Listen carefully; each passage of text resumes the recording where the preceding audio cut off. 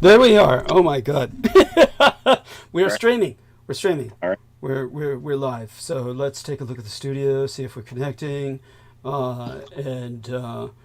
Okay. Everybody give us feedback. And okay. So how are you? I'm fine. Great. I'm fine. Great. So back from dog walking. Yeah. Yeah, great. Roger. Go ahead and bring everybody on. And Okay. I'll do that yes. immediately. And I'll burn some bandwidth. Fuck, if I can talk. Everybody out there, talk for me. Yeah, well, our man is multitasking, and we'll. Yeah, I mean, I can speak while I'm doing that. Let me see. Yeah, can you? Let's see. I can call out the people. Amy, Brandon, Don't forget Amy Como. Oh my God. Aaron. Yeah, Amy, I got it. Amy, Brendan, Aaron, Brooke Gibson. John Doe. Yeah. Marina. Oh God. Real Tech. Heather. Victoria, George, Brooke. Aaron Tice. Mandy Ute. I always added Mandy Ute. We haven't heard from her, but oh, thank you. I was thinking about that just the other day. Thank you for always adding her. Yes. At some point, though, I might have there's people that come up that I might have, want to talk with you about, like, is this, never maybe some, what's the status is there? Good idea. Good idea. Okay. We'll go over that soon. Yeah. Daryl James. No, just kidding. Hi. No, of course not. Kidding. Yeah, he knows that. He's kidding. Yeah. Ian West. I was thinking of that. No, never. Oh my. Jennifer Hawkins. Yes, that's a yes. We hope to hear from her. Yes. And let's see, a couple. I have to add them on the other screen because it acts weird. I'll do that. That's usually Warrington and Crystal River, and who else? Troy, I think. Troy Bellamy. Yes. Right. Yes. Yeah, where I have to add it. I can't add them here because it pops up some weird menu. Like, do you want to add? Like, it gives me like some option. I'm like, I just cancel it and then I add them in the computer. I don't know what it means. Okay, getting there. But by the way, to everyone as to why Nemo. Nemo Albano. Yes, to everyone as to why I'm silent. I'm busy reviewing some messages from John Warrington. He left quite a few of them. And so I'm just reviewing them to the best of my ability while I can. And while I'm doing that, you can go back to speaking. Okay, well, I mean, I added a few more people, but now I can't call them out because I already added them. And see, I'm looking for so go ahead and say the blurb.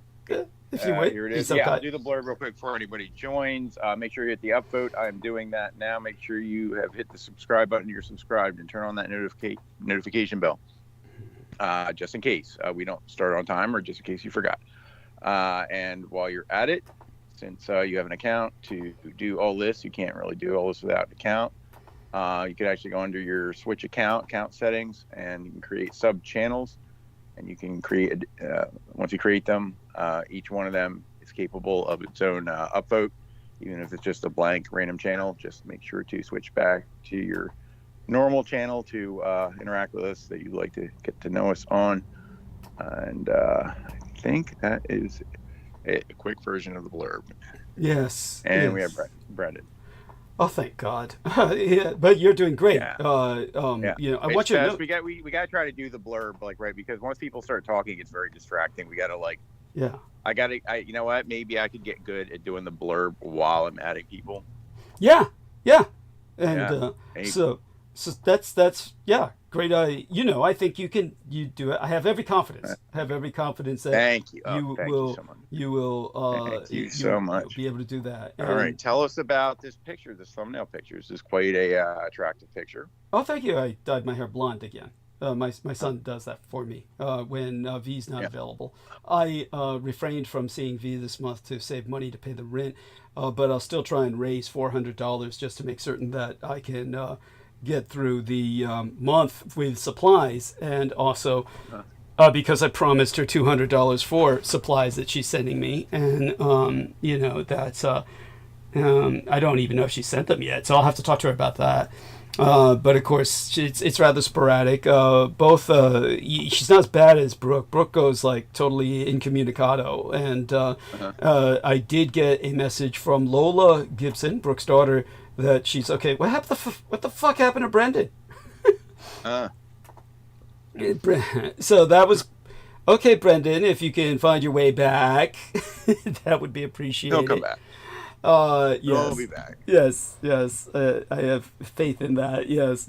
And what I figured out something that I want to relay to Brooke, and then she becomes unavailable. It's just one of these things. But her daughter says that she spoke to her yesterday and that she's fine. Which still leaves us up in the air. We don't know what her daughter defines as fine at this point in time. So, other than that, it looks like it's just you and me for now.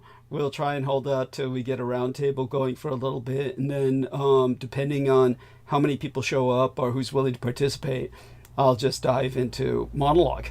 Because, again, there's just all too much to talk about. And has been all too much to talk about for, well, it's going to be that way for the next 4 fucking years. It's going to be too much to talk about. It just got worse from there. Yeah. Yes. So, at any rate, dear Brendan. Okay. So, dear Brendan, status report. Please catch us up on everything that's going on with you that you are willing to share. Oh, and now I finally remembered. Here, I'll bring this to your attention. Let me do some screen share here, Brendan. Brendan, are you able to see the screen share? I'm doing a cursor. Yes, I'm able to see it quite well. Okay, so this is from... Am I audible? Yeah, thank God. So this is from Heather Holman. Would UUID and DEAD only apply to items, or could this apply to RFID implanted people? Just a question. DoD procurement box, and so she gets the Department of Defense procurement toolbox. Then she says maybe Brendan can interpret this. So she's counting. I mean, of course you could interpret this, right? I mean, this is just right up your alley. I mean, of course. Region monitoring list, Atvel, iBeacon. I'll have to load these and send these to you, but remind me to do that. Right. Yeah, it's. But I just wanted to. Bring it to your attention that Heather Holman had a question. We hope that she's doing okay. We maintain her in thought and prayer. And now let me go over to see if how our studio's doing. But in the meantime, catch us up on yourself, please. And everybody upvote. Again, we remind people to do that. And, okay, good. 10 upvotes already. Eric Cradle says, good evening. It's 16 degrees in New Jersey. Oh, my fucking God. Thank you for joining us, Eric Cradle. T-Tank Barry says, good evening. Loud and clear, brothers. 100%. Okay, love both you gentlemen. Hugs. And thank you both. And with that, back to Brendan. By all means, catch us up on what's going on with you, please. Apparently a lot. Thank you for all these messages. It'll take me a while to catch up on them. Yes. Yeah.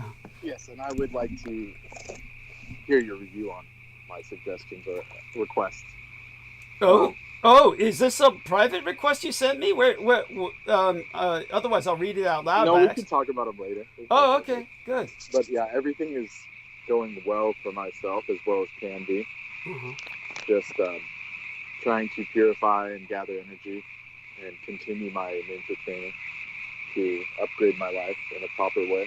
So things are going well in that. And just doing some herbal training, some Ayurvedic herbal training, learning more about these ancient remedies. So everything is well. Wonderful. And so keep burning bandwidth while I just answer T-Tank and Eric Cradle with a return greeting. And you're out in the middle of cricket world. Is that crickets? Right? They're frogs. The frogs! Oh my God, you're so fucking lucky. Where do you find that many frogs in California? It's a secret toad village where I can get my extra sage energy from. That's excellent. Oh, I'm so envious of you. That's so wonderful. I love amphibians. You know, California has giant salamanders. I think the biggest they found yet are 12 inches, but they're in the Trinity Alps. Quite large, yeah. For American salamanders, but you know the Japanese and Chinese salamanders get to be like 6 feet and shit. But yeah, not quite that big, but yeah, they're big. Yeah, and 5 maybe feet. deep in the forest and shit. Yeah. Yeah, well, in the old days, they'll be like mythical, like levels. Yes, yes. They're like sentient. Yes, yes. Quite so, yes.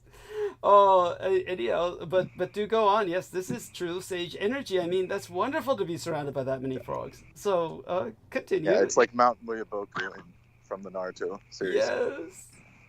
It's like a place where you go train to gather nature energy and increase your power. Yeah. Wonderful. So that's basically what I'm doing.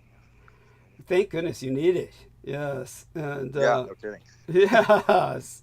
So what I figured out is I think that Brooke Gibson might be dyslexic, and I've been wanting to tell her that, but I don't think it's might be. I think she'd confirm that. Did she really? Oh, yeah, I think so. I don't think she's ever brought that up. There's a difference between that and ADHD, which we know she has ADHD. Well, I mean, your show's like Misfit Island. I mean, I'm like maybe conflating it with other people. I don't know. Someone at one point said they were dyslexic, and then subsequently proved it by mixing up something you sent them. Oh, okay. But like I said, there's so many misfits. But I'm going to tackle the subject of ketamine tonight because of Musk, Elon Musk. Because Elon Musk is... Are you sure it wasn't because you tried it or something earlier this week? Actually, no. How much did you take? Yeah, believe it or not, no, I did not. Let's put it this way: it's not your style of party drug. Yeah, it really isn't my style of drug. It is. I mean, I might take it if offered, but depending on the situation, it'd have to be a situation I was comfortable in. You wouldn't like it. It does help with things like PTSD, but like you still wouldn't like it. I have a feeling. No, I wouldn't like it. I don't think it's not for me. Any more than I would like all those lethal pieces of crap that Trampus Nicholson was eating. But it really tells us. I can't. I mean, he's the only weirdo that would think that that's like something to do on the day. Yeah, thank you. On a daily fucking basis. Yeah. And those aren't fun. Like, thank you. And like where you're ingesting alkaloids and that tingly feeling isn't the drug; it's your kidneys failing. Yes, thank you. Thank you. Yes. That's not euphoria. That's like cell death. Yeah. Yes. Thank you. Yeah, and by the way, somebody already sent me an email. It looks like you tried ketamine by your photograph. Yes, I know. My eyes have that look. The red is out. The red is out in the irises. But again, dyed my hair back blonde for the winter. And also, I just want people to understand we're trying to raise about $400 before the end of the month, if possible, to just pay for expenses and supplies and make the rent. Make certain I make the rent, and so everybody try and contribute towards the end of the month, and I have to send $200 to V, just order a bunch of supplemental supplies, and God knows I'll have to purchase a number myself on the way home from my weekly injection. I'm gonna, restock on the ashwagandha, and just buying like a little bottle of that from Walgreens is like, that's like $40 right there. It's like. Are you kidding? You're really buying this? It's like you have all those vitamin store connections, right? Where you can get this cheaper or something. But I can get you ashwagandha for like $10. Okay. Just from Ayurvedic suppliers. Okay. Well, you have to have a capsule. Just take it by powder. Take it by what? You're treading water or something out there. Barely. You're. It sounds like you're buried in an avalanche. Sounds like you're. Okay, how about this? Oh, infinitely better. Oh my fucking God! What was that? What was that? Just the spiritual interference escaping that realm for all the frogs. Yes. Yes, they don't want to let you go. Yes, I don't blame them. Okay, it's the aqua vita between planes and stuff. Yeah. Yeah. So, but you shouldn't be paying that much. I could get like powdered ashwagandha for like pennies. Oh, please. Yeah. Well, do me a favor. Can you handle a powder, like, kind of? Of course, I can handle anything. Yeah, I can handle anything. You don't seem like you don't need a capsule, is what I'm saying. Yeah, okay. In fact, the capsule is detrimental anyways. Right. I agree. No, the capsules are like bad, right? Because after a while, what would tell us about the ultimate detriment of the capsules? First of all, they don't allow. So when it comes to herbs, especially, like not like, we're not talking like strong vitamins that burn your stomach, like C and like, various things like that that can disturb your stomach. But I'm saying, like, when it comes to herbs itself, like different herbs, your body's first line of intake on a cellular level is actually the taste. So it primes the liver and the other parts of the body to receive the substance if you taste it first. Which is why in Chinese medicine it's important to like drink the tea or taste the herb first before you take it. So the ancients knew that was the way to do it, because otherwise the body won't recognize it.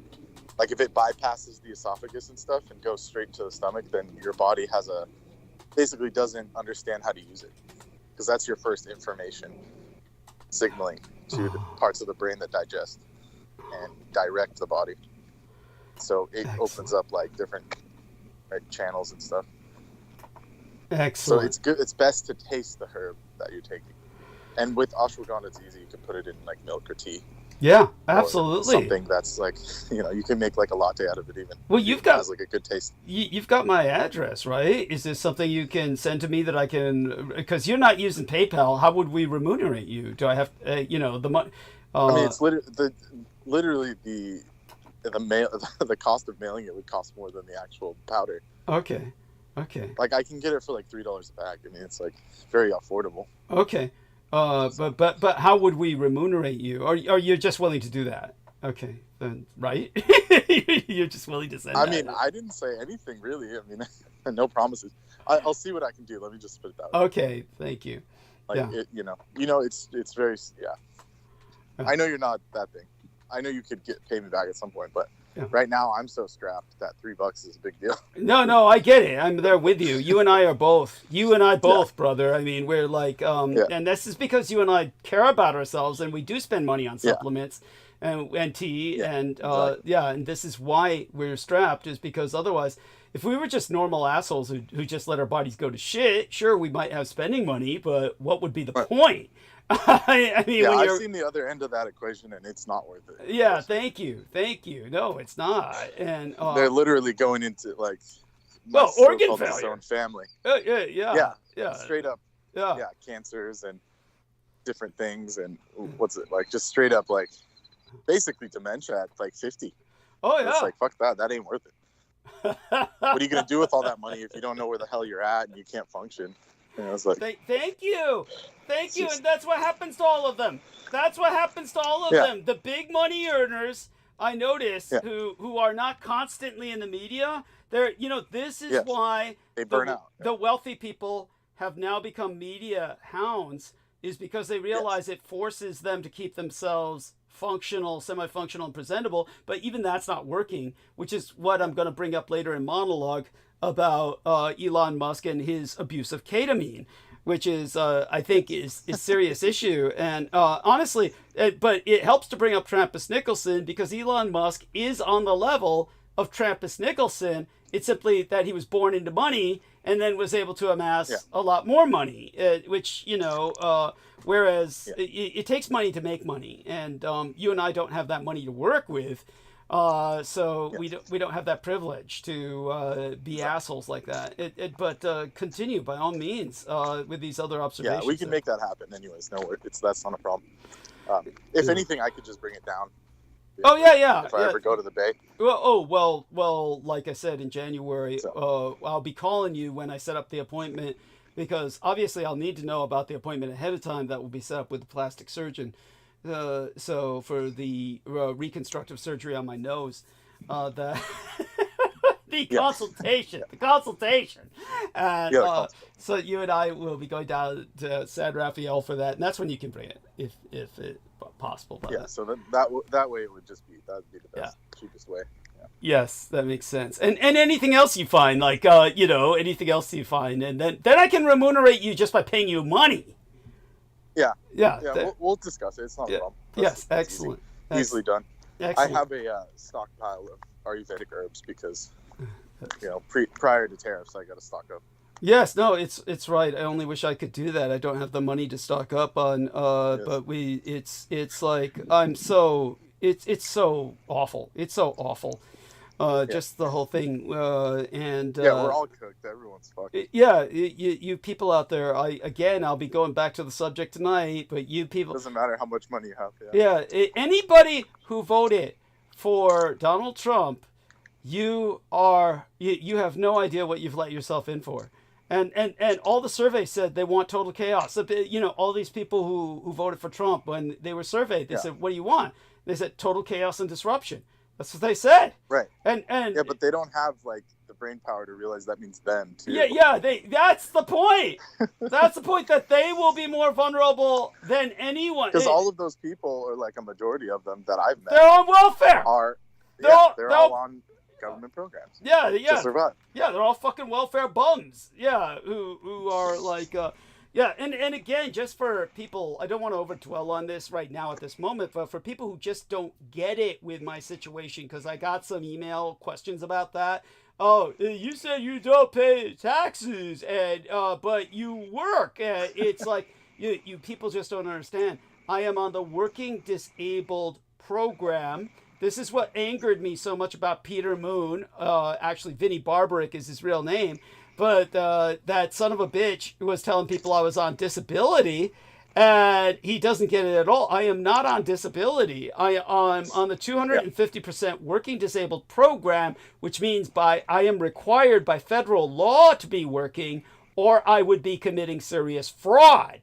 Only I am to maintain a state of underemployment. It's called underemployment as opposed or disambiguated from unemployment. So I'm underemployed, meaning I work 2 days a week, but this is my job. But my income is not counted because I never reach the point where it's enough to be taxed.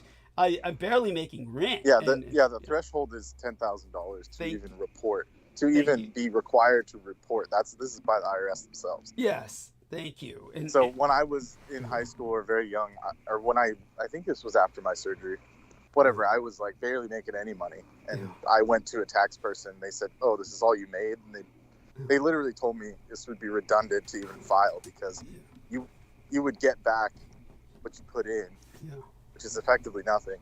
Yes. So I think I got back like $80 or something. And the IRS they don't press you for that. Yeah. Like, Thank you. You may be required to file, but if you don't make 10,000, you're only going to get like pennies back. Yes. Thank you. They consider it, anything below 10,000 is considered, I'm not a tax professional, just saying. Yeah. It's considered nothing, essentially. You're not required to do much. Yeah. And just so people know, I'm in the system, so they know what I get, and so I don't file. Yeah, when you're on any kind of government thing, they'll snatch what they need, and the rest is yours. Yeah, that's right. If anyone doubts that you're not doing that, then they don't know how the government works. Thank you, but they take that shit first. Yeah, thank you. Thank you. But these fuckers, most of the people who voted for Trump have no idea how the government works, and like you said, they're all on the dole. I saw someone. Let's not name the person, but someone who's on that spectrum, let's say, that we know. And she posted this like meme of like, so what if the government shuts down? They won't spy on us and have all these people, forcing us to do all these laws and stuff. I'm like thinking to myself, like, that's a funny way to put it because you guys are all on your checks won't come. Who's going to stamp the checks? Thank you. I'll try and explain a bit. But anyhow, go on. No, continue with what you were saying. I was going to say I was going to explain. Well, that was it. That was just like, it's like you would want the government to stop existing, but then that means you don't get any money. It's like, Like this situation, if it was to be done right, you would do it slowly, yes, and steady, and have a plan instead of throw it all out. You know, yes. that's not how that works. Like, yeah, thank you. I mean, it's throwing like the baby with the bathwater, is that what it's called? yes, yes. Yeah, it's like, of you don't course. do it like that. Thank you. Like in Syria, of course. And yeah, oh yeah, that's a whole fucking yeah. But go on. And on top of that, it's like they never address the trillions of dollars going to the military. Like that's like off the table. No one wants to question it. No one asked where that money goes. Yes, of course. And it's not. like $500 billion can fund. I think I have the pie chart that these nonprofits were like crunching the numbers, right, doing the data science, and it's something like the military budget itself could fund all of the private, the public care, all of the public, whatever we have, like the food stamps and all that, all of the public things, including education, like tenfold or something like that. Of course. And that's not even including the discretionary income. Yes. That's like in the trillions that America has. So it's like all this money is just getting swooped and hidden and getting dumped into rivers. It's like that scene from SpongeBob when they're selling the pretty patties. And they start making like him and Patrick make so much money, they're like, we didn't know what to do with the money, so we started burning it, burying it, and then we just had to give it away. And then it shows like the meme shows like the Israel flag and the Ukraine flag. We just had to give it all away. We don't know what to do with all this money. So that's like we're in that kind of. It's like a cartoon level. Yes. Where they're like giving people trouble that had their houses washed away when they're just going to dump money everywhere else, including the military that's like shooting down their own planes, which is something else I sent you. Yes. The friendly fire. Yes. If you guys want to keep paying for that, go ahead. Yes. Do you know what? Each one of those planes is several $1 billion. Yeah. And two clouds just shut each other down. Yeah. And you've got these. The Navy just shoots one, and it's like, whoops. Yeah. You've got these multi-billion-dollar planes at the bottom of the ocean now. How come these clowns? Where's Trump now? We're wasting money. Where's he?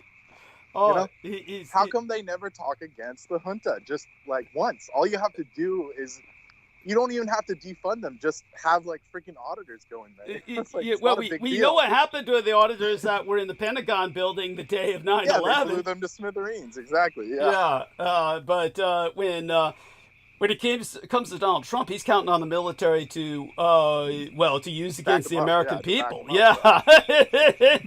When he does what the guy did in Korea.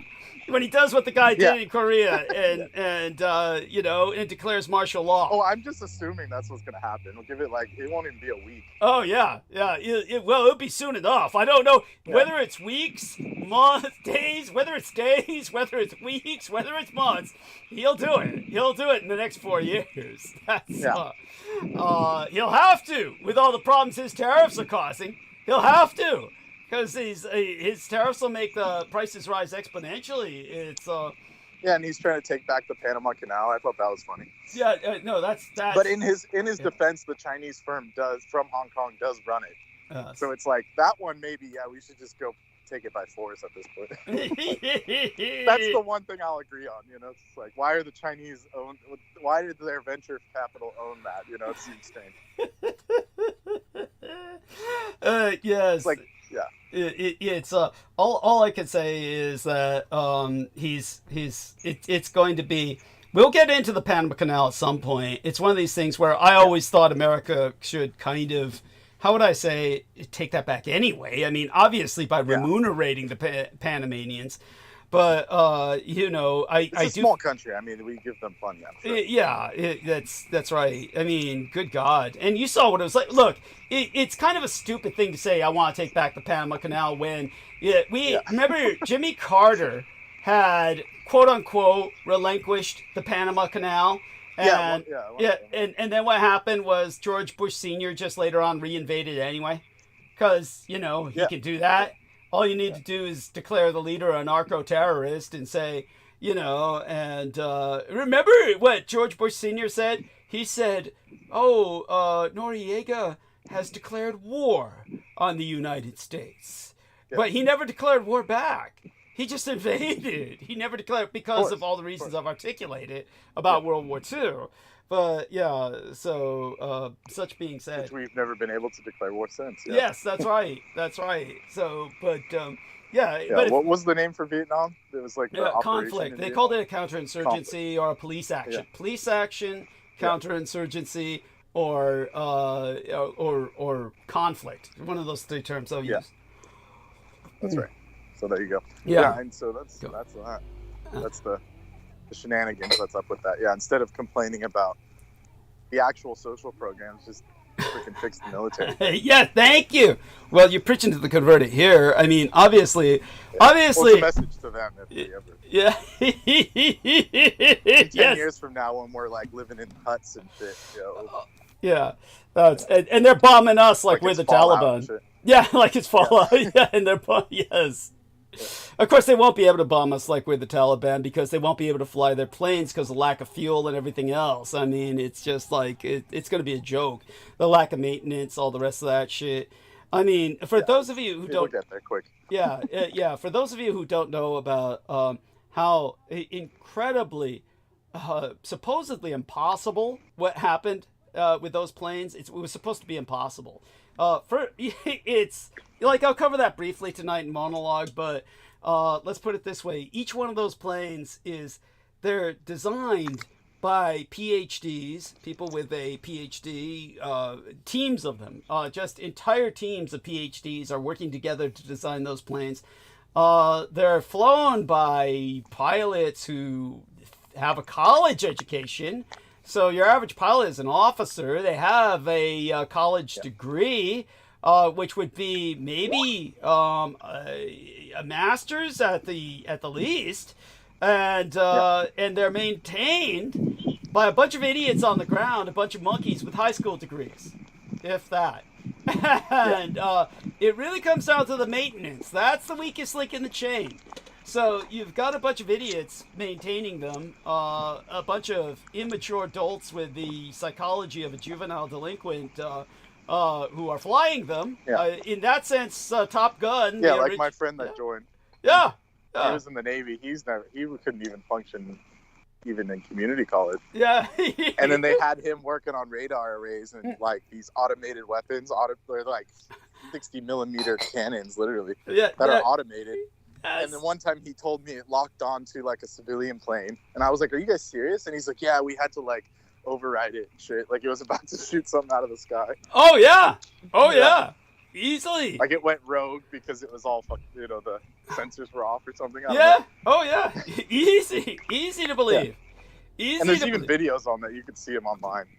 Yeah, where they're like filming it, and then it like a commercial airliner flies by, and the guys are like, No, don't do it. As if it's like listening.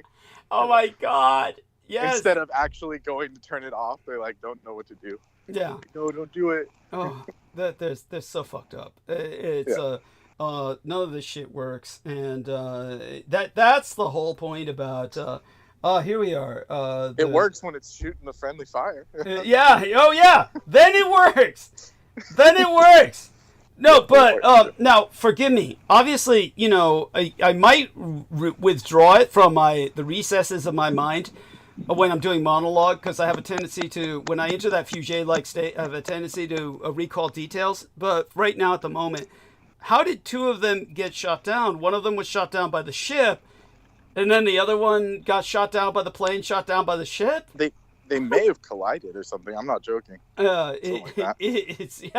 But for those of you who don't know, the pilots ejected. The pilots are safe. Yeah, they were fine. Yeah. They had no injuries. Yeah, they just which again is even more astonishing. It's like, how do you do that? Shoot planes down and the pilots just eject like they were expecting it. What the fuck?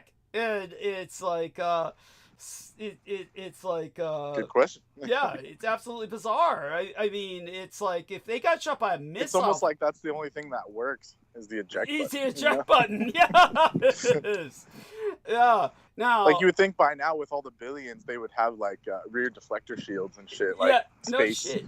No shit. If they had it on the Eldridge, why don't they have it on there? You know? Yeah, no shit. Stupid. No shit. Of course, that would be just too fucking big. Yeah, it'd be like, it couldn't lift itself off the ground with with the power that it would be generating. Right. But all such. I'm talking like Star Wars, Star Trek shields. Understood. Understood. Like yes. By that time, when we have anti-gravity and shit, yeah. Yeah. So CENTCOM said it was let's see. I know they haven't been saying much. The Super Hornet assigned to the Red Ripper Squadron, so there's some commies. Right. Let's see. They had just flown off deck of the USS Harry Truman, which is ironic. The guided missile cruiser Gettysburg is part of the Truman Carrier Strike Group, mistakenly fired and hit them. 2 pilots survived after ejecting from their aircrafts, though 1 sustained minor injuries. So it was only 1 plane. There were 2 pilots. That's how advanced these fucking things were. It's one? No, but wait. It said 2 planes were shot down. It said 2 pilots. 2 pilots. 2 pilots. Okay, right. Apparently there's 2 pilots in these planes. They're like that style one. That's oh, I see. Okay. There we are. So it can't be plane. These are not fighter. That's not a fighter jet then. Definitely. It says an F-18. F-18. F/A-18. So it's some kind of alternate modified. It's some kind of modified. F/A-18. I don't know what that means. Yeah. Never even heard of that. Yeah, it's I haven't a Super Hornet. Hornet, yeah. Okay, so it's a Boeing Super Hornet. Okay, so there are 2 twin engine. Yeah, so there are 2 pilots in there. It's a carrier-capable multi-role fighting aircraft and is the primary strike and air superiority of the Navy. Oh, okay, so that's so these 2,000-mile range. That's pretty good. Right. So well, of course they're going deep inland inside of foreign nations to bomb them, and so it's. Let's see the price on it. Oh well, the price is 40 billion, 48 billion. 48 billion. Total procurement cost. Yeah. So approximately 66 million per flyaway. Yeah. So it's like we're talking. This thing is like gold. Like it's like might as well be gold, made out of gold. Yeah. And not even gold. It's like platinum, man. It's made out of platinum. Unobtainium. Yeah. Yes. Unobtainium. Yes.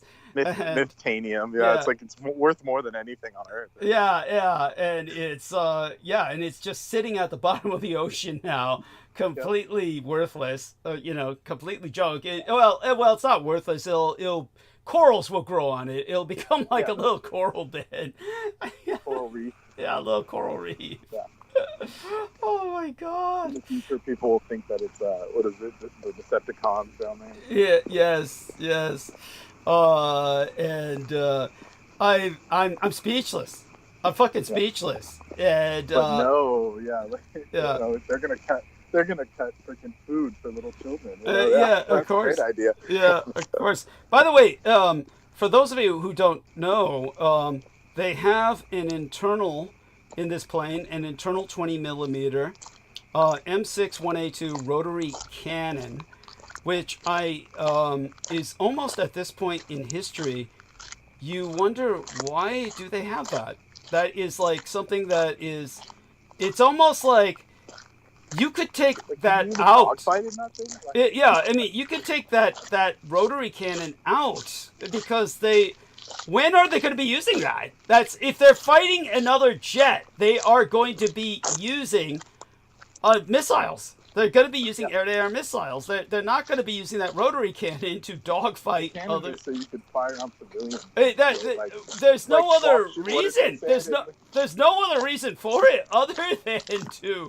What was that famous Star Wars quote that they were talking when Luke was the first movie? He's like, I could bullseye a swamp rat at 50 meters. Yeah. That's what they use it for. Yes. Got a couple of those turbine heads, Yeah, but they are. They're strafing people. Yeah, but that's right. But they aren't going to be doing. No, they can't use it to strafe civilians because they're going too fast. That's the point. So it's useless. Well, what the hell is it for? Yeah. It's useless because they're going so fast they can't use it to strafe ground troops. Really. Theoretically you could, but you'd have to you'd be almost in danger of getting hit by your own maritime bullets. strike, forward air control, close air support. So I mean, so close air support would mean the strafing would come into play, but yeah, still it's so rare. You'd be using that so rarely. You could easily remove that from this plane. However, everybody loves it because it's a big macho feeling of, it's truly their level of a knife, like getting involved with knife to knife fighting if you were a infantryman. It's just like, so they're you basically have to be like, I mean, an insane pilot. Like you would have to have the force to use that shit. Yes, because seriously, because you would be without exaggeration. At the speed they're going. Oh, here we go. The dual seat variant serves as a trainer, in addition to added mission capacity. But it was possibly a training flight. Man, that guy must be scarred. It might have been, but it's. I doubt it. It's probably like they're on combat flights. They're not. It couldn't be training. They're in Houthi territory. They're getting fired at by missiles. Beyond which the. But like I said, which did you see the Black Ops 2 thing that I sent you? Oh, Black Ops, like clockwork. Oh, let me see. Let me look for it. You play that game? It's a game from 2012. Yeah. Oh, I remember it. Yeah, but Modern Warfare Black Ops 2. Okay. Whatever, Call of Duty, whatever that franchise. Produced by Activision and Treyarch, which are all military contractors. But basically, in the storyline, it starts off where you're in Socotra Island off the coast of Yemen. Oh God, yeah. Hey, did you tell them about the dragon trees, the dragon's blood trees, and the tumbleweeds? Jesus, you had a lot. So all that, but but this first. So the the Socotra Island is where the dragon's blood tree is. Yeah, but basically, it's this island in the middle of the entrance of the Red Sea, between Ethiopia and Yemen and all that. But in that video game, it's literally starts the year 2025. And then basically they send these black ops, spec ops to create this strife in Yemen to start a world war. So it's like their timeline's pretty accurate. We're like before 2025, it's like, so they do this like predictive programming. Yeah, it's like the script. Like you can read the script before they do it, if you really want to. And then people would call you crazy. Oh, you're reading into shit. And it's like, well, look, they're starting to talk about Yemen, and it's almost 2025. Play that game, and that's literally the timeline they give. So, what else could it be, right? Thank you. And it makes perfect sense. And this is how they are. But for God's sake, you're joking about the Peace Corps, right? You're joking, right? No, I was asking. Do you think that sounds like a bad idea? But is it really a bad idea? Yes, it's a bad idea.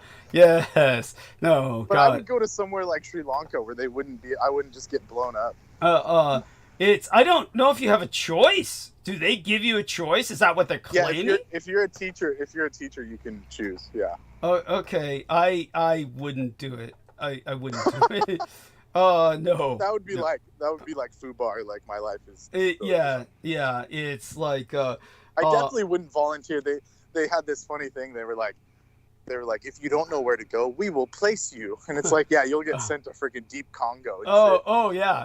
If you click that button. Yeah, they'll place you all right.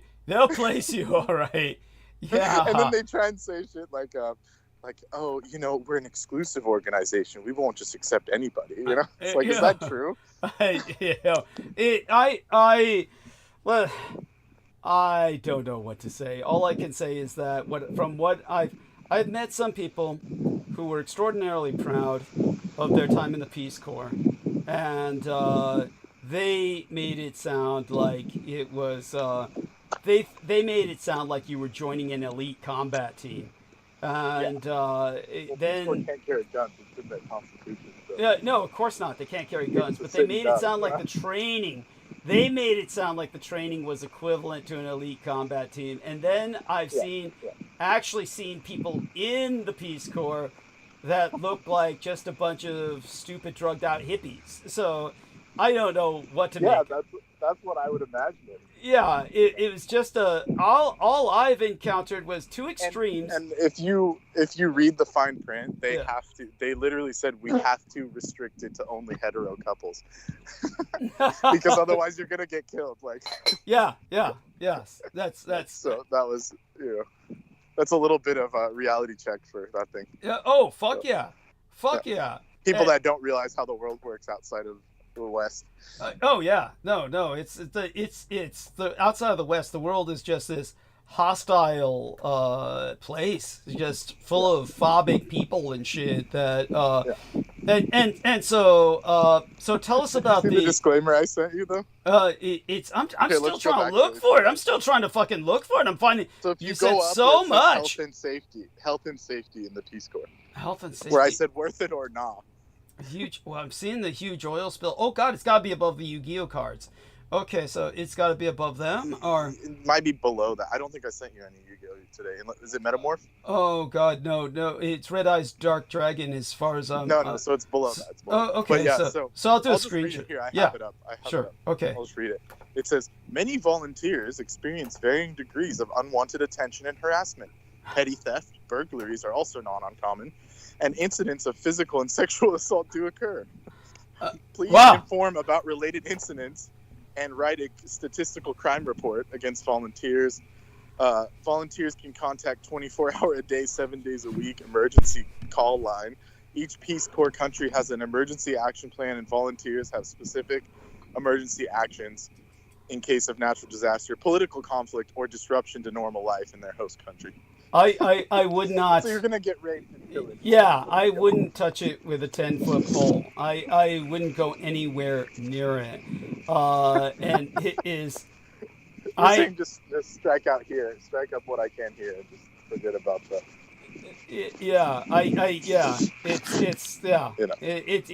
You've got enough problems as is. You don't need to add basically the equivalent of combat post-traumatic stress disorder to your. Right. You've got enough of your. You've got the equivalent of post-traumatic stress disorder from combat just by dealing with everything you're dealing with here. Well, definitely from growing up. Yeah. Normal from that. Yeah. And but when it comes to the horrors of the Peace Corps, no, I wouldn't touch it. But in terms of the what about being an English teacher in Sri Lanka? I mean, it's like they said you'd be in a village with no running water, but I think I can handle that. I'm sure you could, but why? I mean, are they paying well? Are they claiming that they pay well? Well, my reasoning was that they could defer or forgive some of the student loans, which they won't. But the point is, I wouldn't have to pay them while I was gone. Well, then you're just deferring the problem. It's a federal program. But Right. They would forgive a small percentage, but I wouldn't count on that, obviously. It's not worth the trouble. It's not worth it. Yeah, no. I mean, especially since everything is going to go wrong at home. Everything, and they'll leave you stranded there. You'll be stranded there. It's right, with no hope of making enough money to leave. Yes, that's right. Yeah. You would be like. There was a scenario by Game Designers Workshop. And again, like I said, all of these gaming companies were defense contractors in the past. And this was before computers became sufficiently advanced enough where they completely destroyed the intellectual capacity of the average human being. But in the old days when games catered to the intellect instead of to the reflexes, you had all of these board games that were designed as conflict simulations for what would happen in a major conflict with the Warsaw Pact and Europe, and a number of these games, and there were literally hundreds of companies, and but one of the major defense contracting ones was Game Designers Workshop, and they got him. And Game Designers Workshop, they produced one scenario that they gamed out, that in the event of a Third World War, the Americans were simply going to withdraw their forces and just nuke Europe until it glowed. By the way, that was the official strategy. The Americans really had no capacity they felt to even ward off the Warsaw Pact if it rolled in. Of course, all of this turned out to be completely false, and it was all based on a mythologizing the Americans had created of the Greater Soviet Union, and they just decided that they were going to build up the Greater Soviet Union as this unsurpassable threat, and one that was essentially invulnerable. So based on their own propaganda, where they propagandized the Russians to invincibility, the Americans were not willing to combat them. They were going to withdraw from Europe and nuked it till it glowed. But when Game Designers Workshop was hired to game out that scenario of the withdrawal so that they could nuke Europe till it glowed, Game Designers Workshop figured out that the Americans did not have the capacity to withdraw in an orderly manner that would work. In other words, let's put it this way: when you are asking anyone who's truly a military specialist, what was the greatest army in history, the greatest war machine in history, everyone will universally agree it was Germany in World War I and Germany in World War II. And they will explain... We're talking modern war? Or? Yeah. Oh, in all human history. In all human history. The greatest military... They outpaced the Mongols, you think? In terms of what they could do, yes. It was the German army in World War I and II outpaced everybody in all human history because they each time were fighting the entire world and the world was putting their entire resources into trying to defeat Germany alone. And in both cases, Germany as a nation survived, and this was due to its military. Yeah. But one of the things that they were capable of doing was withdrawing and regrouping in an orderly manner. And this is what a true professional military does. If you ever take a look at a truly professional military, there's no such thing as an ever-victorious army. Where if you have an ever-victorious army, then you're not dealing with a professional military, because a professional military is going to be dealing with defeats in the field.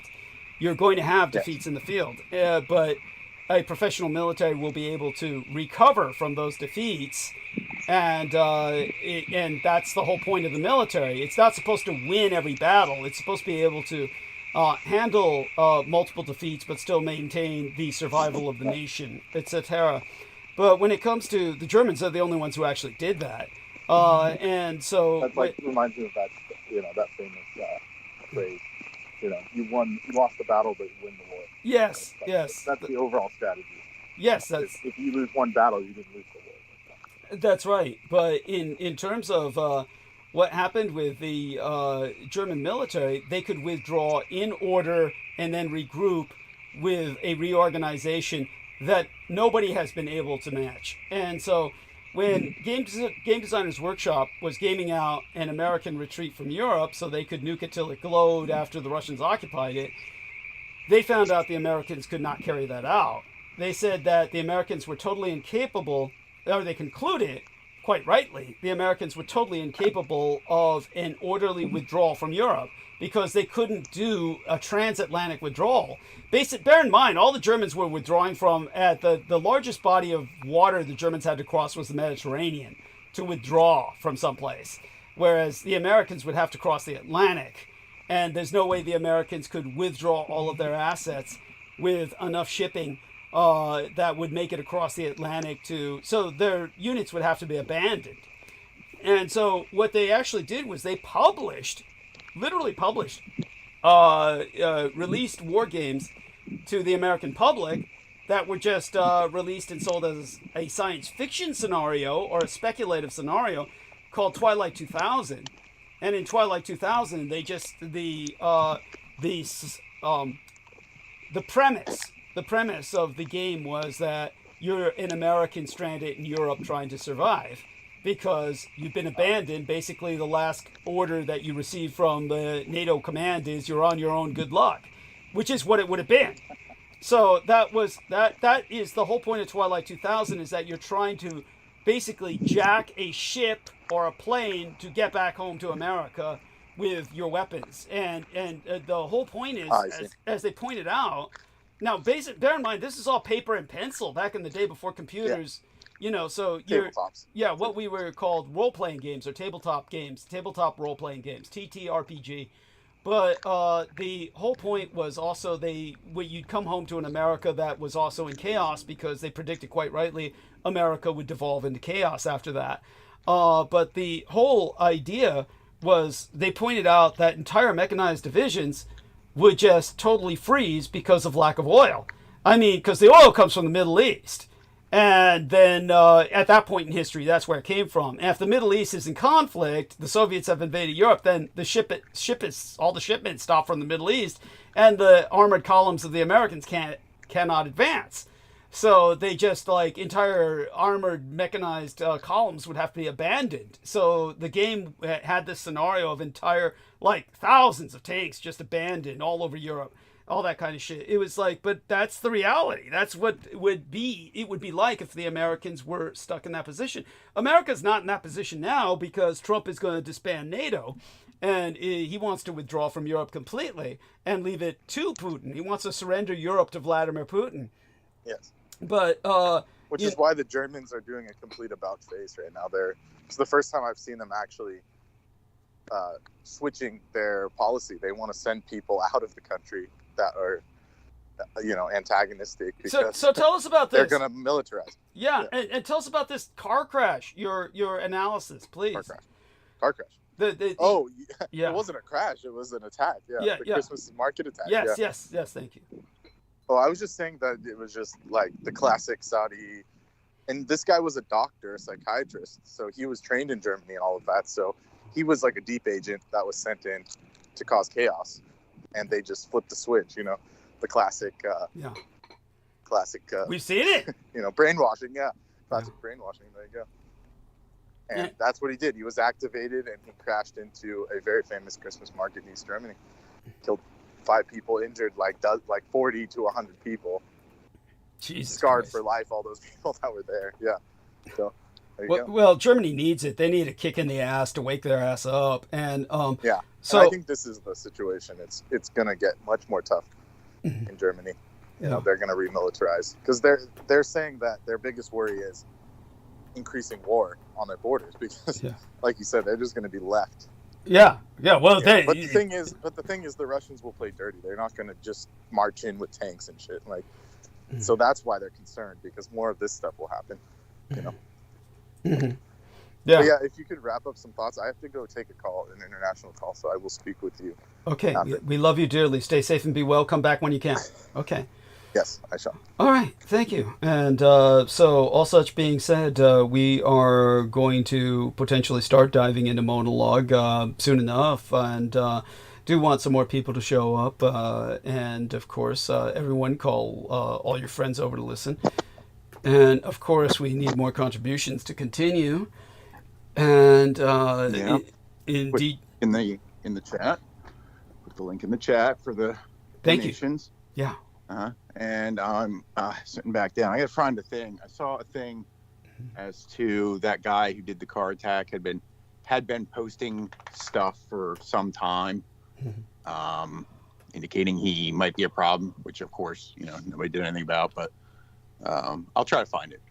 Yeah. But they dug up posts. Yeah, that he was, which, I mean, that doesn't mean he wasn't, kind of playing a role. It's just that, maybe it wasn't like some clueless guy that just got like zapped and be like, No, I don't think that's what our man Brendan was saying. He was saying he was a deep agent, but at some point when he says flip the switch, he doesn't mean that the individual was like oblivious to what he was, but rather that they activated him after he was priming himself. It was almost like he was psyching himself up for it. So if we went with that scenario, thank you for bringing that up. That's an important point. And he was telegraphing his punch. In other words, he rattled before he struck, like a rattlesnake. So why didn't the authorities in Germany act on that? Are they just so Well, politically? they won't do anything about anybody, especially if they're like, a certain Arabs, ethnicity. Muslims and shit. Yeah, they're afraid to fucking Yeah, we touch can't them. be racist and actually stop this guy who's talking about murdering people. Yeah, this will change that, hopefully. Yes, hopefully this will change that, and it'll like put people into a perspective that they need to have, which is basically that you can't go the way you were going. The course needs to be changed. So what else? Now you've just shared something with us. And let me take a look at that in a moment. I'm multitasking here myself. Oh my God, you shared a lot. Yeah. And there's four. The last one actually just doesn't seem to have a lot, but I'm sorry, I just put the whole mess in there, but they came together. But the guy had been talking about, like, how do I, basically had been talking about, doing some kind of making them pay the price or something, Oh my God. What an asshole. So tell me about your own impression of some other things aside from this.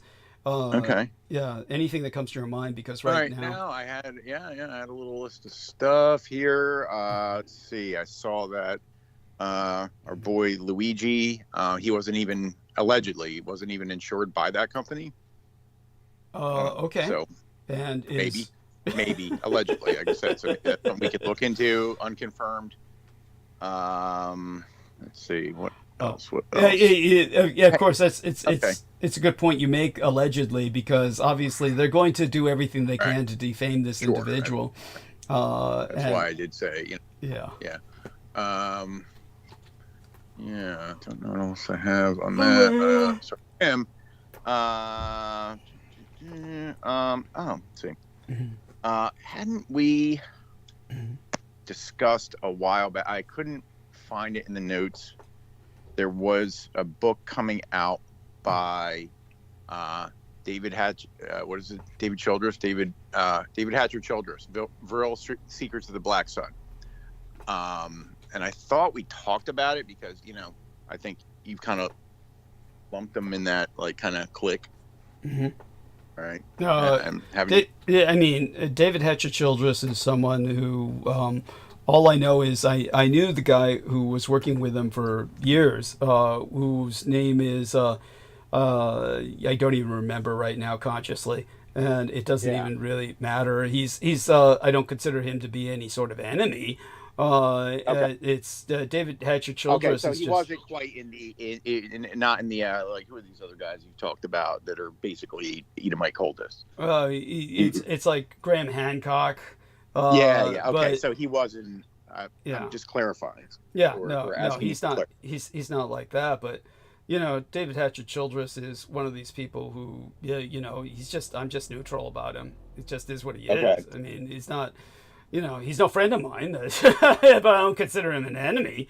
He's never done anything for me. At any point talked, because he had a book coming out? Yeah. I thought we had talked about it. Well, it's if he's using the title Black Sun, that's probably something that Peter Moon was bitching about, Vinnie Barbaric. Yeah, no, we did talk about it. Okay, 1st of November, new Childress Black Sun book. So what I'm getting at is I now have the PDF of it. Oh, great! And it's quite long. Has a lot of information, a lot of pictures. But you always have to be skeptical of the story being portrayed, or be like, where are they going with this? Because a lot of people want to take it a certain way, even if they're like, oh yeah, this was all cool, but then it ends up in like, in kind of this wishy-washy land of, now the Nazis are the Black Fleet and now they're part of every government in the world, and be like, well, if they were part of every government in the world, like, I think, why is the world so fucked up? Yeah, world wouldn't be such a shithole. So you know what I mean, but that, you get what I'm saying. Like, does it parlay into that angle or what? So I thought I skimmed it. I thought I saw some of that. Does he is it him intentionally doing it? Is it just the sources he had? I don't think he's because he's done other. It's kind of like this wasn't his thing. Well, he doesn't. Well, just out of curiosity, what would you stereotype as his thing?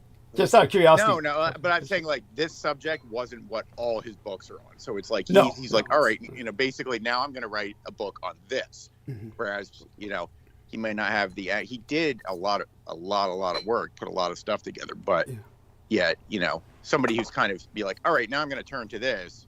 Oh, well, let's put it this way.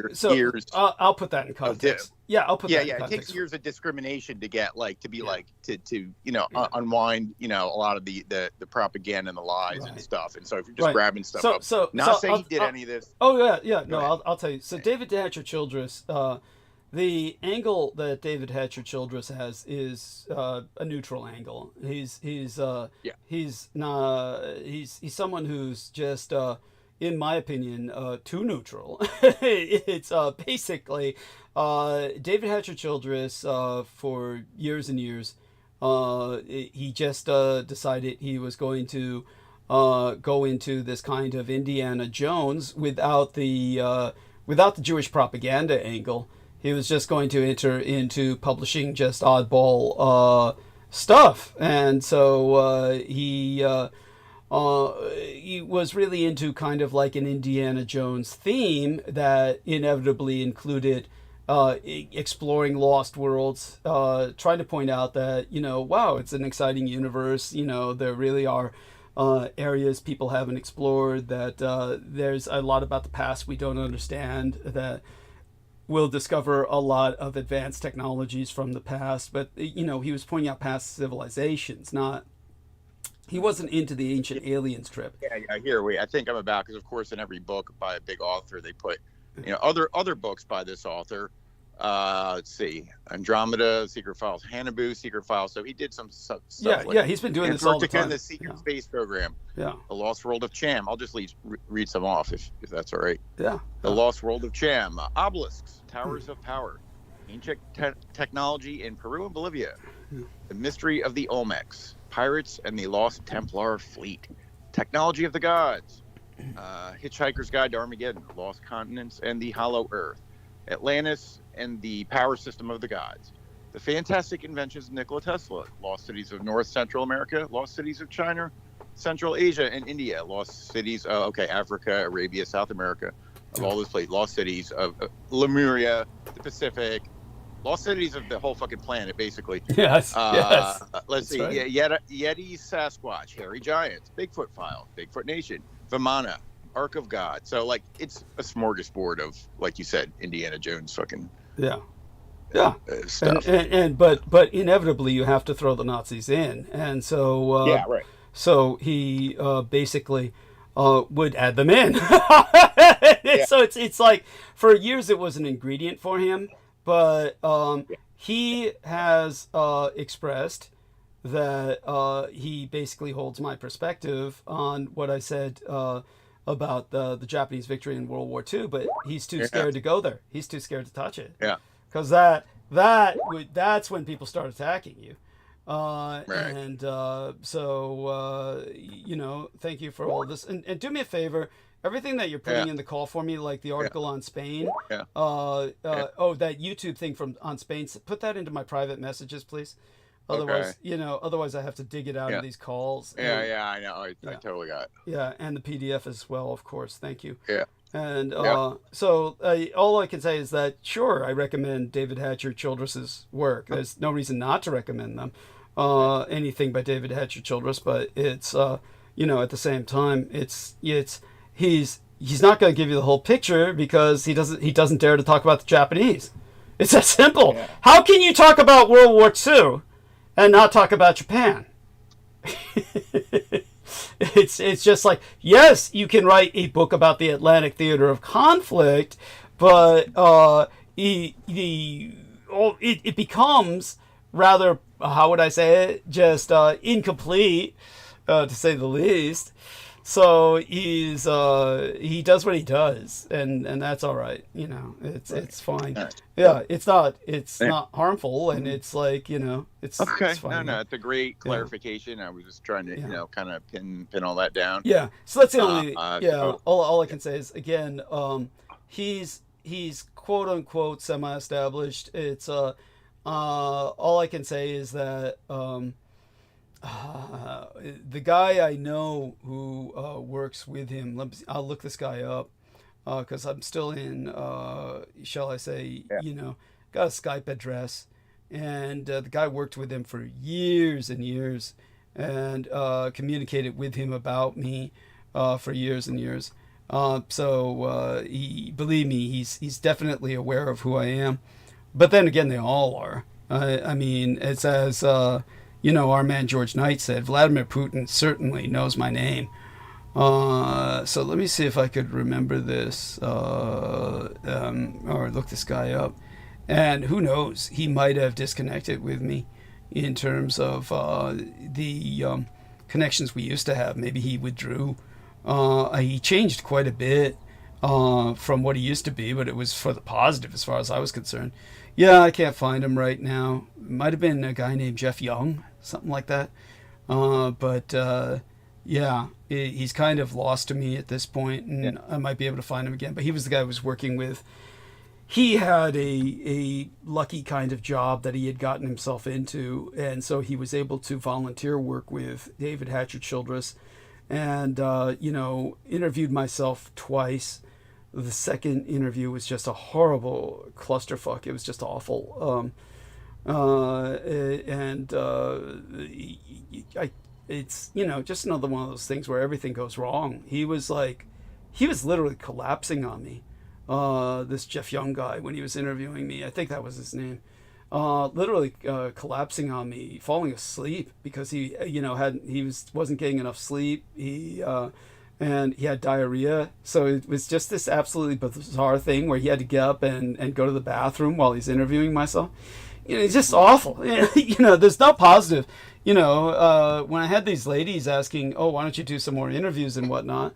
Our John Warrington, thank you, John Warrington, for the contacts you have with this one dude out there who wants to interview me. But what is the point? They if they're not ambushes, they're just people who just don't even know what they're doing, and either that or they'll cancel because they get threatened, which is what happened to Jennifer Hawkins. So you remember that. I mean, it's like there's no point. Aside from all of that, go on with anything else that comes to your mind, or I'm just going to go straight into monologue. Okay, no, that was really good to touch base on all that. I did supply you the thank you. I see it. Yeah. Book there and in the Skype chat. I cannot provide it to the public because it's a file, is not a link. Mm-hmm. And I guess I just admitted in public that I've been pirating copyrighted material. That's fine. A lot of people do.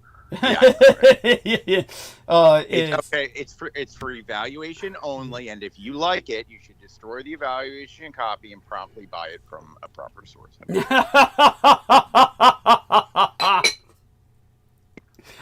Wonderful. Well, I love that. Love the qualifier, and okay then. I'll probably just start diving into monologue, and Sammy Romero has joined us. So welcome aboard, Sammy. This will give us a extended roundtable for a period of time. So do say hello to all our listeners, and Aristides, you've met Sammy Romero. Sammy Romero, this is Aristides again. Of course. Hello, Sammy. Yes. That's you might need to come off you. Yeah. And Sammy's shy. He's probably involved. Yeah. He's got a. Okay, he might come on. Yeah, either he joined by accident or he just needs a minute to get himself together. He's probably dealing with his kids. He's a father, and his kids are young, so that's like it's all consuming. I would die. I would fucking die if I had that. So aside from that, this is nice. Says hi, Doug and Tim. Okay. Let's see what else I got. Maybe we can kill him in here or that. He says hi, Doug and Team Dietrich. having trouble Skyping. So, okay, we understand. That's, well, when you can come off mute, feel free to interject. Otherwise, I'll just go straight into monologue. And feel free to interject. There we are. Okay. So, Sammy, I think we heard him. Right? Or was that you? Yeah. Hi, Aristides. Wow. Hello. You're still registered as mute, but you're able to talk. That's cool. How are you managing that? I don't know. I don't know what's wrong with Skype. Skype's all fucked up, and they do. Yeah, and they do their best to make it worse. Believe me, they interfere with us every chance they get. Whatever you feel comfortable sharing. How about a status report? How are you? I'm fine. I'm blessed. Excellent. A lot of changes going on the last week and a half, and just moving along. And I'll brief you. Next time we chat privately. Believe me, I'm so excited for you. I see nothing but positive ahead for you, even though the country's going to shit around us. You'll be doing fine.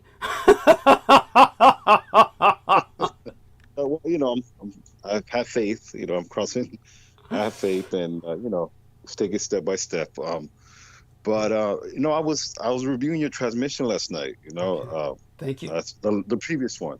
And I think I heard a little bit of the one prior, and if I would have to give an award or any recognition regarding a lecture about what's going on, and obviously you would get it, because I would love the Congress, and at least the ones that are actually thinking and using their brain.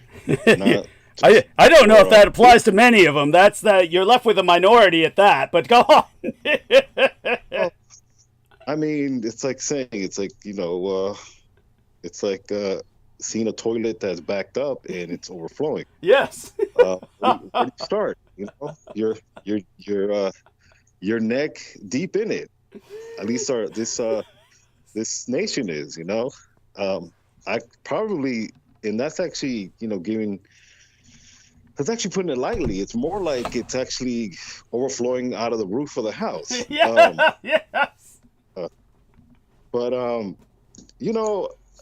As well, let me just let's start with the immigration part, okay? Which is obviously being a Chicano or being a Mexican American.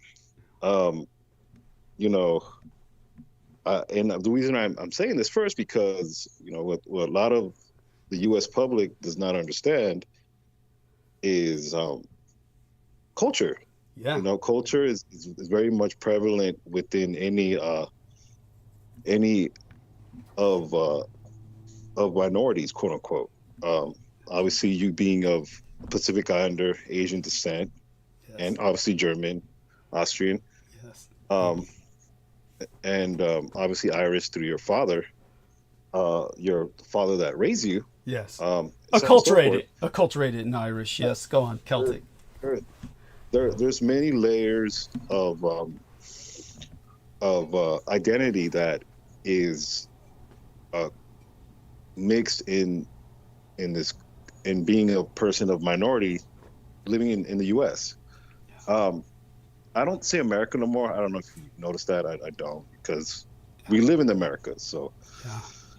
See the U.S. Let's not get into that. But what I'm trying to say is there is a lot of. It's complicated, but the way I'm putting it is through the lenses of somebody like myself, which in the end it doesn't matter, because that's not what the propaganda says. That's not what's portrayed, especially in the mainstream media, and really the alt-right. Yes. The alt-right does not care. The alt-right thinks, I'm an illegal. That right. That's right. That we're here, invading, an invader, quote unquote. After they stole half of your country, after they stole half of Mexico. Half a fucking Mexico. Wait. Watch your mouth. It's called Manifest Destiny. God told them. Yes. It's destiny. Yes. Right? Right. But no, it's just, I loved the fact that you brought up Operation Wetback, which it's phenomenal. I enjoy hearing these subjects because they are targeted towards my history as far as being a Chicano in this country. And even the word Chicano, which, I went to I studied in East LA College, which is a very historically Chicano college. A lot of history in that college involving Latin America. Obviously, it's in East Los Angeles, which is, you talk about the hive of Chicano culture. It's there, It's you walk the streets of Whittier Boulevard, Cesar Chavez Boulevard, which is formerly Brooklyn Avenue, which was a predominantly Jewish population prior to that. It's a vibe, just like if I go to Chinatown in San Francisco. It's a vibe. You definitely, when I visited you in San Francisco, San Francisco is a very unique city in the sense that it's an East Coast city, in my opinion, in the West Coast. Yes. Because of how just the ambience, the vibe, obviously crossing over to the Presidio, it's like walking into Alice in Wonderland as far as the terrain. Yes. You talk about a forest, you're talking about an actual park, but obviously the vibe there is completely different. It's a lot of let's just say it's a lot of presence. There's a lot of spiritual presence there that is mixed with indigenous pain, torture, and mixed with the occult, obviously, and going and the child abuse and all the horrific things that happen there, but it's all mixed within that area. Now, I segue back to what I was talking about, the immigration process or the immigration quote unquote issue. It's really very simple. It's acknowledging the fact that we are imperialists. Yes. As far as we are an empire. Yes. And as an empire, like the Roman Empire, it had its class system in the sense of how it was governed. Obviously, Alexander the Great, being the leader that he was, he did not govern by bigotry in the sense of promoting hate. It's delegating the responsibility of every ethnic enclaves or culture or territory, working as a collective for the empire. Obviously, we're talking about a civilization like the Roman Empire, which was civilized, at least compared to ours. Yes. And we uncivilized empire that's really just is built on the backs of these natives, but really on a deck of very soggy, brittled cards. Yes. And a lot of this, I can talk about the outright, but really it's both wings of the dirty bird, the right and the left. Which one of the things that I did notice is this misadministration did not put no barriers. There were no barriers. The executive power, there were no executive orders to put barriers just in case, Donald Trump was reelected. Right. That's right. There were no talks of Congress age limit. There was no talks within our government where there were limits to prevent this. Yes. Because a lot of this has to do with the old guard. Yes. I'm talking about Pelosi, and obviously I'm not sure if she's still, if she's still even in government. I can care less. For me, she's pretty much a walking mummy. Yes, definitely. Thank you. Yeah. By the way, you heard what I said. This was months ago. I actually personally saw her running out of the ice cream store on the corner of my street.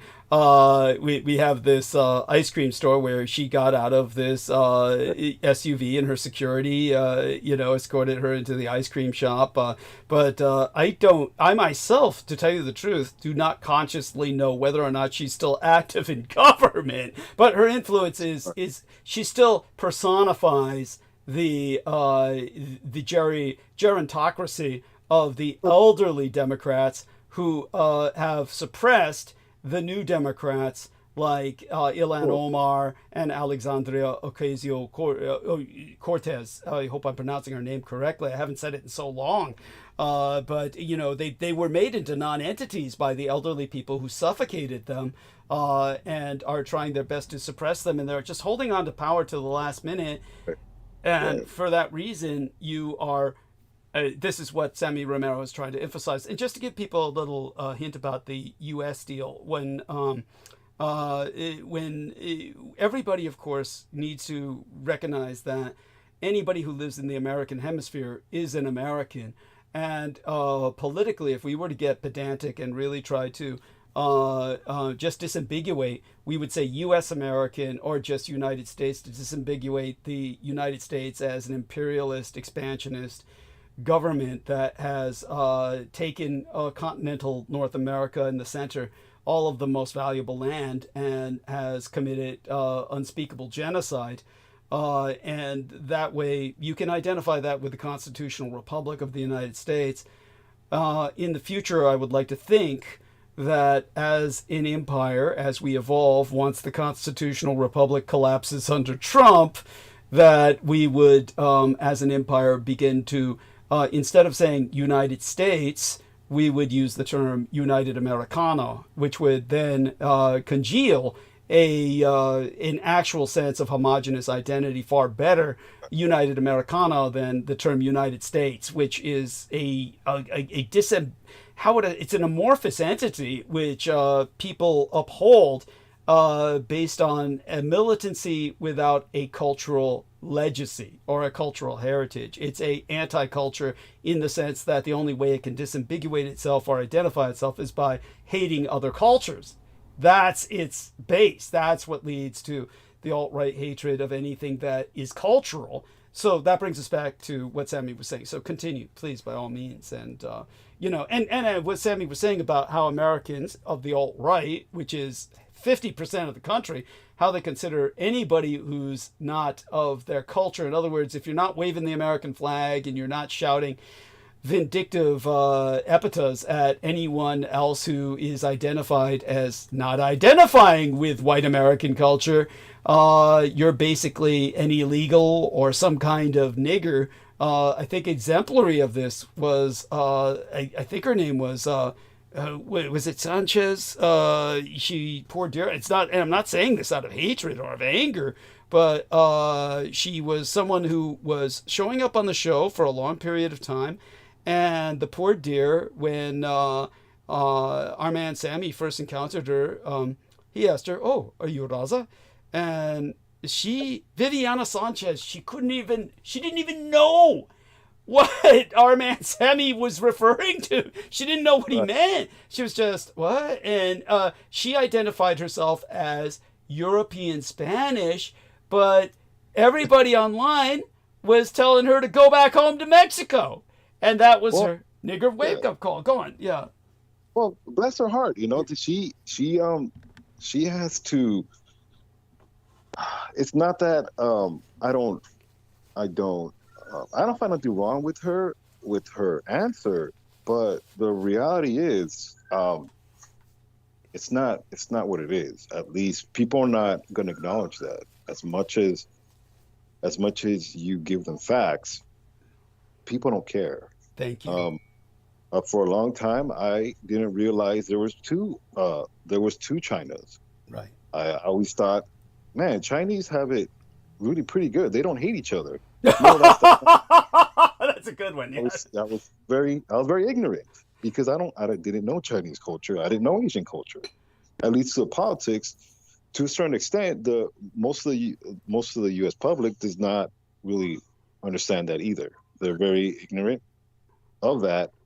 But it's important because as much as I can quote unquote play victim to, well, I don't know, it's not really at least to be taken seriously around the city, or when you involve yourself in the profession that I do.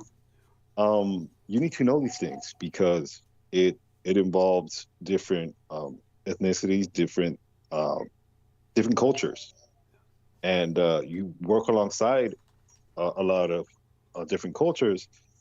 It's best to be respectful, and I say this because, like I told you, we have to emphasize we do live in an empire.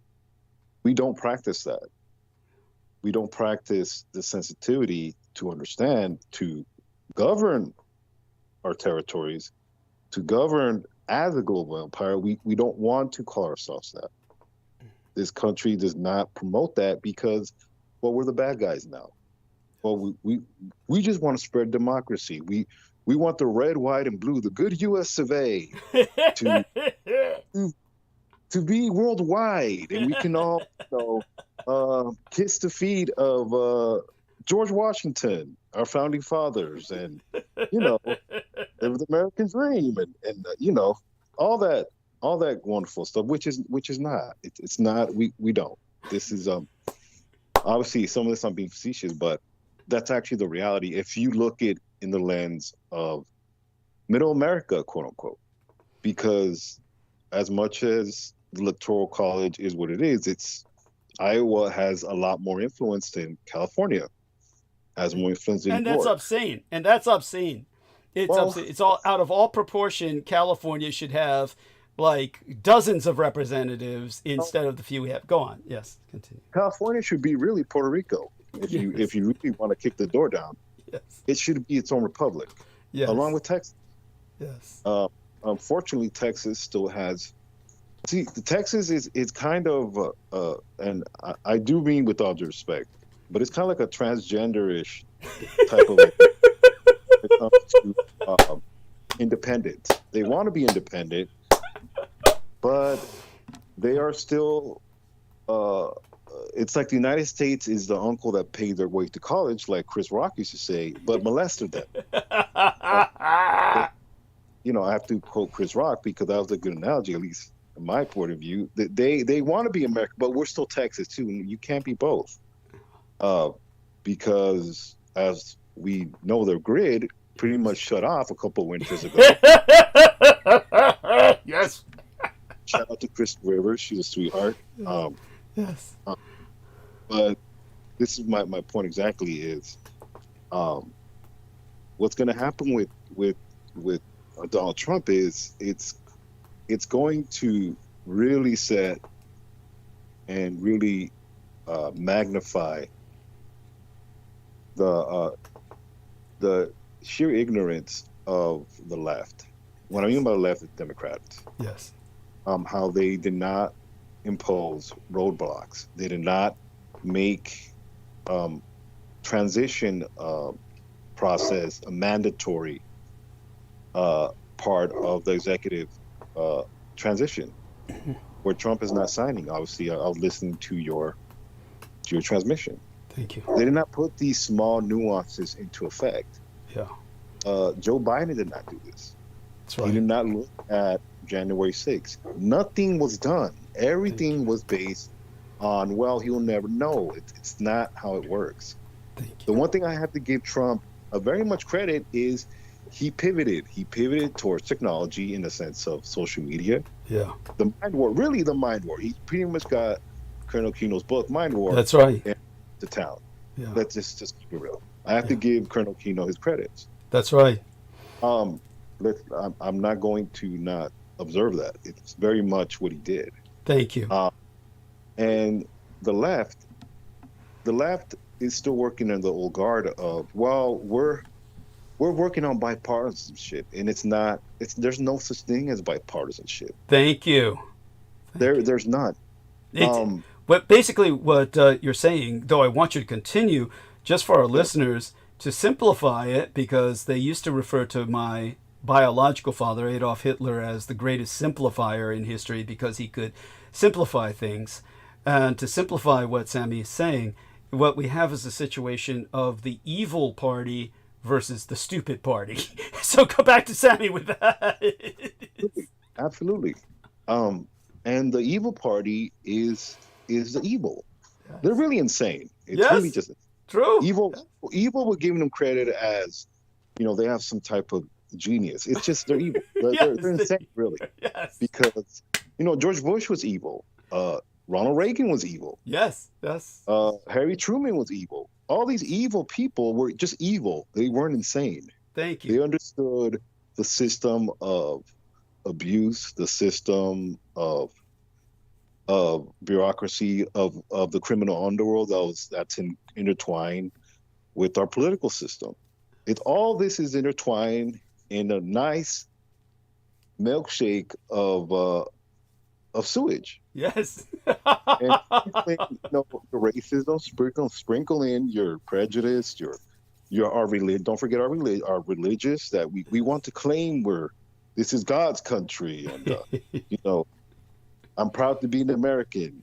No, just sprinkle all this into it, and underlining Satanism and our child predation that we so love. The children, Doug, the children. Yes, the children, yes. But wait, those illegals? No, we can't feed them. No. But we will abuse them. We can do that. What I'm trying to say is, it's really looking very, very much hollow, very much blaming. There's going to be a lot of blaming. And what's going to happen is Trump is going to overreach. He is going to realize real fast, as easy as it was for him to ascend again, I think he's going to realize, I already burned it down. And there's really not much left as far as what to burn. And what's really left is Social Security. Let's turn that into crypto dollars. Oh, God. Yes. Let's have a South African, let's have a South African billionaire, quote unquote. Yes. But that includes both Musk and Peter Thiel. So it's actually two of them. You get a twofer with that. Of course. Two, obviously homosexual. Yes. Men. Homosexual apartheid, man, yes. And for those of you who doubt Musk's homosexuality, remember, he doesn't fuck the woman he's getting children by. It's in vitro, by his own admission. Go on. Yes, please. Here's my point with that is people want to gravitate to ignorance because they do not want to hear a lecture like yours. Thank you. They don't. I saw a clip of the non-funny comedian Joe Rogan talking about the swastika. You realize the swastika is this old, and and obviously they had some nobody talking about, well, Adolf Hitler stole it, and and all this about the Hakenkreuz, but they don't get into why did he use it? Why was it a word? Thank you. Why did Adolf Hitler need the Hakenkreuz? What did he know? The only thing they alluded to is, well, he knew more than what people thought. Who knows what he knew? He knew about what we were already messing with, what we were already dealing with. Yes. I'm sure he already knew about what the Philadelphia experiment was. Yes.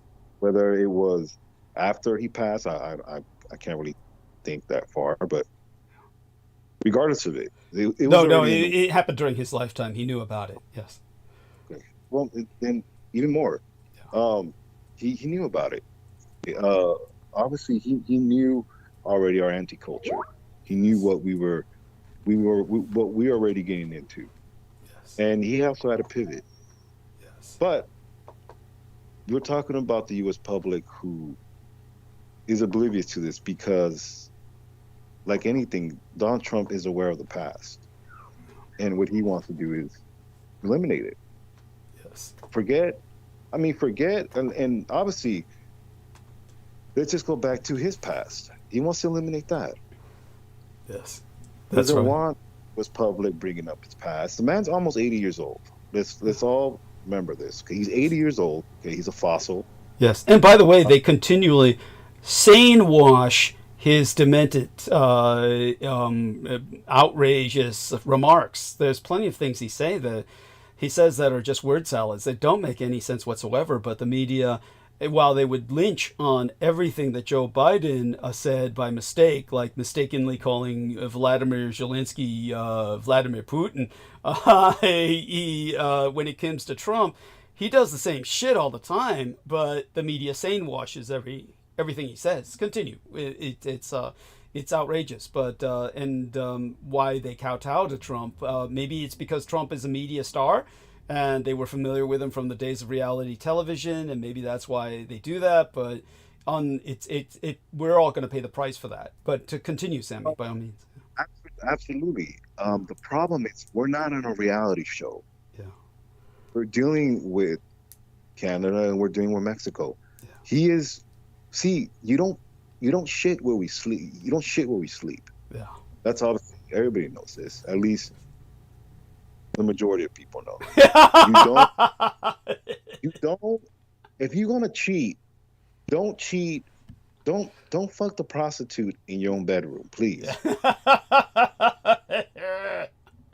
We can talk shit on China. We can talk shit on Europe. We can talk about the world.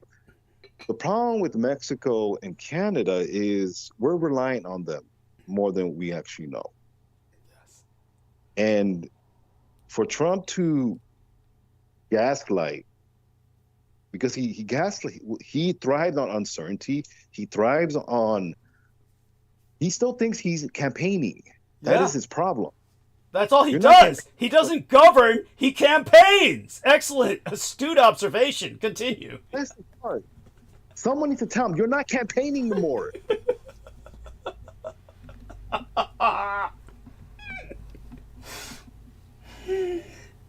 This is what you were talking about on your transmission.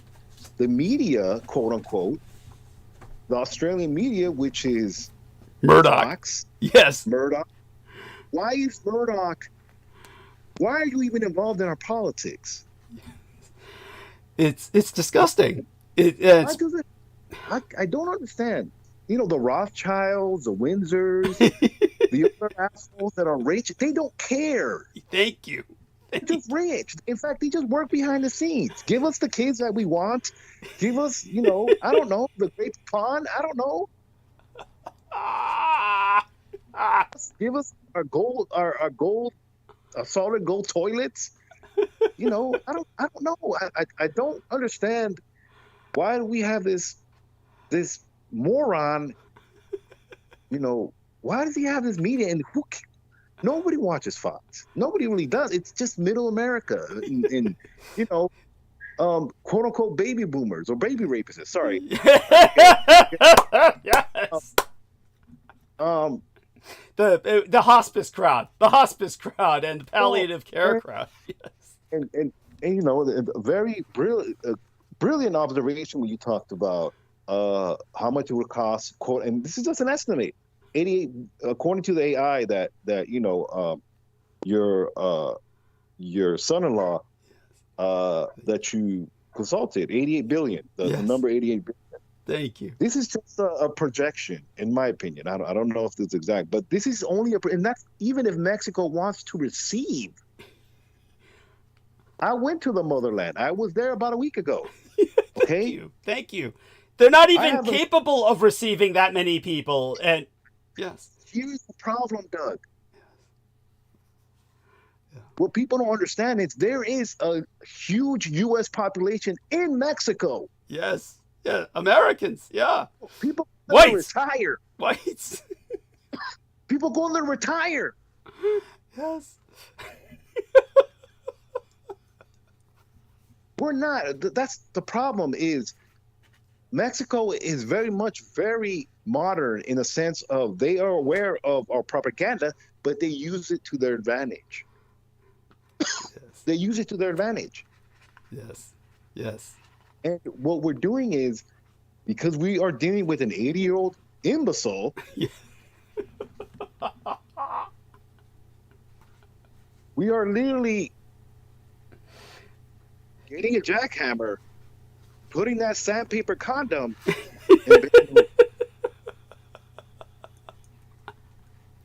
I'm sorry, is it jackhammer? Yes. Sorry. Yes, that's right. And you're talking about an 80-year-old imbecile who's second fiddle to a lunatic named Elon Musk, who's high off his ass on ketamine. I'll go more into that later. Who upstood him at the... Yeah, go on. Wait a minute. Watch your mouth, Doug. Yeah. Wait. Okay. You know, don't talk about him, right? You know. Yeah. That's right. They might shut us down again. Oh my fucking God, you're right. My point is this: we're riding on this freight train, okay, that is pretty much going nowhere, Yes. except Off the rails. to a civil war. Yes. Civil war. Yes. Because we have to understand, people really do believe in Donald Trump, and I have to give him credit. He definitely sells his ignorance. The problem is he doesn't stop campaigning when he already won. Yes. He still brings up the 2020 election. He still brings up fake news, even though he has his own own new media. Yeah. He is still so bent on his failures. Even when he wins, he loses, in the sense of he doesn't want to accept the fact that he is the government now. Yes. He wants to talk about the fake news or a reality that he only lives in, and he wants to talk about this is a fake reality. This is a man that is truly senile and insane. Thank you. The deep state. It's the deep state, man. Trump, he's going to say this from the deep state. The problem what he doesn't realize is, you fucking idiot, you're the leader of the free world. Whatever you say, people take it seriously because they have no other choice. Thank you. Thank you. And if there is a deep state, how did he get in power when he said the deep state was against him? Right. That's Right. the insanity. Just say who the real deep state is, but he won't, because... Yes. Yes. And, I mean, the funny thing about it is the deep state, Right. it's there. Right? You guys are totally right. My point is, when you have idiots that spew this bullshit like Joe Rogan, and if you hear me, Joe Rogan, kiss my ass. Thank you. Yes. Okay? In fact, I'm sorry, that's disrespectful. To your ass. Yes. It's disrespectful to your own ass. Yes. Guys, sorry. I don't mean that frequently. I can't find another insult because that actually, and I'm not gay either, so that's actually, I'm embarrassing myself. Anyways, what I'm trying to say is this: there needs to be regulation on these types of rhetoric, these types of people that quote unquote spew this ignorance. Thank you. Because the real world, the adult world, at least people that are seeing this, that feel helpless, not helpless in the sense that, come save me. It's mostly, there's a lot of repercussions in this empire that we live in. Yeah. Being in Mexico, being in my quote unquote, homeland, it's very much, it's a different vibe because people are more civilized there than here. Thank you. I don't have to worry about being called a wetback. I don't even talk. I nod, and obviously my Spanish is a little different. And thank you for bringing that up in a sense of, thank you. Chicano Spanish is not Mexican Spanish. That's right. That's right. I'm a Chicano in the sense of almost like American Mandarin is not Beijing Mandarin. That's right. Yes. American Japanese, which I don't even know if it exists. Not anymore, but thank you. Right. It's not Tokyo Japanese. So we're not living we're not leaving the braceros and go back to Mexico. This is the now. Yes. A lot of money is going to leave this country. Yes. With these illegals. Yes. Well, what do you mean, Sammy? These illegals are sucking off our titty. No, you fucking idiot. Quite the opposite. No one's gonna do the labor that good old boy doesn't want to do. Yeah. Who's gonna work the foster farm chicken factories? Yes. Who's gonna do that? Oh my God. Well, automation? You fucking idiot! Automation comes. A lot of it comes. All the tech world comes from Mexico, Guadalajara. Yes. Yes. They build our combat drones. They build our combat drones in Mexico. Yeah. This is what I don't. This is what. Look, don't get me wrong. I can appreciate racism. I can. I know where not to go. I don't fucking live in South Carolina. I love how Brooke innocently invites us there. Brooke is like, Bless her heart. I'm not going to South Carolina. No. Okay? I know where not to go, obviously. But my point is, look, our system is what it is. And to say, let's overhaul it and we have to make changes. Look, at this point, can we just go back to not insanity? Because there's going to be another pandemic. Yes. I guarantee. Yes. Mark It's my already words. starting. It's already starting with the bird flu. Yes. But go on. Yes. So there's going to be a pandemic. Okay. More death. What else? More uncertainty. All of a sudden, fake news, your fake news, the deep state. What else did you say? Sleepy Joe. All these fucking phrases that people laugh and giggle while they're enjoying their electricity. They're eating their processed food, lettuce that they don't pick. What else? I don't know. There's a lot. There, all these services that we take for granted are Amazon. That what's going on in Amazon right now, and there's no workforce. Our firemen that get that actually are imported from Mexico. Yes. Wildfires. Yes. I don't see the actual firemen. No, they're still sucking off the titty of the unions that they are. They really don't do the work. That's true. It's absolutely true that they're not doing the wildfire fighting work. That's for sure. Yes. Yeah. And all the national parks that most of this country is national park land. Guess who fights all that? Yes. Yes. Thank you. The wetbacks from Mexico that are imported because the quote unquote real firemen don't want to do that. That's right. That's true. Yes. Yeah. And the problem is when did you? I don't know if you watched that NBC interview with Donald Trump and on Meet the Press. Oh, there's been so much lately. I'm beginning to forget. Was that the one that he brought up the 14th Amendment? Please explain it to people. Right. Yes. Well, he brought up the 14th Amendment. He wants to change it. Yeah. He's going to change it. Yeah. And the problem is, it's just not, us, Chicanos or us Mexican descent. It's also the African American community. That's right. Diaspora. Where are they going to be 3/4 of a human? Where are they going to be? In fact, I hope so, because then Supreme Court Judge, who's that idiot's name? Oh, the black guy, Clarence Thomas, I think, is the House nigger. He's the first. I hope he's the first one. Yeah.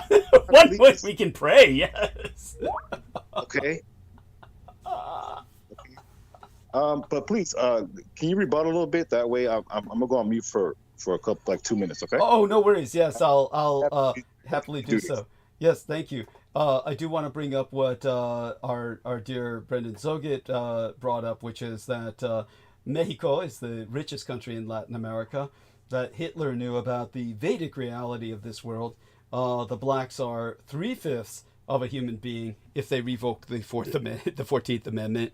And by the way, yes, to somebody asking me a private question in an email, Yes, indeed, it is true. Hitler planned to write a third book, which was really actually his second book, which is not the book that sells as Hitler's second book.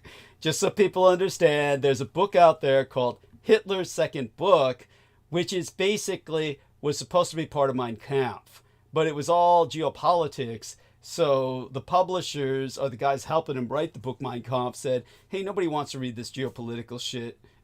And they took all that out. And then later on, a bunch of clever publishers decided, well, it's public domain, let's publish it as Hitler's second book, which nobody knew about, when it should be called the part that didn't make it into Mein Kampf. Which, so it's not really a second book. It's the Mein Kampf addendum, or appendix, if you will. But Hitler actually planned to write a second book, which would have been called our third book in the way we've warped history at this point. And it was to be titled, for those of you who don't know, and nobody knows its title except myself, who actually saw the copy. Which was The Ideal State of the Future. That's what it was titled, The Ideal State of the Future. And in it, Hitler intended to stress the importance of two things: education and diet, especially a vegetarian diet. He actually also hoped to write his memoirs at some point. So that would have been a third or fourth book. As such, I do want people to know that when Hitler was speaking of a vegetarian diet, this becomes quite ironic and somewhat complicated because, as I said, historically, he transitioned into the vampire state. Meaning, yes, he turned into a vampire by massive amounts of blood transfusions. And Brendan Zoget says, yes, listen to your father, listen to the father. And Hitler would have, if the Reich had persisted on the surface world, he would have been kind of this father figure to us all. And he still can be in the future. But as such, the thing to remember is that he was transitioning into vampire state himself. And he was really trying to emphasize to your average human being the vegetarianism in general would be good for the average human being. But then it becomes a question. This is where the philosophy comes in. At that point, you become kind of like the munching herds, the herbivores, and he becomes kind of like the predator. And of course, his vampirism doesn't take away from baseline human reality at all. That's the point I'm making. That's the point I'm making. But it does add to the irony. I mean, pretty much the Blood Boys are generally vegetarian, and there's a reason for that. You do not need to kill people. Well, he wouldn't have needed to kill people because he would never have been a true vampire. He would have been a damn fire. So they already vamp off people for blood. No need to kill. Yes. Well, you're talking about, your average human being is a bloodsucker in their own right. So true. But at any rate, Brendan, you feel free to interject. Yes, here we are. And welcome back aboard. I don't think the audio is working. It's working. Yeah, we hear Am I you. audible? Yeah, you're great. Technical quality is excellent. No. Yeah, they do blood drives at every school essentially. So yeah, you don't have to kill people for blood, Yeah, but do remember, when you're somebody who's one of these kind of pseudo vampires, like say Sugar Daddy or Peter Thiel or the Silicon Valley elite, they have to take it by transfusion because they cannot digest it. But once you enter the point where you can digest blood, people get this impression that, well, then why can't you just, take from these blood drives and, hold it like it's a soda pop pack? Like, what do they call those fruit juice packs? Yeah. Like it's a Capri Sun. But I mean, Yeah, it doesn't work like that. Everyone likes fresh food. Yeah, let's put it that way. Thank you.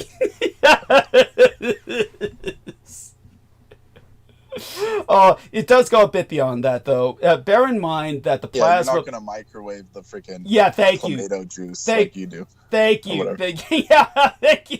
Like it's blood. Yeah.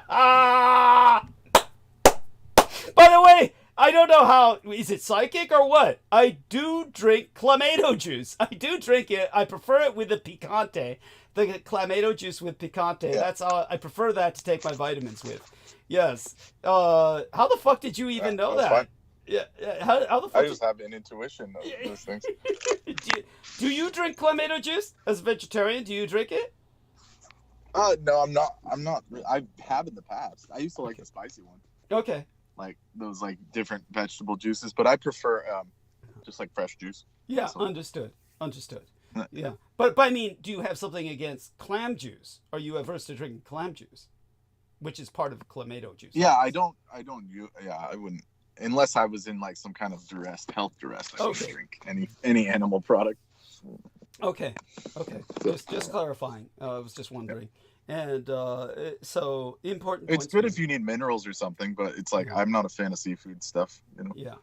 Yeah. Okay. Yeah. I mean, I love seafood. I do adore seafood because of the taste, of course. I'm into the taste of these Well, things. you're Asian, so it makes sense. Yeah, of course. That's the Asian in me, obviously. and yes, food tastes good to me because I'm. People have died recently from eating oysters, though. So just Oh God, what is it? Juice, oh Jesus, what's going on with the oysters?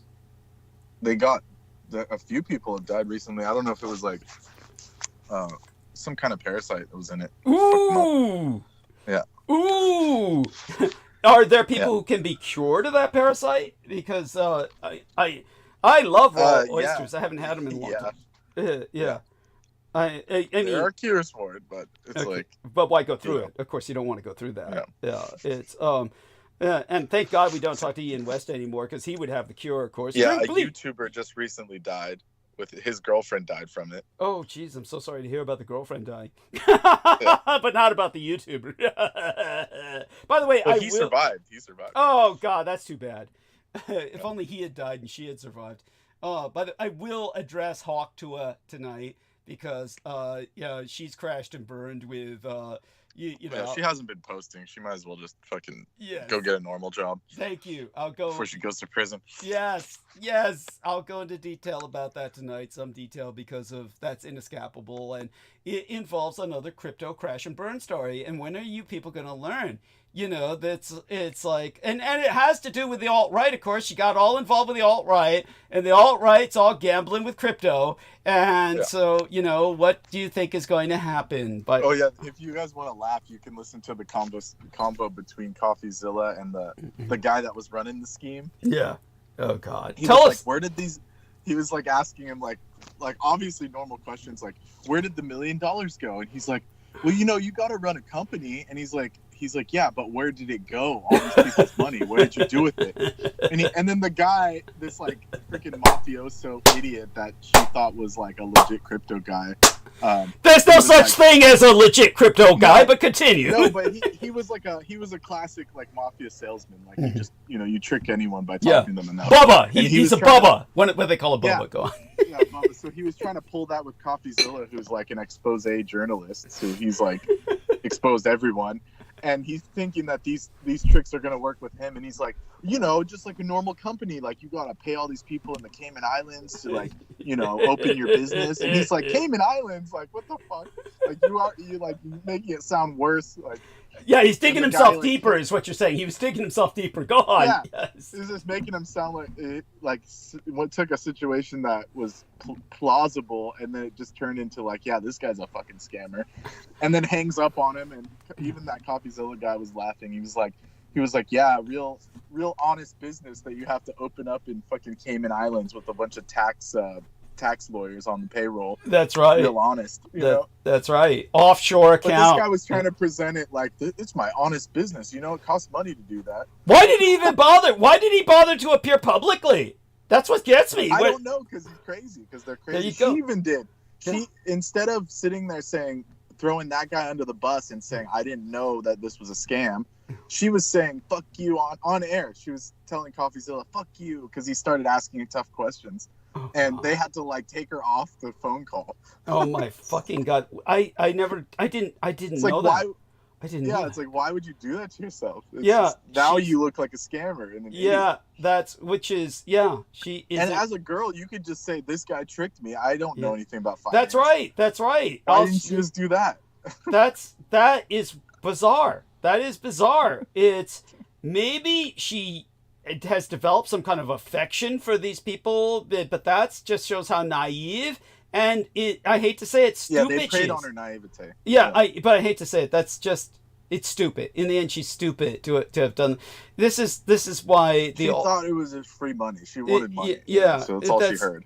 Yeah, and I'm so it's just awful. It's just but in the end, if she winds up going to jail, she deserves it. I'm sorry. This is like yeah, come on, you've got to be smarter than that. And if that's what it takes Especially taking a call. She took a call with this guy, CoffeeZilla, who's known for bringing down all the bigwigs. Yeah. All the big scammers. Like once he makes a video about it, it's like they're all sweating and shit, like Mr. Beast and all these idiots Jesus doing Christ. crypto pump and dumps. And Yeah. so it's been a well-known strategy since like Forever. 19. Yeah. Literally, they've been doing these pump and dumps, and then now that they're getting exposed, they're all crying about it. Why Yeah. are you exposing me? Yeah. Oh yeah, that they're disgusting and Because they see it as like these people are just they're gambling. We don't they have no moral compass or of what is course it? They're not. like morally bankrupt. Are you like, well, kidding? these They people are feel lying. that these people need to be fleeced. They feel these people have the money to Yeah. lose, and it's not. And they don't care that these people are. And I have to say it. It's Darwinian selection. This is Darwinian selection. Yeah, that's the only way to put it. Yeah. you're an idiot to do crypto. I'm sorry. I've told people this. I told people that from the beginning, right? How many years was I saying Since this? like 2012, you've been going on about it. Thank you. Like, do not do electronic anything. Yeah. Yeah, thank you.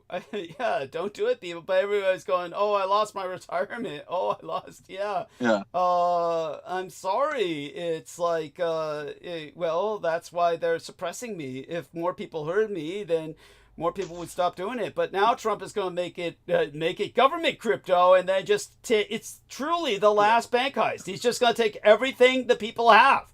And it's like, but what happens when you have all the money and the people have nothing? What happens then? It's like, what, you won the game? It's like, is it like a Monopoly game where everybody says you win and then what? It's not like you ascend to heaven or something. It's like, in the old days, the Middle Ages, the wealthy people, because remember that saying, we were discussing it. You and I were discussing that, it is harder for a camel to thread the eye of a needle than for a wealthy man to enter heaven. Because of that, in the Middle Ages, the wealthy, except for what they would give to their family, which would usually be property, they would give their wealth to the church upon their deathbed because they want to go to heaven. So they died poor. That way they could claim they were dying poor. So this at least recycled so much for 1,000 years. It recycled like that. But now the wealthy don't have that concept. Where do they think it's going? Where do they think the money goes when they die? It's like and that's one thing that they don't realize, that if you die with a huge amounts in your bank account, that's the universe registers that as bad karma on you, the individual that left the money, because it's like a bunch of energy that's stagnant. Yes. So the universe doesn't register all these numbers like stock market. It's like you left a bunch of stagnant energy that could be used for everyone else. So it counts against you karmically if you don't know how to use it. That's why you remember that film from the 90s where I think it's like, what did they do? They like sent, it was like one of those Eddie Murphy films or one of those where it was Trading Places. to... Trading Places, wasn't it? Is that the one you were Is this referring the one I'm thinking of? Yeah, where Eddie Murphy was with who's the Ghostbuster guy? Yeah. Dan Aykroyd. They have to spend like billions of dollars in like a couple days. Yeah, something like that. Oh, that might be another movie. That's a different film. Let me see if I can find it. Yeah. But anyways, the king who was a rich king in Africa sends his kids to the U.S. to spend his money before he dies. Yeah. Because he knows that he can't. They're already set for life, like the kids. Yeah. But he sends them over. Let me see if I can find it. And I'll just keep going there. Thank you. But it's bad karma to do that. Yeah, which is why they understood this in the Middle Ages, and and wealthy people did what they did was. And for those of you who think that, oh well, then it all goes to the church, understand that the church had a social welfare program. The church actually supported the peasantry. It's not like because it's not like. Aside from the Pope and maybe the cardinals, there might have been corruption to the point where So it was Brewster's Millions is what this thing's called. Jesus, starring that's a long Richard time Pryor. ago. That's a long. How long ago was that? God damn, that's like 20, 30 years ago. Holy shit, when was that? 1985. Oh fuck, that's forever and a day ago. God damn, I was. Richard Pryor. Sorry, not Eddie Murphy. So he had to spend $30 million in 30 days so that he can inherit the rest of the wealth. Yeah. And how does he do it? What happens? What does he do? It was just absurd. Like he couldn't do it. It was like too difficult. I don't remember the premise. It just basically it was showing like no, like you couldn't spend that amount of money in a lifetime. Yeah. Like that's what it was trying to show people. Right. So. And in And then the other film was when the two princes, it was like James Earl Jones was the father and the two princes came to the U.S. That was the Eddie Murphy one. Oh, okay. Where they were African. Okay, and what was the title of that one? Was that I'm looking it up right now. Oh, okay. Yeah, so, I mean, there's the point. When you have that much money, how many truffles can you eat? How many lives can you ruin? Exactly. I mean, what is it that... why Coming to America, 1988. That's it. What was it called? Coming to America. Oh, Coming to America. Okay. Rom-com, 1988. Oh, Sammy, are you back with us? Feel free to speak. Yeah, please rejoin us if you can. Yes. Yeah, the wealthy African son. Oh, finish your sentence, Brendan. The wealthy African son. Yes. It says he grows weary of his lifestyle and sends him to America seeking a woman, et cetera, et cetera. Okay. Yeah. They send them to Queens. It's like that's the joke. They send him to Queens. And he has to figure out how to live by himself and all this shit. Yeah. I just conflated those two films. That was my bad. Oh, no worries. That's a good movie. Easy enough to do. Yeah. Rom-com, romantic comedy. So, okay. Thank you, Brendan. And so, Sammy, please, hope everything's all right on your end? Everything's stable? Yes. Just taking care of the kiddos. Yes. Doing my part. No, actually, what I was just trying to get to was pretty much what's going to be the end game to this. It's going to be civil war, but also what I found it interesting is when that head of immigration or head of Homeland Security talked about he needs all the money he needs from Congress. Thank you. Yes, our immigration czar. Continue. Yes. Our deportations are. Go on. Yes. The one that's going to put you and I in a train. The one that's going to put you and me in a train down south.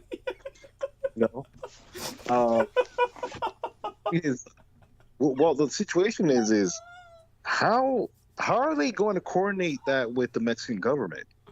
Thank you. That's what will lead to war. As I said, they're talking about military strikes on the cartels, and that would probably have to combine with that. It's like.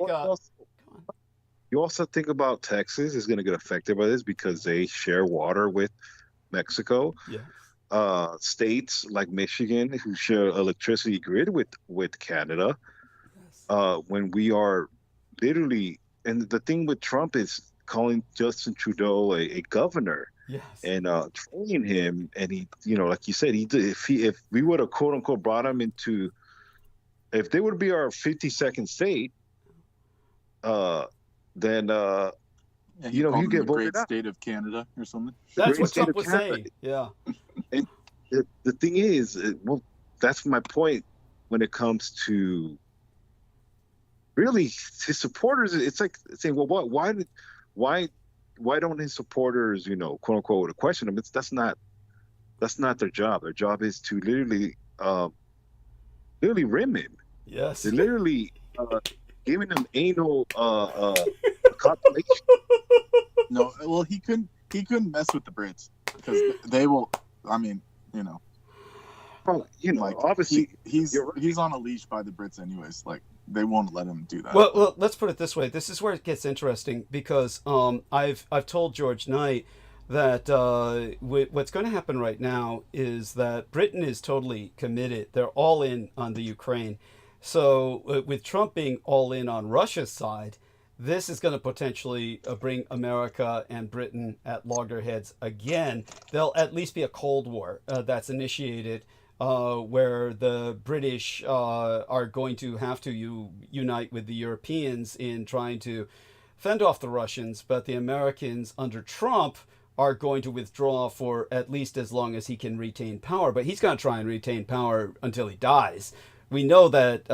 We know he's going to try and use the military to declare martial law like the Korean guy did. Only Trump feels he'll get away with it, but that's what's going to lead to civil war.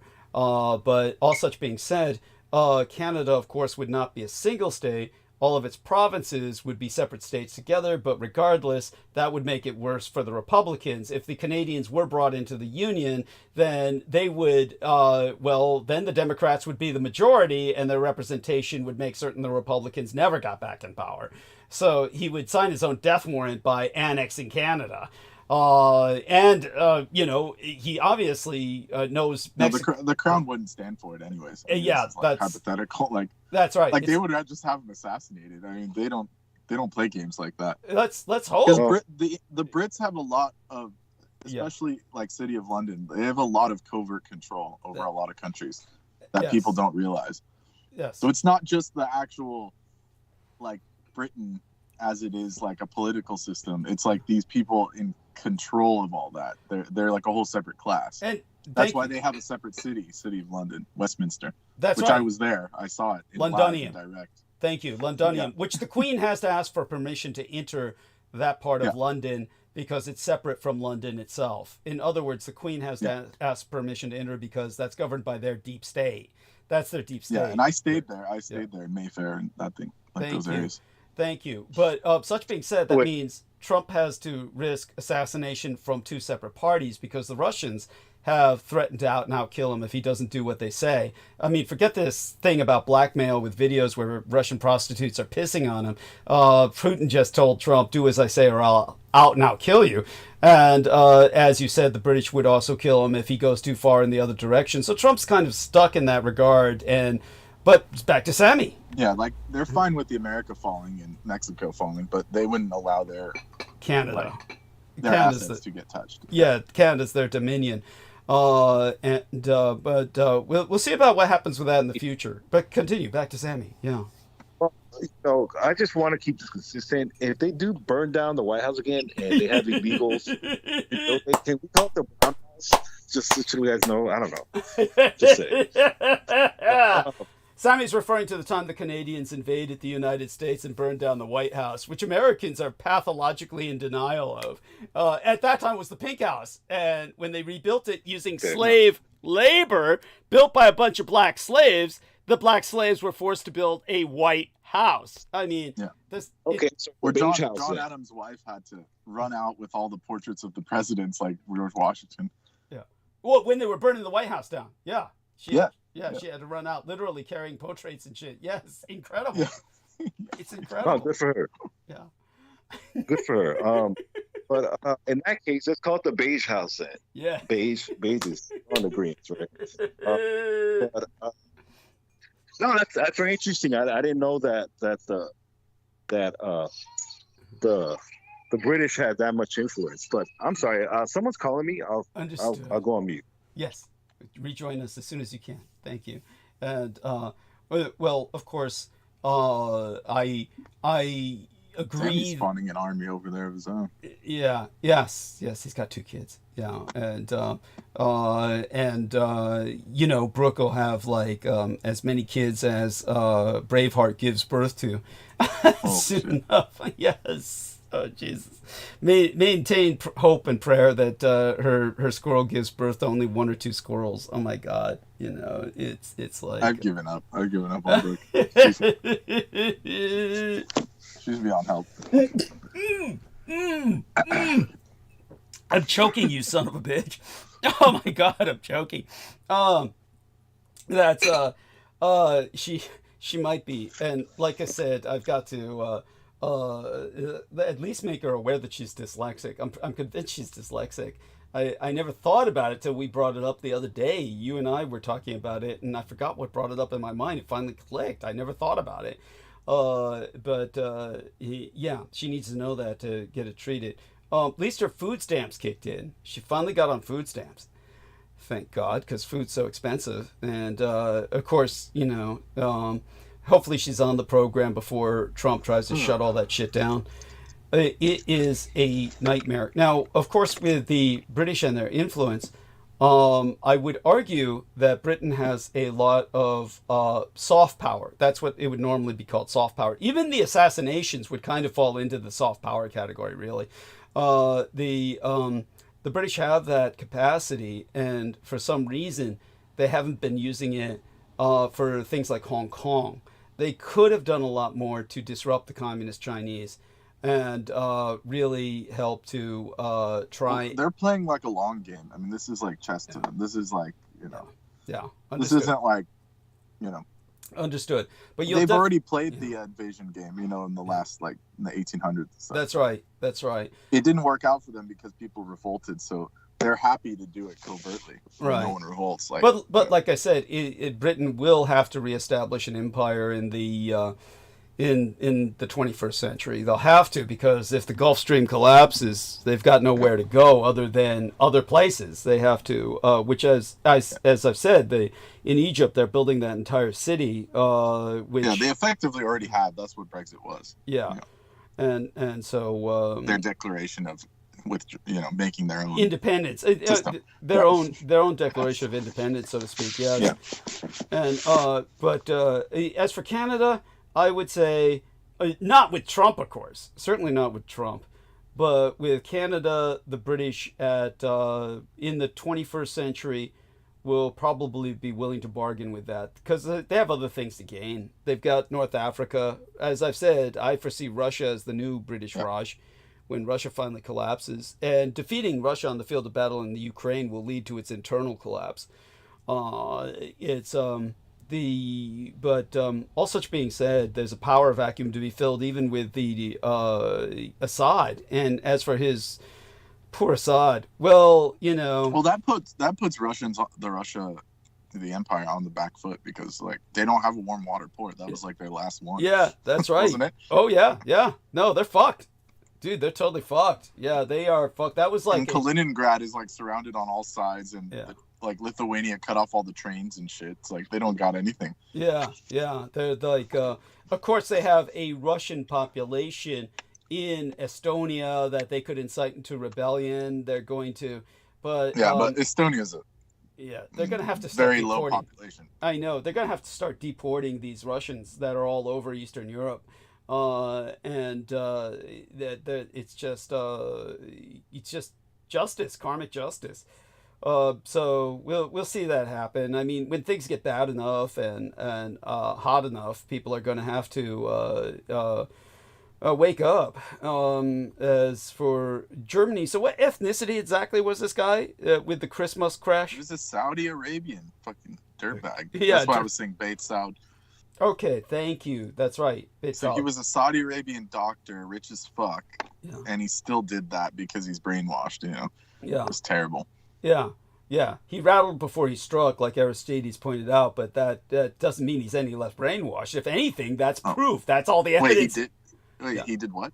I use the term he rattled before he struck, like a rattlesnake, meaning he I got the metaphor, but I'm saying he posted a bunch of shit. How do I? I mean, Aristides, tell Brendan what you put in our text box. I put it in the chat. If you look, I just briefly found something that people dug up stuff he had been basically rage posting for, I don't know, maybe up to a few years. Yeah, which is strange because the British government the Germans, Bundeswehr, Bundestag, what are they called? The military is Bundeswehr, at least it used to be, and the Bundestag is the government. But go on. Yeah.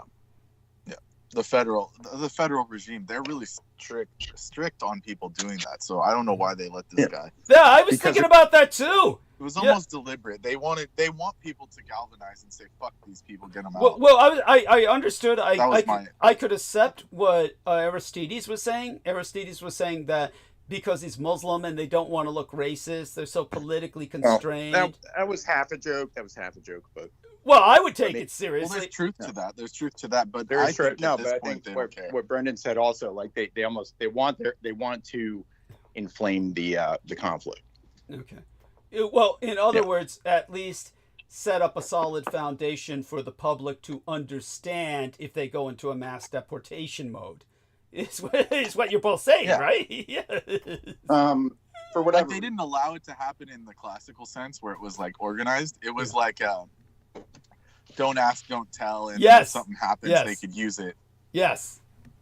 That's okay. They just you just turn your they didn't necessarily they didn't necessarily encourage him, but once he ignited, they could take advantage of it. Talk about a Reichstag fire. Well, this is the first time I've seen Germany actually. They were saying like quote unquote what we call fighting words. I haven't heard that from modern. What did they say? What did they say?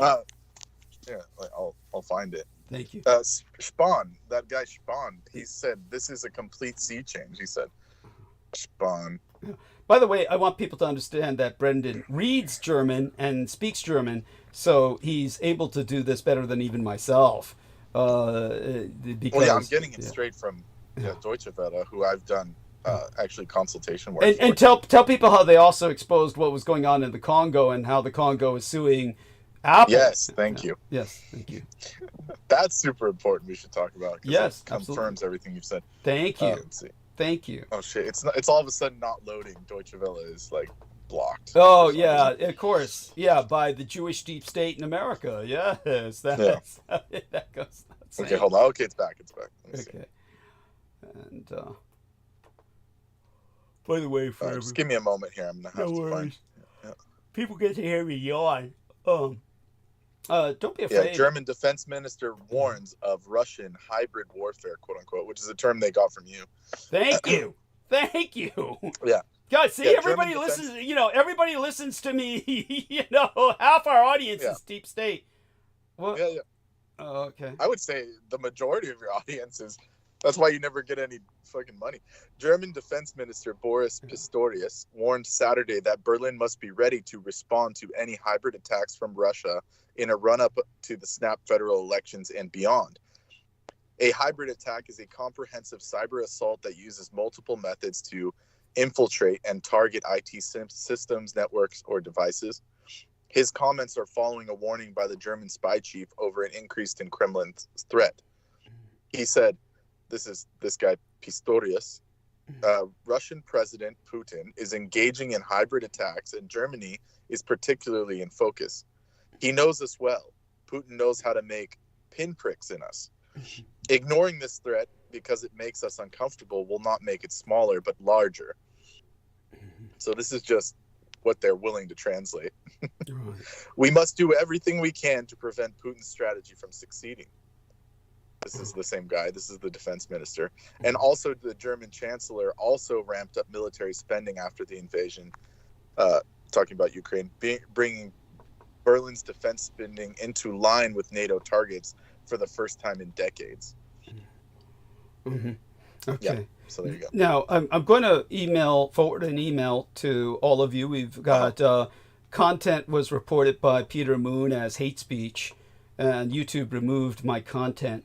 So we're going to. Okay, what episode? I'm forwarding it to you.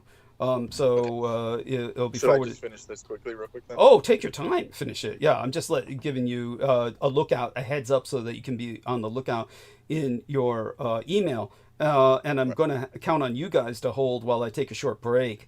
But I'm going to make certain you all get this first. I'm going to send it to Nemo, yourself, John Warrington.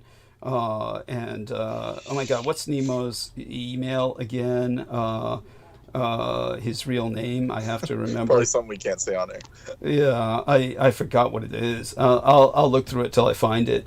So there's John Henry. Gonna email it to him. That's Warrington. And after that, I'll have to take a 10-minute break, and I'll count on you along with Aristides to hold the convo, and Sammy if he's able to come back. So let me make sure. I'll go through this trying to find Nemo. In the meantime, everybody, please keep talking. Continue and expose everything else about the.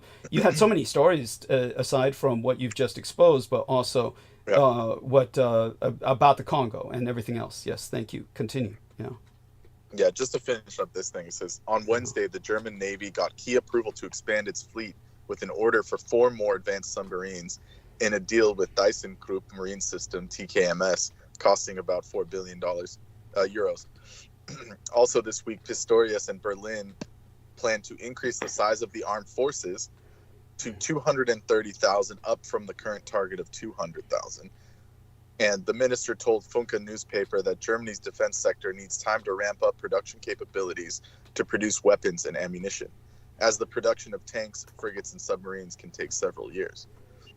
Yeah. Pistorius ranks, this guy ranks highest in public support.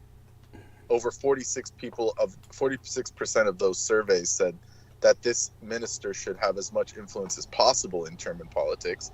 And the Bavarian conservative premier Markus Söder scored 38% within the same line of questioning, while Scholz was beaten all the way down to 28%. So they want these war people back in power because they don't want to be sitting ducks. The German people are sick of being sitting ducks. So thank God.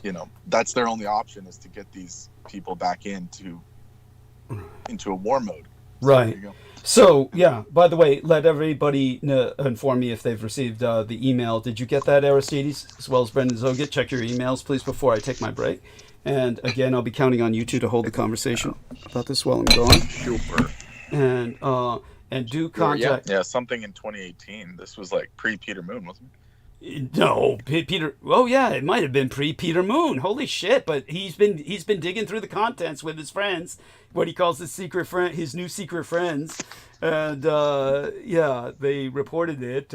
So there they go. December 16, 2018. Yeah, what was this? This was just oh my God, that's ancient. Hate speech? What is hate speech? Hate speech and white supremacy. They're accusing me now of hate speech and white supremacy, people. Well, let me go mute. But what was this thing about? Watch on the Rhine. Watch on the Rhine. Yeah, Wacht on the Rhine. And it was just talking about... Is that the one where you had him in... It was Operation Battle of the Bulge. Battle of the Bulge. You mean where my son was dressed in a Nazi uniform?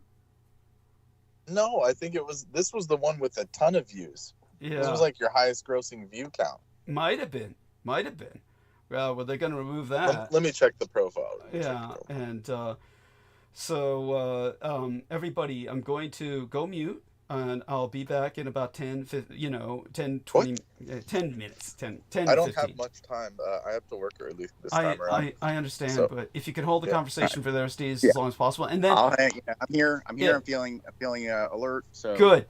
Let's do this, Brendan. Yeah, and if Brendan has to leave, you can start reading. I'm doing it. I just am saying, okay. So after you come back, I'll have to. Understood. Well, thank you. I love both of you guys. So I'll be right back. I couldn't do this without you. Thank God I've got you. Okay, I'll be back. Yeah, let's see. 2018. Yeah, this was way back. Holy crap. This was like that one dude, that creep that was running the channel back then. Who knows? Yeah, who knows what happened with that? Yeah, I don't know. It's always this old shit too. It's like, what? Yeah, why always really old? Yeah, very strange. Yeah. Was it certain specific stuff, or what was said there that was so critical that, but yet newer stuff is not objectionable because, it's been pretty racy. So. Yeah. Well, it's just arbitrary shit. So. Let me see if I can find a few things like what I was talking about before.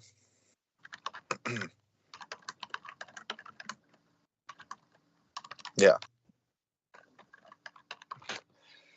what did I send here? Oh, I was talking about, that whole spiel about the Black Ops 2, like predictive programming, like the war game that they put into that video game. It was this is the plot line of Call of Duty Black Ops 2. In 2025, Cordis D incited a rebellion on Scotra Island, and the Yemeni army and the U.S. were dispatched to quell the rebellion. Cordis D organized, which is the secret, I guess the mercenary group or the secret society, organized the Yemeni militia to fight against Yemeni and U.S. forces. So that's the, that was the plot line of that game. Yeah, there's a lot of predictive programming and all that. Which has already happened. The point of that was that it's already happening. Like, it's not even 2025 yet, but basically the storyline of the game is active as they're part of their plan, So there you go. Yeah, it says it was involved different characters pursuing a Nicaraguan arms dealer, later terrorist, who was responsible for kidnapping one of these other characters, sparking a second Cold War in 2025. The campaign features non-linear gameplay and locations including Angola, Myanmar, Afghanistan, Pakistan, Cayman Islands, Panama, Yemen, United States, and Haiti. That's part of the synopsis. The 2025 section of the game features some of these people, these characters, plotting against the United States and China, one of their ultimate goals being to see the United States locked in a new Cold War with China in revenge for its many misfortunes. The era was defined by robotics, cyber warfare, unmanned vehicles, and other futuristic technologies.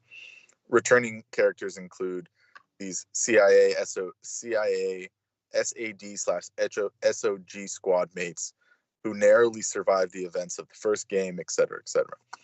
And former Soviet Army colonels Kachenko, which also survived their confrontations in the previous game, disgraced Red Army captains, and other, basically Cold War agents that they're, using as plot foils and stuff. So, and then there were other cameos of famous people. Of course, they had the zombie mode, which is very famous. That was like one of the big ones. What people played it for, was that thing.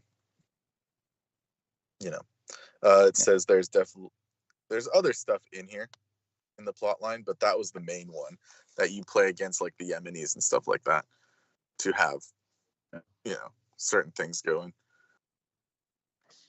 Yeah. And this was a game, right? Yeah, Call of Duty Black Ops 2. Yeah. Oh, okay. Yeah, Call of Duty, right? Yeah. So I mean, but this type of predictive programs occurred in many games and right? I mean, right? Weren't we talking about like Halo before? And yeah, because they're all the people that were involved in this were ex-government contractors. Yeah. Like what Doug was talking about, those people that build those tabletop games. Yeah.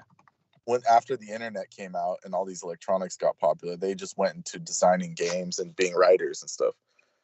So they took all the war games and put them into these video games as like, plot foils or plot devices. But this one happens to be a timeline that is,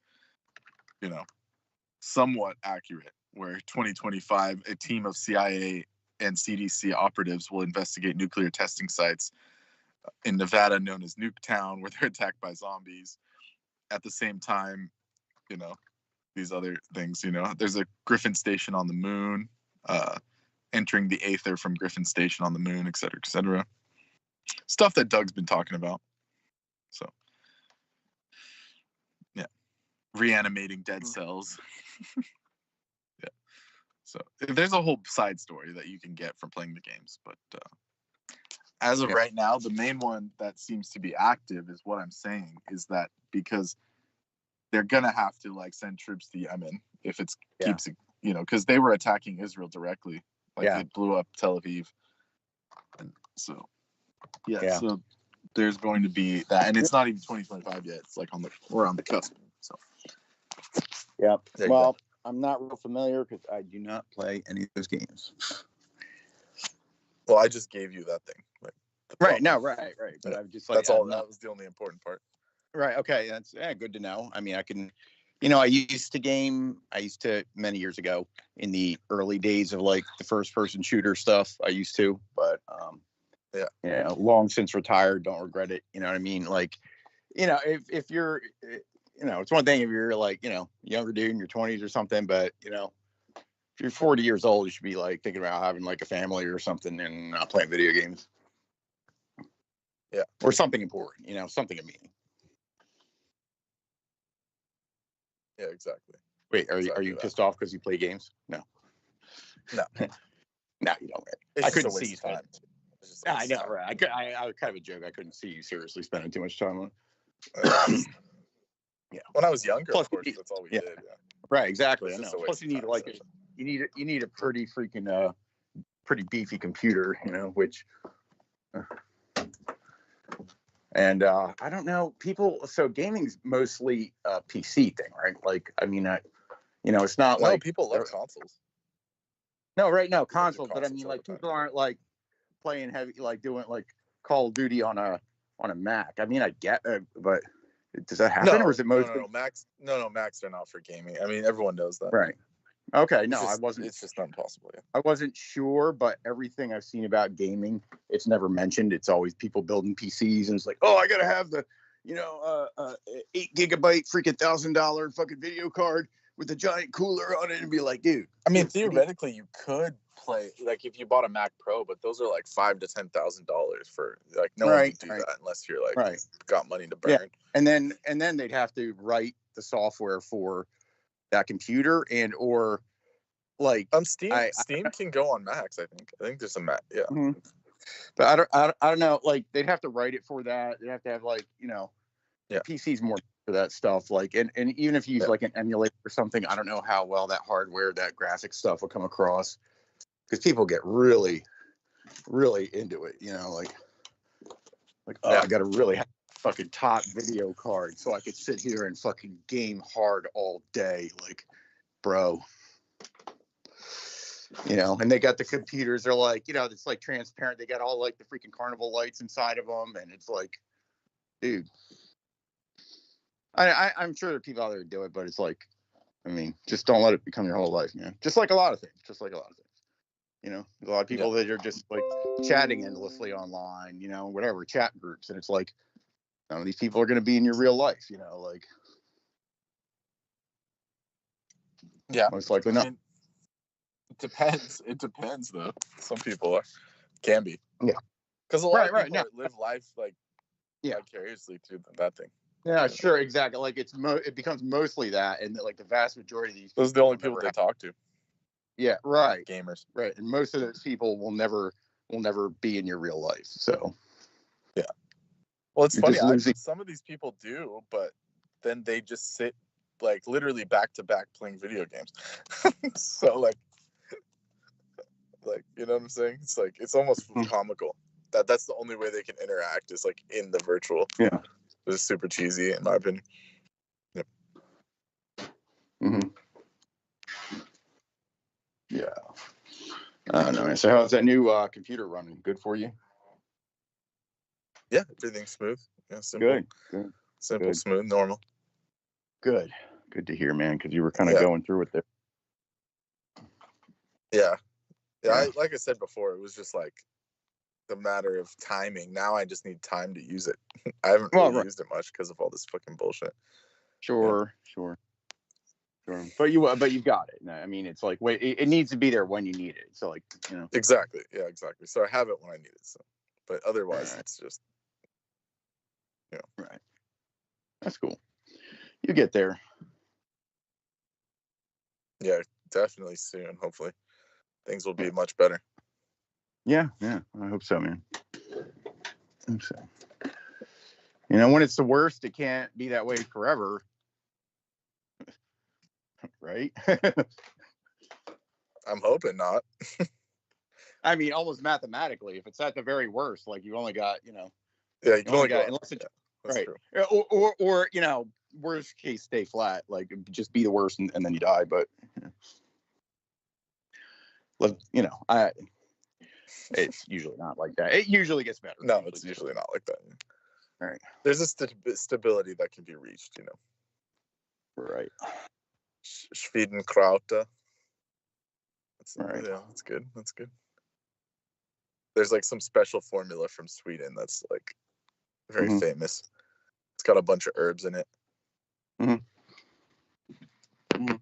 So let's see, it's got beeswax, camphor, grapeseed oil. I'm like trying to translate them from this. Artemisia. Yeah. Okay. Wormwood. Okay, I'm back. So Angelica. thank you. Fruit. Continue. Yeah. Yes. Some kind of curcuma species. Uh-huh. Crocus sativus stigmata. Uh-huh. I'm trying to translate this Swedish formula. It's called the Schwedenkraute balsam. Uh-huh. Some kind of balm. Some special balm. Cool. What brought this up? I just saw it. I'm just trying to fill in time here. Wait for you. Well, thank you. I mean, you always do well. You always do well. Thank you. And you did Sammy. Is he okay? He just had to leave. I didn't hear from him. So Okay. Maybe, yeah. So I'll make certain to write him a message tomorrow. Having children is unpredictable, so who knows? Oh God, I couldn't even imagine it. I could not imagine. It is it plays hell with your sex life for one thing, and as you can imagine. That's like what you would be worried about. Yeah, of course, that would be my primary concern. So what did you guys figure out? Hopefully, now look, you talk to Nemo more than I do. Hopefully you'll be able to ask him if he has this in his records. He may not have anything that far back, so hopefully John this Warrington is older does. than what we have even stashed, so I don't know how to find it. But I mean, I don't John War has it for sure. Yeah, so we'll ask John Warrington. And he explained, by the way, in one of the old threads, he explained the whole Greg Hallett thing, King George III or whatever, King John III and all that. He explained his connection to that. So interesting. If you want to look into it, you can read it. It's from his perspective. Yeah, interesting. Okay, and so I want people to know that, as far as I understand, there doesn't seem to be a strike with this removal, or even a warning. It's simply a removal. Simple censorship. But such being said, I'm going to share our shall we say, our live stream, so with our man Brendan and Aristides, so that they can see what John Warrington wrote recently, because I think it's relevant. So let's get ready for a screen share. Everybody, can you see the cursor moving? Let me know if you can see the cursor moving. Yes. Okay, good. So I'm going to take us to John Warrington. So here's what John Warrington wrote so far, which I think is relevant. The first thing he had to say was Labour, which is the Labour Party that is in charge of Britain right now, they won by a landslide because of the corruption of the old Toadies, or Tories. And Freudian slip there. New figures published by the Office for National Statistics, the ONS, this week, which show that more than half of Britons and almost half of working-age Britons receive more from the state than they pay in taxes. Ought to be a nasty wake-up call for the government. You could tell people about that welfare state in England. This is why they make immigration so difficult. Tell them, Brendan. Yeah, to the point where they have to put in, like, I was applying for their new, it's like a new travel authorization, and it was saying you agree to not take government assistance when you're there. Like, holy shit. Yeah, that's bad. That's bad. Like, it's like, what, does the office not check that you're like a citizen? They just like hand this shit out like it's water. Yeah, that's what it sounds like. Yeah, that's alarming. That's alarming. Then this is what John says. The state pays benefits to the people of the country, and in gratitude, the people of the country spy on each other and report back to the state. In parentheses, meaning for them, anyone they think is an authority. I think this is generally what happens with communistic or fascistic governments. He means to say totalitarian or authoritarian governments. We've got to get over these, like, old or Archaic. anachronistic terms that really don't match with the times. The Nazis had the same thing going too. What were sometimes referred to as Hitler's children would report on. He's been exposing himself to too much of that Jew propaganda, but at any rate, would report on anything they deemed odd, and sometimes took vigilante action upon, for instance, old people. You guys remember COVID, you know? It's like, Yeah, there you go. you don't need any government to do that. It's just, you just pit people against each other and it'll work. Yeah. Old people, ugly people, retarded people. I think this might also be referred to in the novel 1984. Anyhow, I learnt of it as post-World War II history of Germany. As an orphan myself since age 4, orphaned 45 years ago, meaning his parents essentially abandoned him, as we can tell by how his family treats him, I still might find myself occasionally surprised by how extensively gormless people are regarding father figures, even though before my own age reached double figures, the big O, or zero, or whatever, I guess the politics of Hitler using the title Der Führer was to be leaning on that weakness of, in particular, war orphans for a replacement daddy, as well as Hitler himself being set up to be installed as a new pope for the neo-Catholic religion of the Nazis. I weep at his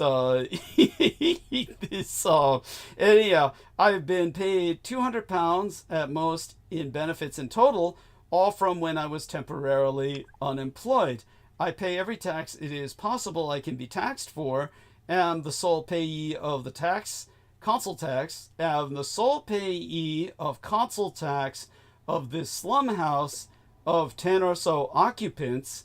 I thought he left that place. This must be something new. Apparently, was harassed and lied to and threatened by what I assumed to be gang stalkers via the telephone and by way of the mail in the 1990s to pay off my student loan, an assumption I make because that was going against the agreement of the loan.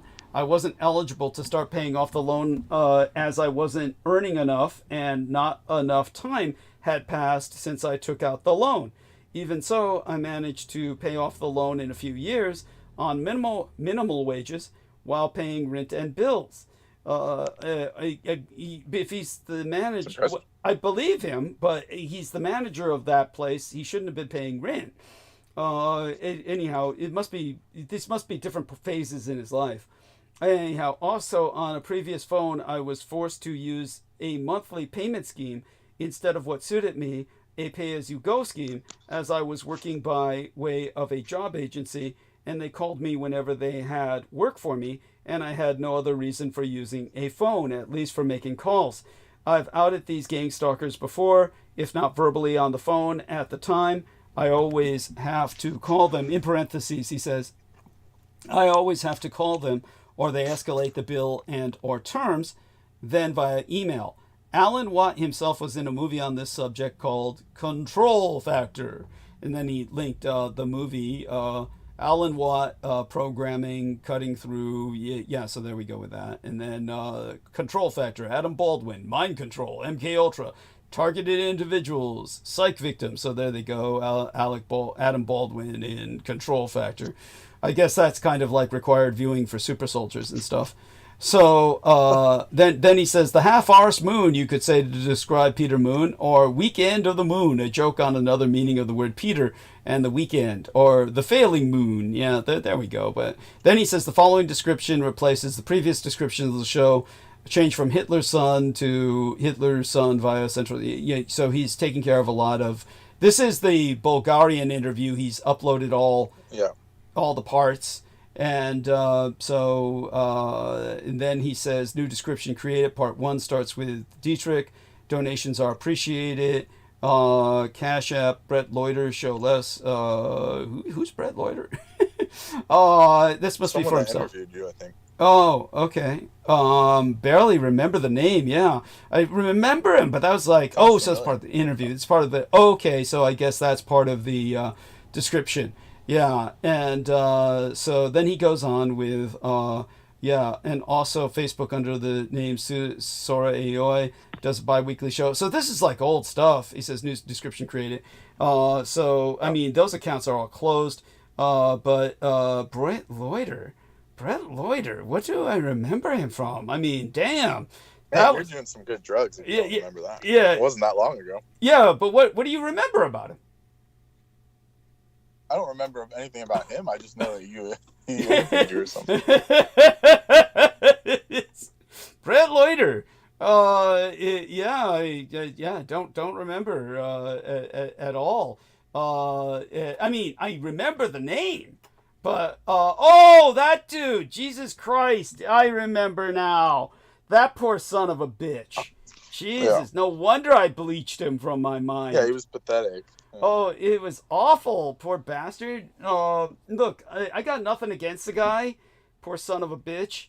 But this is basically the story on Brett Loiter was he worked with Lori and Ann Fenton at the same time I did.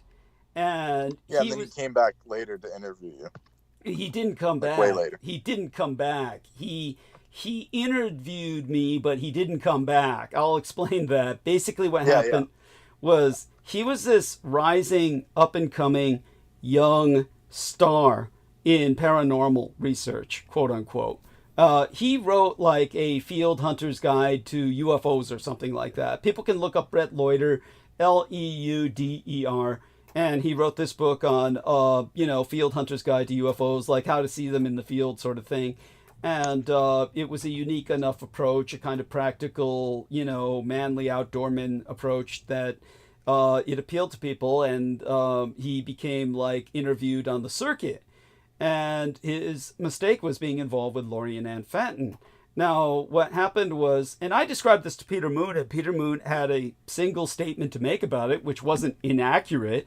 But basically what happened to him was that he kind of had my weakness, which is I have a weakness for crazy girls, exotic, crazy, possessed chicks, which I guess we all do. Yeah, I mean, yeah, you would know. At any rate, and I'm sure Aristides had. Yeah, I'm sure you would know. Anyhow, but with Brett Loiter, what happened was he heard this one chick was possessed, and so he just had to meet her, and wound up. How does it get you? Like, how does it get you hard? It's like it's crazy. That's crazy work. It's well, like I said, just to show people how sick I am. Yes, I know I need help. You can watch Late Night with the Devil, and I was turning on with that young girl when Abraxas began to manifest in the young girl on Late Night with the Devil, the film. It's a film. But basically, people are sick. She starts gnashing her teeth and starts talking in that. I was just anyhow. Yeah, you don't go that route, people. But what happened with Brett Loiter was, so he picks up this chick and he winds up with her, living with him, and he can't get rid of her. And now I understand where Crystal River was coming from. When I shared this with Crystal River, I said, yeah, Brett was describing this girl as leeching off him and just eating and, raiding the fridge and expected him to come home and refill the fridge.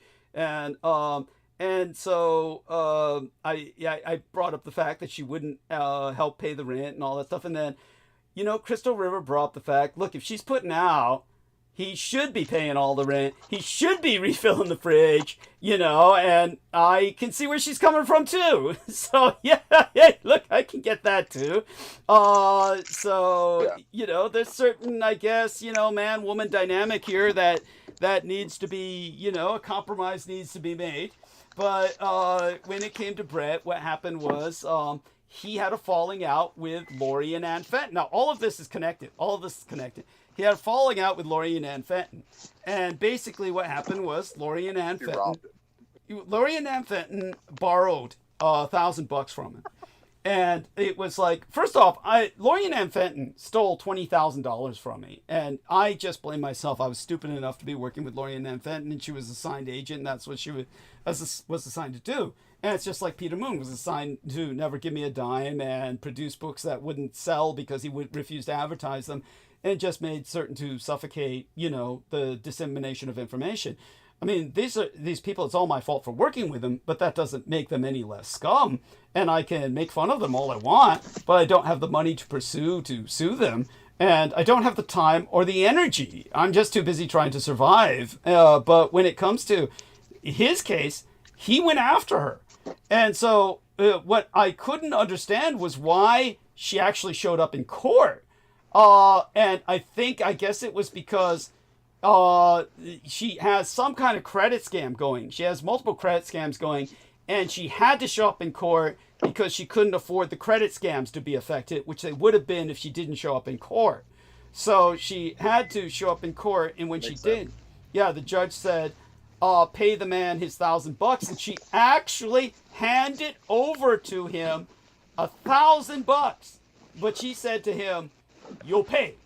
You know, you're going down." She told him, looking in his eyes, "You're going down." And so basically then what happened was he, after that, he went down. First off, she began to spread the word, but it goes back to the crazy girlfriend. She began to spread the word that he was a pedophile, you know, all the usual shit throughout everybody in the UFO community. By the way, we're hearing horrible noises from you, Brendan. What is that? Is that your jacket? It's your jacket rubbing against the mic or something. So wait, has it stopped? Yes, thank God.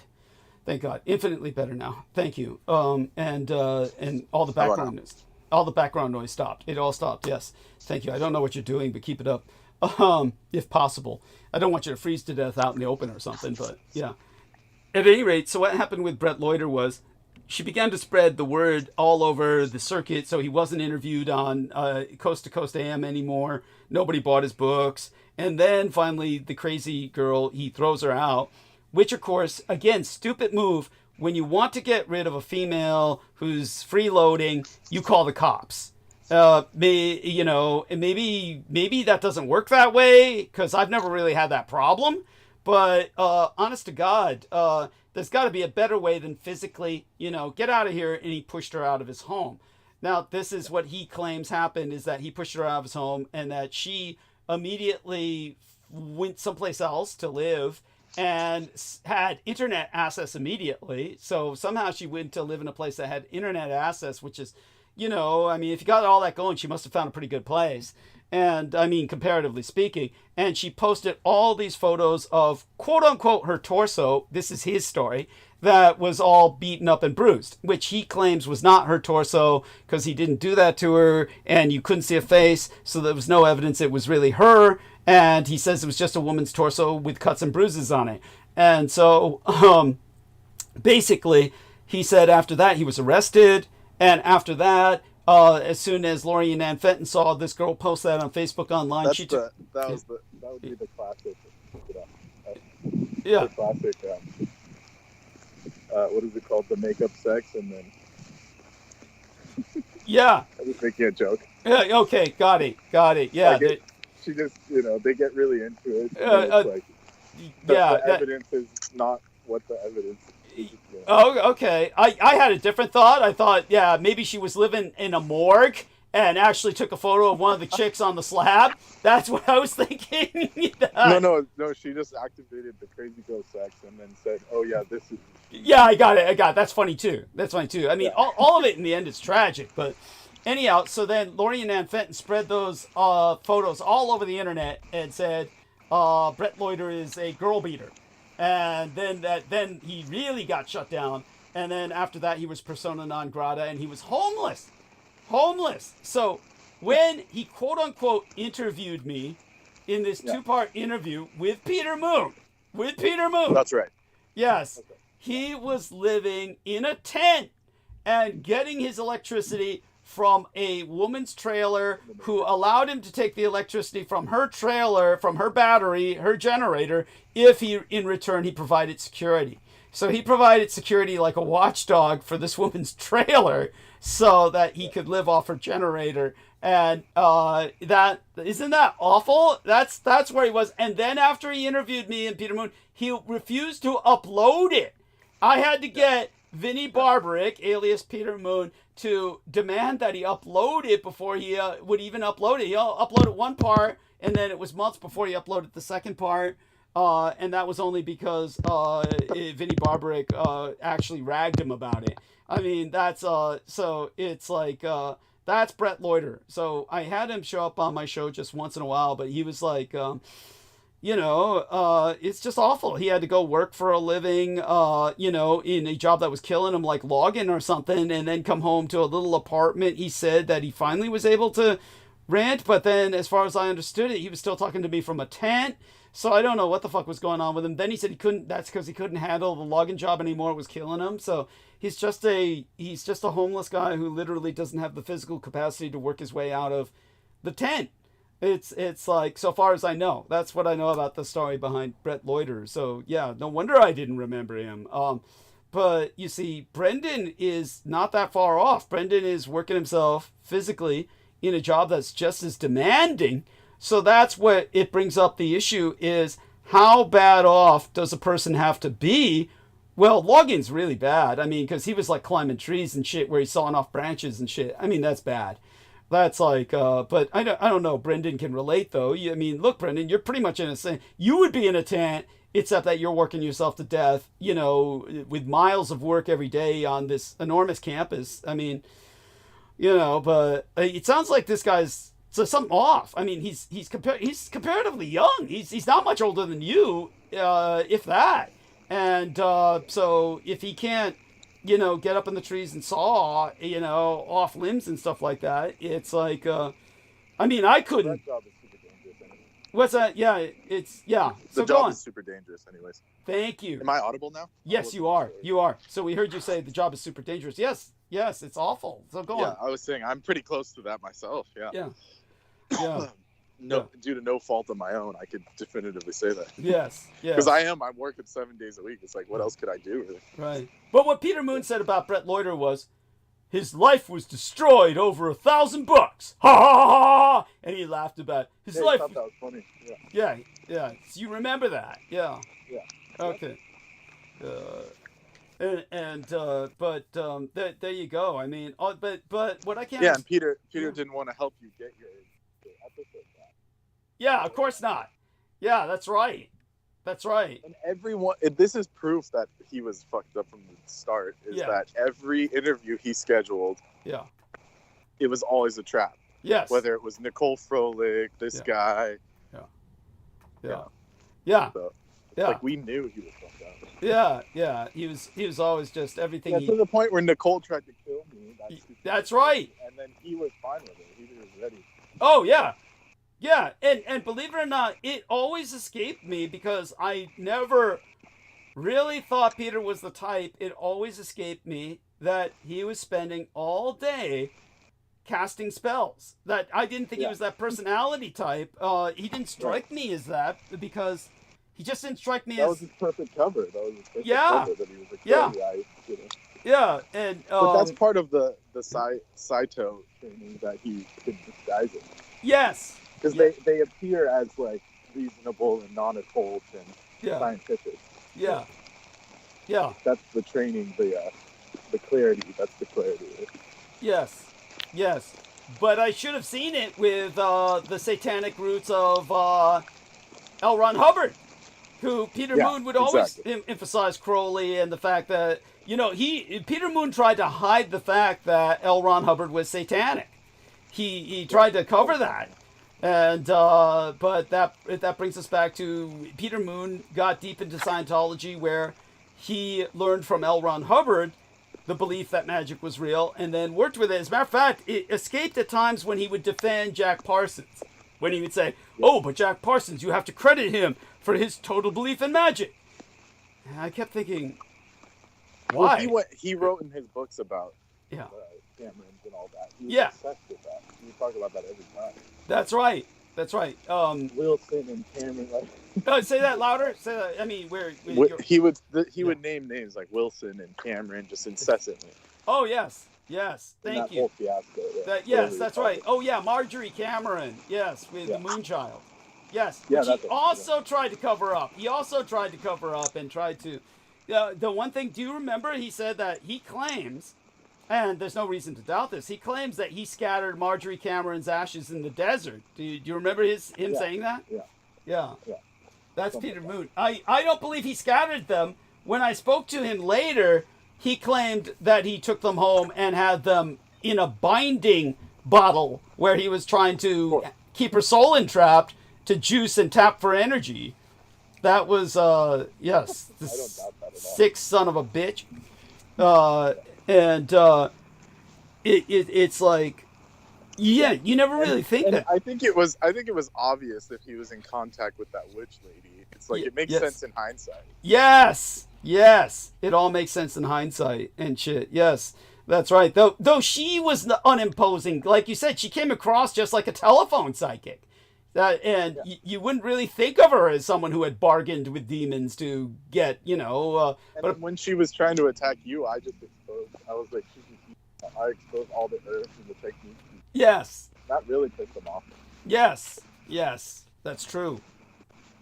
To the point where they cursed me. Yes. Hex. Yeah. Well, they were cursing you for the longest time. By the way, again, your audio. Are you moving? Are you walking? Yeah, the hexed. Yeah. They hexed me. Yes, that's right. Yes, and walking in the rain. Okay. Yes, it is raining.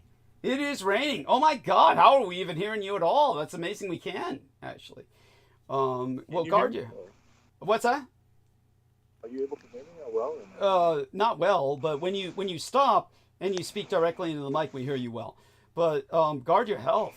How about this? This is excellent. Better? Excellent. Worse? Excellent. Yeah, excellent. Much better.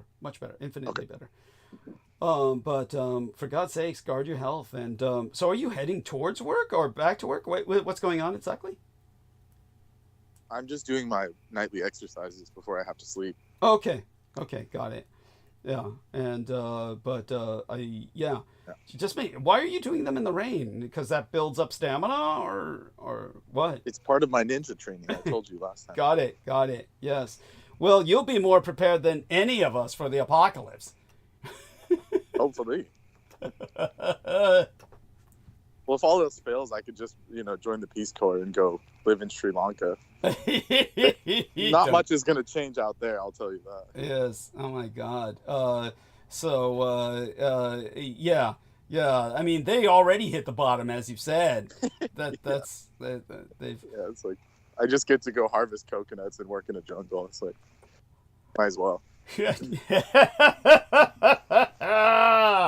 Come on, we don't want you to degenerate into that. We need you here for when the action starts, all right? Yeah, we don't want you to... Well, you got to start getting some gold out of the vaults then. Oh, man. Well, we'll work together on that, all right? And with our I'm listeners. not about to join a force that's broke. Well, unfortunately, they think you're part of it no matter what. They're attacking you as if you are. So, it's... it is what it is. And it's definitely frustrating. So, we'll work on it. We'll work on it. It's everybody, we've got to start finding a support for me. Ladies out there, as I said, the invitation is open. I need to move in with somebody else who can put a roof over my head, and well, there you have that. Then I'll maintain this place as a storage facility, the dump, the crypt. So now it sounds like he's... Good God, what is that sound effect? Is that chewing, or you're walking through puddles, or you're kind of that's the rain. That's that's... Oh my God. Yeah. Yes. Yeah. Your channel is now an ASMR channel. Yes. Oh my God. So you guys did well.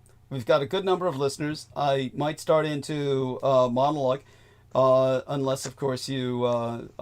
anything else you guys can think of before I start into monologue?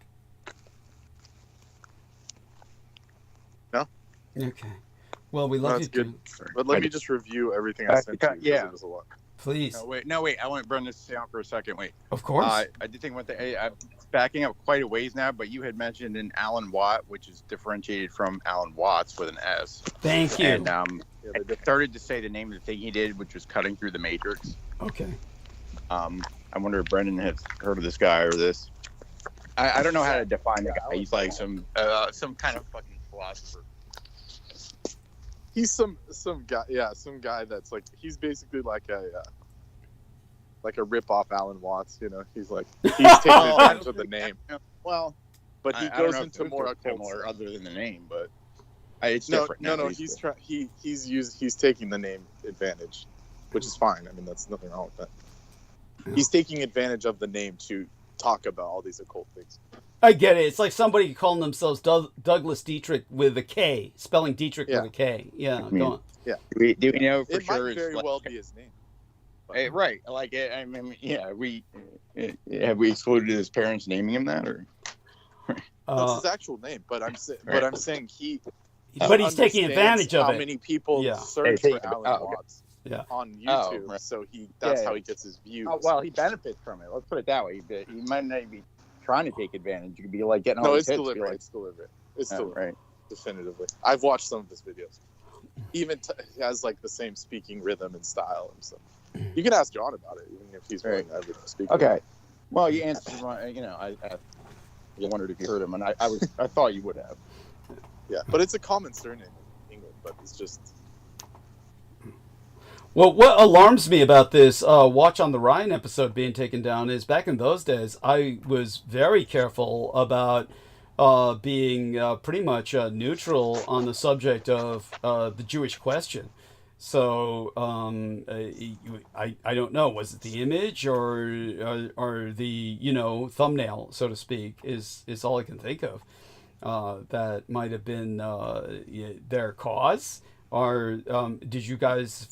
We were unable to identify it until it's found by John Warrington. We'll be unable to identify what the thumbnail even looked like because it was so long ago.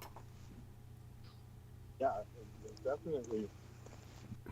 It was one of those where you had the DŌNG̵HԻ dagger, I think. Okay. Something like that. Yes, got it. And at any rate, so such being said, yes, go over the list of all of the things that you brought up, please. Well, I just checked it. We talked about it all. Okay, good. The missiles fired from Yemen hit Israel, and I said the Iron Dome's getting rusty, and, and then the robot vacuum that they're using. They're bringing in robots to clean the onsen in Japan because of labor shortage.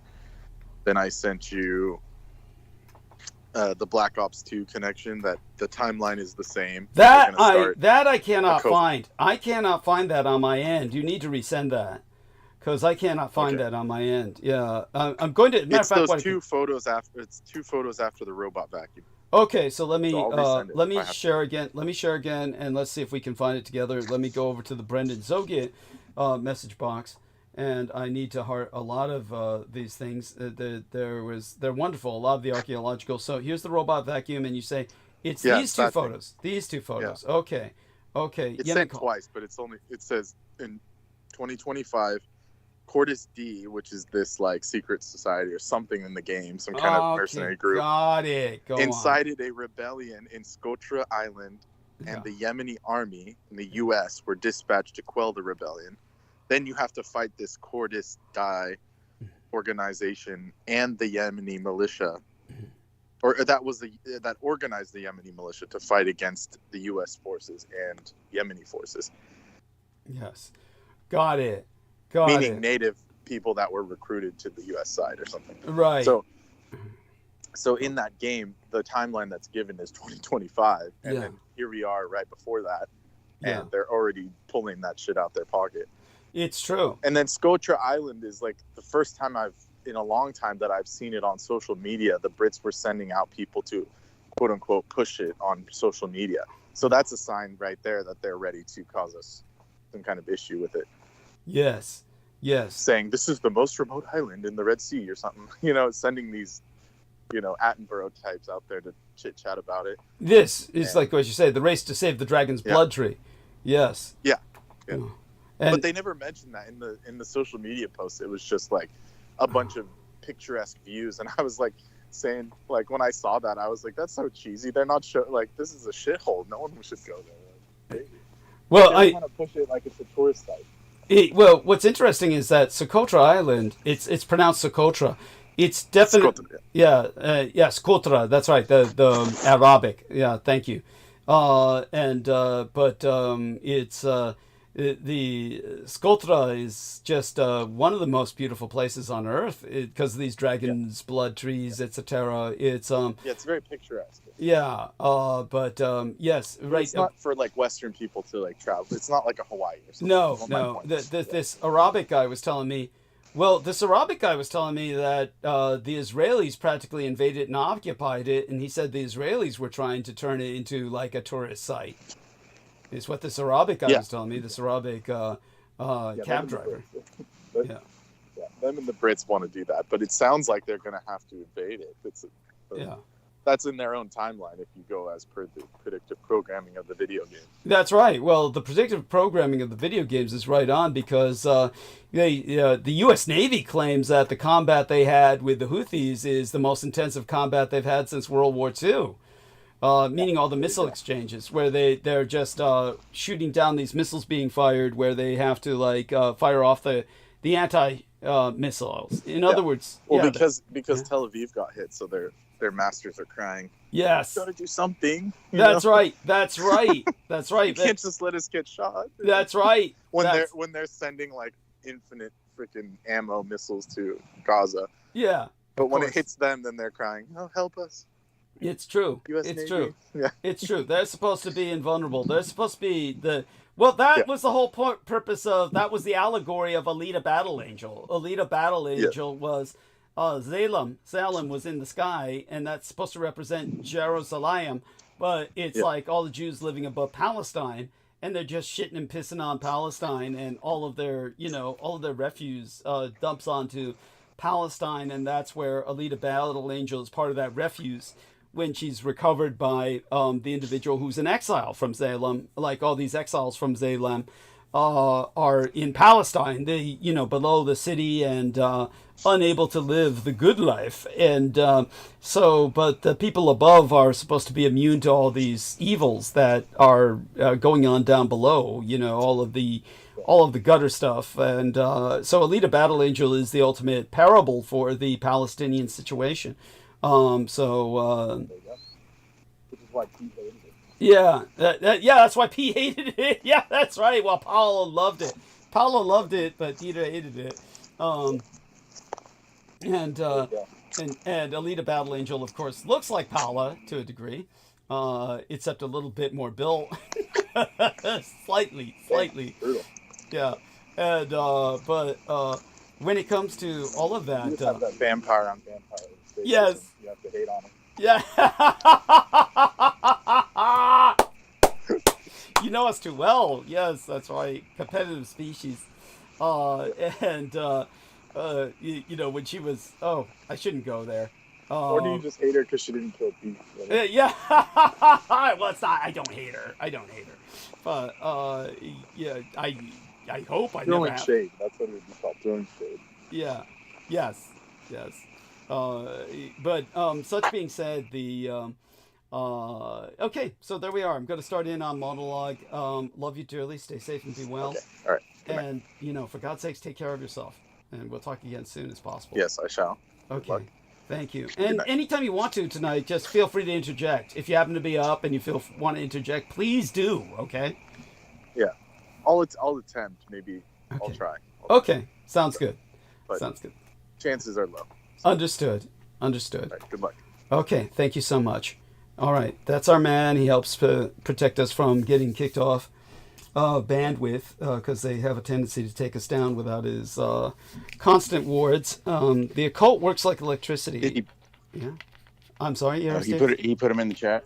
Oh, he put him in the chat. I have to look at the chat. Yeah, he put him in the chat. And so in the text, we need to disambiguate the text is what's on the Skype, as opposed to the chat refers to what's in the channel. So give me a second here to grab a drink. Okay. Right. Make certain to burn bandwidth for me while I take a drink here. Thank you, if you can. Aristides. Oh, are you moving? Are you moving around? No. Well, I'm going back to sit down. Okay. Excellent. Now I'm trying to regain my voice here. For everybody who all right, let me see what else. Look through anything else on my list. Really. Did you bring up what was it? Yeah, you talk about the Russian general that got killed, right? Yeah, I did bring that up in the last episode. Mm-hmm. Yeah, I touched on that. Okay, So, just do you making know sure something else about it? Do you know anything else about it? No, not really. Okay, thank you for that. I don't know. I saw it again a couple days ago. I'm like, I don't know what's up with that. Not much. Well, but it's just like what you're saying. They'll just like, they'll just go kill you. Yeah. What's this? How did he threaten? When did they threaten Trump? When did Putin tell Trump he would kill him? Yeah. Well, basically, when it comes to the Russian general, what happened was he was guilty of abusing chemical weapons in Ukraine, and the Ukrainians killed him. So the Ukrainian assassination, well, their secret service is very lethal, very effective. And you got to remember, well, I mean, it's easy enough to believe. It's the Ukrainians and the Russians speak the very similar languages. They look alike. So it's like the American Civil War between North and South. You have spies that could easily pass on either side. And it's a wonder that nobody speaks more of espionage between the North and the South. There were, of course, spies on both sides, but you never hear much about espionage during the American Civil War between the states. And you have to ask why. And one of the reasons why is their cultures were so different in the North and the South that it was very hard to have spies that would pass in each culture. Their cultures were really... just the accent itself. Thank you. Yes. Yanks, the Yanks. Yeah. They're very distinct. Very distinct cultures, accents. Yeah, they viewed each other as different races, and you'll see that if you look at their correspondence. Among themselves, so it was a war of racial extermination as far as the North was concerned. So that's an important thing to factor in. But I would dare say the Ukrainians and the Russians have more similarities than the American North and South did. So it's far easier for the Ukrainians to penetrate Russia and take out generals than it was for the Southerners to do so. But then again, the Abraham Lincoln was assassinated by a Confederate state soldier. So that's because all the North thought the war was over, and they were like... but the Booth family, they were in the North a long time doing... That's true. They're actors. They're That's true. famous actors. That's true. Thank you. So it's they got a pass. Yeah. There's a reason. Yeah, excellent point. Excellent point. Point well taken. See, he knows his stuff. And so with that, I'm going to dive into our monologue. Let's mark the time, 3:25:55. Okay, let's start with the good news. Is my technical quality all right, by the way? Can everybody hear me? I can hear you well. Okay, Let's see what the listeners think. Yeah. Why monologue and not soliloquy? We'll get to that point maybe. Explain to our listeners the disambiguation between monologue and soliloquy, dear Brendan. Let's see if he's willing to do that or in the mood for it. He may not be in the mood. And Tad Rickett says about my biological father's title for his book, The Ideal State of the Future. Amazing! Yeah, a soliloquy is when you're by yourself, essentially. Yes. You're not speaking to a crowd. Yes, good point. Oh, God, that's sad. Solo. Yeah, solo. Yeah. Thank you. Important point to be made. It's like your deepest internal thoughts, but I was just saying, eventually you'll get to that point. Yeah, let's hope not. I'd hate to be alone with myself. Yeah, that's but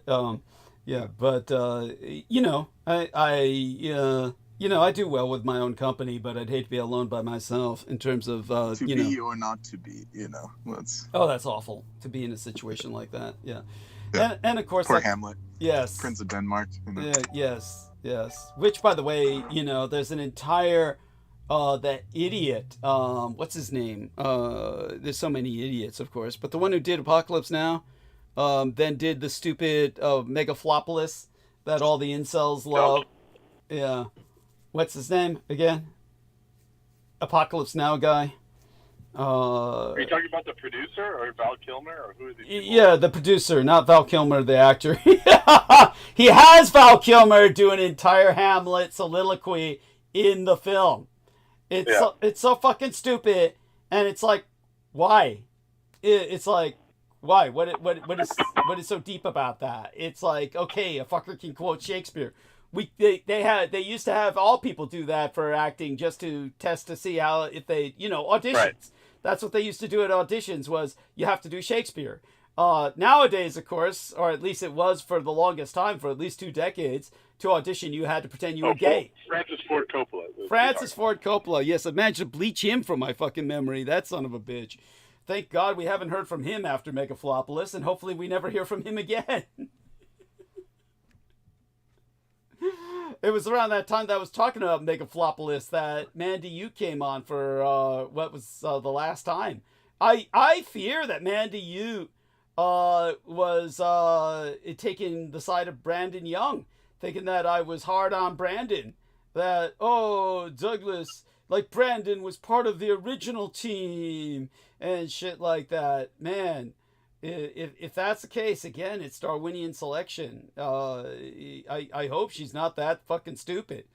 For anyone who's even dealt with Brandon, God, what a piece of shit. There's there's nothing positive to say about that guy. Subhuman garbage, not even human. Just, Adamites all when it comes to Pete Moon, Brandon Young, yes, Lorian Ann Fenton, Graham Hancock, and they don't necessarily like each other. So here we are. Good, more sigils that will help protect us. And all right, thank you, Brendan. And Aristides, just checking in with you. You're okay? Your audio, everything? Yeah, I'm here, but I'll be on mute if you're gonna monologue. So. Yeah, understood. Yeah. And just checking. If you think you're going to tap out, just let me know. Send me a message if you think. I understand if you don't, because sometimes you just. Okay. Well, yeah. I'll just hang here. Maybe I'll talk to you soon. All right. Yeah. Okay. Thank you. Love you dearly. Yeah. Stay safe. And. All right. Okay. With that in mind, again, let's start with the good news. A DA has assessed that the Luigi Magnoni prosecutors are risking a full acquittal after their first major mistake has precipitated a moment of reflection on the moral dimension to America's flawed healthcare system. The killing of United Healthcare CEO Brian Thompson has set off soul-searching among many Americans.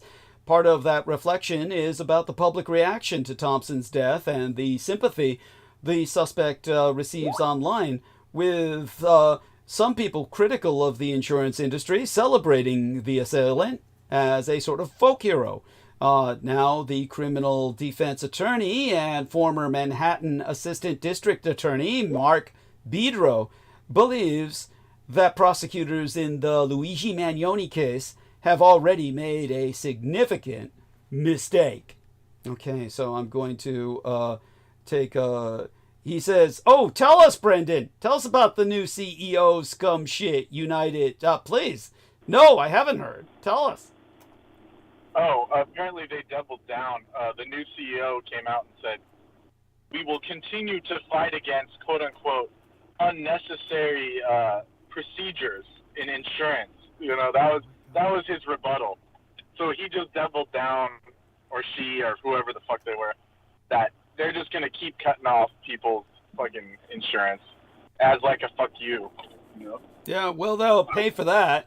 And then people were already making memes like, this person's just asking to get killed. Yes. Yes. Someone was like, let Luigi out for a side quest.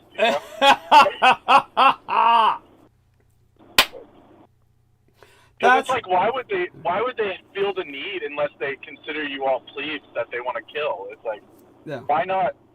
At the very least, just don't say anything. I don't know why they'd have to double down on that. And what do they mean by essential? They're saying we're going to keep fighting non-essential procedures. It's like, this is people's lives. This isn't non-essential, but that's how they feel about people. It's like, you're non-essential. Yeah. they're horrific. They're horrific. So this is going to cause more problems than anything else, probably. Even more than Trump, if these people are just going to sit there and say, yeah, you guys are expendable. Well, while we're paying them out of our check, it's bizarre. Well, beyond that, this is happening while Trump is attempting to privatize healthcare. And then we'll all be in the hands of these people. So, imagine that. I mean, how much more private can you get, though, than what it is? Like if they're already calling shots on who lives and who dies, it's like, how much worse can it get? Oh, it can get worse. It'll get a lot worse before it gets better. It's outrageous. Yeah. Oh, yeah. Thank you. It's egregious and outrageous. And, as you say, they're simply inciting it now. They're inciting it themselves. Yeah. They had no need to say anything. Like you said, their best bet would have been silence. Just keeping their heads down and doing their dirty deeds in the dark. But no, They want you to know they're in charge. They want you to know, and they want to spite you. They want to rub it in your face. And basically extol their power and let you know you're powerless and that they will continue doing what they're doing because they can. This is, of course, thank you for sharing. Yeah, and it's like, it's the classic, like, blame the victim. It's like, what is the insurance overspending have to do with the normal person that has, like, it's like the doctors in the hospitals that are pulling all this money out. Like the doctor I had, this was like a private practice. She did like a wart removal and was trying to charge me for like 3 procedures, and I had to call the insurance and tell them, like, you got to investigate this bitch because she's trying to have me pay for something that was included in my yearly physical that's free. So it's like they're going after just the patient instead of all these, like, health practitioners, cricket practitioners. Yeah, the practitioners, but not just the doctors, everyone, like the whole system.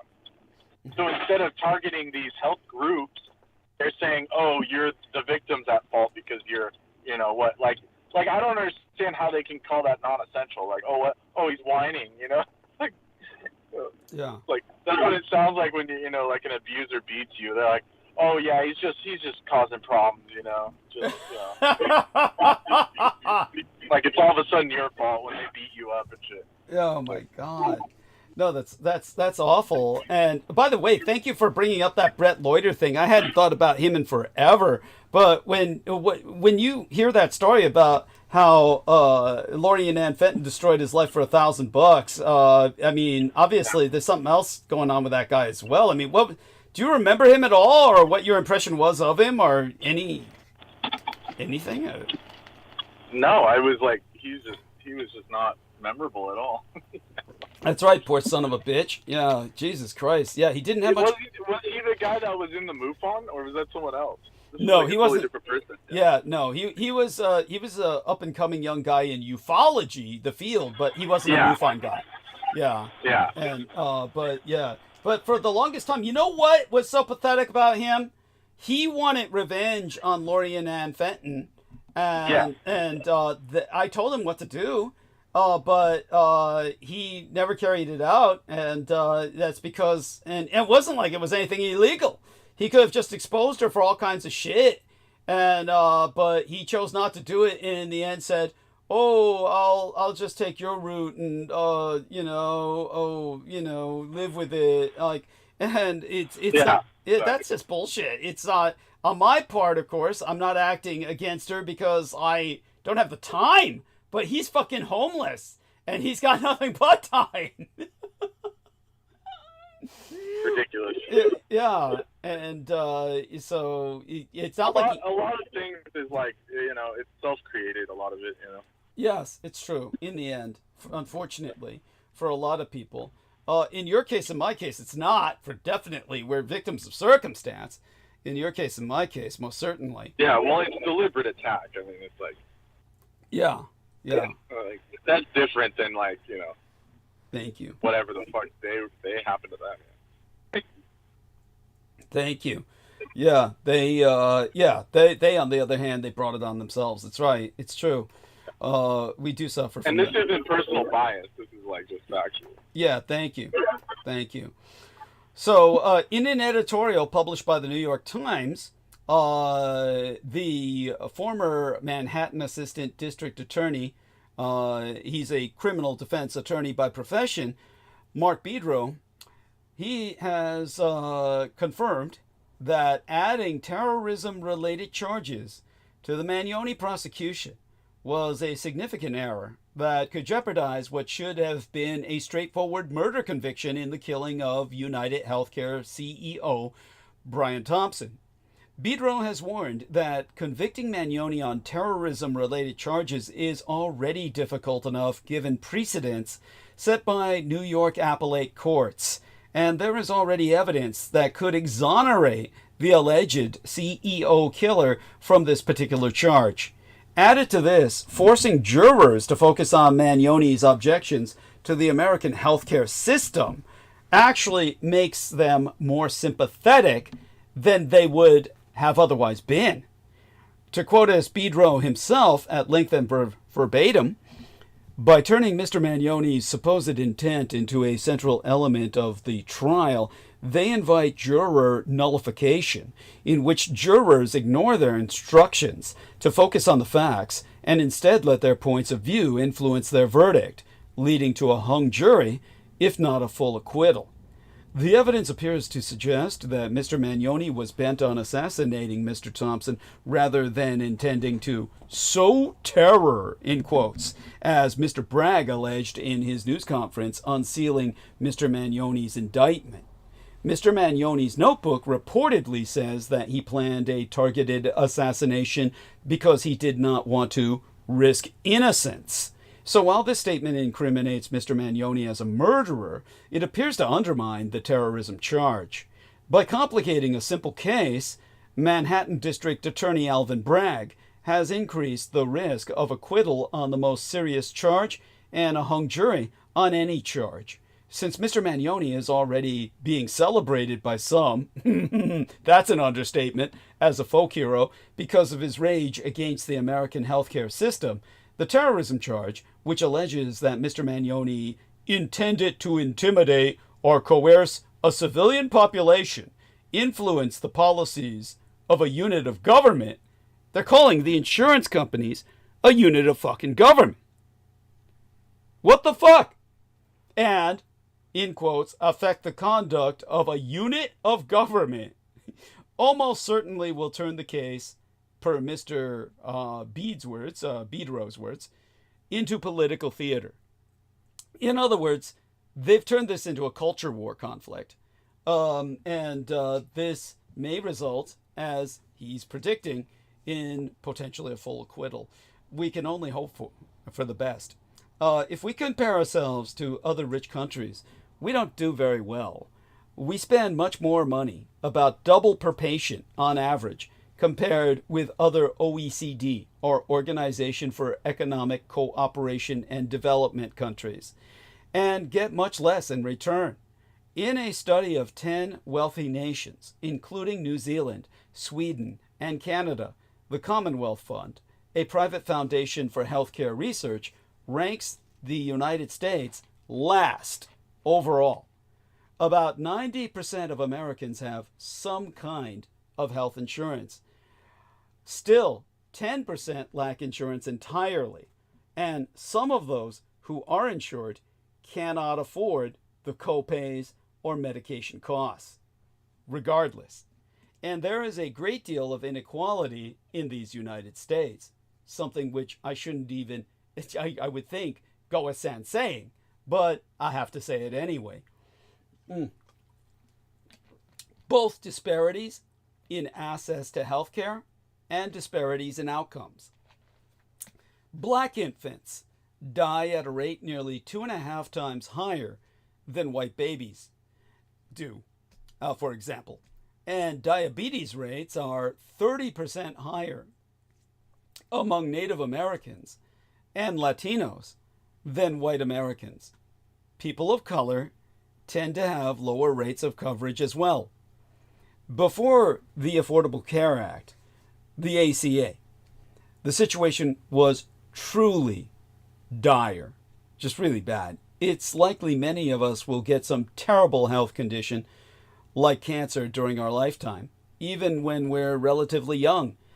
And what that meant before the ACA was that if you got sick enough to lose your job, and so there go your health insurance, new insurers could charge high rates because of your pre-existing condition, as they called it.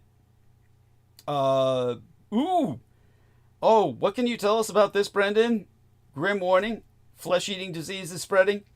Should be washed. What should we be washing? God damn, I hate mosquitoes. Yeah, apparently Southern Australia is having this bug vectored in flesh-eating disease. So they're saying, I guess, to wash yourself more often or something. Good But God. I didn't really want to read it, to be honest. I don't blame you. No, that's shit for Ian West. He'd be fascinated by Cases of a flesh-eating bug are increasing in parts of Australia. That's what it says. Yeah. Including inner-city suburbs. Yeah. Jesus. 344 cases of a Buruli ulcer in that state so far this year. And cases were largely popping up in coastal areas such as Melbourne's inner northwest. It had been found in other parts, including Victoria, et cetera, et cetera. It says, warned about not handling possum or feces and wear loose-fitting clothing to protect against mosquitoes. Exposed contaminated skin by soil or water should also be washed following outdoor activities. Anyone who comes down with the disease are highest in people aged 60 and above. There you go. God damn. And who the fuck would go out and play with possum feces? Oh, stop handling all the possum Dude, this feces. is Australia, man. This is Australia. Ask Nemo. He said it out in the bush is bad. Like, these people are crazy. Oh my fucking God, it must be. It's like telling people. Imagine the health department giving us a warning here in America. Don't go out and play It's with. like what you tell kids. Yeah. When you come back home, wash your hands. Yes. You know, take a bath.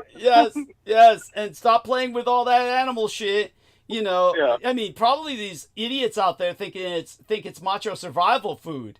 Saying, see, it's like, this is like the scat of animals that has nutrients in it that you can live off this shit. And besides, it makes you high.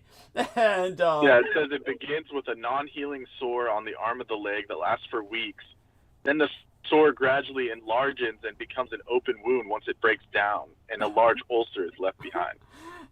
It's like if I had a wound that wasn't healing in days, I'd be going to a doctor. Yeah, that's what I'm saying. Yeah. Who's out there saying, yeah, it's fine? Yeah. And it's like bursting, or the pustules bursting. Well, a lot of this is toxic masculinity. There was this one big, healthy, strapping Mexicano guy who, I think it was Mexico. It might have been some other Central American nation, but anywhere down south of the border, it's full of macho men.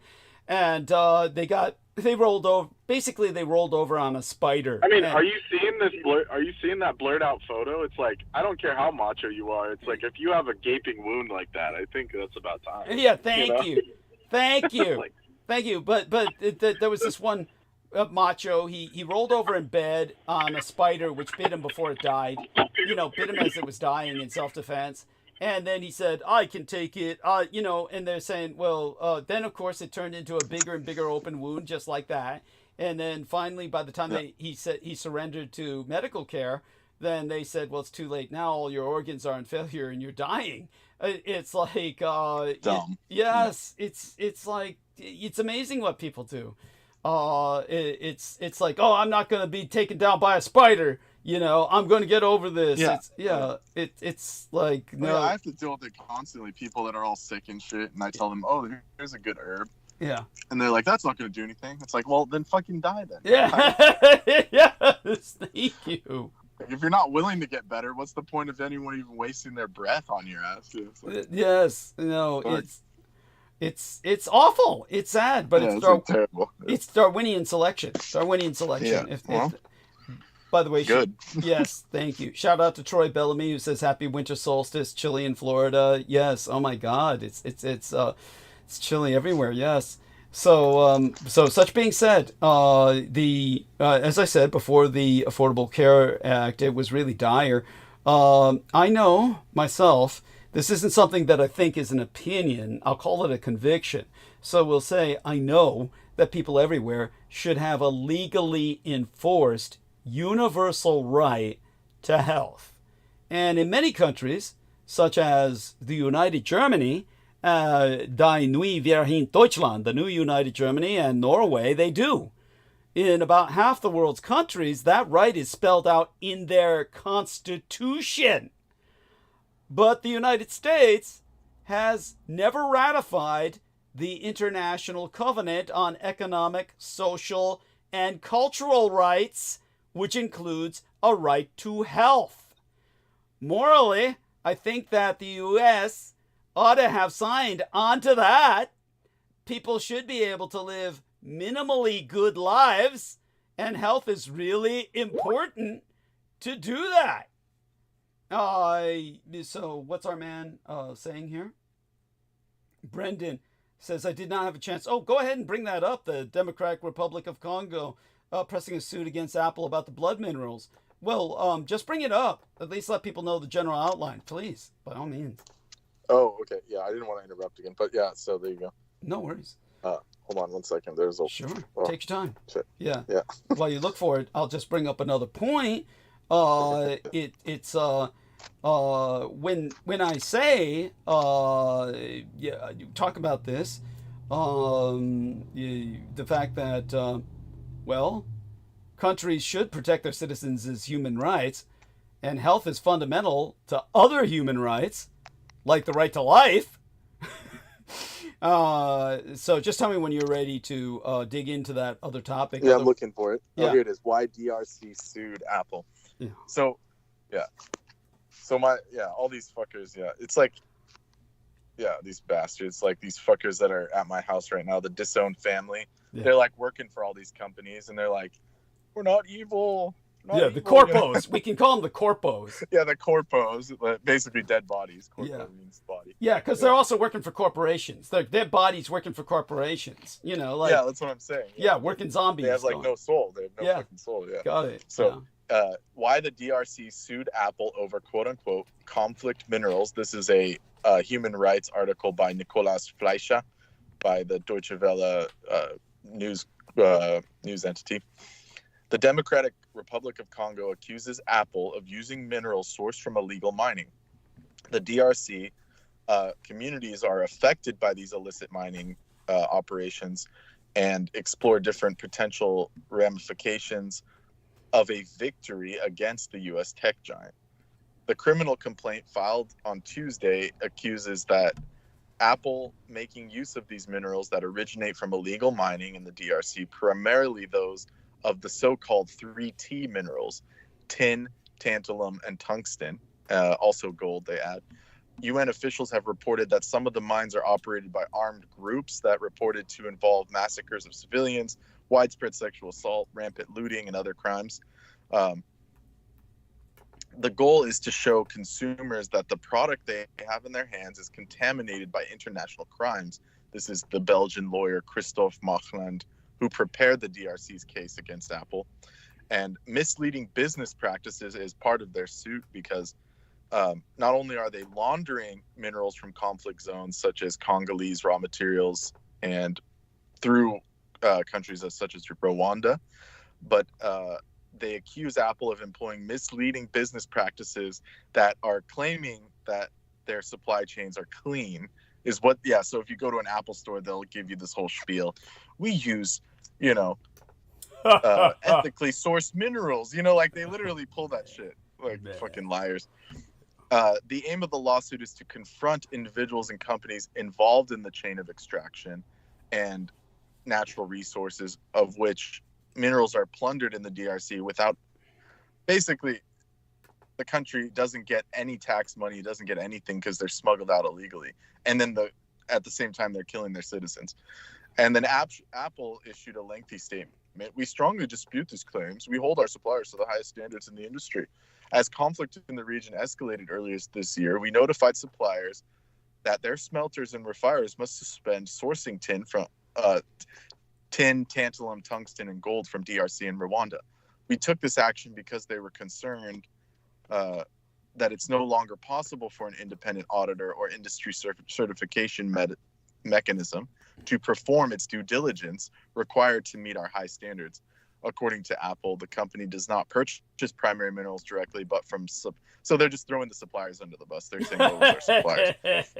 And Apple's conflict minerals state that there's no reasonable basis for this supply chain issue, directly or indirectly. So they're just fucking lying through their teeth. Of course. It says many NGOs are skeptical about the effectiveness of its control mechanisms, meaning Apple. The UN group of experts on the DRC revealed that gold mined in the country is illegally routed through Rwanda and Uganda before being exported. This is the watchdog of African natural resources, AfriWatch. This guy's saying it's known that there are refineries in these countries that are supplied with the raw materials from DRC. And there are reports that clearly prove it, although authorities in Rwanda deny that the country is complicit. The gold from South Kivu is sold to buyers based in Kigali and Sinagugu in Rwanda. And the illegal extraction of these minerals on the east coast of DRC is one of the reasons why our war continues. This is what the Rwandans are saying. It's a predatory system of people, this is the illegal war in DRC because there's a conflict going on. Yes. This is the predatory system of the people who want the conflict to continue in order to plunder mineral resources. So basically these companies are complicit in civil war. They don't care how many people die as long as they get their metals. It says traders often took the minerals to countries like China to cover their tracks and then ship them back. These are processes that are being delivered to companies such as Apple. So basically, they're using these back channels and then saying, "Oh, we're just buying from the Chinese. We don't know where it came from," shit like that. Oh God. The U.S. tech giant claims to be increasing the use of recycled resources, quote unquote. According to Apple, 99% of their tungsten and 100% of their cobalt in the batteries from iPhone 16 products are recycled, which I'm sure that's a lie too. The company claims that its policy includes financing institutions that improve traceability of raw materials and all this bullshit. I mean, they're just lying. Anyways, So, of course. Thank you. That's important. And it gets worse. This isn't even the end of the article. It's saying that all these companies, Apple, Google, Tesla, Dell, Microsoft, are all dependent on child labor in DRC's cobalt mines. Jesus. Yes. So, yeah. That's because the children can get into the mines. That's why the British were using children in their mines. They can get into the tunnels easier, and they can dig smaller tunnels, save energy, and just make child tunnels. And oh my God, this is horrifying. This is frightening. Yes.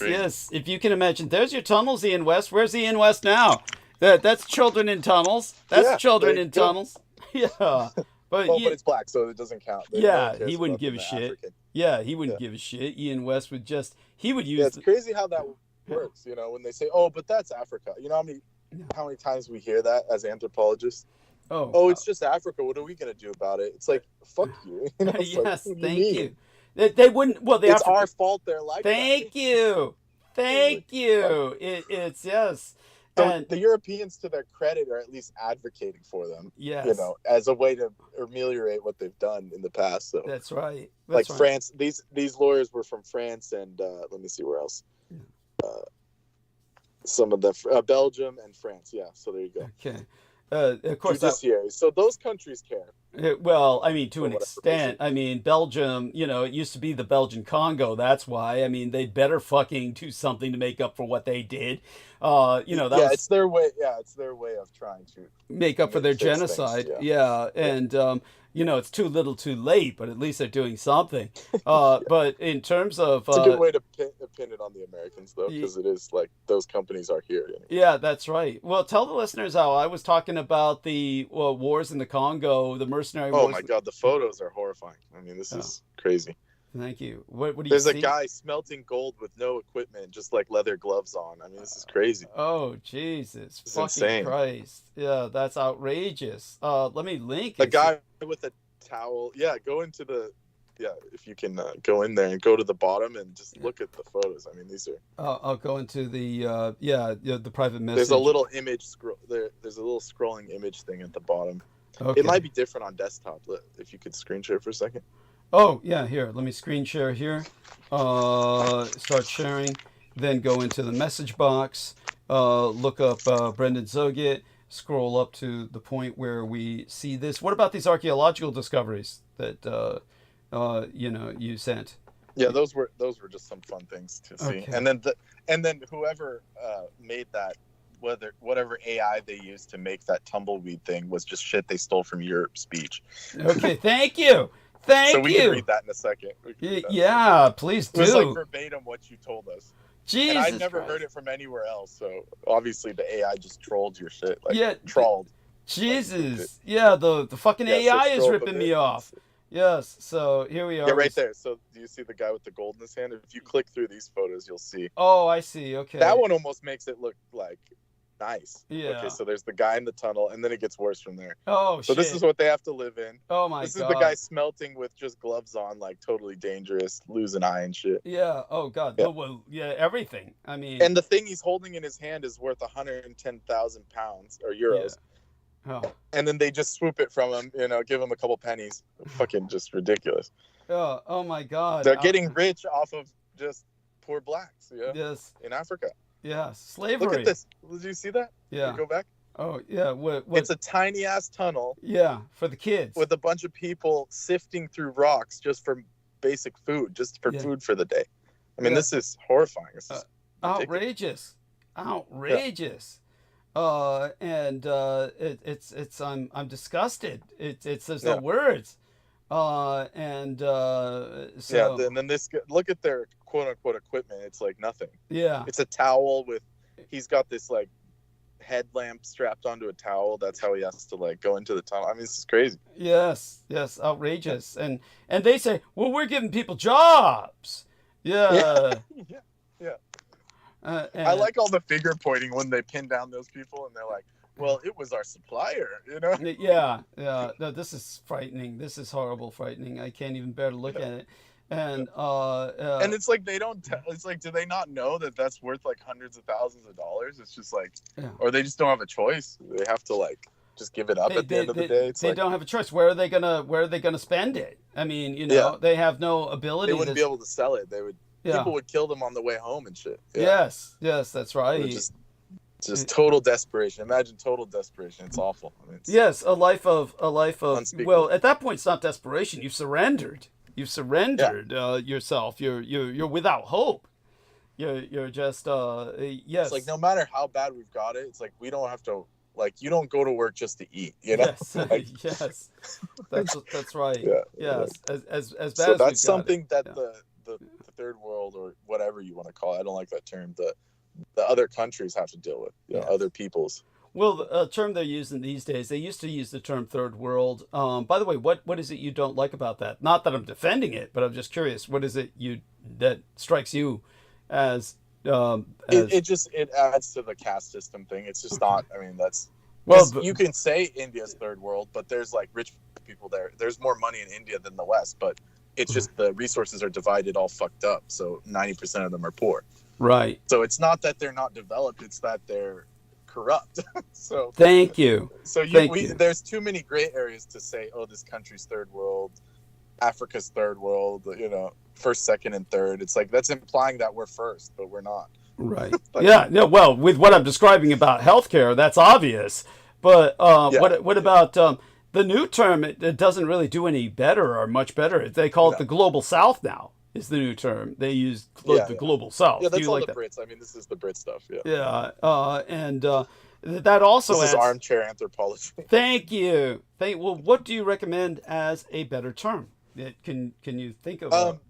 Like from my perspective, it would just be like, developing you just have nations? to take. Developing nation? Developing nation is the one we would use that I used in my writing. Okay. So you would say that, but what is development now? Like you get a couple plastic chairs, everyone gets a chair. That's their development. You're no longer sitting on the floor. Like what kind of development is that? But seriously, no, I'm not joking. This is literally what they like. like this is their, like when you send these NGOs, they'll say, okay, there's a schoolhouse where they're doing, so it's actually healthier for the kids to be on the floor and grounding and then learning the ABCs naturally. Yes. Like where the teacher stands up. And then their version of development is to build a schoolhouse where everyone's in chairs, and then the teacher's in a chair and everyone else is in a chair. You know, so it actually is, the ergonomics are worse for learning. Yes. And that's their idea of development. It's not about any kind of real improvement. They're not improving the food. They're not giving them money for clothes. They're saying, oh, we bought them a schoolhouse. That's the, you know, it's just crazy stuff like that. Yeah. Also, don't forget the craziness of Al Gore sending all the computers to Africa, and there's no electrical grid. Yeah, that's what I'm saying. Where do they plug them in? Like yeah. That's their idea of development. Progress and development, they call it. Where it's just furniture. Like they're sending furniture to people that don't have food. I mean, it's a joke. It's like really. Thank you. And a computer you can't plug in and shit. Yes. Thank you. It's like there's no. It's not providing a solution. It's just crazy. It's just insane. Yeah. So progress and development isn't even good. Like it's like in our terms, it's not good. Like. Yeah, you know, I mean, you're also taking people away from nature. You can actually integrate nature into it, but like for example, like you go there and you give people like all this sorghum and like stupid ass food, like free food. They think it's free food and helping them, but those people have survived for thousands of years there. Yes, that's not their problem. It's not like they have an issue with that. Their issue is that their countries are corrupt and all this European money's getting stolen. Yes. So why not deal with that first instead of giving them all this fake food? Right. I had an anthropology teacher. She said she went there, and the guy saw her eating Spam, right? Yeah. She was like, you know, an anthropologist. They had just like dry goods and stuff. They couldn't take food with them. Yeah. And the guy, and she traded him for some like tribal food, right? Which was he superior. spat it out in front of her. Yeah. Yeah. He spat it out in front of her and said, "Are you people crazy? Thank you. You're eating this?" Because they thought that they would be eating like the best food on earth because they had money. Right. And they said, "What the fuck are you eating this for?" You know, it's like. Thank you. It was insane to them. Like the tribesmen thought they were crazy. They said, "You're fucking insane." Thank you. Spam is awful. It is. It's like. And she was happy to trade it because she was getting real food. Basically. But by the way, they're like actual barbecue. Have you ever heard the rumor? The rumor is that spam is an acronym for spare parts and me. Yeah. SPAM. Yeah, it's definitely not for spiced ham. Like yeah. No, that's literally what it is. It's an industrial food. It's just a scam. It's a spam is a scam. You know. Yeah. Yes. To say the least. That's why it became the word of unwanted shit. You know, like you get a bunch of spam in your mailbox. Yes.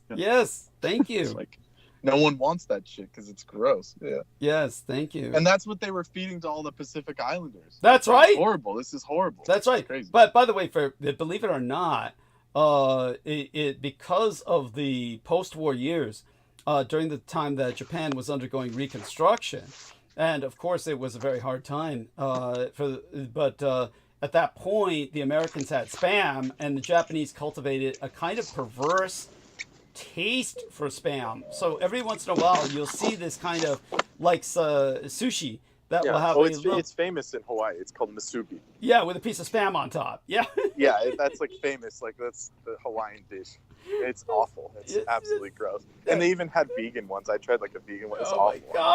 Oh my god! Why bother? Why would anyone make vegan spam? Yeah. Yes. Thank you. Thank you. It's a weird kind of comfort junk food. It's like it became like a cultural thing or something. Yeah. It's like, why do Americans eat, Baby Ruths? That was like, what's his name? The guy from the Goonies. Of course. And I feel guilty. I feel guilty that I was using his voice for Donald Trump. I feel guilty, but like I said, think of it as Sloth's evil twin. How could you do such a thing? I know, I'm doing Sloth dirty. Sloth had heart. Yeah, we all love Sloth. We all wish he was still alive. And we all wish he was president instead of Donald Trump. We really do. Oh my God, if Sloth was president with, solid advisors, he'd do infinitely better than Donald Trump. I mean, that's but yes, but I use the voice because Trump is retarded. Yeah, that goes without saying. Thank you. Think of Trump as Sloth's evil twin. He's Sloth's evil twin. He turned orange, and he's all toxic, poisoned, and shit. I mean, have you heard of those meth alligators that are exposed to all that fucking industrial effluvia and they turn orange? You can look that up. It's a real thing. He's fading out. They've got him. Okay, so I'll return to monologue. But yeah, they're probably from Florida too. Just like yeah. Am I audible? Yeah, you're audible now. Thank you. Yes, that's right. Well, I'm sure they're in Florida, but they're everywhere. These orange gators that are. I saw some. Yeah, I saw some news article that said monkeys escaped in Florida. I thought maybe Ian went back there. Fuck. Yeah, that poor piece of shit. Did you hear what happened in Louisiana? Somebody died of bird flu or something, or that new fucking avian flu that's emerging or something like that. We could only hope it was Ian. At any rate, yeah, fingers crossed. Yes, fingers crossed. Okay. Well, I'll thank you for that. Feel free to interject anytime you wish, for as long as you can hang on. So people I'm were having connection issues, so just carry on. Understood. Thank you. So people are asking me, whoa, what do you mean right to health? Okay, that I should not need to articulate this. And I find it bizarre that people are even asking me. But when I say people have a right to health, I mean they have a right to the socially controllable determinants of health. This would include a clean and safe environment, healthcare, and adequate food, water, and social support. I am not saying that they have a right to be healthy, because you cannot guarantee that for anybody, especially someone like Ian West. Or, help me out here, the Tai Chi master of dumb shit, Vinnie Barbaric. Oh, WkEND. Yeah, why does that have to be explained? Thank you. This is bizarre to me. Why do I need to explain this to people? This is how alienated they are from reality or common sense. It's like Stockholm Syndrome or something. Thank you. Yes. I mean, there's going to be people out there who, of course, abuse themselves. Like self-flagellation or something. Yes, thank you. We don't deserve it. Thank you. I mean, Aaron Tice was telling me he's got a coworker. He works in telemarketing, but I think he telemarkets with a coworker, and I think they telecommute. And this other guy who he works with on their teleportation team, or whatever you would call it, he's this young guy who grew up in abject poverty, and he eats food way past expiration dates, and will open up ancient cans and consume what's inside. And Aaron Tice is worried sick about him, but you can't, I can relate because I grew up in abject poverty. I open up cans that are way past expiration date and taste. You were eating a moldy bar the other day. Yeah, I was eating a fucking nothing. Yeah, and but once I realized I was eating a moldy bar, I forced myself to vomit. So I do want people to know that you can't stop people from self-destructing, like WkEND eating sugar shit till he has all his limbs removed. But if somebody's that bad, that's the equivalent of guys shooting water up his veins. And so yeah, well, we're not crying for any of those people. Thank you. Fucking Christina. That was the other thing about Christine. Remember Christine when she says to me, I forgot what brought up. Why did she say? Remember she said I was insecure in my sexuality. Hey, what brought that up? What even brought that up? I can't even remember. Yeah. She's crazy. Thank you. It was, we can't stop her from taking heroin. Even though, tell her how you told her what to do. And then she said suddenly, oh, that's too expensive. What was it again? Yeah, I gave her the solution, and she's like, "It's too expensive." I tried it, and I was like, "Well, I just bought some for like $30." Yeah, well, and remember this was after she said people were giving her houses and shit. Like she was, bragging about how wealthy she was. All the money. Well, look how far it got them. So, Yeah. What's that? I said, "Look how far it got them." Yeah. There you go. Honestly. Big boyfriend. Yeah, honestly, Victoria needs to drop these people from her fucking life. You know, why does she have these people in her life? She needs to get rid of them, really. Anyhow, and what else I mean is that society should do what it can so that everybody has health care at a reasonable cost. Good governments and their social support systems help everyone secure the health they need to contribute to society. The alternative, which is what we have here, is costly for everybody, not just the people who are sick. Nearly half of the health problems in these United States stem from completely preventable diseases. I mean, this is why my biological father, Adolf Hitler, wanted to write a book on health, for God's sakes. As a wealthy country, we should have the resources to address these problems, including steps as simple as making sure people have high blood pressure medicine or regular primary care visits. Everybody should be getting that kind of care, because otherwise people certainly, guaranteed, end up in an emergency room. And even ER visits that do not result in hospitalization cost an immense amount of money, ratcheting up the costs for everyone in the system. And oftentimes patients still don't get the care that they need. According to a 2020 study published in The Lancet, a single-payer system could save these United States 13% savings in healthcare spending. That would be the equivalent to 450 billion United States dollars every year. It's a matter of how we want to be as a country. We can make health a right, but that is a decision that the American population ultimately has to make.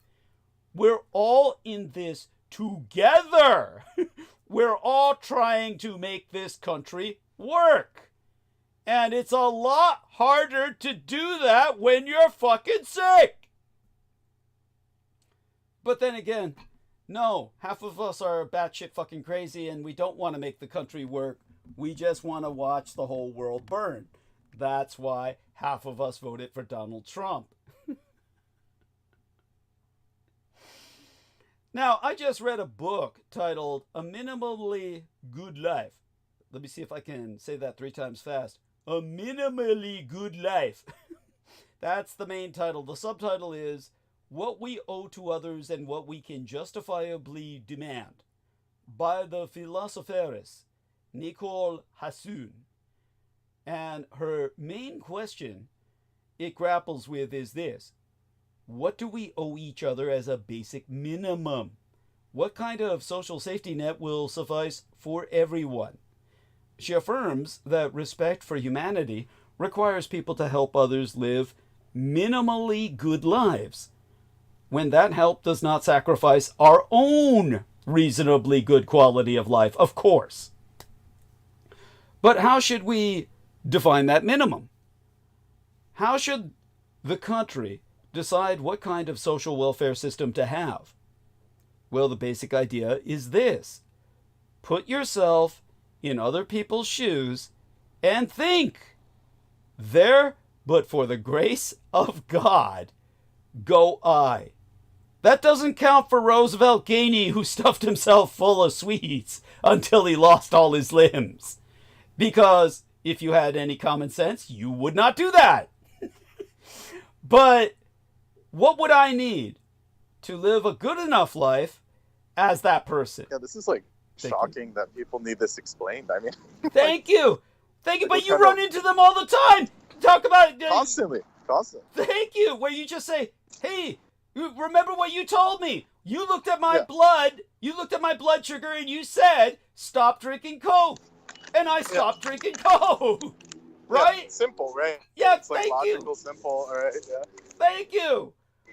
Yes. But no, you can be a Tai Chi master and lose all your limbs. Yeah.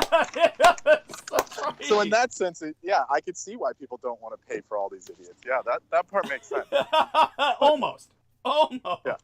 But like you just said, it's like if they just did, like, maybe it does cost more at first, but over the long run, it would cost all these insurance companies less money to, not kill all these people. Thank you. But remember, Or at least put them in a state where they're constantly in the hospital.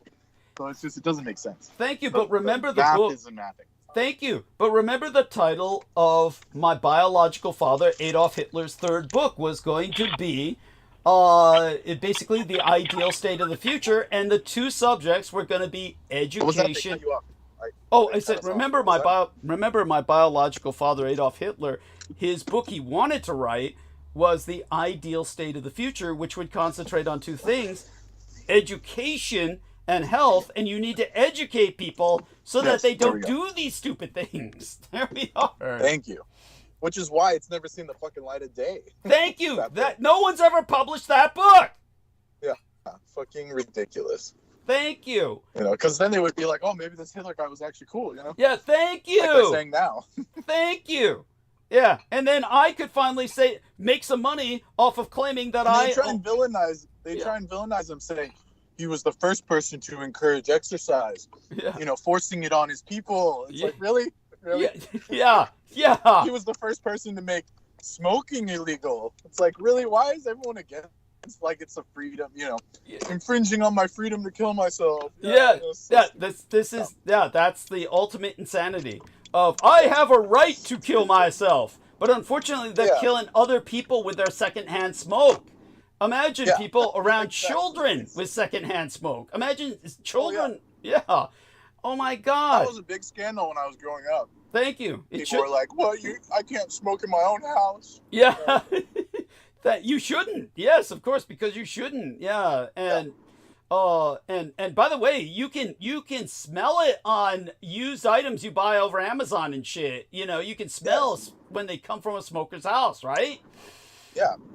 That's how That's why on eBay and shit you have to literally state smoke-free household. Otherwise people will question it and say, is it fucking worth buying? Yeah, thank you. Yeah, it's awful. That's how permeating that nicotine shit is. It's awful. And but yes, ask yourself, what would I need to live a good enough life as that person? What would I need if I were them? Now, maybe you don't have cancer right now, or heart disease, or anything else. But someday you might. And empathy lets us think about how we can create the kind of security that will help us all flourish and live good lives. Empathy. This is a point, kids. Remember that buzzword, because I'm going to get back to that when I talk about Elon Musk. No, it's also that's too much work. Yeah, that's right. Yeah. It's also part of being a good enough person. We live better lives when we help each other. When we think about what we want, what policies and laws we want to vote for. We have these fuckers say, it's not that simple. It's not some hippie dream. It's like, really? Fucking losers, man. Yes. That's why they're all suffering, all these Gen X people that think like that. Look at my so-called family. Oh my God, yeah. Because these fuckers are like, all kinds of pain and shit. And then they're like, you're a weirdo for being veg. You're a weirdo for, Yeah, because they can't. The earth every day. They can't understand empathy. They can't understand empathy. Yeah. That's, thank you. It's awful. Yeah, and so when we think about what society we want, we have to put ourselves in others' shoes and consider what would be good enough for all of us. And, well, here's where I got to start getting angry.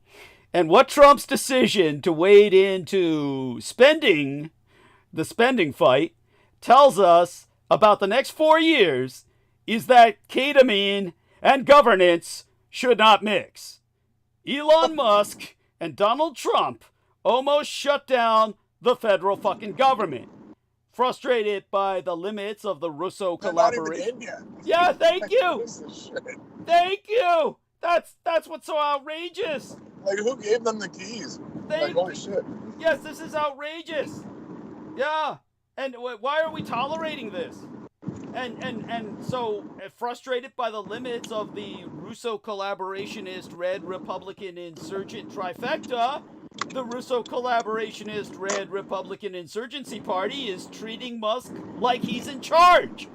For a few hours this last week, Elon Musk didn't just act as if he, and not Donald Trump, will soon hold the reins of government power. The Russo collaborationist Red Republican Insurgency also responded as if he will. This is how to turn power over to multi-billionaires who will leave you behind. Overnight. Yes, thank you. America's Congress is beyond dysfunctional, but President Biden has signed a government funding bill after Congress averted a shutdown at the 11th hour despite such. Now, this brings me to the point that I'll be running with soon enough. Psychedelic drugs hit the news last week, just as Elon Musk, America's unelected oligarch, started blowing up the government. Because chaos. They're fucking Edomites, man. Once again, America's federal government was heading for an end-of-year shutdown. We avoided a government shutdown by the skin of our teeth. No thanks to Elon Musk, Donald Trump, and the gut-fucking Republicans. The deadline for a deal was midnight of yesternight, but however the budgetary chaos would have ended, it is a sign that Donald Trump will not find governing as easy as he may think, despite his party's control of both houses of the next Congress. After days of threats and demands, Donald Trump had little, well, very little to show for it once lawmakers passed a budget deal in the early hours of yesterday, narrowly averting a pre-Christmas government shutdown.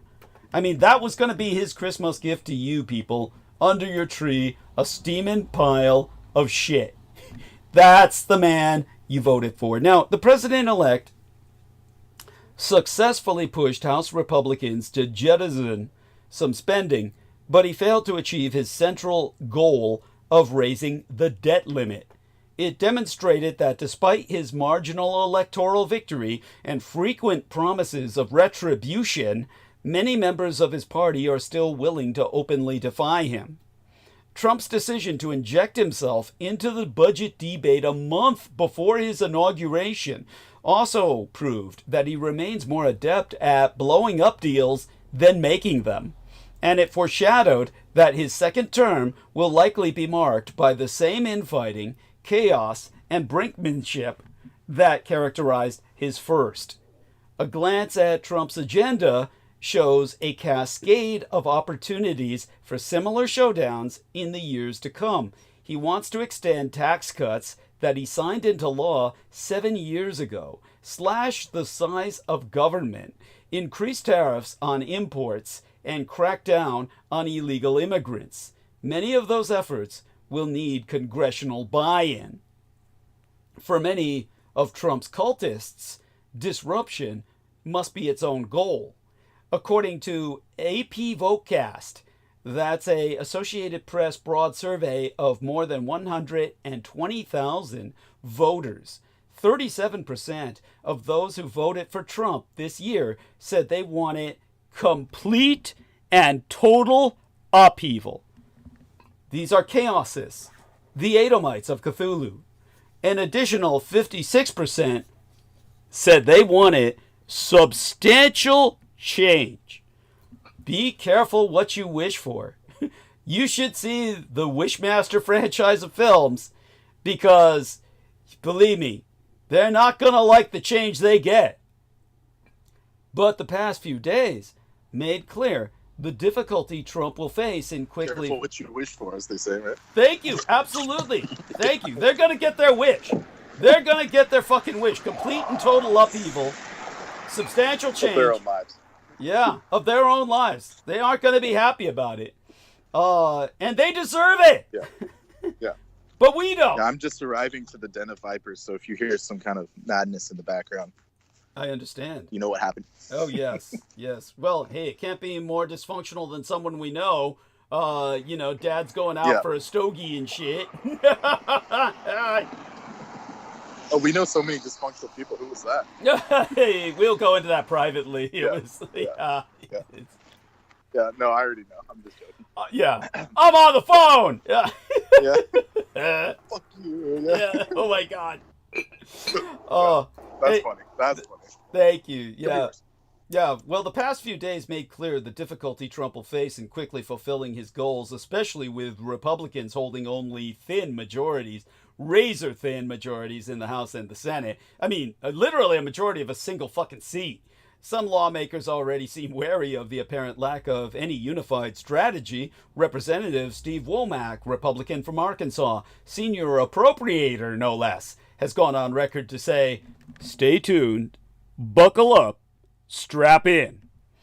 Now, the trouble started when top lawmakers released a copy of the bill known as a continuing resolution that was required to keep the federal government functioning until March. It wasn't the president-elect, but the Trump confidant Elon Musk, the world's second richest man after his own puppet master Vladimir Putin, who first began whipping up opposition to the legislation on social media by calling it excessive spending. Musk, who is beyond clueless about how government even works, killed a short-term spending bill that would have kept government open through March, provided money for cash-strapped farmers, and provided FEMA, or Federal Emergency Management Association, disaster relief, all while posting juvenile clues of his own cluelessness. Musk also regularly doses on ketamine. New York Times calls ketamine a life-changing psychedelic drug used for when life is ending.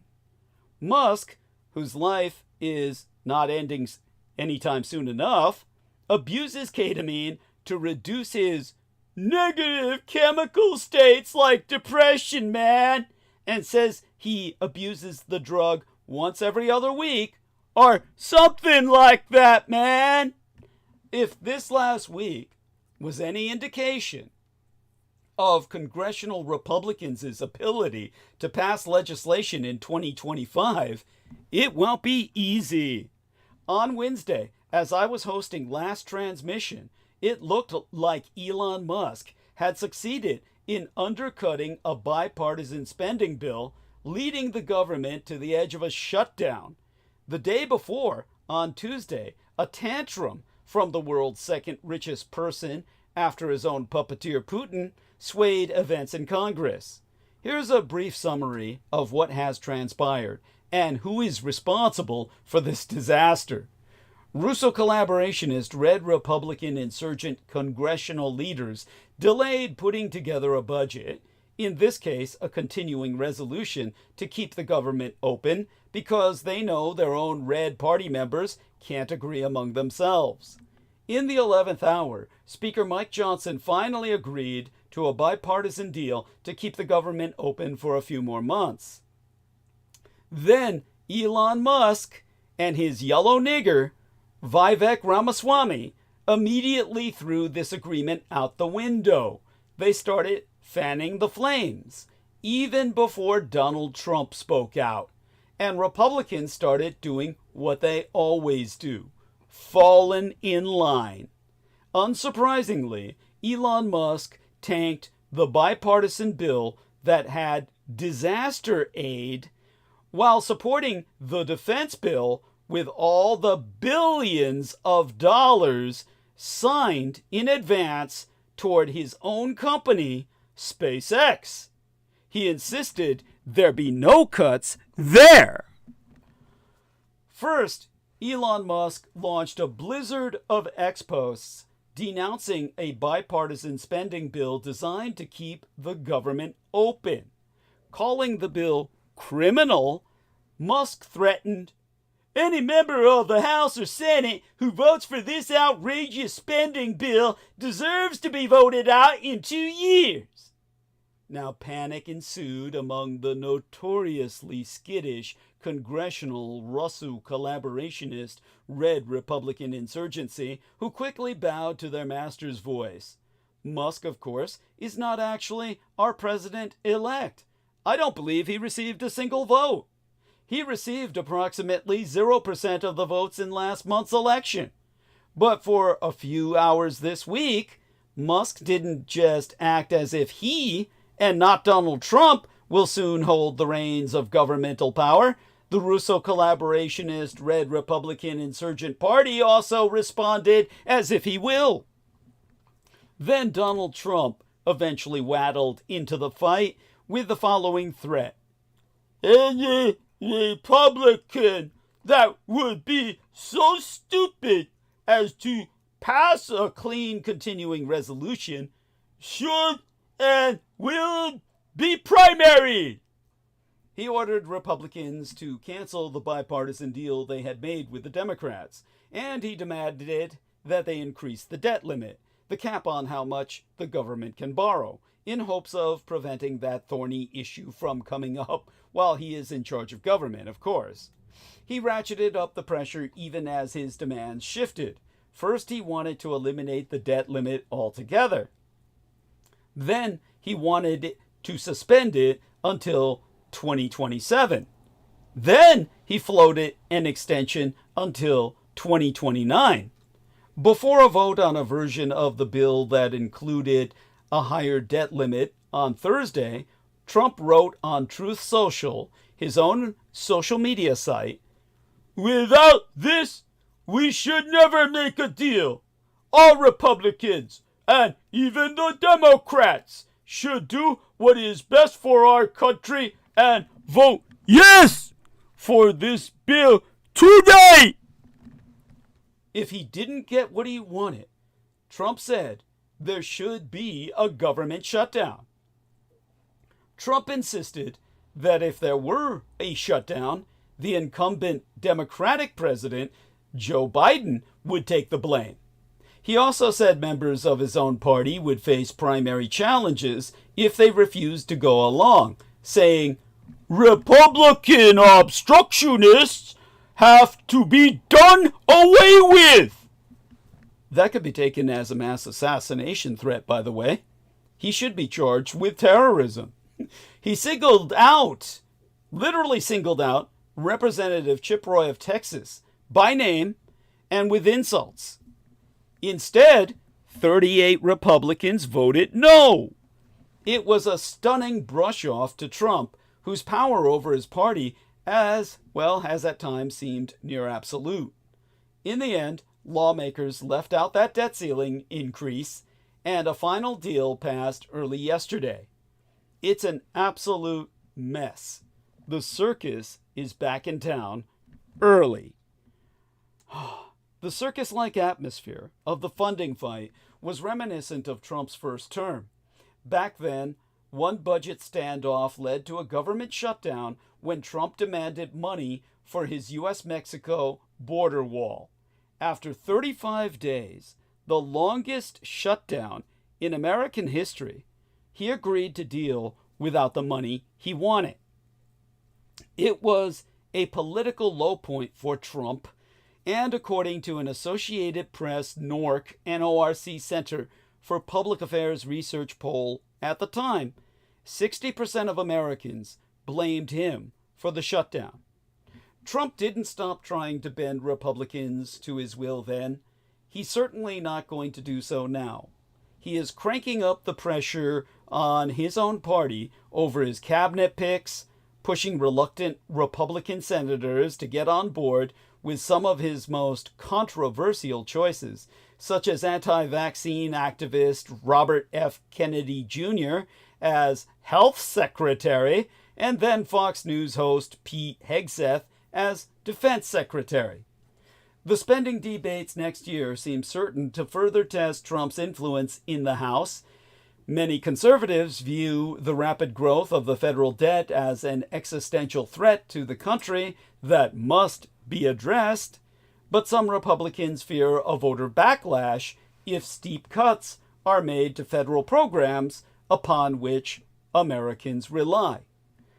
Concerns about deficit spending could intensify if Trump pushes expensive tax cuts that he promised during the campaign, such as eliminating taxes on tips, Social Security, and overtime pay. He also wants to extend the tax cuts he signed into law in 2017 that are set to expire next year. He has called for further lowering the U.S. corporate tax rate from 21% to 15%, but only for companies that produce in these United States. Trump has said he will pay for the dips in revenue with aggressive new tariffs that all economists warn will lead to higher prices for consumers. If you're the world's second wealthiest man after Putin, like the muskrat is, I guess it doesn't bother you too much when ordinary people don't get paid and services shut down. But average families would have been the ones to suffer the consequences. Luckily, Speaker Johnson and Republicans capitulated under another last-minute deal, and we avoided the shutdown. For now. Speaker Johnson can thank House Democrats for helping put the country before partisan politics. But this is just the beginning. We can expect even more drama and chaos from Republican leaders over the next 20 years. They don't call them the Red Party for nothing, especially as Elon Musk governs us all by ketamine-fueled tweetery. Ketamine blocks existential angst. But what else does it block? Ketamine is a powerful anesthetic used in psychedelic therapy, like lysergic acid, LSD, and is oftentimes prescribed for extreme psychiatric conditions, meaning psychotics, schizophrenics, crazy people. Increasingly, it is also prescribed to patients facing end-of-life terminal diagnoses to help them overcome angst based on the understandable fear of imminent death. One palliative care specialist reported that patients taking ketamine experience a profound relief from fear and anxiety, and that ketamine provides an alternative perspective of the end-of-life experience they are having, meaning their death processing. Another therapist reported that she was startled by the results when she began administering ketamine to patients facing terminal illness. Although they were all still dying, most of them lost their fear thereof. The use of psychedelic compounds like ketamine has not been researched enough to know the long-term or even short-term effects. Remember, most of the people on it are gonna fucking die. Most concerning, neuroscientists aren't exactly sure how psychedelic drugs work to alleviate existential distress. They just know they do. MDMA, or methylene dioxymethamphetamine, commonly known as ecstasy in the tablet form, and Molly in the crystal form, the first such compound to be reviewed by the FDA, recently failed to win FDA approval due to an absence of data and clinical trials tracking short and long-term effects. Scientists do know that persistent negative thoughts, angst, and negative emotions can calcify neural pathways, and that neuroplasticity, or rewiring those pathways through the use of psychedelics, allows patients to see life from a completely rewired perspective. Sometimes with just one treatment, terminal patients report that their fear of death disappears completely. But for people who are not facing imminent death, is it really healthy or even desirable to lose all fear thereof? During the budget fiasco, Musk posted 100 plus feverish tweets with misleading, indeed outright false claims, total lies, to kill the funding deal. Among other juvenile rants, he posted, "Just close down the government until January 20th. Defund everything. We will be fine for 33 days. He posted in a separate tweet that a federal government shutdown doesn't actually shut down critical functions. He's a complete governance idiot. But all Trump sees, because he is himself an intellectual midget, is SpaceX. Trump assumes that since Musk works with phallic rockets and erectile technology that rises on pillars of flame, that Musk is informed on all things. It's a dangerous assumption any teenage boy might make. Ketamine, according to doctors who prescribe it, is wildly effective at suppressing fear of death, even in patients facing imminent death, looking death right in the eye. But for people like Musk, who are not facing death, I'm not so sure losing fear of death is a good thing.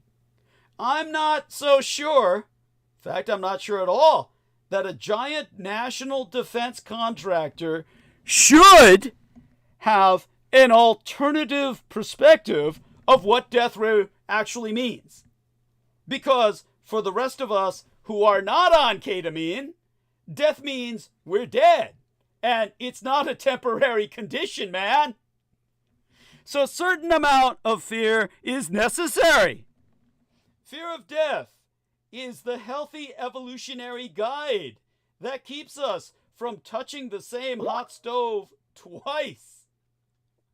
The implication of someone who has no fear of death setting national policy of any kind is comic book cliche ominous. Now, I beg your indulgence here, Brendan, on Aristides. Aristides just said, Trappist, Elon equals Trappist with $1 billion. Yes. That's beautiful. That's fucking beautiful. And it says it all. That's exactly right. That's exactly right, Aristides. Thank you so much. For those of you who don't remember, yes, Brendan, tell them. Yes. You got it. Yes. Thank you. Yeah. Thank you. It's I'm just paraphrasing something I thought I heard earlier, basically. Believe me, it's beautiful. It came up. Yeah, it's thank you. It needs to be said. Yeah. And for those of you who don't remember, Trappist Nicholson was a guy who would come on this show sitting on a multi-pronged dildo. And we're still trying to figure out, well, actually, we try not to think about it, what the other prong was going into, since unless he's like hermaphroditic. But look, I'm no neuroscientist. I'm no therapist either. Well, not professionally. But what I am, well, I guess I'm just a research librarian, mercenary turned care provider with a big mouth that I've paid the price for by being gang stalked for the rest of my fucking life. But I do know that scientists don't know exactly how these drugs work because they've said so. They have no idea how ketamine affects different parts of the brain like receptors and neurotransmitters, or how it might suppress survival instincts along with fear. Most scientists acknowledge the need for larger, academically rigorous studies before psychedelic drugs are declared FDA safe for any consumption. So, just putting two and two together, since ketamine eradicates fear, we do know that it also eradicates compassion. Compassion comes from empathizing with the suffering of others, drawing from our own suffering. But since ketamine... Yeah, exactly. I'm glad you you. brought that up. Thank you. So please, please indulge me. Yeah, it just shows the empathy pathway just gets completely obliterated, and then no one can empathize or have any kind of humanness or any kind of reality. Like they become mental. Like everything is in the mental plane. Yes. So they think they can, do the travel and do all of that stuff, but in reality, the body's failing. Thank you. It's not functioning naturally. If you don't have empathy, your body's not functioning naturally. It's completely wrong, completely backwards. And so that's the ultimate goal. Yeah. Thank you. Talk about anti-human. Yeah. Thank you. So that's the situation we're dealing with. These are the people that we're dealing with. An excellent term. These are the anti-man. Forget about transhuman, like becoming robots. It's like anti-human. Thank you. And then you can see it in the way they operate their lives and the way they walk around, the way they treat other people. You could see it. It's apparent. It's real. It's visceral. Thank you. Where they can tell people to F off to their face, where they can, be heartless and all this stuff comes very clear to the front. So, now, there you go. Point out that and say things like, I'm above you. Stuff like that. So we could see it everywhere. Well, you see that in your relatives. You see that in my point. Yeah, exactly my point. Yeah, well, tell people how the Japanese have always said that robots are far more human than most Westerners. Exactly. So that's why in the anime, manga, the robots were shown to be more human. Yeah. In fact, the cyborgs, or they would be called, they're cyborgs, not androids. Yes. But, because even Toriyama in the Dragon Ball series, he took Android 17. He wanted to destroy humans because they disrespected nature, is what that android saw nature was above humanity in that sense. Thank you. So that's what Toriyama, the mangaka, was showing in that the robot, once it became sentient, it realized the madness of these other people. So, Thank you. And it is apparent. It shows in their health. Their bodies are failing. Their minds are failing. I mean, it just goes to show, they're willing to do anything to get ahead and all this stuff. So it's apparent. So it's clear. Thank you. Clear. And so all the viewers can hear that and make it clear to them, that's how it works. Thank you. And what's so disturbing is how people think this is somehow a positive, that these people are somebody to be admired. Somehow it's a positive to be admired. Yeah. It's outrageous. They'll learn by the end, like when hell and pain and torture comes. That's when. Yeah, and it's just a natural reaction to that. Thank you. You're right. You're right. Because these men, without empathy or compassion, these men are gonna rise hell on earth. Mark my words. Yeah. Yeah. It's already in process, right? It's in process. Thank you. Because since ketamine blocks fear. Yeah, ketamine won't save them. Yeah, thank you. Thank you. No matter how many doctors prescribe, it's not going to save you. Yeah, thank you. I appreciate that profoundly. And yes, thank you. Continue, Douglas. Yes. Yeah, no, I appreciate that, really. And since ketamine blocks fear and mental suffering, we don't have those negative experiences to draw on anymore whenever we abuse it or self-administer the way that the muskrat does. We don't have those negative experiences to draw on to enable us to sympathize with others. Because, well, let's put it this way. Let me give you an example. Only a pathological lack of compassion allows the world's second richest man after Vladimir Putin, Elon Musk, who himself will never need Social Security, VA benefits, or Medicaid, to cut those lifelines for everyone else.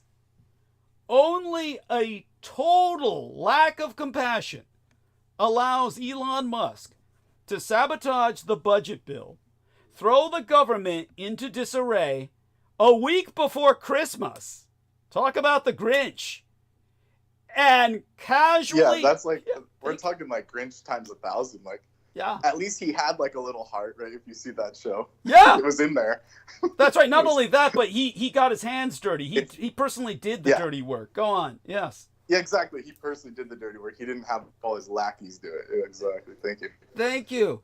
And it wasn't disconnected. It's like, this is the term I use, disco, like completely disconnected from anything normal or natural. Excellent term. These people are disco. I love it. Excellent term. I mean, here we've got the muskrat is an individual who casually dumps $1 million into Trump's inauguration ceremony while repeatedly demanding that all money for child cancer research be entirely eliminated from the budget deal. I'm with him. Imagine that. Yes, thank you. Yeah, there you go. It says it all. And that says it all. Thank you. And because my no fear equals no compassion exposition, we'll call it my social equation. No fear equals no compassion. The Dietrich social equation. This exposition has legs. We must ergo ask, what's the fucking end game? Why will Musk? Yeah, what's the end game? There's still going to be, when death comes, there's nothing they can do about that. Death comes to everybody. Thank you. They're going to be scared, cowering. And if you ask people on their deathbed, what's the number one thing that is important to them? They say, oh, I want to be happy about how I live my life. I want to know that I did something good. So if you're completely devoid of any goodness in your life, that'll just cut you off completely and you'll be scared and alone in the deathbed. Thank you. Yes. It's the natural process, like you said. Thank you. And no amount of ketamine will save you when finally the spirit leaves the body and then the Yam Dutas take you. Thank you. And the angels or whatever, the Valkyrie will take you, and then you have to relive and pay for what you've done. Yes. That's actually something that's legitimate. I mean, that's something that's built in. And that's why people have the fear of death, because it scares them. Like, oh, I've done all this, I didn't do anything good in my life, Yes. It scares them. Yeah, rightly so. Thank you. Thank you. That's what they're scared of. So the system is already in place. That's what they're afraid of. Yeah. They're afraid of their own. They want to live forever. That's why they want to live forever. Thank you. They're afraid of their own karma. Yeah. They're afraid of their own karma. Yeah, exactly. That's why Peter. Their own actions, their own karma. That's why Peter Moon wants to live forever. He's afraid to die. Yeah, that's why people like Vinny and stuff are obsessed with longevity, breathing. Yes. It's like this body wasn't designed to live long. Thank you. Like, Well, we know what he killed his own mother and father. Hey, if you're listening, Vinny, I hope you sue me for that. Yeah. Come on, sue me, motherfucker. We all know you killed your own mom and dad. Other people. I know other people like that are willing to do anything to, basically, kill their family members to get ahead. I've seen that live and direct myself. Yeah. Oh yeah. I mean, your relatives. Vinny's just one of them. Yeah. Your relatives would have straddled your grandfather's body and choked the life out of him if they knew that would get them something sooner. If it was any faster. Yeah, if it was any faster. Yeah. No, arguing over someone's deathbed, hilarious. Same thing, yeah. Oh, you could see it, you could see it in their eyes, Oh my God, vulture! Ghouls. Can't even let people vultures. Ghouls. No, vultures are noble. Vultures are noble. They're ghouls. They're ghouls. Yeah, vultures represent the goddess. Thank you. Yes. These are ghouls. Yeah, they're ghouls. They're just absolute. Yes. Destitute humans completely. But if we ask about the end game as the social impact of the muskrat, why will Musk, with the emotional maturity of a prepubescent teen, stop at axing government benefits for people who need them to survive? Musk has shown a complete and total lack of limits. So he won't stop there. He engaged in electoral fraud to get Trump elected. He spread disinformation openly. And he admitted that his $1 million a day lottery wasn't even a fucking lottery. So that's like that joke of the reward system. It's like no one ever got it, obviously, right? That's right. That's right. Just like the reward, turn this person in. It's like none of those people ever got any reward. Thank you. And no one won the so-called lottery. Thank you. Imagine a lottery with no odds, Yeah. Oh my fucking God. Stack the books against you. Yeah. That's what happened. Thank you. People fell for it though. They did, because they're fools. They're fools. Line and sinker. Yeah. So Musk clearly suffers from the same above-the-law king complex infecting Donald Trump. Except Musk's complex is heightened with psychoactive drugs. So watch it. Yeah. I mean, watching Trump and Musk playing at destruction just for fun and power reminds me of ignorant punks who put firecrackers in a dog's mouth just to watch him suffer. Yeah. Egged on by other ignorant punks. They're the people cry about Nero. They're like, oh, Nero. It's like, yeah, these people are. By the end of it, we're gonna see some Nero shit. That's right. It's not already happening. Yeah. That's right. These are Caligula, like. Yeah. Go on. What was that? Oh yeah, Caligula. That's right. Nero and Caligula. That's what Trump and Musk are. They're the reincarnation of Nero and Caligula. The reincarnation. Yeah, that's perfect. Yeah. They are the lowest creatures among us. Yes. Oh my God. Unless Biden hides the nuclear codes, pretty soon we'll all need ketamine just to stop the existential fear of what's fucking next.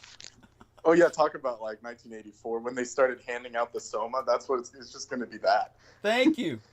Thank you. Forget about it. That's Brave New World, by the way. Brave New World. Yeah. Oh, here we go. Oh, yeah, he's in the viper's nest, people. He's in isn't that brilliant? Yeah, those are the dogs that shit all over everywhere. Yeah, exactly. Oh my God. Yes. Yeah. Lack of control, lack of anything. Yeah. Oh my God. Any sense? Oh my God, that's so awful. I would die. I would die. Yeah. I mean, I don't envy you. I'm so sorry. So sorry you're going through. All right, I'll be in the background for now. Okay, thank you. Okay. Understood. Yeah. Now, as Russell Berman noted in the Atlantic magazine on Wednesday morning, midweek last, Republicans were not happy with the proposed version of the spending bill. But House Speaker Mike Johnson believed that he could get enough Republicans to join most Democrats in passing the bill in time to avert a government shutdown. By the way, he says, this is from our man Brendan. It was good that they got the full roast by default. Yes, laugh out loud. Yes, of my so-called relations. Indeed. They heard the whole convo. Oh, man, are they even smart enough to get it? Are they intelligent enough to get who we're talking about? I mean, that's like... Barely. I mean, we're talking like the one brain cell was firing. Yeah. Oh, man. Yeah. Holy shit. But it works. It's oblique. It's oblique enough, Yeah, thank you. Yes. So I appreciate that, Subversive. It'll serve me well, Subversive. Yeah, thank you. Yes. Oh, I like it. Yeah. Thank you. It's like, Jung would be proud, Freud. Yeah. Yes, indeed. Doing like a triple layer. Indeed. Triple layer mind war. I love it. Q would be proud. Like. Yeah, yeah. The Q man, Aquino. That's right. Yeah. Oh my God. Obviously that's a joke. Yeah. Okay. No, understood. But he would be. He would be. Yes. Oh, definitely. Yeah. But he'd laugh at these people.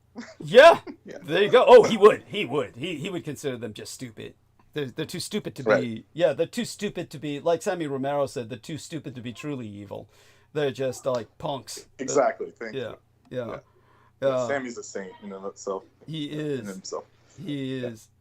Yeah. So when it came to Mike Johnson, who believed that he could get enough Republicans to join most Democrats in passing the bill in time to avert a government shutdown, it turns out that the person he really needed to persuade was Elon Musk. On Tuesday's broadcast of Fox and Friends, Johnson said that the pleading and lobbying to the unelected alternative lifestyled common law couple of billionaires went on for a while. To quote Johnson himself, I was communicating with Elon last night. Elon, Vivek Ramaswamy he's referring to, the coon of Elon's nigger. And I, this is Johnson, Mike Johnson referring to himself, are on a text chain together, and I was explaining to them the background of this. Vivek and I talked last night until almost midnight. He and Musk understand the situation. They said, it's not directed at you, Mr. Speaker, but we don't like the spending. And I said, guess what, fellas? I don't either. Now, Johnson's attempt at appeasement failed. Within hours, the pseudo-president-elect had kneecapped Johnson. Trump and J.D. Vance weighed in on Tuesday afternoon, releasing a statement denouncing the spending bill. The government was on the edge of a shutdown. As of my hosting midweek's Wednesday transmission, Trump had praised a new slimmed-down version of the spending bill, as had Musk, opening the possibility of averting that outcome. But Musk's place at the center of this process offered us all a preview of the political dynamics of the Musk-Trump, Russo collaborationist, Red Republican insurgency era. Razor-thin legislative margins, chaos, governing via social media rant, and a Game of Thrones-style jockeying for power between Musk and Trump. Musk's day of prolific posting.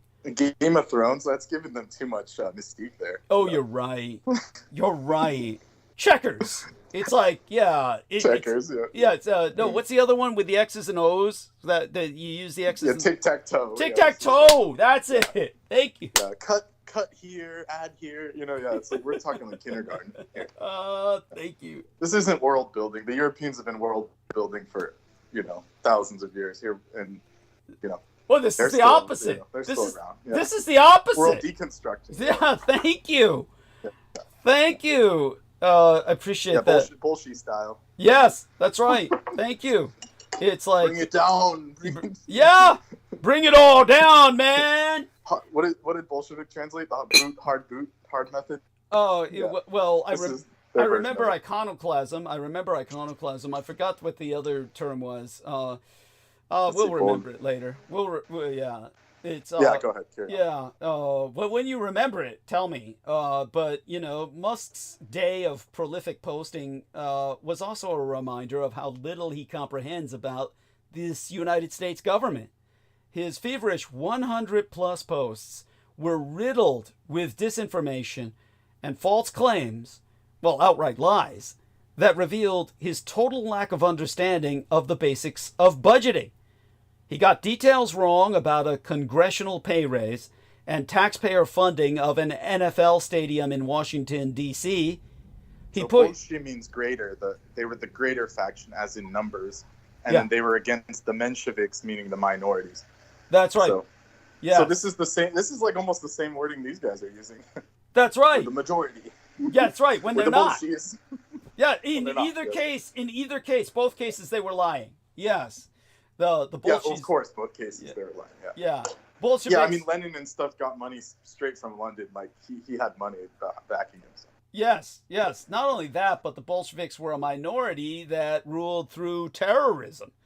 Yeah, exactly. They ruled through, Commissarocracy.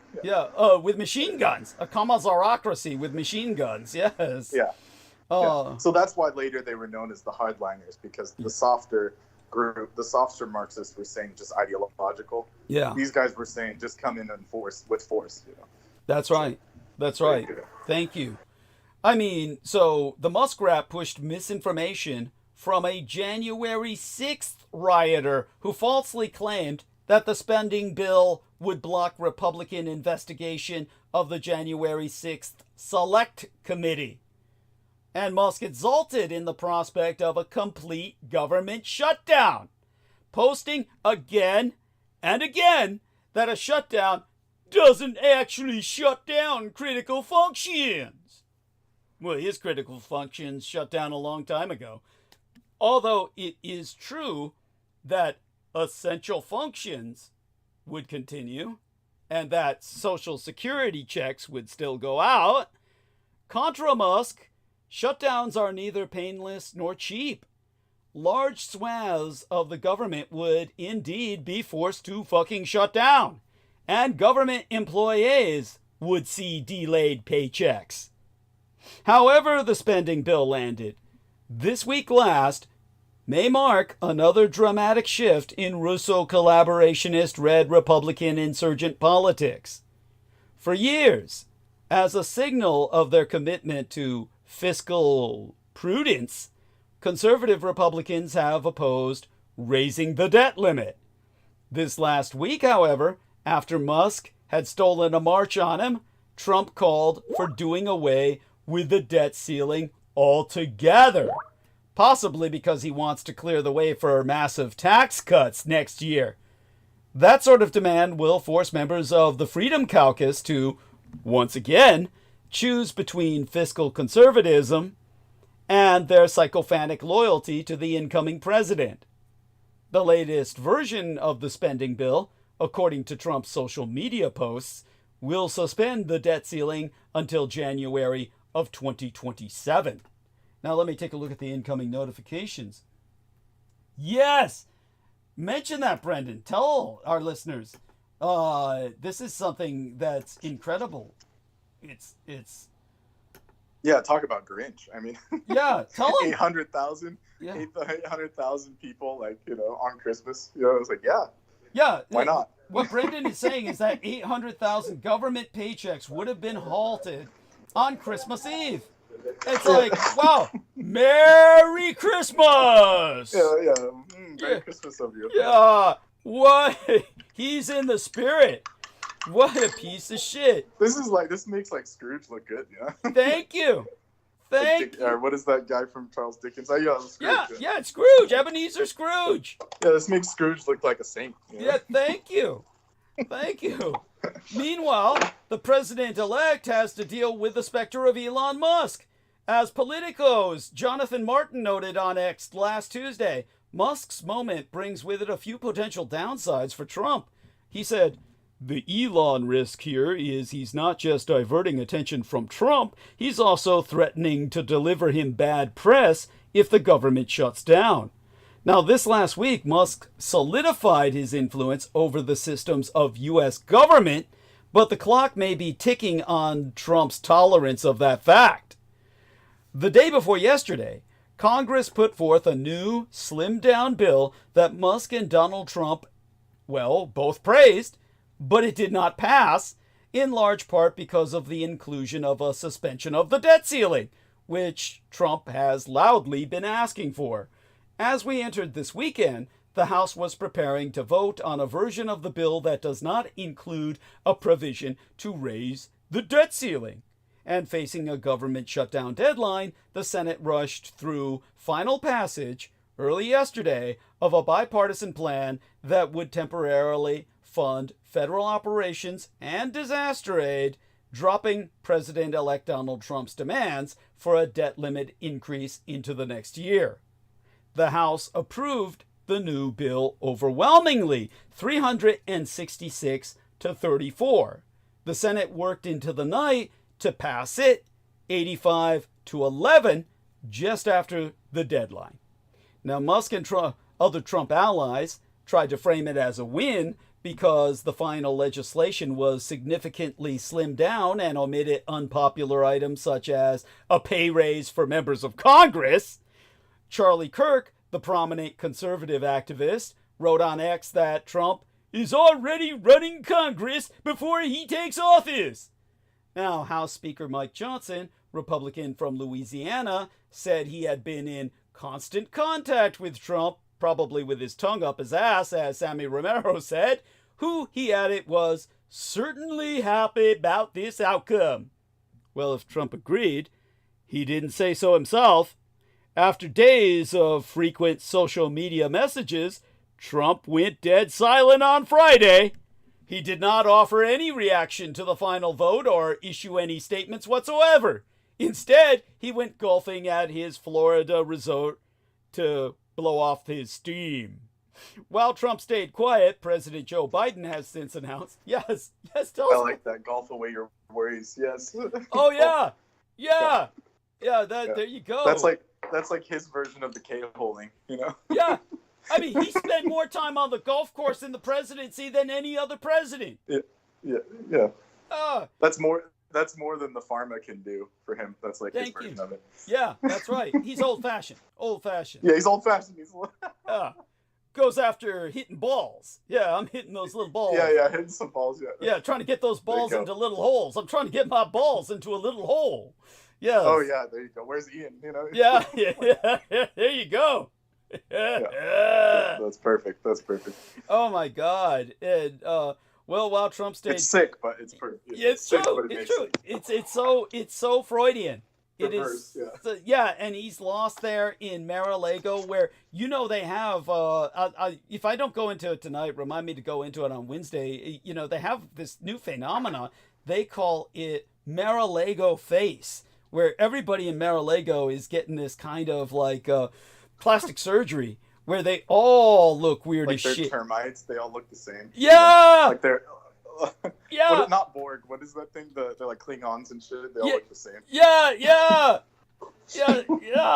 It's. I was doing some research. I was doing cancer research the other day, and out of all of the states in the union, the highest rates of cancer are concentrated in the South and in Florida. Florida's at the top of the list for whatever reason. Oh my fucking God! It's very strange. That is, and all those old guys like sitting in the sun or something. It's got to be that. It's got to be that. So, but they were actually like they were like heavy ones, like malignancies and melanomas. We're talking like leukemia. God. I'll see if I can bring out the book. I have the files with me. Thank you. It's a good point, and so he's already poisoned. Not saying we should look forward to it. I'm just saying it's a possibility. Well, we all know Trump's brain is poisoned by something. There's got to be all these toxins in his system. Why is he orange? Whatever's in the water. Think of all the gators are turning orange. Ian? Well, yeah, not just Ian, but the orange gators. Yeah, all of that. Yeah. That's. But I didn't understand like the actual geography of it. Where is all this stuff concentrating from? Is it from the Gulf, or is it like how are they getting all these toxins? It must be the rivers and the way the rivers run into the lower level, because it's below sea level. Sense, yeah. Yeah, it's below sea level. It's below sea level. Yeah. Yeah, so all the rivers are running. All the effluvia from the German car plants in Georgia. Yeah, goes into there. That makes sense. The revenge. Yeah. The revenge of the there you go. Yeah. Honestly, it was revenge. Thank you. At any rate, while Trump stayed quiet, President Joe Biden has since announced that he signed the budget legislation measure into law. To quote as he, "This agreement represents a compromise, which means neither side got everything it wanted, but it rejects the accelerated pathway to a tax cut for billionaires that Republicans sought, and it ensures the government can continue to operate at full capacity." Now, the so-called Russo collaborationist red Republican insurgent trifecta of House, Senate, and presidency may not be as empowering for Republicans as it seems. Budgetary chaos is a sign that governing will be harder than Donald Trump might assume. Now I'm going to read 3 quotes here from 3 presidents. President Grover Cleveland, the Republican president Theodore Roosevelt, and the Democratic president Franklin Delano Roosevelt. President Grover Cleveland said, "As we view the achievements of aggregated capital, we discover the existence of trusts, combinations, and monopolies, while the citizen is struggling far in the rear or is trampled to death beneath an iron heel.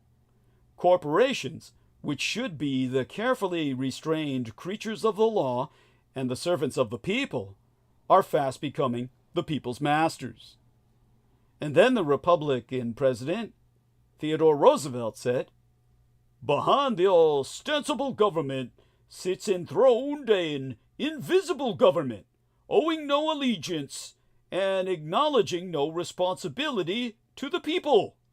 To destroy this invisible government, to dissolve the unholy alliance between corrupt business and corrupt politics, is the first task of the statesmanship of the day." And then the Democratic president, Franklin Delano Roosevelt, said, "We had to struggle with the old enemies of peace. The old enemies of peace being business and financial monopoly, speculation, reckless banking, class antagonism, sectionalism, war profiteering. They had begun to consider the government of the United States as a mere appendage to their own affairs. We know now that government by organized money is just as dangerous as government by organized mob. Now, President Musk and his sidekick, Donald Trump, are demanding that Republicans in the House and Senate cut funding to numerous programs that help average Americans, including food, medical, and even child cancer research, and raise the debt ceiling to pave the way for the federal government to borrow another $5 Yeah, what's their reasoning on that one? Like, they're fucking satanic, dude. They want to sacrifice the Yeah. children. Where's Ian West now? right. Where's Ian West now? Yeah, thank you. Yeah, where are all these people? And now Yeah. they're hating on children. Yeah. It's like, Thank it's like one could argue, like those donations don't do much, but it's like, why pick that first? Yes. Thank you. Why Like, that that? just that gives away your position, like a Yeah. bad chess game. And if you were to ask them, you know what they would say? If you were to ask them privately, I mean, if you were like a prostitute hired to be in bed with them and you're pillow talking with them for the night, you know what they would tell you? Oh, because bald kids make me sick. Yeah, because those bald kids are so, they make me sick. I hate looking at them. That's crazy. Yeah, that's what they would say. You know it. It'd be something like that. I That's hate, definitely what they would say. yeah, I hate looking at all those It bald. creeps me out. Yeah, creeps me out to look at all them bald kids. I don't like the way they look. Yeah, yeah, yeah. They're taking up space. They're taking up space. Right. It's like, Yeah. this is crazy. Topsy-turvy. Thank you. Well, they want to raise the debt ceiling and pave the way for the federal government to borrow another $5 trillion to hand to billionaires in the form of more tax cuts. I mean, you won't hear what they're doing or how we and our children will pay for it on billionaire Murdoch family-owned Fox News, which is anything but news, of course, nor on billionaire-owned right-wing radio stations or from podcasts supported by billionaires, but that's exactly what's happening, and it's no secret. This is called oligarchy, as detailed in Tom Hartman's work titled The Hidden History of American Oligarchy, subtitled Reclaiming Our Democracy from the Ruling Class. It's a very different form of government from democracy, which is what most Americans believe we still have. But in a democracy, the people elect representatives who then execute laws, systems, and policies that reflect the people's needs and wants. It was that way in America in the 1930s through the 1980s era when we got the right to unionize, the minimum wage, unemployment insurance, Social Security, Medicare, Medicaid, nearly free college, the Environmental Protection Agency, and dozens of other programs and policies beloved by working class people. And democracy is still what most Americans want. For example, 2023 polling by the Associated Press and the Nork Center for Public Affairs Research found that Americans' top priorities for the 2024 government were, and I think I can rattle off maybe about a dozen of them. So I'm going to go through a little list here very quickly. 1. Increased infrastructure spending. 83% support funding for roads, bridges, and ports. 2. Tuition-free community college. 81% support a federal program providing 2 years of free tuition. 3. Maintaining or increasing Social Security benefits. 79% believe Social Security benefits should not be reduced. Yeah, as Brendan Zogan says, how are they going to sell cars without infrastructure? Yes, thank you. Number 4, it would be tuition-free 4-year public college for families earning below $125,000. 72% support that proposal. 5, government-insured health care coverage. 62% believe the government is responsible for ensuring healthcare coverage. 6. Increased spending on education. Approximately 60% say the government spends too little on education. 7. Increased spending on assistance to the poor. Approximately 60% say the government spends too little on assistance to the poor. 8. Increased support for Medicare.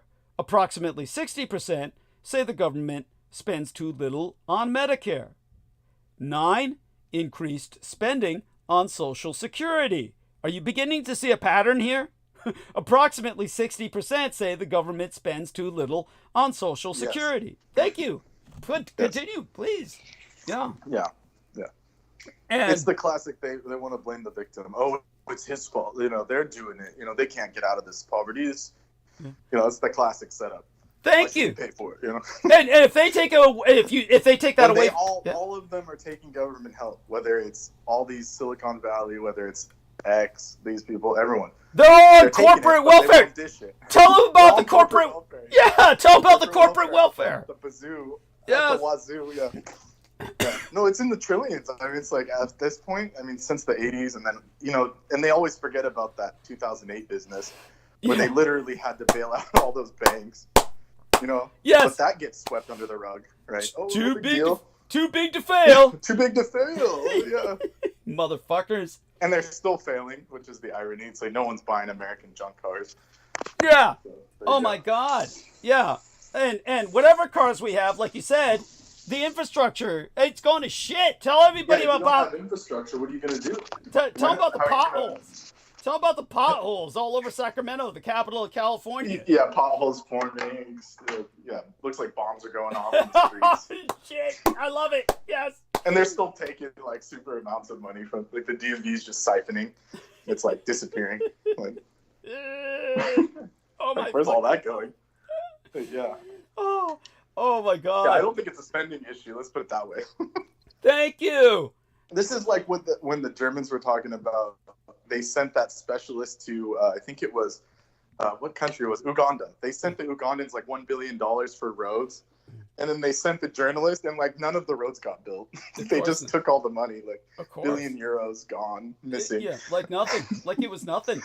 They may as well have thrown it out of a plane. They may as well. Yeah, just throw it out. Yeah. Oh my God. So, yeah, like we're on that level. We're on the level of Uganda. Might as well be. Thank you. We'll be there in terms of the machete killings yet. We'll get. Yeah. Well, I've heard Ugandans are actually really nice. So you know. Yeah. That's better right. than what you could say out of the Western. Oh fuck yeah! No, I was in Uganda, and like I said, the statue of Hitler. So if you've been there, it's friendly. Yes. Yeah. Oh God, yeah. Especially if you have a German last name. Yeah, they love you. Oh, if they heard your German name, they'd be like, "Oh my God." Yeah. No, they love me. Yeah, my money was no good there. They wouldn't let me pay for anything. They gave me everything for free. There you go. After that, they called me the Yellow Try German. Getting that treatment in the U.S. Yeah. When they find out your name is German in the U.S., they just put you on a blacklist. And oh my God. Well, number 10 on my list would be the people are asking for increased child care assistance. Of course, over 50% say the government spends too little on child care. 11 would be increased federal spending on drug rehabilitation. Over 50% say the government spends too little on drug rehabilitation. But that's where I get off the train here, because Trappist Nicholson was getting like, I guess he's not a normal case. He's like MK Ultra or something. But wasn't he getting like a free train load showing up on a rail at his door every day of anything he wanted, apparently? That's what it sounded like.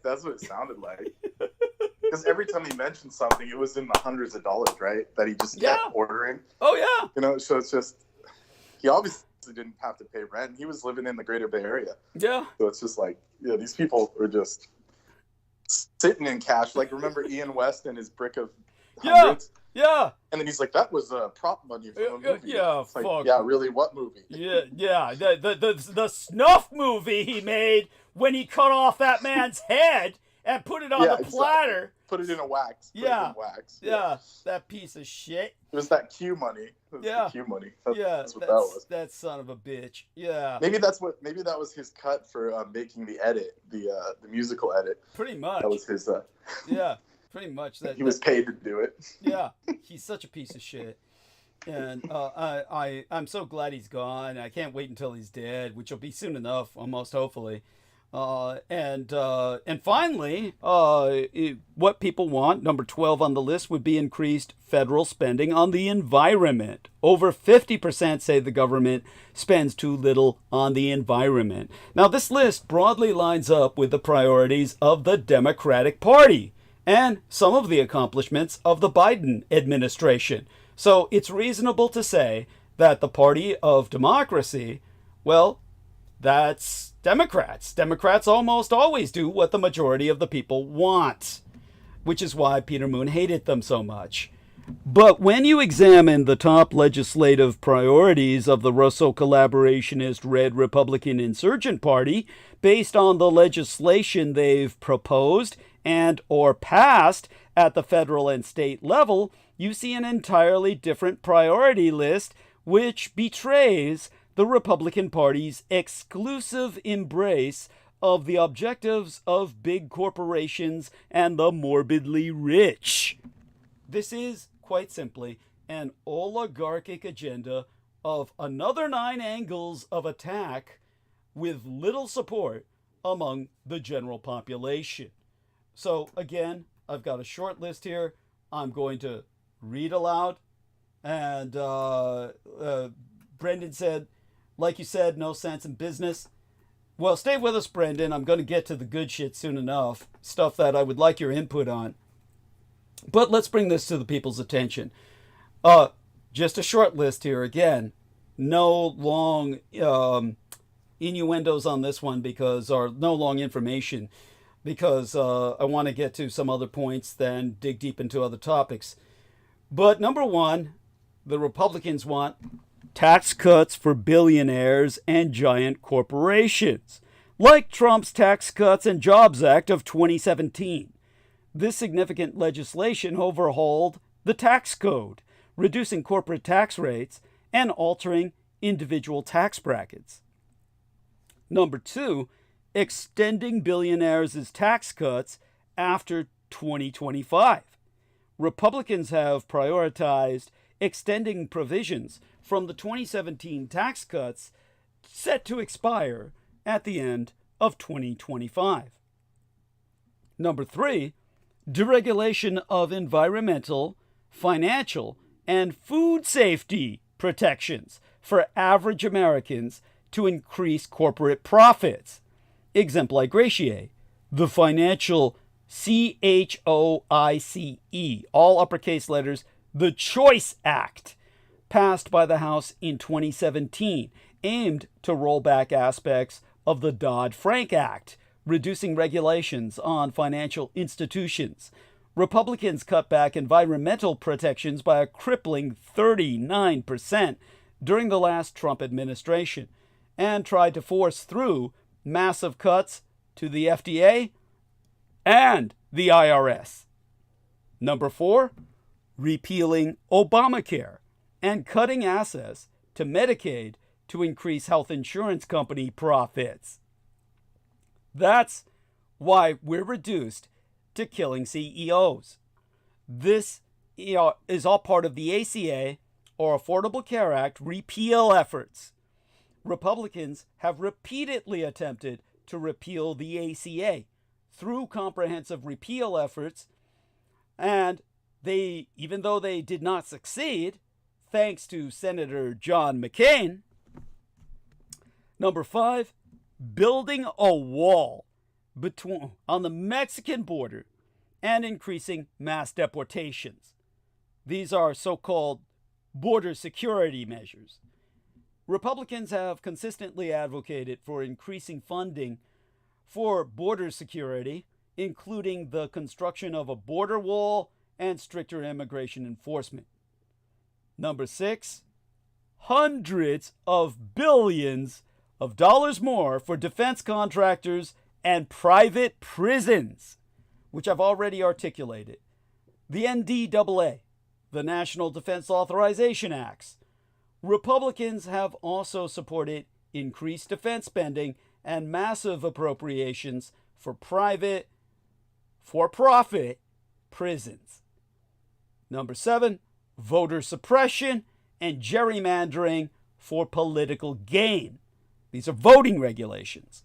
Republican-led state legislatures have enacted laws making voting harder, fine-tuning gerrymandering, and purging tens of millions of Americans from voting rolls in the years prior to major elections, including 2024. 8, part of the misogyny that has become the ideology of Republicanism, criminalizing abortion. The abortion legislation.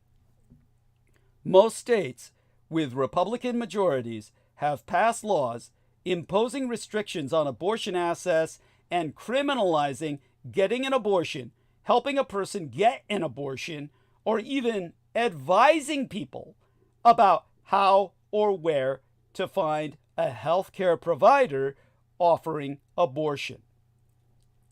Republicans in several states are now promoting personhood legislation, which would mean women getting abortions will be charged with murder, and in some states face the death penalty. Finally, number 9, preemption laws. These laws are typically imposed on blue cities in red states, outlawing their ability to raise their minimum wages, have their own stricter environmental rules, tighten gun control laws, or protect women seeking health care. Now, I believe our man is back with us. Brendan, I'm going to be diving into the young lady who turned out to be the Christian school shooter and the real tragedy behind her. And I'm going to be diving into KETAMINE-FUELED very shortly. Well, you got more details. You got more details of these people. I do. And I want to work my way towards that over the next few minutes. I just want to psych myself up for that because it's very painful for me. So yeah, no kidding. I'm right there with you. So we can shoulder to shoulder that one. Yeah. And it's perfect evidence of the ramifications of a lack of empathy. Thank you. Look, you don't care if someone loses their life savings. Like that's another sign of absolute madness. Thank you.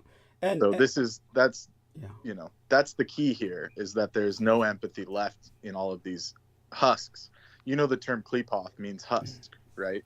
Yes, so a shell. If you just look outside your door, they're shells. These people are just shells. They're soulless shells. They have no spirit left in them. So thank you. That term klepoth can actually be applied to these faceless people that are doing this, Yeah. So I want to psych myself. Go on. Some of them. Yeah, no, but you get what I'm saying. Yeah. Do you have a thought to complete there about some of them? Some of them are... No, I said some of them are faced. Like, they actually are out in the open, I'm saying. Yeah. But if you dig deeper than the persona, which persona means mask, then there's nothing behind it. It's just automaton level, and then you get into the deeper situations of the solipsism and all of that. I'm the reality. I'm the only reality. So that's right. A lot of these people don't even know what they're suffering from. They just are going along with it as if it's normal. You know what the madness here is, that in a sense these people are anti-Buddhas. If you look at Buddhism, where they're anti-Buddhas. Yeah, they're nihilist observers as opposed to being compassionate saints. And very brilliant. That's brilliant. Yes. Thank you. But unfortunately, they're not just observing; they're actually impacting us with their violations. Precisely. Yeah. Now, to psych myself up to get to these two young ladies, I just want to remind people over the next few minutes, give me a few minutes to wrap up these thoughts here about the government in general. This transition from democracy to an authoritarian form of oligarchy in America was largely facilitated by right-wing billionaires funding a decades-long effort to seize control of the United States Supreme Court and then send test cases to their captive court to get the results they want.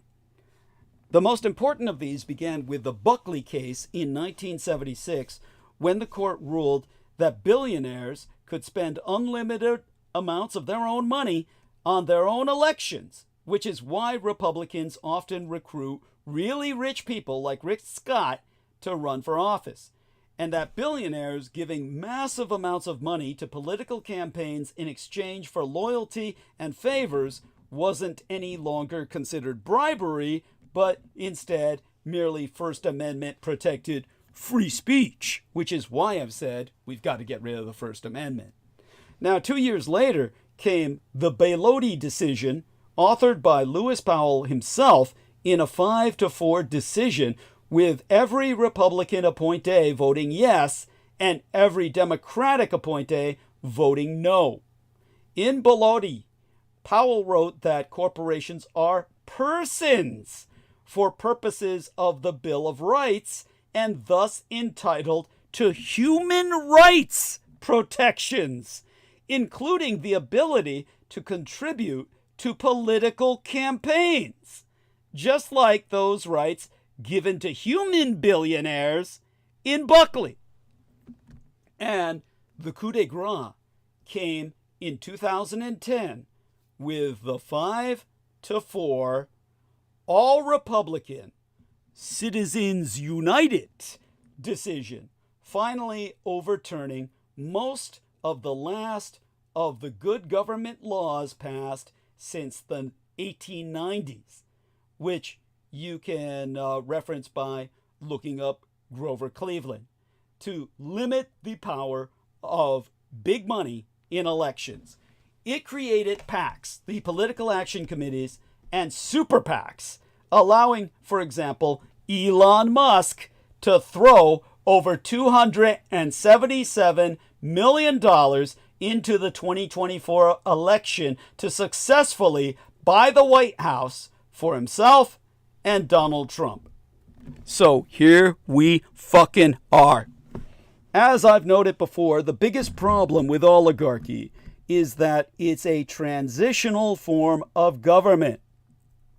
Because oligarchy's obscene level of corruption eventually arouses outrage among the citizenry, it's either turned back into democracy, as happened here in the 1860s and the 1930s, or turns into full-blown tyranny, a la Russia, Magyarország, or Hungary, Egypt, Turkey, etc., as Trump, Musk, and Vance are shamelessly promising for America now. The main weapon oligarchs abuse to convert democracy to oligarchy is political money, which is why big money must be stripped out of our political process if democracy is to survive. America is the only developed nation in the world where virtually unlimited money can purchase both elections and politicians. The billionaires who brought us to this point clearly hope we won't be able to stop them from carpet bombing us with their money and the advertising and social media trolls they can buy. And the next 2 years will be very, very difficult in this regard. But if America is to survive as a constitutional republic and return to being a nation where the will of the majority of voters is turned into law and policy as it was in the 1930s through the 1980s era, we must get big money out of politics.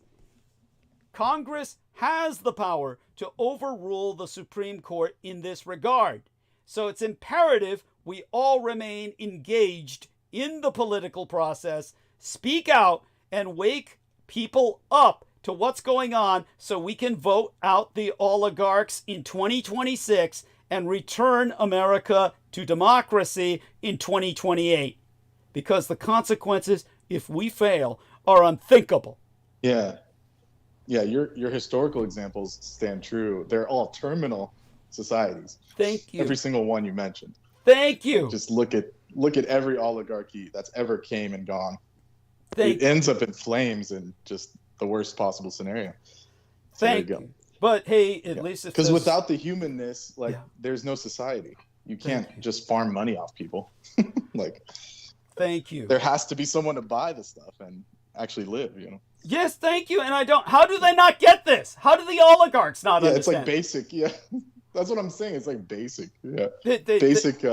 That thing. How are they You so know? blind? Why can't they long game? At least the Brits learned to long game because they had Yeah, a the royalty. Brits can long game. Exactly. Thank you. Yes. They had a royalty. That's why they had a royalty. This is like a blindness. This is a Yes. blindness that comes from having no heart. Thank you. Yeah, there was a Japanese game called Kingdom Hearts, right? Yeah. And so when the characters became evil, they lost their heart and it made them blind to their actions. So the Japanese were saying, you know, without Kokoro, without Shin, the heart mind, the Bodhi mind, you can't function. Like your things will fall apart and decay. Thank So you. the Japanese saw ahead of that. You know, that's why they kept their culture Thank you. Kokoro. intact. Yes. Kokoro, yeah. Yeah. Kokoro. Remember how Peter Moon perverted that when I was talking about the red thread from the heart through the pinky and, my red thread is threaded to you now, Douglas. It was so sick. He said Oh that. yeah, he loved that. He was like, I'm gonna tie it to your thread. Oh, God. He's so sick. You know. Anyhow, I want people now to consider Natalie Rupnow. 4 more years of unchecked misogyny and the blight of virtual molestation. Because it's easy for a teenager, precocious, angst-ridden, maybe lonely, to slip from observer to desensitized participant because in the second Trump term, women will once again be targets. You see, Monday last week, a 15-year-old named Natalie Rupnow murdered Aaron M. West, a substitute teacher, and 14-year-old Ruby P. Vergara, a fellow student, injuring 6 others, 2 of them critically, at her school in Madison, Wisconsin. Before the police could intervene, Rupnow shot herself. It's not any bold prediction to say that this tragedy will not meaningfully shift our national conversation. These events blur together in the American psyche, like car crashes, their horror dulled by repetition. That Rupnow was female and younger than the median age of school shooters does not disrupt the pattern. It is the exception that proves the rule. Now, strange as this might be to say of the only American president found legally liable for sexual abuse, the only leader of the free world accused of dangling a TV gig in front of a pornographic performer, seemingly as an enticement for sex, the only commander-in-chief to publicly denigrate the sexual attractiveness of both Heidi Klum, no longer a 10, and Angelina Jolie, not a great beauty. I don't think Donald Trump hates women. Not by default, anyway.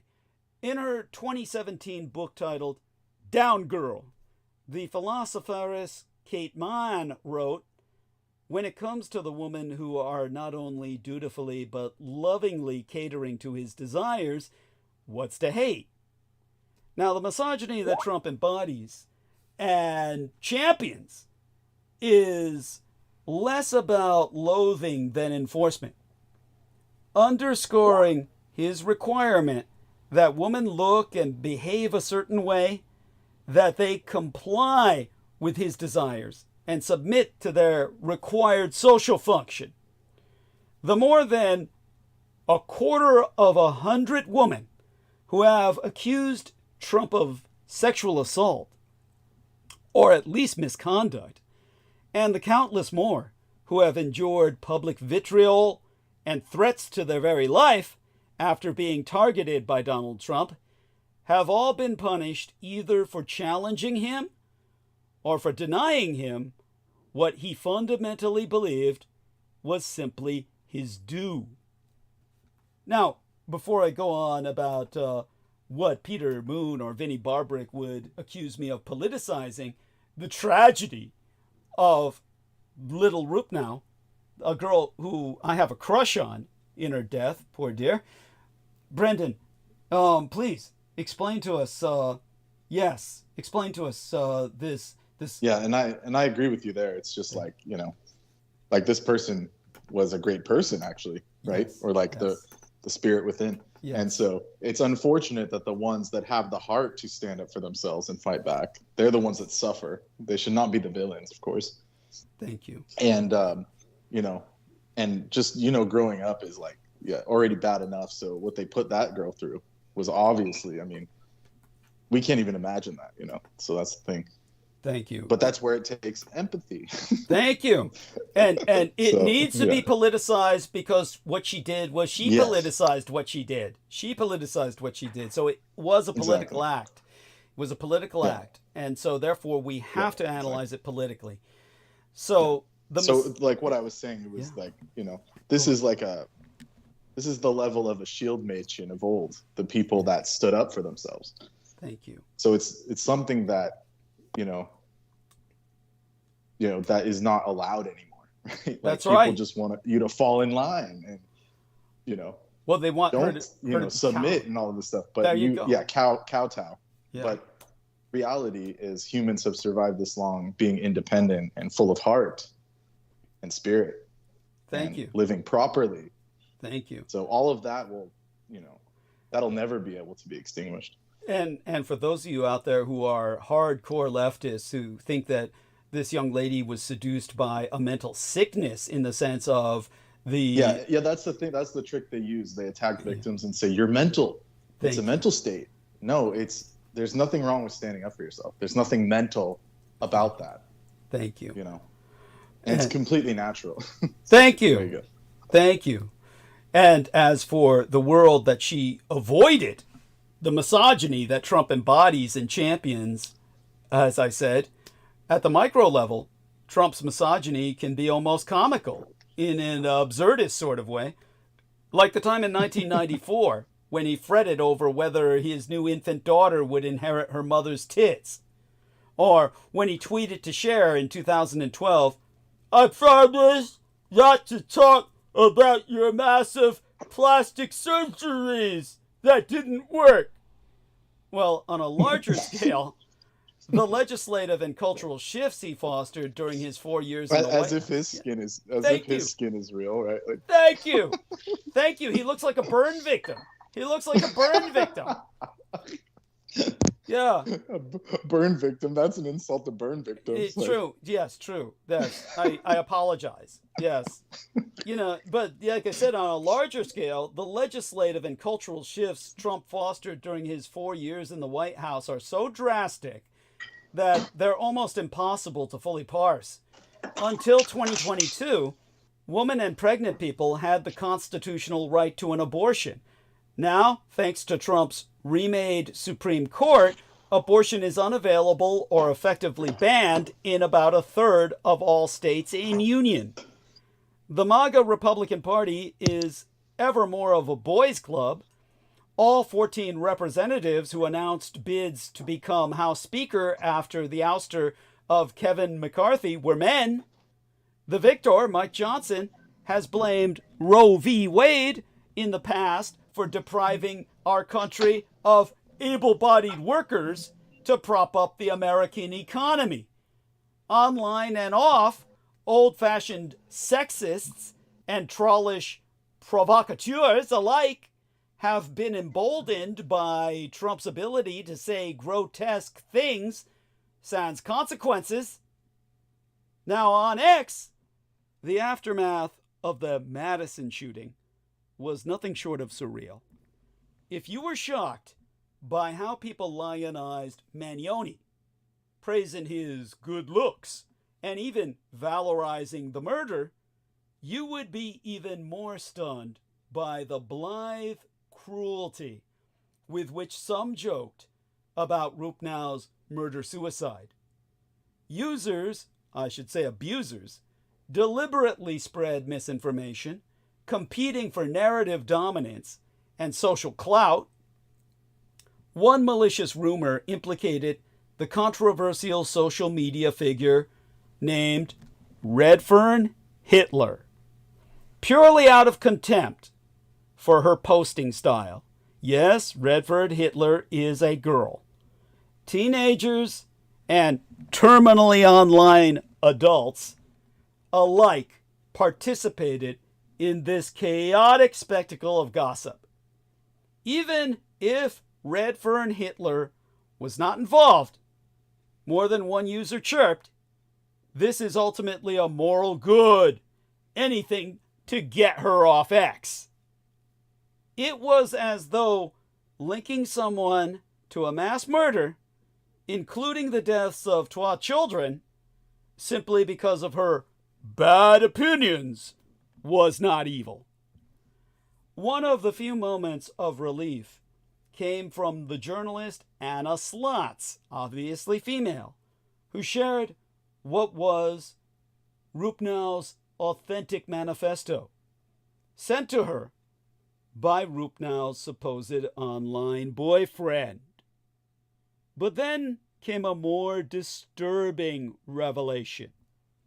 A researcher known as BX, or Bix, claimed to have traced what she knew to be Rupnau's account to a Telegram group linked to 764, a clandestine network described in a joint investigation by Der Spiegel, the German magazine, the Washington Post, and Wired magazine. These groups thrive on Telegram, often called Terrorgram, and Discord. They infiltrate spaces popular with children and younger teens, Roblox servers, eating disorder communities, and other vulnerable corners of the internet, exploiting their targets' insecurities and encouraging self-harm, animal abuse, and, yes, always homicide. According to the Washington Post, 764 and similar networks have persuaded children as young as 8 years of age to injure themselves and others. Earlier this year, a young man named Samuel Hervey live streamed his own self-immolation on Discord, while 24 people within this network watched as he burned himself alive in live time. Now, these groups do not merely lurk online, they groom. Now, tell us about Der Spiegel and please, everything you've just said. Thank you. Yes, I was just saying, auf Deutsch Sprache, Der Spiegel means the mirror. So it's like, that's just, I always thought that name was funny of the newspaper, because the Brits have the Mirror in UK, and then the Germans have Der Spiegel. Yes. So Thank you. that was just a vocab thing that just was funny. And yes, and explain to everybody about Discord. Oh yeah, I was just saying it's an echo chamber of debauch, and everyone meets online as a gamer, quote unquote, and then they go in there, and it's just like total, like basically a lawless zone where they could just do whatever. I had used it during like the Pokemon Go era, when you had to like, it helps with like linking with groups of people to, get information about video games, how to cheat, how to get, exploits in the games and stuff like that. But Yes. It becomes this kind of separate echo chamber for like debauch reasons. Like all these people, a lot of them are underage and stuff, and they are just have their own bubble to talk about stuff. And it's in the guise of this gamer platform. And there's like lack of moderators and stuff like that. So it could get pretty sinister, obviously, which is why I completely deleted it from my phone, Good. just like with the technology, it got corrupted. But Thank you. yeah, so there you go. And it's in the name. The main qualm I have with it is that it's called Discord. Thank you. Like the Apple of Discord. It just Yes. completely messes with your mind, and that's what it's doing to the young people. Completely messing their mind up. Thank you. Which is what the Bulgarians worship, the apple of Discord. They called themselves the golden Yeah, apple. Yeah. That's right. That's right. So you can see what cult they are, so to speak, if they're using this kind of, the Apple theme. And people think like, oh, the apple in Apple is like Adam and Eve. No, it's the apple of discord. Yes. Which has a whole different myth behind it. Tell them about the myth. Yeah, the myth of the apple of discord. Exactly. Yes. So there was a goddess. I believe her name was, what's her name? Appaloosa? Apple. I forget. It was, let me see. Goddess, apple of discord. Go on. Yeah, Eris. The goddess Eris. Okay. Yeah, she was the goddess of discord, and she was not invited to the wedding of Peleus and Theus. And in revenge, she threw a golden apple inscribed with, "For the fairest," into the wedding. Hera, Athena, and Aphrodite all claimed the apple, and Paris of Troy was chosen to decide who was fairest. Paris chose Aphrodite, who promised him Helen of Troy. So this is what caused the whole conflict between the original Greeks, the classical Greeks, pre-classical Greeks, excuse me. They were called the mythological era of Greece. This was the first era, the 1200 BC and before Greeks, the Golden Greeks. After Paris chose Aphrodite, he was given Helen of Troy, the most beautiful mortal woman.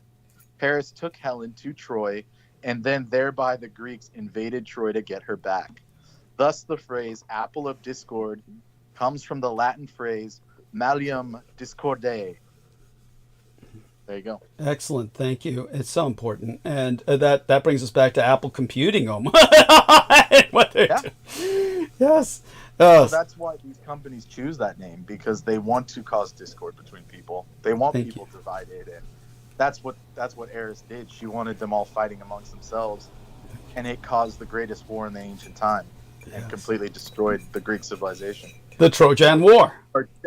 Troy completely destroyed Troy. So an entire civilization was leveled because of her whimsy. Thank you. So that's how these people think. They work on those terms. Thank you. It's so important. That is so important. And so just to let people know, the theory is that the Trojan heroes escaped the fall and went on to found the Roman Empire, which then went on to destroy and absorb Greece. So it's like a never-ending cycle of violence.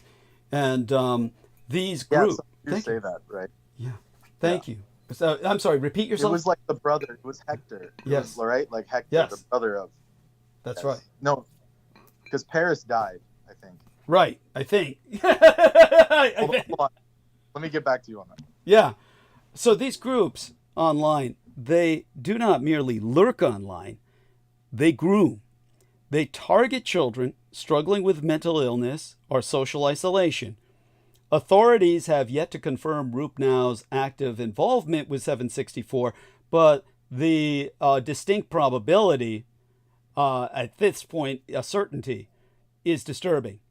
This does not mean the internet single-handedly caused this tragedy or any other one like it. Some reports have alluded to a troubled home life for Rupnau, and experts on mass casualty events say they cannot be disentangled from serious childhood trauma.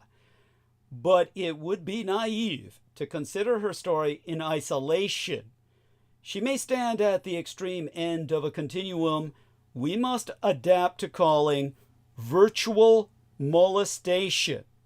That's a concept I myself learned from the late Colonel Dr. Michael Aquino, was the main reason for the Department of Defense erecting via the DARPA, Defense Advanced Research Projects Agency, the internet itself, and ergo perpetrating cyber by his own terminology, 24/7, 365.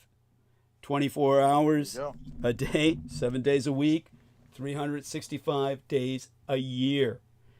Now understand that virtual molestation is a systematic assault on a young mind's innocence, not through physical violence, but through relentless exposure to dark content.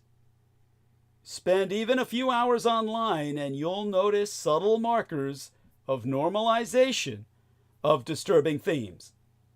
Young people on X, and thank you. I mean, tell us some of your stories. You've encountered them.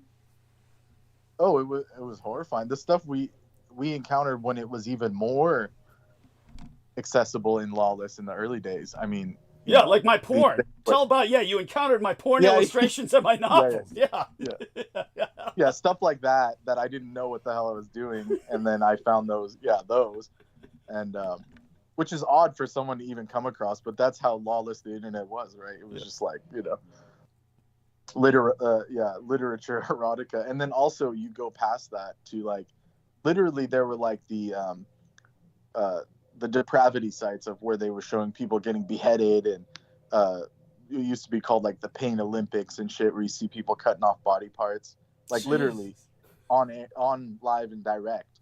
And we used to show each other that in like 5th and 6th grade, like, oh, come check this out, and then it would be like a shock and awe campaign to like see who could get the worst shock in. So that's the stuff that demented this generation, Thank you. Stuff like that. And that was directly probably from Q and Thank you. Yes, absolutely. His people, That's right. How else would it be so easy to get to? It was almost like it was absurdly easy, and it became like it was put there. Culture. It was on a platter. It was served on a platter. Yeah. So yeah, if anyone needs proof of that, here we are, now where people have no empathy and they're all crazed and shit. Thank you. So young people on X and Instagram, they often place warnings like zoos/pedos DNI. That would be zoos/pedos DNI would mean zoophiles and pedophiles do not interact. That's what they place in their bios, so that they give a forewarning if you're a zoophile. Wait a second. Wait, rewind that. What was that? I get this from the Blood Boys. The Blood Boys told me this. All the Blood Boys, when they interact on the internet, on their accounts, and because we're so security conscious, they don't use their real names, of course, on their accounts, oftentimes not even their real faces. In fact, they don't use their real faces, but they have accounts that they have under pseudonyms and fake faces. And but on their accounts, where they kept trying to, those people were saying you were plagiarizing from them. Yeah. Doug's taking his photos from these famous cosplayers in Asia, and it was like a ghost account. Like, come on. Believe that shit? Yeah. Believe that shit? Yes, that's right. And then they would say, Doug's plagiarizing himself. It's exactly. But what the Blood Boys will put is zoos, meaning like a zoo for animals, /pedos DNI. Meaning zoophiles, meaning people who fuck animals, and pedophiles do not interact. And they place that right on their bios, saying zoos and pedos don't interact with me. I'm not interested. And they have to do that. I mean, such warnings should be unnecessary. Right. I mean, it boggles the mind that people feel the need to say something like that at all. Yeah. Young people know all too well that truly disturbing content will appear without warning. So grooming by cult-like groups or lone wolf predators is horrifically more common than rare. And all too many are exposed to this type of content on their own terms. Kids are curious and angsty. They want to push the envelope. And the internet offers everything for people who know how to look. Collectively, Gen Z and Gen Alpha are more aware of darkness than their predecessors. And that awareness itself was meant to be corrosive. This is not to say earlier generations were spared. Many millennials, especially the very online ones, remember stumbling into dark corners of the internet. A number of millennials have a story about encountering pedophiles on Yahoo Messenger or Kik, K-I-K. I don't know if anyone remembers that. Well, go on. Yeah. That was different. That was like later, but the Yahoo thing was totally lawless. I mean, we were like 5 and 6 on that shit. Yeah.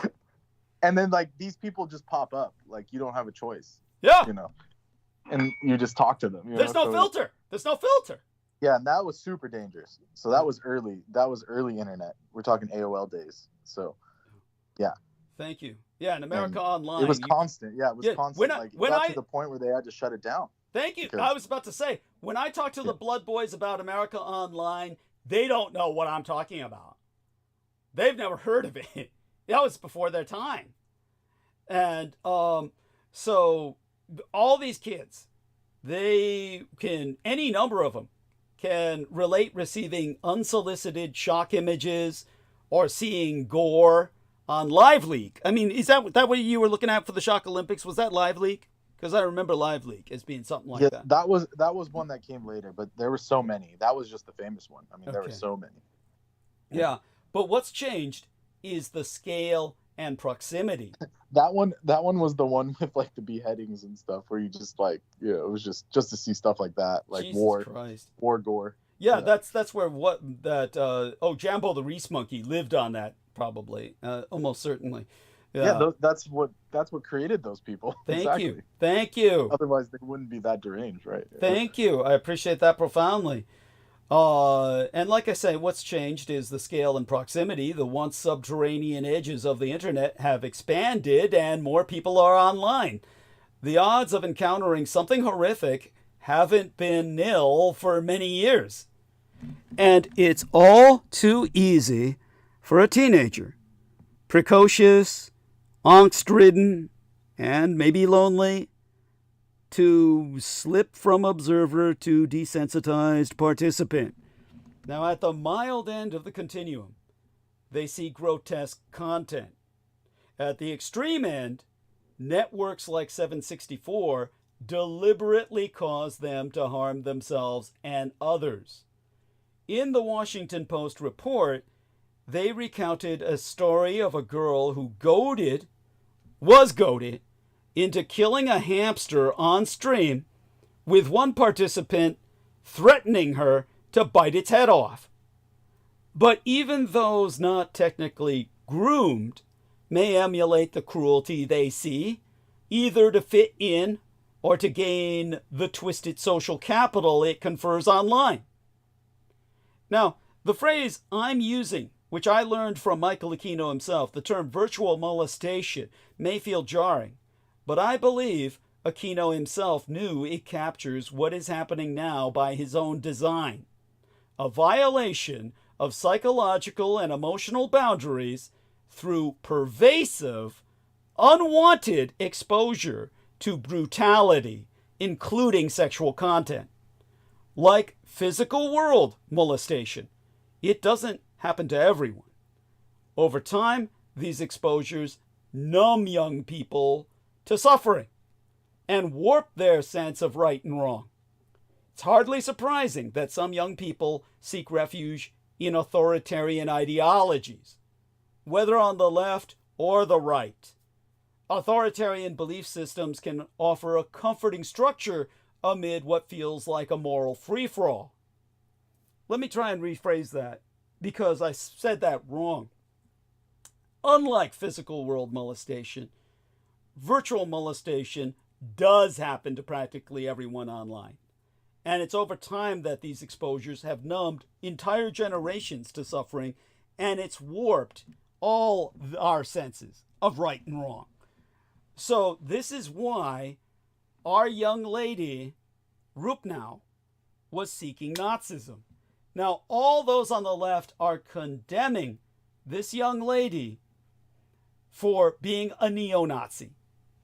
Natalie Rupnau was seeking Nazism as solace to a society that was exposing her to 764, which was grooming her toward an amoral lifestyle of self-abuse.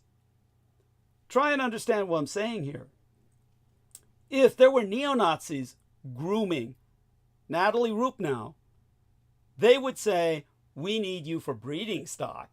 If she were involved in Nazism and a neo-Nazi group online, she would be alive to produce more white babies in the Rahowa, a racial holy war, another racial warrior to protect the Aryan population, to regenerate the population. She would be out to preserve life and produce life, not to destroy it. We know that she was not seduced by the Nazis, but unfortunately fell victim to the taunts of the Edomites. That's why she went towards Nazism and then fought back. This was her only way to fight back, because society offered her no alternative, because society is not Nazi. If we lived in a Nazi society, 764 would not exist. So what's to be done? Well, there's a growing chorus of public intellectuals, cultural critics, and trend forecasters who insist that we must log off the internet, or suggest that we are already logging off. It seems like every day I see another Substack essay or book urging us to give up our smartphones. This call to unplug is also, for some, good business sense. As the online market grows louder and more frenetic, it becomes advantageous to make space. It happens for the same reason people are consolidating into networks or bundling. There are simply too many voices. Plus, as the COVID-era internet oversaturation implodes, there's a profitable niche in selling alternatives, like membership clubs. Still, there's something real at the heart of all of this. Yet, perhaps, logging off completely may become a luxury. Mark Andreessen's description of reality privilege hovers in the background when I think of this. To log off requires a stable physical reality that not everyone, in fact almost no one has anymore. For the internet, for many people, or rather the internet itself for many people, can still be a giant step up from their immediate environment, even at its worst. Rupnau's tragedy, tangled as it is, will likely not be a national turning point, at least not on school shootings. Our collective attention is too short, and the details are already too messy. It will become an urban legend among certain online subcultures and true crime enthusiasts, just like the suicide of Sol Pei in the bustling South Florida high school where she was a senior. Sol Pei, surname spelled P-A-I-S, blended into the background, a quiet presence who took honors English and the advanced placement studio art classes, and did not strike any of her classmates or teachers as deeply troubled. Instead, the 18-year-old Miss Pei shared her darkest thoughts online. Images of a handwritten journal signed with Miss Pei's full name showed a young woman in prolonged despair. Journal entries dated over the preceding year included admissions to harboring increasingly extreme views and looking forward to acquiring a firearm. Per her own writ, Miss Pei felt like a pot of scalding water on the verge of boiling over.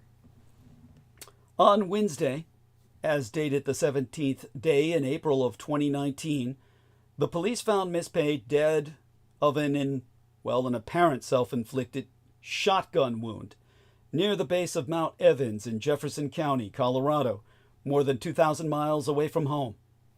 Officials in Colorado had been searching for her for 24 hours, saying they believed her to be infatuated with the mass shooting at Columbine High School in April of 1999, and that she had flown to Denver on a pilgrimage.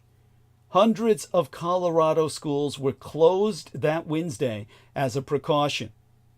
According to Mayor Dan Gelber of Miami Beach, the entries of her online journal, the online journal belonging to Miss Pei, included one with drawings of one of the Columbine gunmen, Dylan Klebold. It so alarmed Miami Beach police officers that they alerted the FBI about them. After Ms. Pei's parents reported her missing on the Monday opening that work week, half a decade ago. However, the Madison, Wisconsin shooting and the reaction shows the spectrum we now live on. Some scramble to disconnect and find solace offline. Some remain trapped in 14-hour screen times. And others, like Rupno may well have, hit the bottom of the internal rabbit hole, the internet rabbit hole, that ultimately is the rabbit hole in all of our minds that Aquino wanted to use as his personal toilet. His own words. He could shit and piss in all our minds directly only by making the internet a DARPA creation accessible to us all.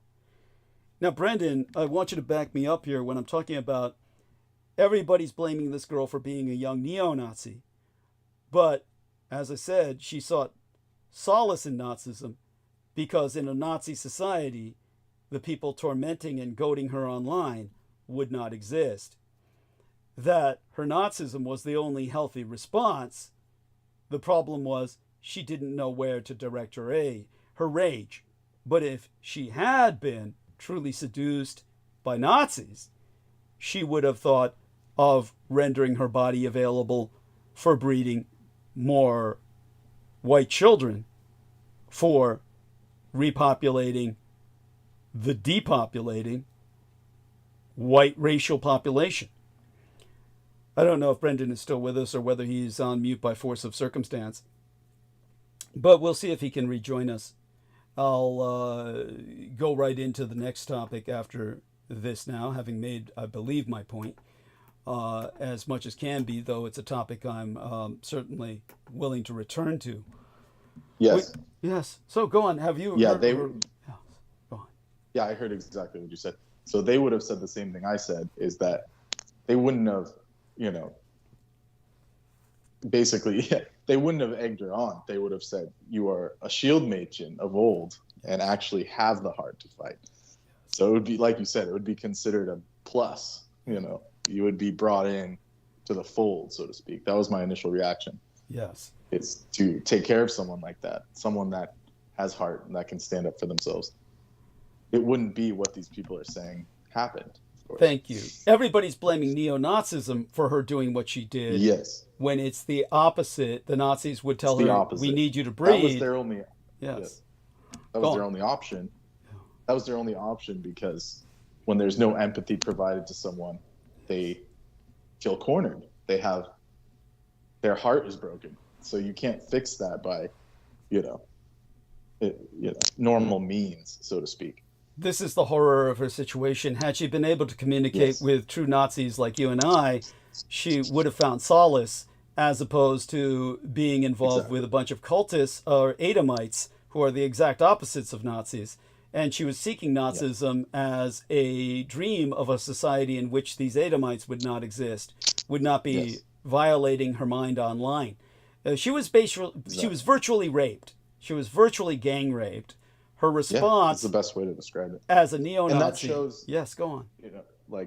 Just my last thought on it. That shows the beings that are for life, and then the beings that are anti-life. Yes. They want to quell life. They want to stomp it out, in its embers, even of any kind of humanness or niceness in a being. It's almost like they target these people deliberately. Absolutely. Absolutely. The more heart you have, the more independence you have. You're a target instantly. Yes. So it's unfortunate that it happened to her like that. But thank you. No, it's a tragedy. It's a tragedy. Tragedy. Yeah. If she had run into a true Nazi organization, she would be breeding more Aryans into this world. Instead, she ran into the Edomites and sought Nazism, responded as a Nazi to their level of mind violation, and her only thoughts were to strike back at society, and she didn't know where to direct it other than the people who were bullying her in the Christian school. And so she shot out blindly. If she were to be empowered like our shield Mädchen that we know, like Miss Marina Saren. Marina Saren. Yeah. She's empowered by Alhaz, Ehwaz, the world tree itself, to be who she is. And no matter what, anyone says, she carries on with it because she has that heart, So Yes, thank you. Very important. And so what a tragedy. Despite all the stuff that happened to her. Yeah, and this is why so that's like an example of why it's actually beneficial for young people to get into it. Thank you. Into Nazism. Why they hate it so much. Yes, which is why they hate it so much. This is why I'm so suppressed, because if this young lady had known about myself, she never would have done what she had done. She would be encouraged to be reproducing rather than striking out blindly at her tormentors. What she really thought was Nazism is an utopian society compared to the hell she was in now, where people who claimed to be Christians were tormenting her and bullying her, and she had a horrible family life, and she had people tormenting her online, and there was no escape, no respite. And I can empathize with them very much so. Yeah. Thank you. And sympathize, because I had to deal with it, of course. Thank you. Thank you. There's no respite. There's no respite. It doesn't let up. You're either working yourself to death at work or going home. It's like, even the poor autistic guy, he's working himself to death at work because he doesn't want to go home because, he's got a fat wife and kids. Yeah, Jesus Christ, I'd kill myself. That was the Down syndrome guy. Yeah, there we are. The Down syndrome guy. Jesus. There's one of each, but I mean, they're still doing it. It's not like they're not doing something. It's good for them. True. I appreciate them. That's right. For what they're doing. Yeah. Damn. I mean, like we said, everybody's got some girl. Down syndrome guy's got the girl. He made a touchdown. The guy that got his hand. Guy cut in half. Yeah, he's got a girl. Jesus. They're all married. Yeah, they're all married. Yeah, damn. Yeah, the incels got no excuse. Yeah, exactly. That's what it boils down to. Then people will be like, "Oh, what's your excuse?" Like, this dude's he's cut in half and has phantom body syndrome, and he's still doing it. He wakes up every day. Yeah, Jesus Christ. Oh my fucking God. Excuse. Yeah, for people that don't know what we're talking about, we'll get into that another time. Right now, it's for another day. Yeah, that's complicated, and it involves going into Dr. West, the reanimator, who the fucking Jewish media in America changed his name to Dr. East, if you can believe that shit. Really? Wait, remember that? No, I showed you the video game. Remember I showed you the video game that was produced by the Japanese. Oh, when they translated it out of Japanese. The Japanese, that's right. Japanese called him Dr. Herbert Anthony West, which was, his real name, but when they... Which was from an H.P. novel, right? Yeah, H.P. Lovecraft short story based on a real story that H.P. Lovecraft novelized. But... I sent you that one. Someone was selling a copy of it. What was that one about the cats? Was that like an actual H.P. novel? I'd have let me pull it up in my notes. Yeah, pull it up again. Meanwhile, what I want to tell people is the HOC-TUAH girl, Trump's eighth angle of attack... I might have to hop off for this one. Yeah. Oh no, don't. She's below service. I know, but we'll need you anyway for some semblance of sanity. Okay, but I have to work in the morning, so I will carry on. I get it. Do drop off when you have to, but we'll at least touch on the subject first. Okay, just a minute. Yeah, thank you. And I do want people to know that Trump's eighth angle of attack on American infrastructure directly impacts Ukraine aid by eviscerating faith in the invisible architecture what binds our society together, more so than our interstate highway system, faith in our all-American legacy media. With Haley Welch's, or HOC-TUAH girl's, crypto scam exposing a sad truth about our Russo-radicalized internet, and that sick truth is more than just Russian propaganda infecting the Republicans in Congress. So I'll start by saying, please, make it stop. Of course, the HOC-TUAH girl's fame would end this way. The HOC-TUAH girl didn't need to be a superstar. She could have just been someone in a funny video. Haley Welch soared past her viral fame into the crypto crash hall of shame, leaving fans and a team of attorneys to pick up the pieces. Now, before we go into that, before we wade into that mud. Okay. Yeah, quickly, can you confirm, is this an actual book, or is this some like super rare edition? Oh, that's an actual The Dream Quest of Unknown. Yeah, he wrote that. Kadath. Yeah, he wrote that. Hey, H.P. Lovecraft loved cats, and he wrote The Dream Quest of Unknown Kadath, yes. Yeah, it's real. That's really sweet. Yeah.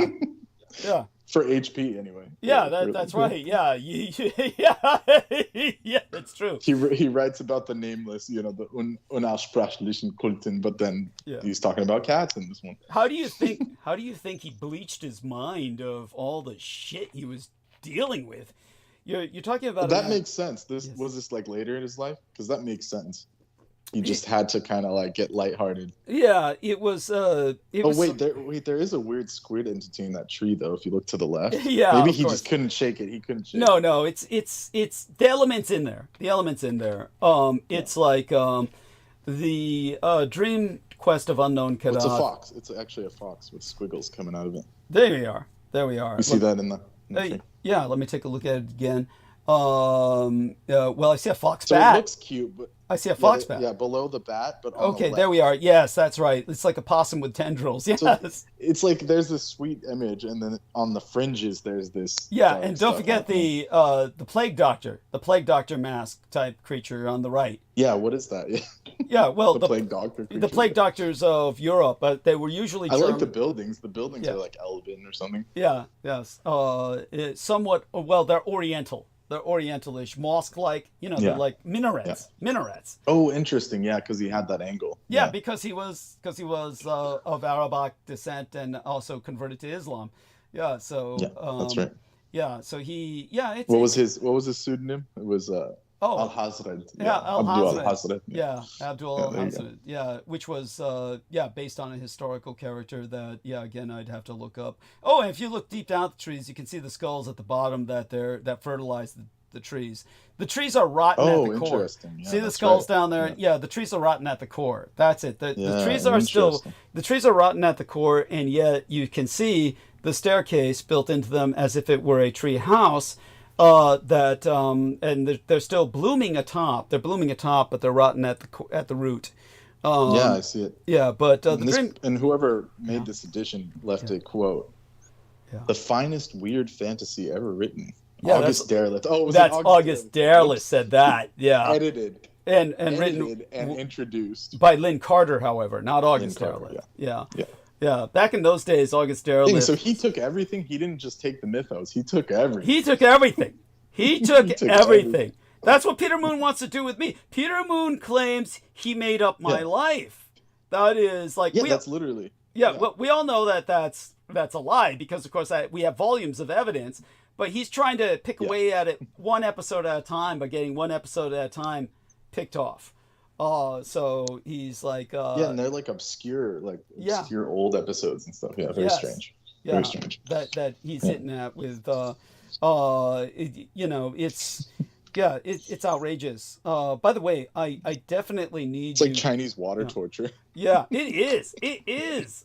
And instead of just doing a full frontal, they're just like one drip at a time. It's like taunting. It's taunting. Yeah. Don't give them too much credit. Believe me, they would love to do a full frontal, but they don't have the capacity because they're too stupid. Do me a favor. Whenever you feel like you really have to drop off for the night, let me know so I can take a short visit to the restroom before you do. I don't need to go right now, but before you go tonight, just let me know so I can take a short trip to the restroom. I know you won't pull a Peter Moon and go, mute for 5 minutes, because not intentionally. Yeah. I haven't done it for how many years, 5 years or whatever, 7. Yeah. 7. Actually, I just looked at it. It was 2019 was like. Yeah. So it's been time flies. It's been like 7 years or something. It's scary. It's fucking scary. Yeah, and I don't feel any different, really. I'm neither do I. Yeah, thank you. Thank you. It's and even in the old episode it says Brendan and his series of unfortunate events. Believe that? Incredible. It's like incredible. Figures. Yeah. Oh my God. And it's so the website will preserve a lot of what we've been saying, what I've been saying for years. Yes. With evidence to back it up. So thank you. Can't fabricate that. Yeah. Just like they can't fabricate what you've done. Yeah. Thank you. So true. So you understand that the arc of the modern internet is long, but it bends toward stupidity, horniness, and fraud. No one's rise and fall exemplifies... Some spectrum. Yeah. Thank you. No one's rise and fall exemplifies that quite like Haley Welch's. If you're not familiar with Haley Welch, you might know her from the mimetic catchphrase, Hawk Tua, first uttered during... It's like a 7 deadly sin speed run, you know? Tick all the boxes. That's like the internet now. Yes. How many can we get in one day, you know? It's like... Thank you. And Hawk Tua was first uttered during a viral woman on the street interview posted on YouTube. Now, back in July, we first, through Brendan informing me about this, which I will never forgive you for. Brendan Zogit related the story about Haley Welch, saying, Doug, have you heard? So she was better known as the Hawk Tua girl, who was enjoying a spurt of viral fame thanks to her puerile response to a man on the street YouTube interviewer. In the video... In my defense, people wouldn't shut up about it. It was just constant. Yeah. Yes. Well, you foresaw like they what thought was that coming. was funny. You foresaw what was that's coming. Right. Yeah. You said this girl's going to crash and burn. Yes. It's... yeah. It's like it's like being a fortune teller. It's like, it's coming. Yeah, you just wish you weren't right. You wish you weren't right all the time. I agree. Yes, so, that's true. Yeah, again, for the benefit of our listeners who just are how would we say it? Mercifully ignorant of this. In this video, Welch gets asked by the interviewer what sex move she does in bed to make her man go crazy. In a youthful Tennessee drawl, she responds, "Oh, you gotta give him that old Hawk Tua," and, as she further articulated in layman's terms for the benefit of all those who've never gotten any, "Spit on that thing." Now, the meteoric rise of the Hawk Tua meme then became a useful... Which is already, that whole concept is vile. Like, her whole, that whole thing is just so gross. And it's like, I don't understand how people thought that was comedy. I mean, it's just cringy. I thought it was cringy. Well, look at the pornography I wrote. I mean, I could find excitement in it. I mean, look at the type of... Well, I get that. Yeah. I get that part. But I'm saying just for it to be lasting just shows the erosion of the mind. Thank you. Happened. Thank you. I'll try. It's for a normal person, it'd be 5 seconds. You'd be like, ha ha ha, and and but for it to become a whole thing. Thank you.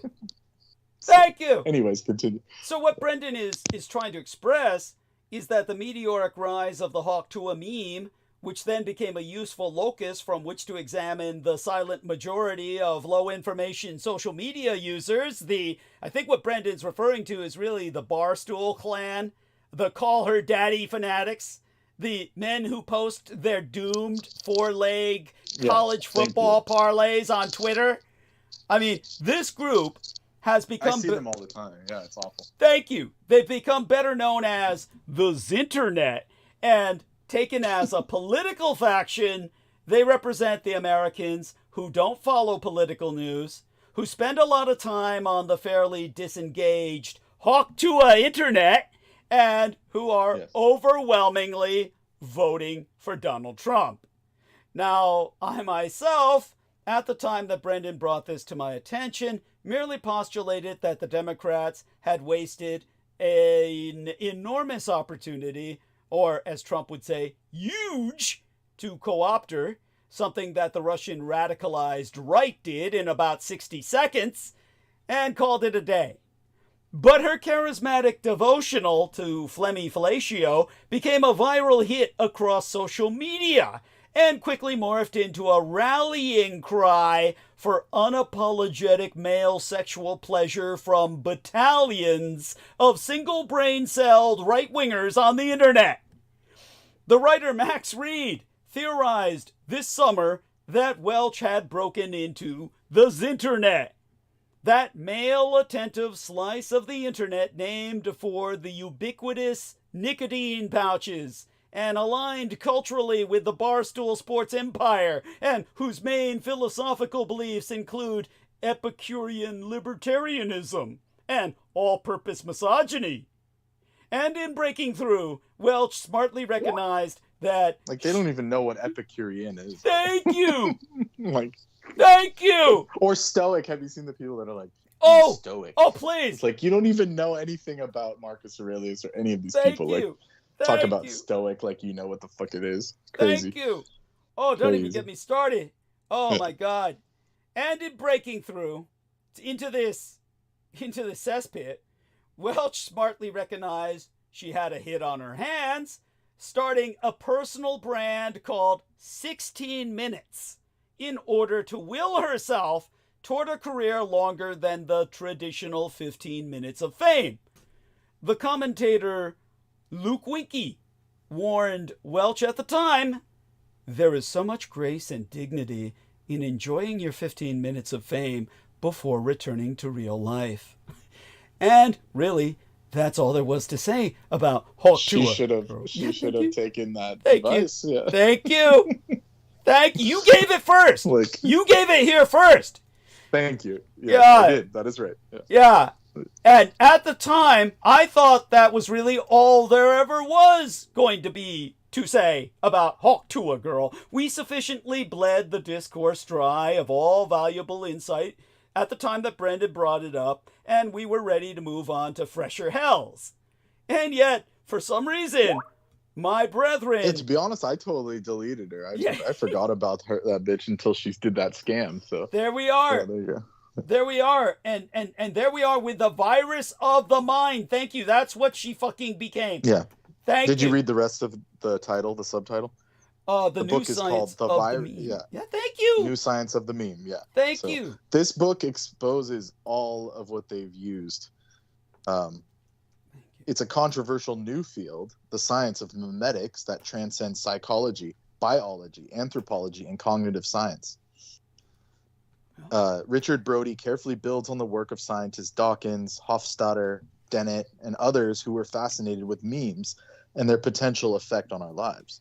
But Richard goes beyond science and dives into the meat of the issue. The emergence of this new science going to have an impact on our lives like the emergence of atomic physics during the Cold War? He would say the impact will be at least as great. While atomic bombs affect everyday life, viruses of the mind touch into a more personal and pernicious way. Mind viruses have already infected governments, system of education system, inner cities, and they lead to some of the most pervasive, troublesome problems of society. Youth gangs, welfare cycle, deterioration of public schools, and ever-growing government bureaucracy. So this guy's a libertarian.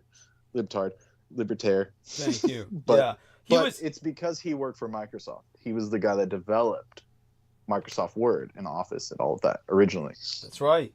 And this Richard Brody dude. That's right. And that's why he has his own perverted political beliefs that infected the mind of people like Daniel Arola. So understand, this is an atomic... Yeah, go on. Yeah, just to add to that, it's like he warned. In his defense, this was like his karmic cop-out. He warned. He said, this is coming up. So he developed the strategy for the elites, but he had to do the public thing to cover his own ass, so to speak. Yes. And so it says here, Richard Brody dropped out of Harvard to join Bill Gates in the personal computer revolution at Microsoft, where he wrote the first version of Microsoft Word before becoming Gates's technical assistant. Jesus. And and he says viruses of the mind are not a future worry. They are here and now and evolving to become better and better at the job of infecting us. Yeah. Will there be a mental plague? He begs the question. No shit, because you're creating it. Absolutely. Absolutely. He's the man who unleashed the mental plague. And this is why... And the next question go on. It exposes him further, and then sorry about interrupting. Will only some of us survive with our free will intact? ? Richard Brody weaves together science, ethics, as if he can weave ethics, and current events as they raise this very disturbing question about memes. Thank you. Well, this book was written years ago. They had it in plan. Yeah. Yeah, and like you said, it's a karmic cop-out. This is identical to all the nuclear physicists who then tried to act like they were Buddhists and conscientious objectors and all that bullshit, including Einstein himself, who said, if I had known what it would have led to, I would have been a locksmith. Yeah, they all say that on their deathbed. Yeah. Like Jerry Springer. Yeah. Yeah. I could feel the fire tickling my toes. That's literally what Jerry Springer said. It's like, that's what all these people are thinking in the back of their heads. Yes. But they're scared. They're scared, you know? And well, they should be. They should be. They should be, yeah. Your actions have consequences. Thank you. Imagine that. Yes. And when it comes to, like Brendan Zogid pointed out, at least in theory, we know this is almost impossible in practice, but at least in theory, drug lords will basically kill or severely discipline and punish members of their gangs and their networks who use drugs, because you're trying to avoid them cutting into the profits. So, but nevertheless, we know better. The drugs are so ubiquitous; they're so available. Everybody's dipping into them. But nevertheless, theoretically, ideally, the drug lord or the narco terrorist does not allow himself or his followers to abuse the narcotics that they're selling for maximization of the profits. But nevertheless, this is what has happened with the memes. With Russia, they outlaw memes in Russia and all the authoritarian nations. Exactly. If you put a meme online, they will take you to jail, and you will face fines at the very least, detention or prison time at the worst. But what they want to do is make certain their public is not exposed to memes, but they abuse those memes to saturate the West, and they're destroying the West with those memes. So, yes, by all means, take it from there for a moment. And thank you for these links. Okay, this is the PDF. Yeah, that's the PDF for Aristides if he wants to catalog it. But so they've known about this quote-unquote science of the meme, which they got from a materialist, Richard Dawkins, in the book Viruses of the Mind, plural. More than a materialist, he's an anti-theist. Not just an atheist, but an anti-God. Yes, go on. But he developed the original concept, viruses of the mind, this memetics thing. Of course. And then they took it into the virtual world. By the way, just so you know, Dawkins got it from Michael Aquino, but go on. Yeah, of course. I mean, yeah, that's what I was getting at. Yeah, thank you. I was going to say, so yeah, he took it into the internet world where these people that were affiliated with Q took it to the next extreme. And here we are, where civilization's falling apart at the seams. I mean, like, it only took, 15 years. Thank you. Yeah. Talk about efficiency, Yeah. Talk about government efficiency. They should do the posthumous award to Q. Thank you. Most efficient downfall in history. That's right. Outrageous. Corrupt the minds, yes, he gamed the fucking world. Memes. He gamed the fucking world. For those of you, it's like, when Karl Marx died, anybody who was a contemporary at the time of his death would have thought he had plowed the seas, that his life was meaningless, and that he would be forgotten. But his ideology went on to poison the world and resulted in the deaths of hundreds of millions of people. So that's the same with Michael Aquino. People may think he's this minor figure. I'm warning you, he is the man behind the meme. And so this is what we're experiencing now. He will lead to the downfall of Western civilization as we know it. And then you're going to have to count on us Nazis to put things back together again. This is what our young lady Rupnow was hoping for, but didn't live to see. At least she didn't live to suffer through the 4 years of misogyny that will be the norm under Trump's misrule. About KETAMINE-FUELED, well, again, like I said, at the time, Brendan far less tragic. Yeah. And at the time it was brought up, Brendan and I thought we had sufficiently bled the discourse dry of all valuable insight. We were ready to move on to fresher hells. And yet, for some reason, my brethren in conventional mass media never got my memo. Over the summer, Rolling Stone unveiled a fawning Haley Welch exclusive that was so overheated in its posture that I almost wondered if it was satire. I mean, here's the subhead of that piece. She went viral for a sex joke, but Haley Welch is so much more. A charming Gen Z Dolly Parton, who's rightfully becoming America's sweetheart. I mean, a charming... That's disgusting. Thank you. That's disgusting. Gen Z Dolly Parton? Lord have mercy. God. Oh my God, that's pathetic. They just need to burn that rag. Let's forget about that. Thank you. I mean, look. They just need to shut it down. Shut down Rolling Stone at this point. Yeah, thank you. I mean, oh my fucking God.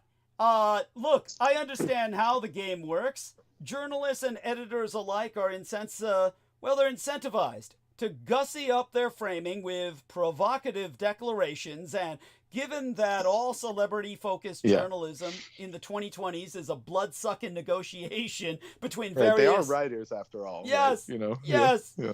Yeah, and because this is a mutually blood-sucking negotiation between various access arbiters and brand interests, I can imagine how the powers that be decreed that Welch's name be invoked adjacent to, one of the most iconic performers to ever walk the earth. But I swear to God, we cannot keep moving the goalposts this far. I mean, Hawk Tuah is a funny meme.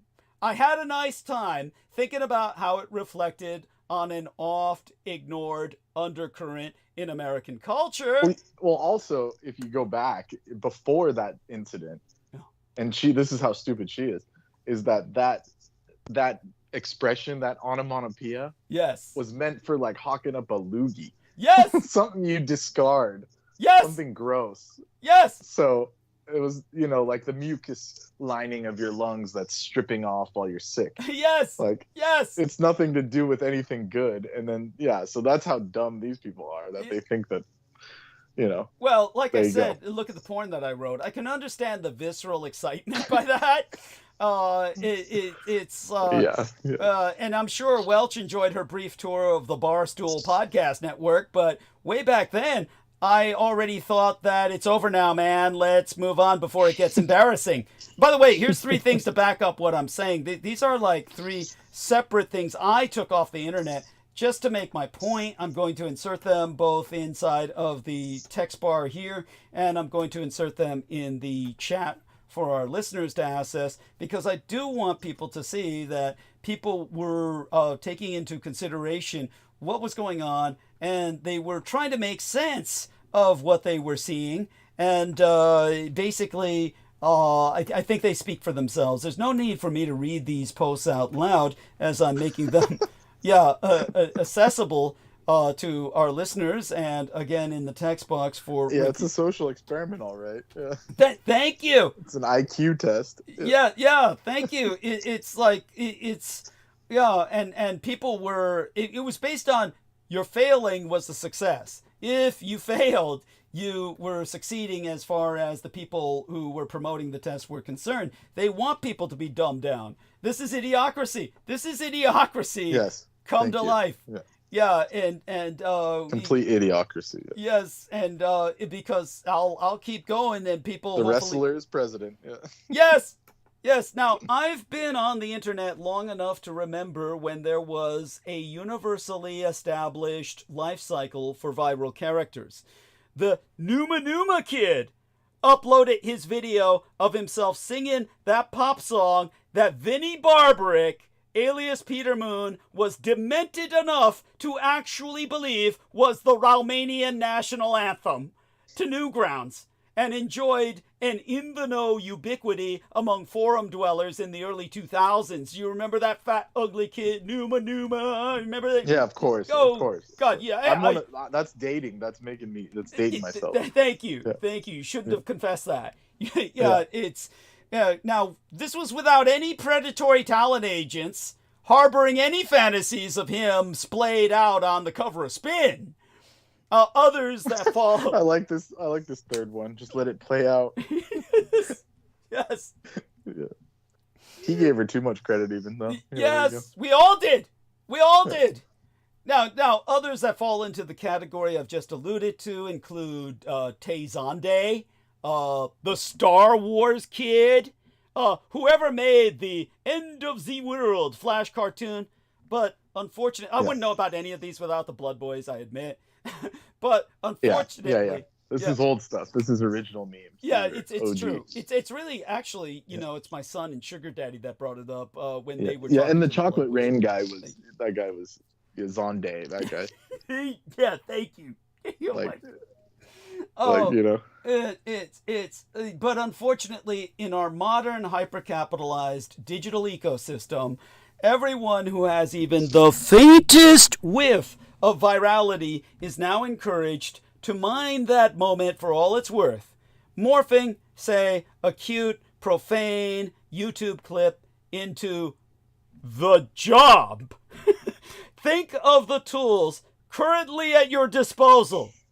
Cameo, OnlyFans, AirSat's Instagram SpawnCon for poorly defined health drinks, all working in conjunction to ensure that being online is permanently tinged with sweaty desperation from all parties. Believe it or not, Welch was developing a reality show. Jesus! Everyone wants to be a star, but really... Holy crap. Yeah, most people who have a viral moment on I'm the glad internet, that got taken out quick. Preempted, yeah. By her crime. Yes, most people who have a viral moment on the internet. You know they're gonna take the cameras into prison when she's in there too. Oh, they will. Yes. How do you feel about this? Oh man. Oh, they'll still be exploiting her, and she'll go for it. Of course. And she'll go for it. That's guaranteed. Yeah. It's Everybody wants to be a star, but really, most people. Yeah, the most dangerous thing people don't realize. Yeah. That like money and fame are the most dangerous things on earth. They are. Like, you know. Yeah. You will pay for that for lifetimes, not just a lifetime. Lifetime. Yes. If you misuse those things. So. Thank you. Know, something humans will have to learn over time. Yeah. Thank you. Most people who have their viral moment on the internet were meant to only ever be a meme. And back then I thought, who knows? Maybe I was wrong, and Welch's career was poised to skyrocket to unfathomable heights. Perhaps she'd next headline Stagecoach or appear in a forthcoming incarnation of the Fast and Furious franchise, and her fateful blowjob joke would be seen as a strange, divinatory omen of authentic stardom. Honestly, she should have just done the OF. Honestly. Thank you. And really explain that to us. Explain that to our listeners. OF acronym, I don't remember, or I never caught. OnlyFans? Oh, that's it. Thank you. The OF. Yeah, well, I know what that is. It's just the first time I heard it referred to as the OF before. I should have known. Yeah. Yes. Yeah, she's so stuck with that. That's just how you type it if you're like typing the comments. Yeah, thank you. She should have done that. She should have done that because she could have done that. She could have, should have, would have. And the irony is she would have had better, would have like made her save face. Yes. Does that make sense? Like absolutely. What would be the word for it? Oh, you're preaching to the converted here. You're preaching to the converted here. I mean, that would people probably told her like, no, that's gonna make you look bad. Well, now look where you're at. Yeah, thank you. In the fucking mud. Thank you. Thank you. But if I'm not advocating it. I'm just saying it would have been a better option. Oh, I am advocating it.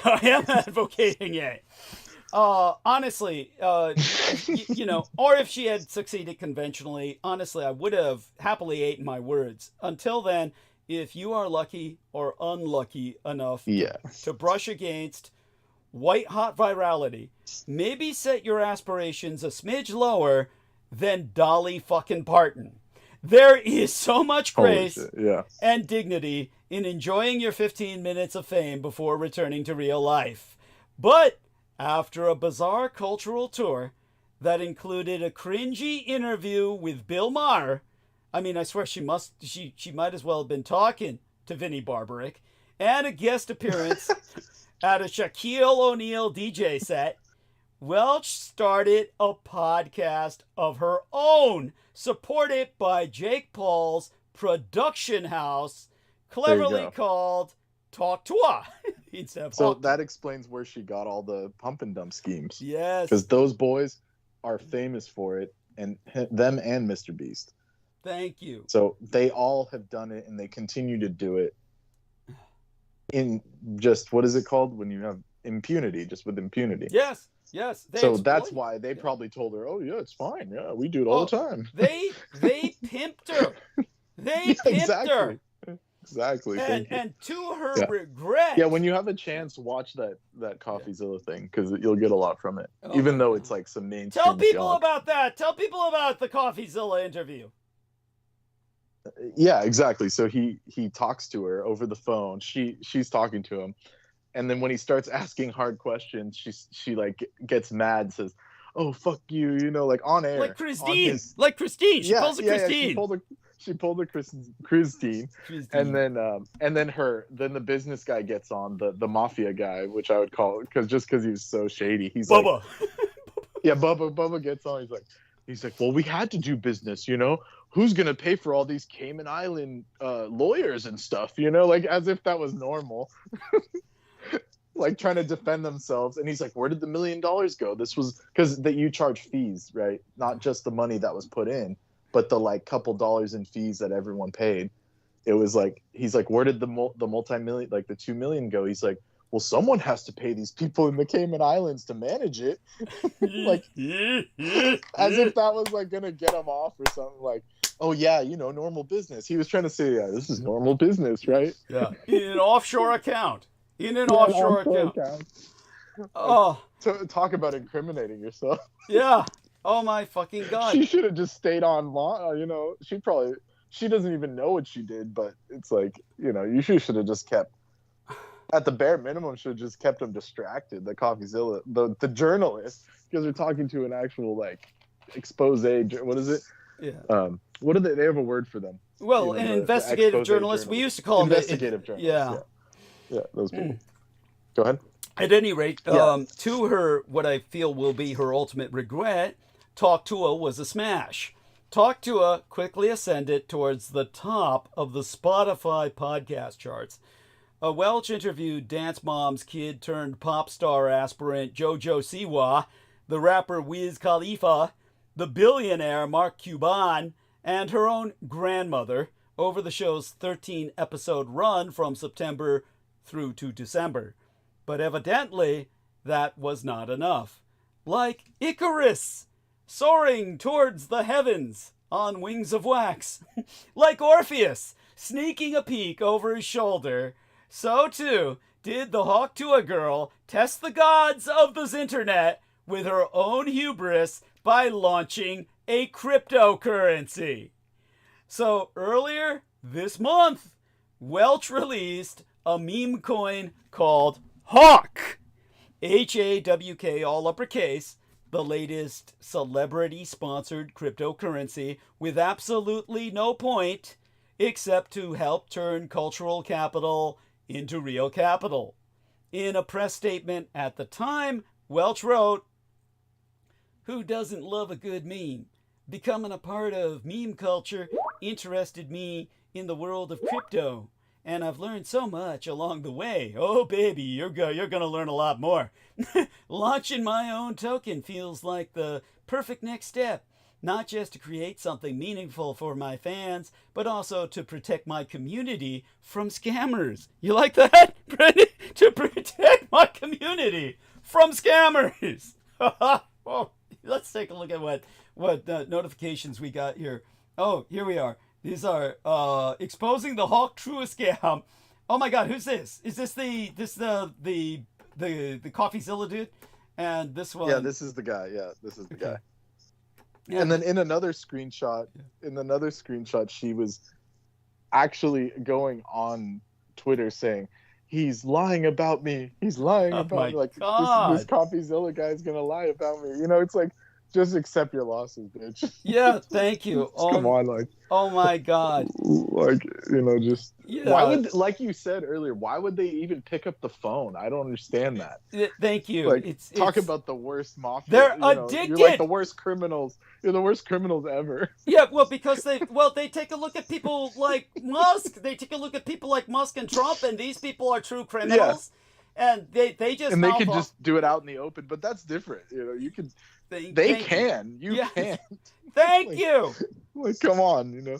Thank you. It's like they have the gall to just go out in the open and say, "You're lying about me," and start crying. It's like, no, dude, it's no. like Lena Shea, of course, is right that the world is skewed in that she had sex with an underage boy and she paid the price. It destroyed her world.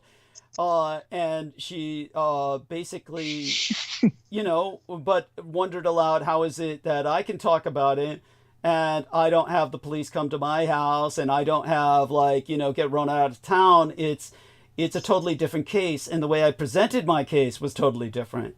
That's the difference.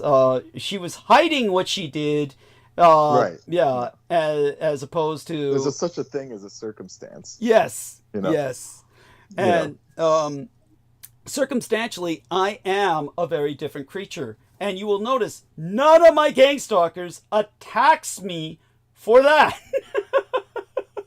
They attack the weirdest shit. Exactly. Yeah, they never attack you for that. Exactly. Yes. Yeah. Because they are guilty of far worse. Yeah. They groom children who are not voluntary and who will not forgive them. And anyhow, protect her community from scammers, she did not. The coin shot above $500 million in market capitalization the moment it launched, but when retail and investors tried to buy in, the coin plummeted, losing 95% of its value. I'm reading this from Fortune magazine, which notes that insiders pocketed $3 million in the process. In the crypto industry, this is... Yeah, that was the $1 million that went to the Cayman Islands. Thank you. Thank you. And in the crypto... We needed it to run a business. Oh, yeah. Oh, yeah. Yeah, it's called the family business. The family that's business. what they call it these days, you know. Yeah, the mafia. Business. The mafia, they would call it our family business. You know, you're in the family now. Your family. Once you're exactly. Mob. Yeah, once you're mob, your family. But they can keep their lips sealed, these fuckers. Yeah, well, these are the new generation. They've lost all that. They've lost all that. This isn't the Godfather anymore, people. These are just... No, this isn't the Godfather. No, and by the way, I'm getting shouted off air right now, or getting pulled off air. Oh God! Well, this is the quote. You're being fucking loud. It's 1 a.m. Well, I do this every Sunday. So, yes, thank you, thank you. No one has to be around. There you thank you, thank you. Now, in the crypto industry, this is called a rug pull, where the insiders convince people to invest before pulling out their money, making a buck and watching the house of cards tumble. The Bloomberg writer, Matt Levine, blamed the victims, saying, people are complaining that this is a rug pull or a pump and dump, but I cannot understand what different thing they thought would happen. That's fair. But the victims are blaming the people behind the Hawkcoin project. That's also fair. Now, anyhow, before I come back and talk about the lawsuit, can you speak quietly so I can take a piss? Via-text, he's a coward to come on air. Of course not. He doesn't want to implicate himself. Yeah. They went like cockroach mode and just dipped. Yeah, but I can try and be quiet, but I would have to like go out to my car, I guess. Okay. That's what I usually do. So that way we can at least get my bathroom trip out of the way, and that way I'll be ready for the rest of the night when you're forced to go off. Okay.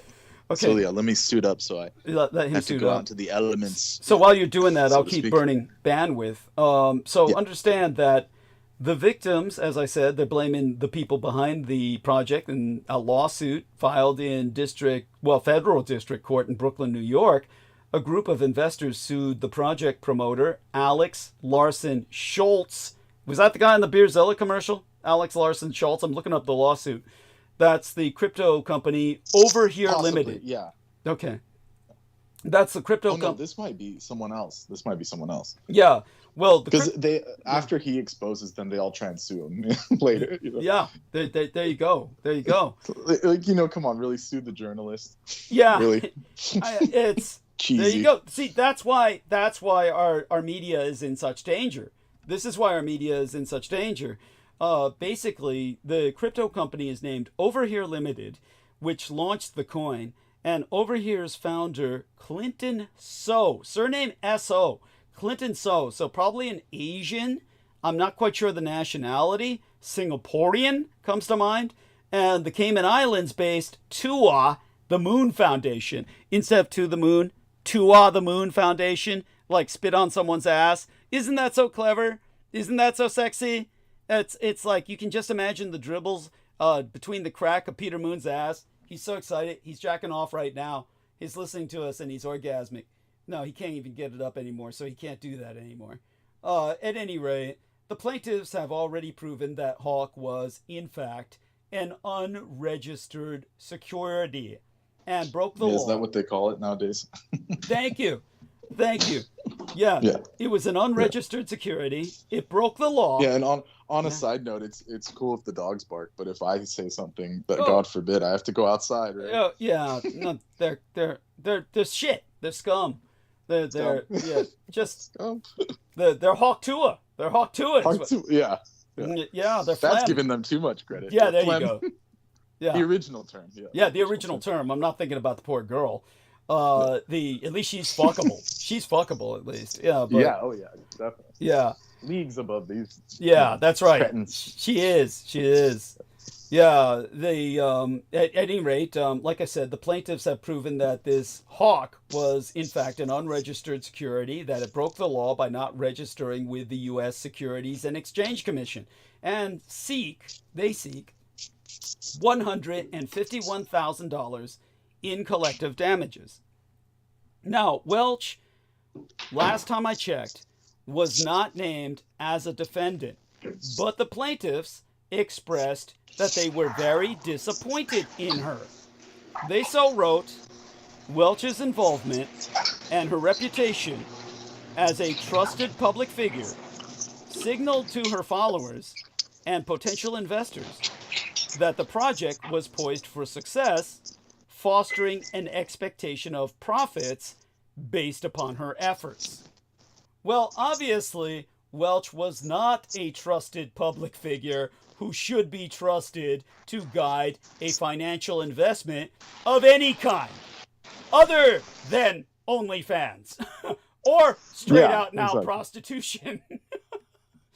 Right. I mean, even a sexy calendar would have been better than what she did. Jesus. Thank you. Christ. You don't even have to take anything off. Why would you even? Thank you. Come on. Yeah. I mean, now, obviously, the crypto kings of the Caymans took advantage of her, but exactly. Yeah. Maybe we do have to allow for this. She might well have been in on the con. Perhaps investors. judging by what that one dude, the journalist, said. Yeah. They knew. There we are.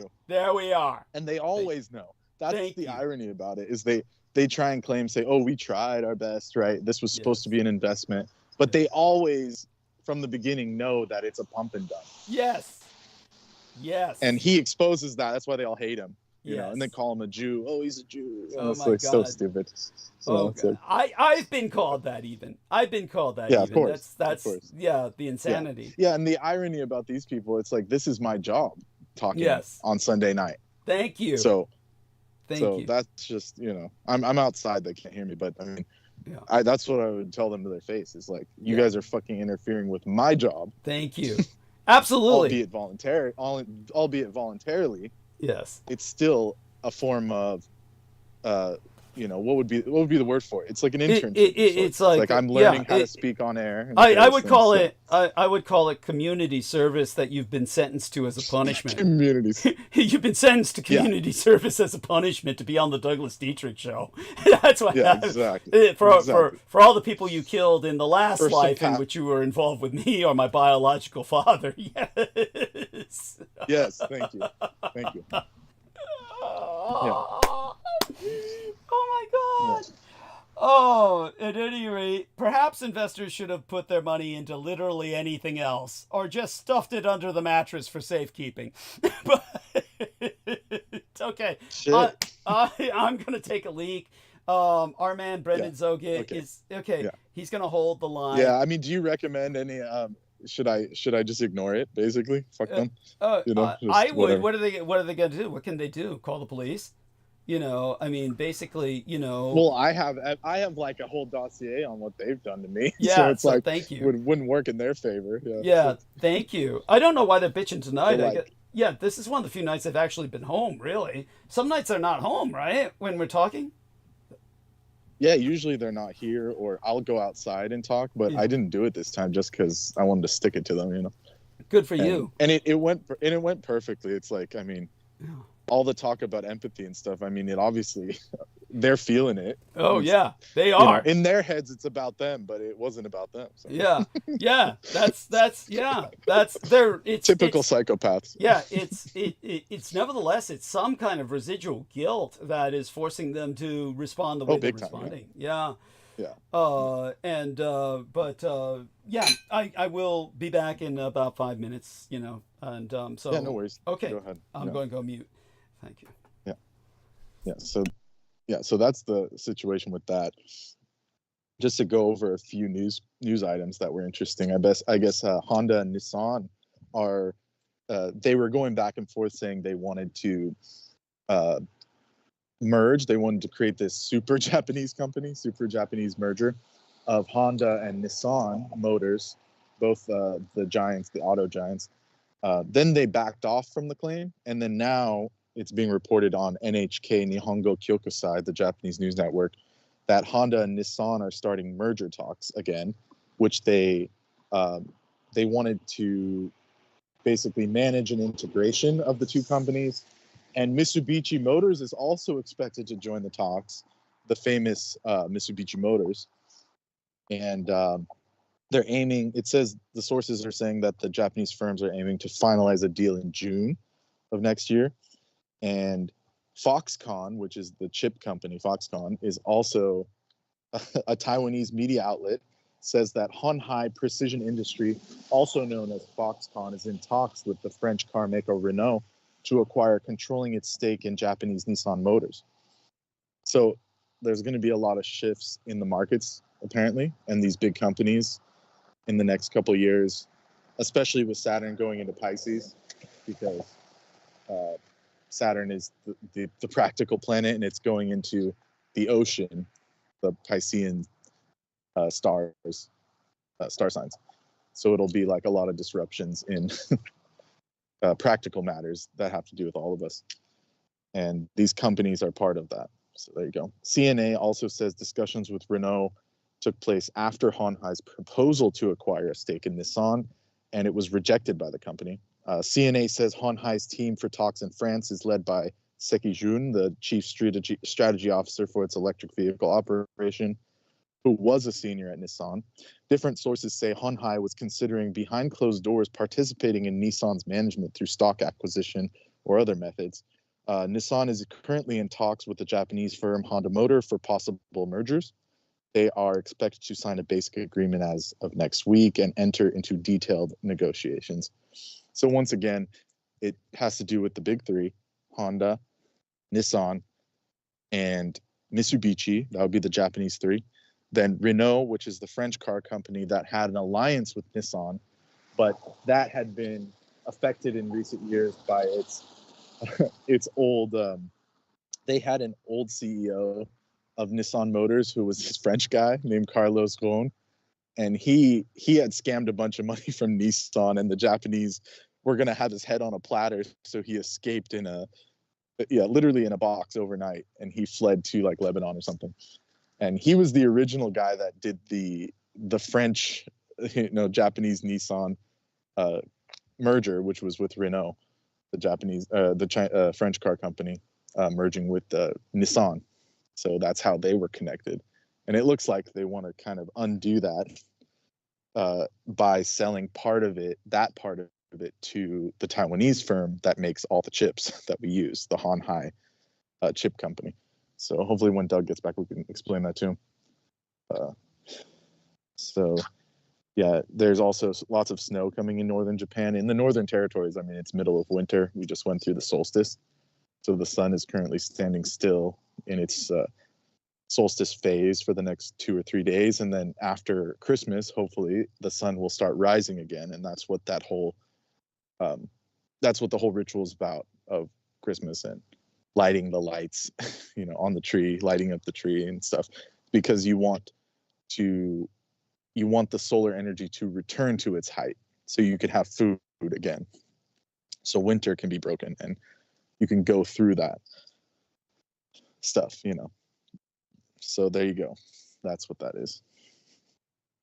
So, yeah. And then also the Panama Canal incident, that's funny. Vietnam also has its own subway, which is like an underground train system opening with assistance from Japan. So that's very interesting. And there's a bunch of other stuff. Let's see. The Japanese population crisis, that's of course a bigger story that they have highlighted here. But thousands of protesters in southern Japanese prefecture of Okinawa have demanded that the U.S. military give an apology and compensation to the victim in a sexual assault case over 1 year ago. Organizers say about 2,500 people took part in the protest meeting in the city of Okinawa on Sunday. Brennan Washington, a 25-year-old U.S. serviceman in Kaneda Air Force Base in Okinawa, was accused of abducting and sexually assaulting a girl under 16 at his residence in December of last year. The authorities say that these two did not know each other, and a court in Okinawa sentenced the man to 5 years in prison on December 13th. Okinawa Governor Tamaki Deni was among the protesters. He said the residents of Okinawa have been forced to coexist with U.S. bases under a cloud of anxiety, and that Okinawans must raise their voices to take stronger action. A university student representing young residents asked why they have deprived of their adolescence just because they were born in Okinawa next to these bases. She added that a similar incident must never happen again. The protesters adopted a resolution demanding that the servicemen and the U.S. military offer an apology and compensation to this victim. Documents also urge that the Japanese and U.S. governments to immediately share information with the prefecture if any incidents were to occur that were similar. The two organizers say that they will deliver the resolution to the two governments over time. So there you go. So, yeah. So what's happening there is that Okinawa is the southernmost prefecture of Japan, and it hosts, which is like an island outside of the Japanese islands, like to the south. And it hosts over 70% of the military presence of the Americans. And all kinds of horrible stuff keeps happening to the locals there and the natives. Oh, are we talking about who are not ethic? Yeah, I'm back. What are we talking about? Okinawa? Yeah, so this is Okinawa protesters. This is the headline. Yeah. Protesters call for an apology from the U.S. military over a sexual assault case. So this guy, Brennan Washington, a 25-year-old serviceman who was from the Kaneda Air Base in Okinawa, was accused of abducting and sexually assaulting a girl under the age of 16. By his name, Washington, I would assume he's black. By his name, Washington. But go on. He is. Yeah. I'm pretty sure he is. Yeah. Yeah. We can assume, but I know because I've been following the story since it happened. Okay. And an Okinawa court sentenced him to 5 years in prison as of recently, but the U.S. military has not compensated the victims or issued an apology, which is why the governor of Okinawa, Tamaki Deni, was among these protesters saying that the residents of Okinawa have been forced to coexist by the Japanese government's demands, with bases under a cloud of anxiety that Okinawans must take stronger action. Yes. So there, yeah. So he's defending his people. Yes, thank God. And the Japanese were basically like they don't have a choice. They can't let the Americans onto their soil because then their people will get all pillaged and shit. Of course. So, yeah. Of course. No one wants that shit. Nobody wants Americans around. Being between a rock and a hard place. Like you can't, what are they going to do? Well, ask the Americans to leave and just replace the Americans with Japanese troops. That's eventually what's going to have to happen. We know that. It's already started. Started. Yes. And then I also brought up that they're going to do this merger between Nissan, Mitsubishi, and Honda. So there's going to be like a super Japanese car company coming in the future here. And then also Foxconn is in talks with Renault to acquire its stake in Nissan, says Taiwanese media. Hanhai Precision Industry, also known as Foxconn, is in talks with Renault to acquire its controlling stake in Japanese motors. So the Japanese are going to take it back from the French because that shit that happened with Carlos Ghosn, Go on. Yes, that's right. He That's right. stole a bunch of money from the Oh, yeah, Japanese and then they abducted him. They abducted him back from the U.S. Go on. Yeah. Oh, no, they had to smuggle him out. Some mercenaries, he paid some Americans, some mercenaries to smuggle him out in a box. Yeah, that's right. The mercenaries were a special forces father and son team. And the father had been in the special forces, and along with his son, they smuggled him out of Japan in a box. And then what happened was the Japanese, he managed to escape because he went to Lebanon. Where did he go? I think it was Lebanon. Lebanon, yeah. He went to Beirut. Yeah, he ran to Beirut. Yeah. But the father and son who abducted him, the Japanese demanded their extradition by the U.S. government. For those of you who don't believe Japan won World War II, the U.S. government turned them over. The U.S. government turned them over to. They're now in a Japanese prison. Yes. Yeah. That's how much sway the Japanese corporations have over us. Yes. Absolutely. To the point where even Trump has to sign deals with them. Yes. He doesn't have a choice. Yes. Yeah. You notice he never threatens tariffs against Japan. Yeah. No, in fact, he's signing deals with them. Yeah. Before he's even president, they're forcing him. They're saying, agree now. Yeah. So that he doesn't bother them while he's president. They're binding him before he becomes president. It's like binding a demon. It's like binding a genie or a demon before he comes out of the bottle. Literally. Yeah. And that's the only way they can handle it. It's just Thank you. They know how to handle these demons, and it's good for them. Yeah. And so at any rate, so how are you holding outside? Is it really cold and raining? Are you exposed to the elements? No, I'm fine. I'm doing well. Okay. But I should probably go to bed because I do have work in the morning. So okay. As much fun as I'm having making these people squirm, I probably go to work because my schedule's a little different than normal. So. Yeah. Because of the holidays. Yeah. I mean, let's close up with Haley Welch then. Basically, for people who are asking me in emails, well, what's happened to her? On December 20th, after going dark for weeks, Welch posted a statement on X saying that she's cooperating with the people suing the creators of the coin. And she wrote, I take this situation extremely seriously and want to address my fans and the investors who have been affected and the broader community, adding that she was cooperating and assisting the legal team representing individuals impacted. So I'm going to enter that link here for yourself and for our listeners. I'll put it here in the text box for yourself, right?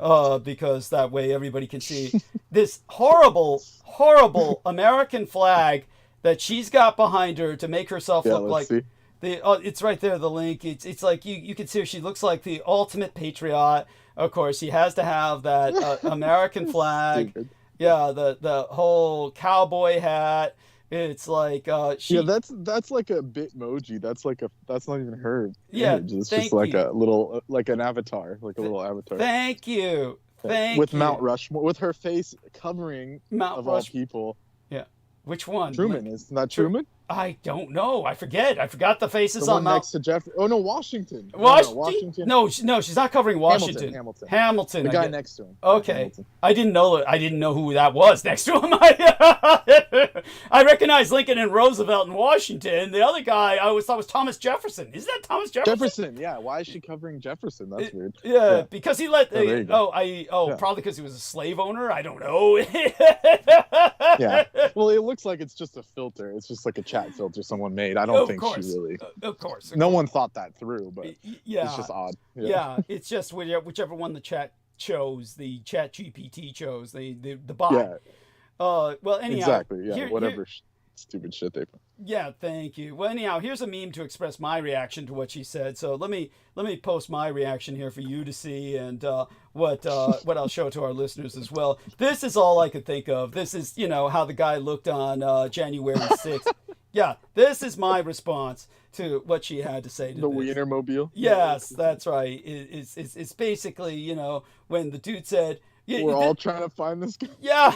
Yes. Yeah. The hot dog guy, the wiener. Yes. The giant wiener. Yes. It's like even without a penis, she's managed to fuck everybody, and yeah, it's like here. Just the reality, of course, is that Welch could only be trusted with 15 minutes of fame, And in her 16th Yes. and final minute, even if she was too innocent to ever suspect there could be consequences to her latest cash grab, Welch is now the face of a scam that has deprived her devotees of millions of dollars. So for the amateur or the amateurist, nothing good happens after that 15th minute of fame. Right? That's, I guess, our moral. Yeah, I thought that was a well-known thing. I was like, I thought that was a well-known thing. You know, it's like don't milk it. You know? Yeah. Well, I guess not. You know? Well, it's so hard to resist. It is so hard to resist, and it's almost impossible. Who can resist that? Who can resist that? It's like you know. I could. Yeah, you could. You could. You're not a normal human being. You're exceptional. Yeah. You're a highly developed soul who, for some reason, did something awful that got yourself Yeah, incarcerated. yeah, thank you. Thanks for the qualification. Yeah, I was going to say far too generous, but yeah, no, there's a qualification. There's an asterisk. Yes. Yes. Something terrible has happened, as to quote the Zelda games. Yes. I don't belong here. The I don't belong here feeling. Like if you see there's like a Zelda Japanese game, Legend of Zelda, of course, and the second installment of the N64 version, it's like the intro line is, "You have met with a terrible fate, have you?" You know. And the guy, like, you know, he like revives you and shit. Yeah. So. Oh man. You have to go on a quest. That's where I'm at. It's just like. Thank you. Yeah. You fucked up. Yeah. I get it. And I just am looking. I'm out here. Someone has taken down my my wards. I had a couple staves, like wooden staves with runes on them. Oh my god. Someone has completely removed them. Could it be the assholes, or do you think it's the enemy? Is it the assholes or the enemy? Probably a combination of the both. Yeah, probably. You know? Yeah. They might as well be the same at this point. You know. So true. Good point. You know, what is it, like malicious? Not malicious compliance. What is it called when you're so stupid you don't know you're evil? Oh yeah, that's what these guys are. Yeah, I forget the term for that. I guess we'll just call it idiocracy until we remember. Yeah, I mean, burnt. I just call it burnt. Yeah, that they're just. I thought I was good. You know? Yeah. Oh yeah, good for nothing. Yeah. Until the hell, like the hellfire starts tickling your toes, and then you're like, wait a second. Yeah. I was good, I swear. Yeah. They all say that. Yeah. They all panic. How did this happen? You know? Well, what happens There's is, go on. Go ahead. I was just gonna say, you know, who's the guy who puts their heart on the weight scale next to the feather? Anubis. When that shit goes down, when the scale goes crashing down, and their heart is like, you know, a ton.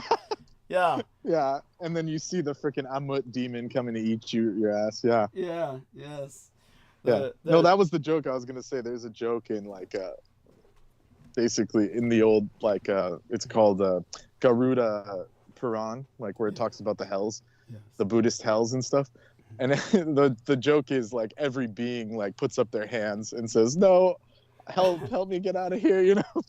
Like when the pressure is enough, like every being will just say, "Oh no, I'm sorry," you know. Yes. So that's the joke. Yeah. Yes, there we are. Thank you. It's a cosmic joke. Yes, they'll suddenly discover empathy then. Yeah. That's when empathy counts. Yeah. Yeah. Please help me. Yeah. So fucking pathetic. It is so fucking pathetic. Well, I'll handle the rest of the night from here. It's only going to be 4 hours left, I believe. So love you dearly. Well, I'm restoring this stave. Please do, for your own safety. Obviously, they took it down, so don't ignore it. Put it back up. And it's definitely, that's something the enemy would do. And like you said, the people that you're stranded with are obviously the enemy at this point. It's like you're stuck on Survivor Island with the assholes. I forget what that series is. There's some series about a bunch of people stranded on an island that was really bizarre. I'll have to look up the name of that for you. What was that? I was just making a joke. I said Gilligan's Island. No, not Gilligan's. That's bad enough. It's a hell of its own. I loved that while I was growing up. When I was young, growing up. Same. I used to watch reruns. Yeah, there we are. Yes, and of course, these days the canned laughter makes it unwatchable. I mean, that's That these days canned laughter is awful. When you were young, you appreciated it because you laughed with it, thinking that adults would think you were smart enough to get whatever joke they thought. Yes. Yeah. But not as an adult. I can't handle that. But when it came to, right. Yeah. Okay. Love you dearly. Stay safe and be well. Okay. Yeah, I'll linger for a bit, but I can't talk probably without them going nuclear. So Understood. I'd like to avoid that. Understood. And I appreciate many that. blessings and good night to the listeners. Thank you. Hails to the old gods. Yes. Thank you. And don't forget to tell them to contribute if they can. Always appreciate it. Oh, yes. Yeah. I thought you were talking about these people. I'm like, these the only thing they contribute is dog. Yeah, go on. Yeah, contribute for the expositions so we can continue to bring you, proper knowledge and hopefully wisdom at some point. When we get to that part. Yes, that's right. But right now we have to deal with this mundanity. Yes. Yes. Thank you. All right. Bless you. Good night. All right. Love you dearly. Take care. Okay, that's our man Brendan DŌNG̵HԻ. Now, 'tis just this petty para-patriotic insanity what brings us to the history of Reagan, the remarkable collapse of Iran's powerful alliances, Putin's point of no return, and the destruction of the postmodern Republican Party amidst the return of total war. The math behind why Mexico's cartel war is a never-ending nightmare and the Islamic Republic is weaker on multiple fronts than it's been in nearly half a century, prompting understanding and preparing for a new era of comprehensive conflict, wherein the tighter Trump's MAGA grip upon the Russo-collaborationist Red Republican Insurgent Party, the more Reagan's influence has melted away, ensuring that an unchecked Russia will challenge the West, wherein the cartels are Mexico's fifth largest employer. They are recruiting faster than the government can arrest them. Now, for most of the last half century, Ronald Reagan defined Republicans as the party of patriotic spirit, a bulwark of American democracy against authoritarian menace. The 41st president contrasted our shining city on a hill with Moscow's evil empire.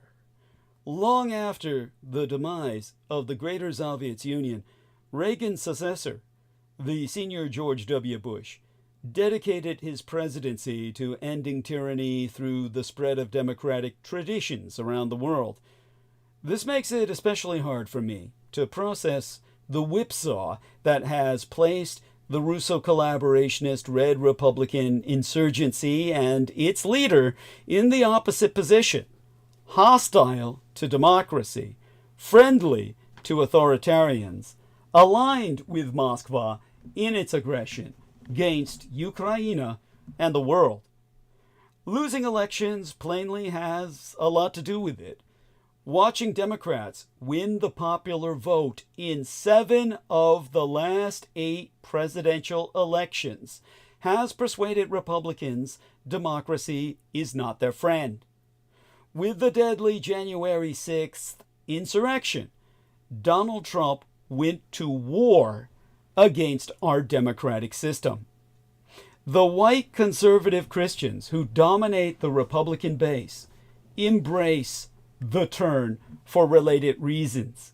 They've proven powerless to stop America's evolution toward a more secular, diverse society that has broadened the sexual revolution by embracing 2S LGBTQIA+ rights. By contrast, Christian nationalists find the crackdown by Russian strongman Vladimir Putin against gender transitioning and the elevation of family values over non-traditional sexual relations satisfyingly effective. And however libertine Trump's personal conduct, he's their strongman. This brings us to the Trump-Putin bromance. Trump entered politics on Putin's side to begin with. Russia put money in his pocket as a businessman, then covertly interfered in the 2016 election to help make him president. He has returned the favors ever since. As president, Trump dismissed the superiority of American values and took Putin's word over that of his own intelligence services. Most alarmingly, he advanced Moscow's strategic objectives by weakening the NATO alliance that has shielded Europe from Russia since World War II. When Putin attacked Ukraine in 2022, Trump hailed him as a genius. He has encouraged Russia to do whatever the hell you want to any NATO country not meeting the alliance target that members spend 2% of their gross domestic product on defense. The tighter Trump's grip on the Russo-collaborationist Red Republican Insurgent Party, the more Reagan's influence has melted away. In his telling, America represents a failed nation, a screwed up and very sick country, the enemy within, as he calls domestic political opponents, poses a greater threat than the Russian Empire. In the first full week of June, Sarah Longwell, a Republican turned anti-Trump crusader, told CNN, Donald Trump doesn't like America. These MAGA Republicans in that movement, they don't like America. But Putin's on top of his game.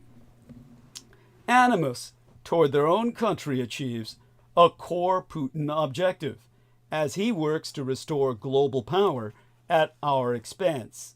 He calls America burning from the inside, while pouring gasoline on the flames.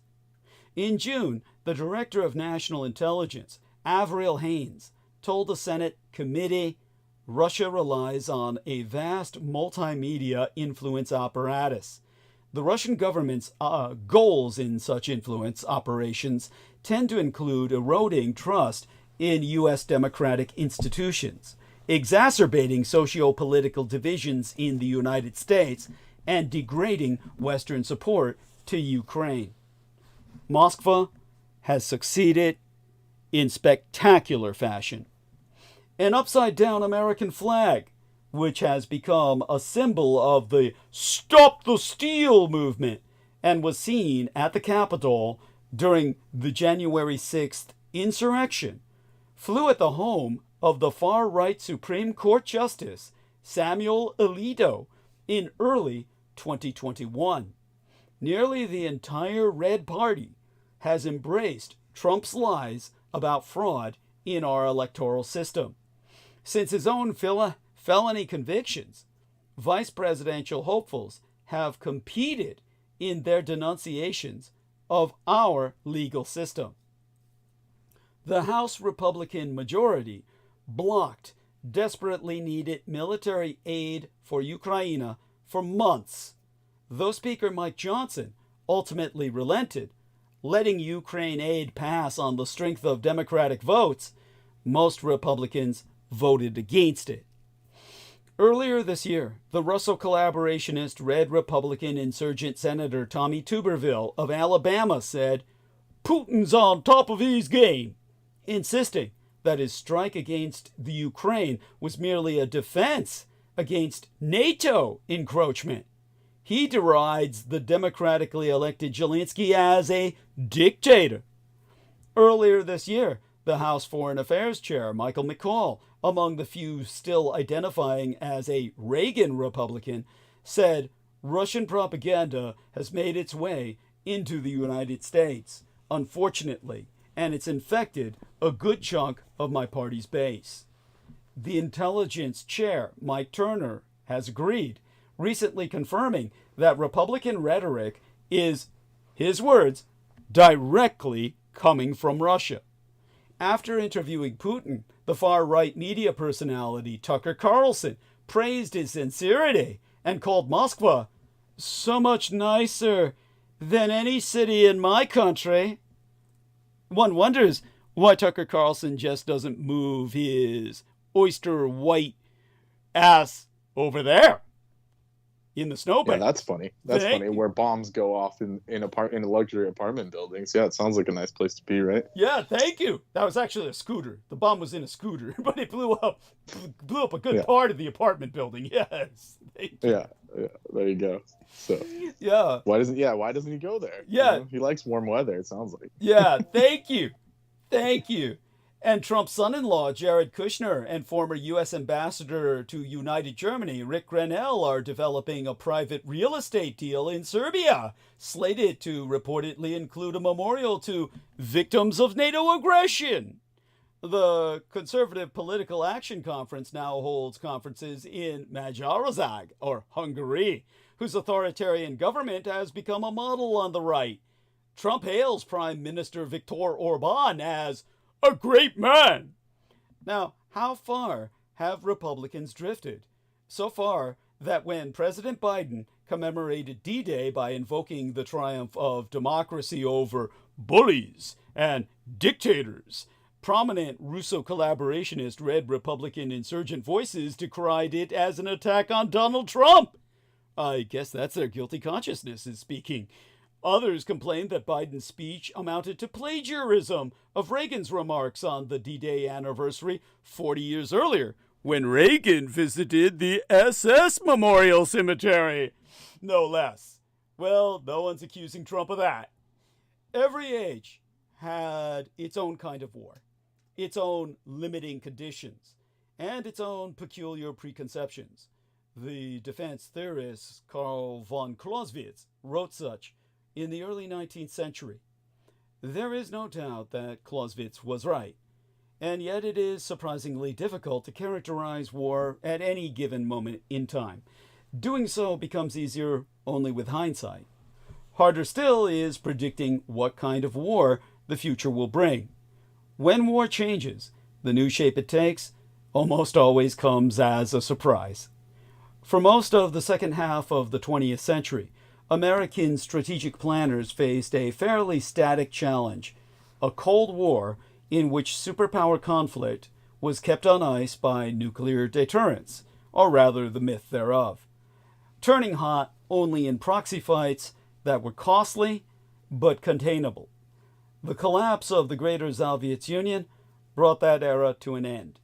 In Washington, during the 1990s, war became a matter of assembling coalitions to intervene in discrete conflicts, which, well, when bad actors invaded their neighbors, or stoked civil or ethnic violence, or massacred civilians, at least all by the narrative of the American propaganda machine.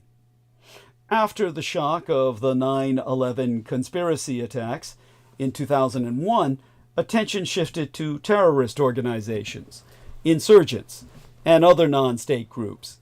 The resulting war on terror pushed thinking about state-on-state conflict onto the sidelines. War was a major feature of the post-9/11 period, of course, but it was a highly circumscribed phenomenon, often limited in scale and waged in remote locations against shadowy adversaries. For most of the century, the prospect of a major war among states was a lower priority for American military thinkers and planners, and whenever it took center stage, the context was usually a potential contest with the communist Chinese that would materialize only in the far-off future, if ever. But this side of the Pacific, in our own hemisphere, an unsettling silence hangs over the historic center of Culiacan, the capital of Sinaloa, right now. There, in the heartland of one of the world's most powerful drug cartels, a violent feud has turned the city's streets into a ghost town. Since September of 2024, this internecine warfare has claimed hundreds of lives, leaving behind a city where normal life has all but evaporated. As night descends on Paseo del Ángel, once the bustling nightlife quarter of Culiacan, the emptiness feels almost surreal. Restaurants that used to be fully booked every night now sit deserted. Nail salons and pastry shops bear signs that announce they're up for sale. With quiet resignation, Miguel Taniyama, the owner of Clan Taniyama Restaurant, who described everything to me, went on record to tell me life in Culiacan has almost disappeared. For years, Sinaloa, an agricultural region synonymous with the infamous cartel bearing its name, enjoyed a fragile peace. But that calm was obliterated in September when 12 factions of the cartel turned their guns upon each other. Scenes like those are becoming increasingly common, despite the government's open war with organized crime. Yet despite the record number of arrests and fatalities among cartel members, the violence hasn't stopped. On the contrary, it has accelerated. The scale of death is immense, with over 400,000. That is climbing toward 500,000 murders since 2007, the year of my late and sainted legal sires, my legal father George Joseph Henry Dietrich the Sailor's medical murder. In Mexico, the fight against organized crime has long resembled a game of whack-a-mole. Now, a new study offers a startling insight. The way to stop cartel bloodshed is not by locking up more people. It's by stopping people from joining in the first place. The findings were reported in the Journal of Science. You see, these cartels exist in a perpetual cycle of violence. This study, authored by the researchers Gian Maria Campidelli, Alejandro Hope, and Rafael Prieto Curiel, who used to be a former Mexico City police officer, but is now a mathematician at the Complexity Science Hub in Vienna, where my own biological father was homeless for many years. The three of them together used a decade's worth of data on homicides, arrests, and cartel interactions in Mexico. The findings are sobering. Mexicano cartels now boast an estimated 175,000 members, making them the fifth largest employer in Mexico, right between the grocery chain OXXO and the telecoms company América Móvil. Cartels lose members constantly through conflict with rivals and arrests by the state. Yet they replenish their ranks at an alarming rate, recruiting at least 350 people every week. This relentless cycle of violence is actually self-sustaining. Self-sustaining. That almost makes it ecological in nature. It's a sobering conclusion that needs to be taken to heart by the authorities. Increasing arrests does not reduce violence. Instead, it might make things even worse. So understanding the inner workings of cartels is notoriously difficult. They operate in secrecy, making data hard to come by. So, to shine light on the cartels, the researchers used public data to cast an indirect view. So the study I'm sourcing models cartel dynamics using a mix of statistics and network theory. The researchers accounted for the losses cartels suffer through violent clashes and law enforcement's efforts to incapacitate them, and then used this data to infer the strength of Mexicano cartels. Despite setbacks, the researchers found that cartels continue to grow. They estimate that between 2012 and 2022, cartel membership rose by 60,000 members. Talk about a mathematical black box. Thank you, Brendan. He provided a link. Serbia monitors government critics with spyware. Oh my God, here we are. A new report found that Serbia's intelligence agency installed spyware on the phones of journalists and activists. The news comes as protests are growing against the autocratic rule of the president. Yes, what is his name? The communist Chinese love his ass. President Alexander Vučić. And he says, this is our future. Indeed. But I'll say something about Serbia. Building a monument against NATO aggression in Serbia, I will stand by that. I would actually, I fought on the side of the Serbs. And I want people to understand that NATO violated its own reason for existence when they attacked Serbia, because they're a defense organization. Thank you. I remember talking about that with one of the teachers I had. She was Serbian. She was a Croatian, actually. Okay. Or Serbian. No, she was Serbian. Okay. But she was a very educated person. And when I brought up the stuff that you brought up, she was impressed. And I was one of the few people to ever get an A in her class. Oh, to the point where they were shocked. Like, I went to the counselor one day and he was like, no way, you got an A in this class? And I was like, yeah. Yeah, incredible. Because of what I wrote based off of your exposition. Thank you. Go on. Yeah, so she appreciated that. But my question was, what's the difference between an autocrat and an oligarch? Why is there a disambiguation of those? I'll try to answer that. I'll see if I can get to it tonight, because the questions... auto means self-sustaining. So, auto is it can be used for self-destructive as well, like auto-destructive. And automobile, which is like a self-mobile, you're driving it yourself. Like autobiography, that's what I was thinking. Yeah, but also automated. Think of it as also automated. So an autocrat is almost on autopilot. Think of an autocrat as someone who's on autopilot. And so that's Trump and Musk. They are on autopilot towards self-destruction, towards auto-destructive tendencies. And, they're just, that's the perfect thing for it. An oligarch is somebody who's a robber baron who's a monopolist. They're a monopolist. And they cooperate with other monopolists to sustain their power over the economy, which is how some people refer to the third world, rather than even as nations, rather than even calling them because a lot of them really aren't even nations, truly. They call them developing economies. And that actually makes more sense when you think about it. And so thank you. That makes the most sense. Yeah. Thank you. Thank you. And perhaps we should start calling them that. And I what I keep getting questions about, and that's where we'll come back to your question again, is people keep asking me, is Trump a fascist? And that at this point I have to respond at length. So I will respond to that length hopefully tonight, but we'll see if I can get past all the foreign affairs to get to back to the domestic ones again.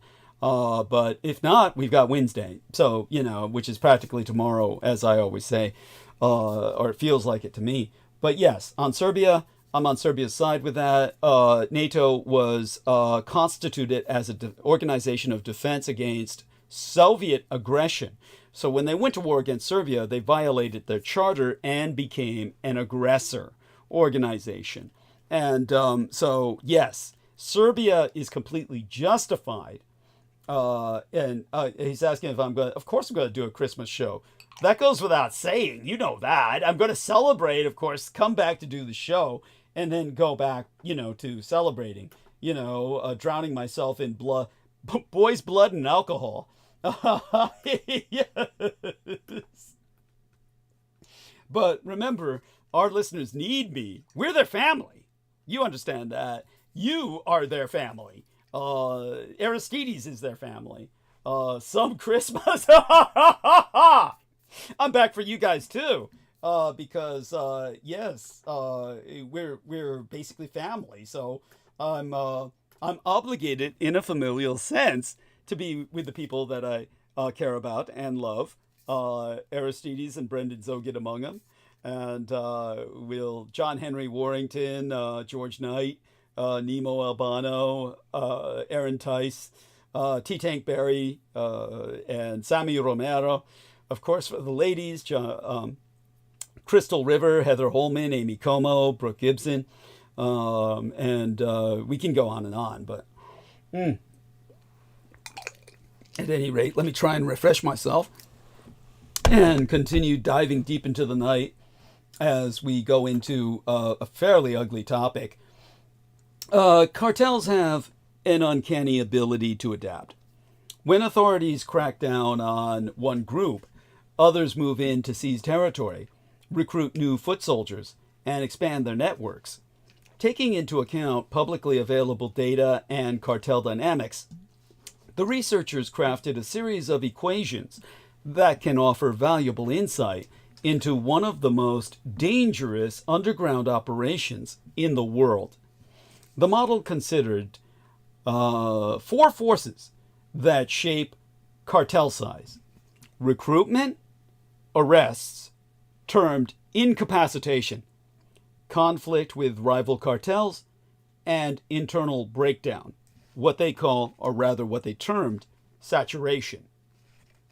Now I guess there's 3 points that struck me from sourcing this study.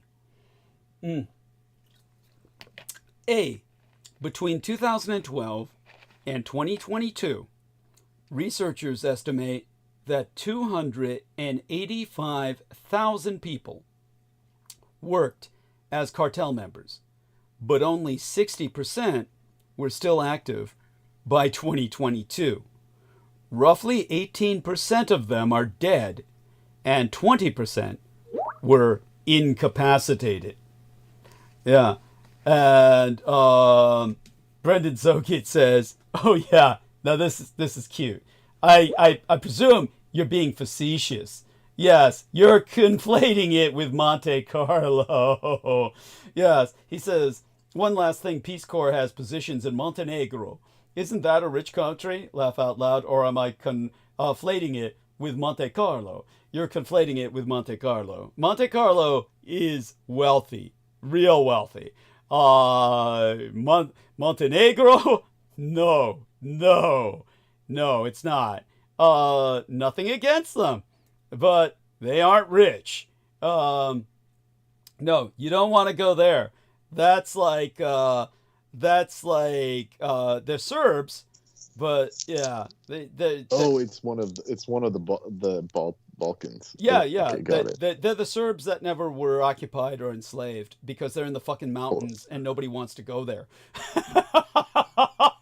Oh, that's okay. Thank you for that clarification. Yes, there you go. I would have thought I was going to a casino. I'd be like, yeah, I'm getting sent to a casino. Yeah. Oh God, no. Peace Corps. Oh God, that would be funny. That would be fucking funny. If the Peace Corps got a gig like that, I'd be signing up. Right. Dude, if you remember, like, the difference between, you know how they always romanticize the fucking Highlander, because the Scots who are the Highlanders are the tough guys, you know, as opposed to the Lowlanders who just sit around all day drinking or fishing or something. But yeah, the Montenegrins are the Serbian Highlanders. Okay, it's like there you go. You don't want to be hanging around people like that. That might be romantic from a distance. You want to see movies about them. You don't want to be hanging out with them. not for 15 months. No. Oh God, no. Yeah, thank you. Yeah. I get it. All right. Gratitude. Good night. Yes. Gratitude. Bless you. And that's our lovely Brendan Zogit. Thanks so much for his help. And honestly, I would never even get to these points. Now, the other point that struck me from this study, we'll call it letter B point, the number of employees from the top 10 companies in Mexico and the combined size of cartels. It is estimated that cartels had 175,000 members by 2022, with an interval between 160,000 and 185,000 members combined. And see, of the 175,000 active cartel members, roughly 17.9% are part of the CJNG. It's such a big cartel, they've got a corporate acronym. Cartel Jalisco Nueva Generación.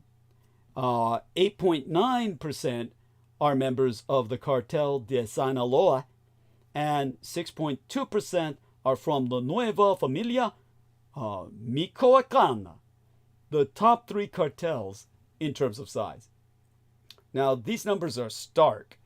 By 2022, cartels had between 160,000 and 185,000 active members. This means cartels rival some of Mexico's largest employers, like the retail giant Walmart.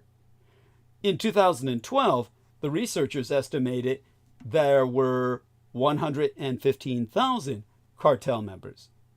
Now, in order to sustain these numbers, the cartels have to recruit at least 370 people a week. Otherwise, they will collapse. Week after week, they manage to hit this quota and perhaps even more. Now, yeah, Brendan Zogan says, I can't believe I thought it was Monaco. Yeah. Oh, delightful. At any rate, the study I'm sourcing took into account a total of 150 active cartels in Mexico as of 2020. And these cartels were identified through open source data, including reports from national and local newspapers and the narco blogs, or the narcotics blogs, which are basically like DEA agents talking to each other. And just providing some response here to our man Brendan for his latest commentary. But that brings us back to the brutal food chain I'm talking about. At the top of the food chain looms the Cartel Jalisco Nueva Generación, acronymed the CJNG. Its reach extends across 77 state-level conflicts, like tentacles spreading out to strangle territories in its grip. With an estimated 28,764 members, CJNG has built a fortress of alliances in 55 different regions. Then there is the Sinaloa cartel, an empire whose name is echoed through decades of narco history. It commands an army of 17,825 members, locked in rivalries that span 19 states, but also bolstered by alliances in 34 regions. Once the undisputed giant, it now shares the battlefield with other rising forces. Now, other major cartels include La Nueva Familia Michoacana, with 10,736 estimated members, and the Cartel del Noreste, or Northeast, the Northeast, the Cartel of the Northeast, with 8,992 members. La Unión Tepito, an urban cartel entrenched in the heart of Mexico City itself.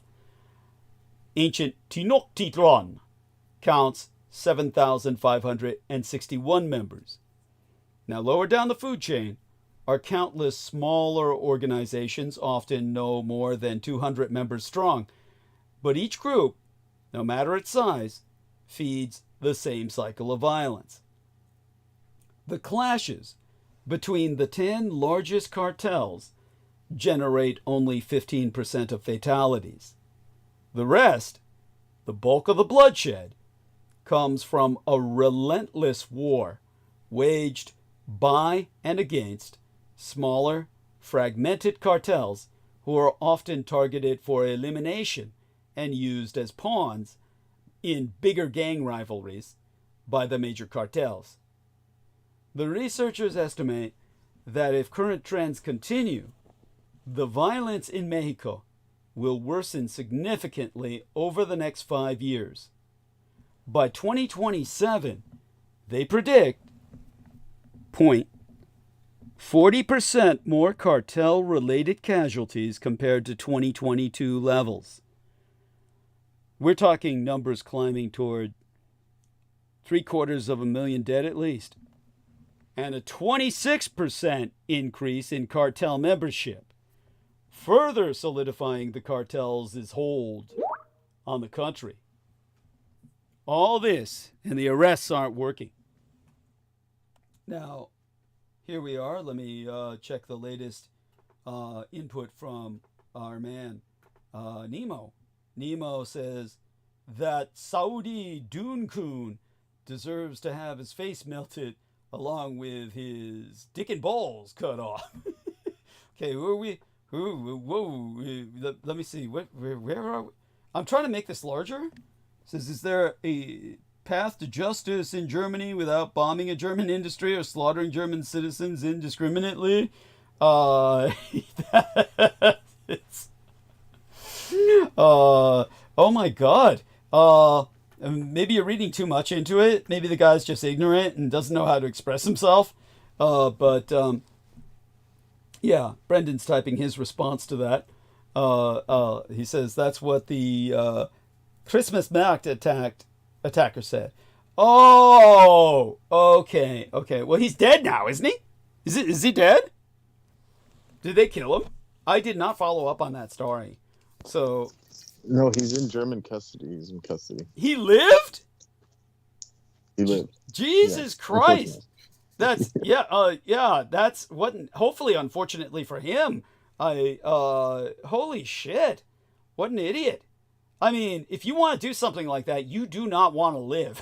You don't want to live through it. Jesus Christ. What a chicken shit. I don't know. Yeah, I don't know what the point of living would be after that. Yeah. Isn't that the whole point? The martyrdom is part of the deal, you know? Yeah, no shit. I don't get it. He's supposed to be, up in heaven with his 72 virgins, or yeah. Did he not believe? It's like you're supposed to do that. He was a psychiatrist, so who knows what happened? Yeah, he's well. There you go. So many psychiatrists go insane. It's there's just don't overdwell on things, people. Sometimes that helps a lot. You just stop thinking. Don't think so much. That chatter in the brain, it drives you crazy. That's what was going on with this guy. Oh my fucking God. Well, it's definitely going to change Germany after this. We know that much. We've drawn that conclusion already. Maybe I should speak to this in context of the total war that I'm talking about, but it's one of these things that we'll see. If not tonight, then I'll talk about it. Maybe Wednesday to a degree. But it's definitely something that is disturbing. I didn't know he lived. I would think that it was. Here in America, the police would have killed his ass. That's the difference between Germany and America. Definitely, American police he would have been riddled with so many bullets. You could have thrown him in the river and he would have sank. He just would have been weighed down by all that fucking lead. He says yes. Brendan says, or let's see who said this, the latest one. Brendan, he says, yes, laugh out loud. He would have been blasted. Laugh out loud. And rightly so. Honestly, it's like, nevertheless, the Germans have a valuable source of intelligence. I'm sure he'll help them drag out a lot more assholes. He says, and Germans have a silly press code. Yes, indeed. Well, whatever motivated the perpetrator to do what he did, his actions were an attack on an intrinsic Western institution. So that's going to be something that will hopefully incite a cultural response. And with that in mind, yes. Says like hiding their last name of the perpetrator, and he says Luigi M. Laugh out loud like everyone doesn't know his name. The perps, yeah, and quite right. Okay, and let me check that again, and then we'll go back to where I am with this, and I'm I'll just bear this in mind about Germany. What we do know is that more than 200 people were injured and at least 5 lost their lives after this imbecile plowed a car into crowds at a Christmas market in the German city of Magdeburg. The day before yesterday by now. The night before last by now, more properly. Among those who were indiscriminately mass murdered was a small child. So it's Germany. Well, it's been needing to change for a long time, and I'm rather ambivalent about even analyzing the situation, because we know what I'm hoping for is a balance in Germany that prevents it from falling into Russian satellite status, because that would be disgusting. But as Brendan enters, Germany's Federal Criminal Police, the BKA president, Holger Munch, told the public broadcaster ZDF the man had various contacts with authorities, during which he made insults and sometimes threats, but he was not known to be violent. Munch described him as an quote-unquote atypical perpetrator. Germany's Federal Office for Migration and Refugees also acknowledged Sunday it had received a warning about the suspect last year. So again, did the Germans just, due to some pathological sense of political correctness where they didn't want to look racist, allow Muslims to do whatever the fuck they want until they finally reach out and kill somebody? Or did they conspire, in a sense, to let him ultimately do what he did so that they could press the attack, so to speak, on minorities in Germany with their own deportation campaign? We can only speculate. In Mexico, we have no need to speculate. We know the arrests aren't working. The traditional strategy of incapacitation, arresting cartel members and putting them behind bars, seems logical enough. After all, fewer criminals should mean less crime, but the study I'm sourcing proves that this approach is flawed. For every cartel member arrested, new recruits step in, often drawn from communities where opportunities are scarce and violence is a constant presence anyway. Roughly 37% of cartel members over the past decade were either killed or jailed, yet there are more cartel criminals than ever. By the way, an update. So the suspect, Taleb al-Abdul Mohsen, was arrested at the scene of the deadly attack in Magdeburg on Friday. German authorities said they believe he acted alone. A Saudi Arabian citizen, the 50-year-old psychiatrist came to Germany in 2006.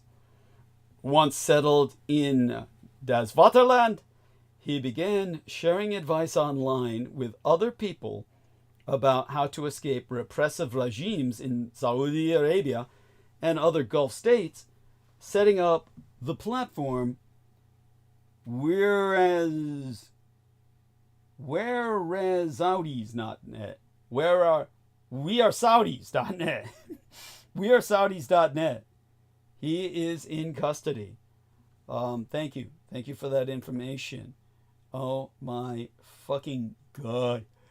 So, and then here he is, totally ungrateful, and just doing what he did like a fucking maniac that he is. And, well, we'll see what happens. And this is going to be interesting, is all I can say.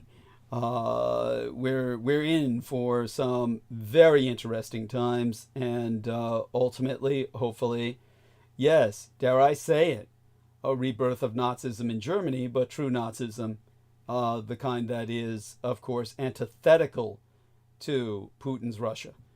All right, with such being said, Now, the authors of the study I'm sourcing found that even if arrests doubled, this approach would lead to an 8% increase in weekly casualties and a 6% growth in cartel membership. Arresting more cartel members destabilizes the power balance between cartels, triggering more violent conflicts as groups scramble to fill the void left by imprisoned leaders. This is exactly what happened in the sun-baked city of Culiacán, home to 1 million people. Last summer, the son of the Sinaloa cartel's jailed founder, Joaquin El Chapo Guzman, reportedly double-crossed the cartel's other co-founder, Ismael El Mayo Zambada. Zambada was arrested on American soil on July 25th, or U.S. soil, United States soil, to disambiguate, on the 25th of July after allegedly being kidnapped in Mexico and delivered to U.S. authorities against his will. The ensuing war between the cartel's Mayos and Chapitos has left more than 400 people dead, scaling up towards 500,000, and hundreds missing, which means that we arrive at the number of about 1,000 in just a few months, according to the state prosecutor's office. Many of the victims were tortured by electrocution and even hot chiles, like shoved up their various orifices. Remember, your anus or your vagina or your nostrils are all mucous membranes. You don't want hot chiles up any of them. While others were fed dead or alive to tigers. Ooh la la. Now Nemo adds, hope they give him the good old Nazi torture treatment. Yeah, let's pour the hot boiling oil onto the center of his brain. He's talking about that Muslim terrorist. There's no other word for the son of a bitch. Yeah, we can only hope. Believe me, I'd be surprised if it were not unpleasant. At any rate, President-elect Donald Trump promises to escalate the battle against Mexicano drug gangs. Trump said that we need a military operation against the traffickers, although he's provided few details. His vice president, J.D. Vance, said that hundreds of thousands of American soldiers, in his own words, are pretty pissed off. I think we'll send them in to do battle with the Mexican drug cartels. If that were indeed the case, this could end in disaster, ironically making cartels stronger than ever in the long run. This brings us to their strength and their vulnerability. It's recruitment. Recruitment is the Achilles heel of the cartels. If arrests don't work, what does? The answer lies in prevention. The study proves that cutting recruitment in half would reduce cartel-related homicides by 25% and shrink cartel membership by 11%. The researchers have calculated that this strategy is more effective and sustainable. The study calls for structural investments in proactive strategy that targets individuals at risk rather than a traditional reactive approach. Yet, this would be no small feat. Reducing recruitment means addressing the social and economic conditions that push people toward cartels in the first. Young men who make up the bulk of cartel recruits often face bleak futures.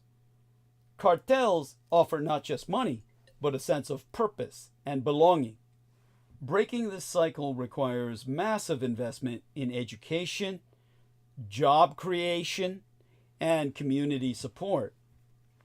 The researchers emphasize that even if recruitment were to drop to zero overnight, it would still take years to return to the levels of violence seen a decade ago. The cartel population is simply too large, and their networks too entrenched. But this is a call for change.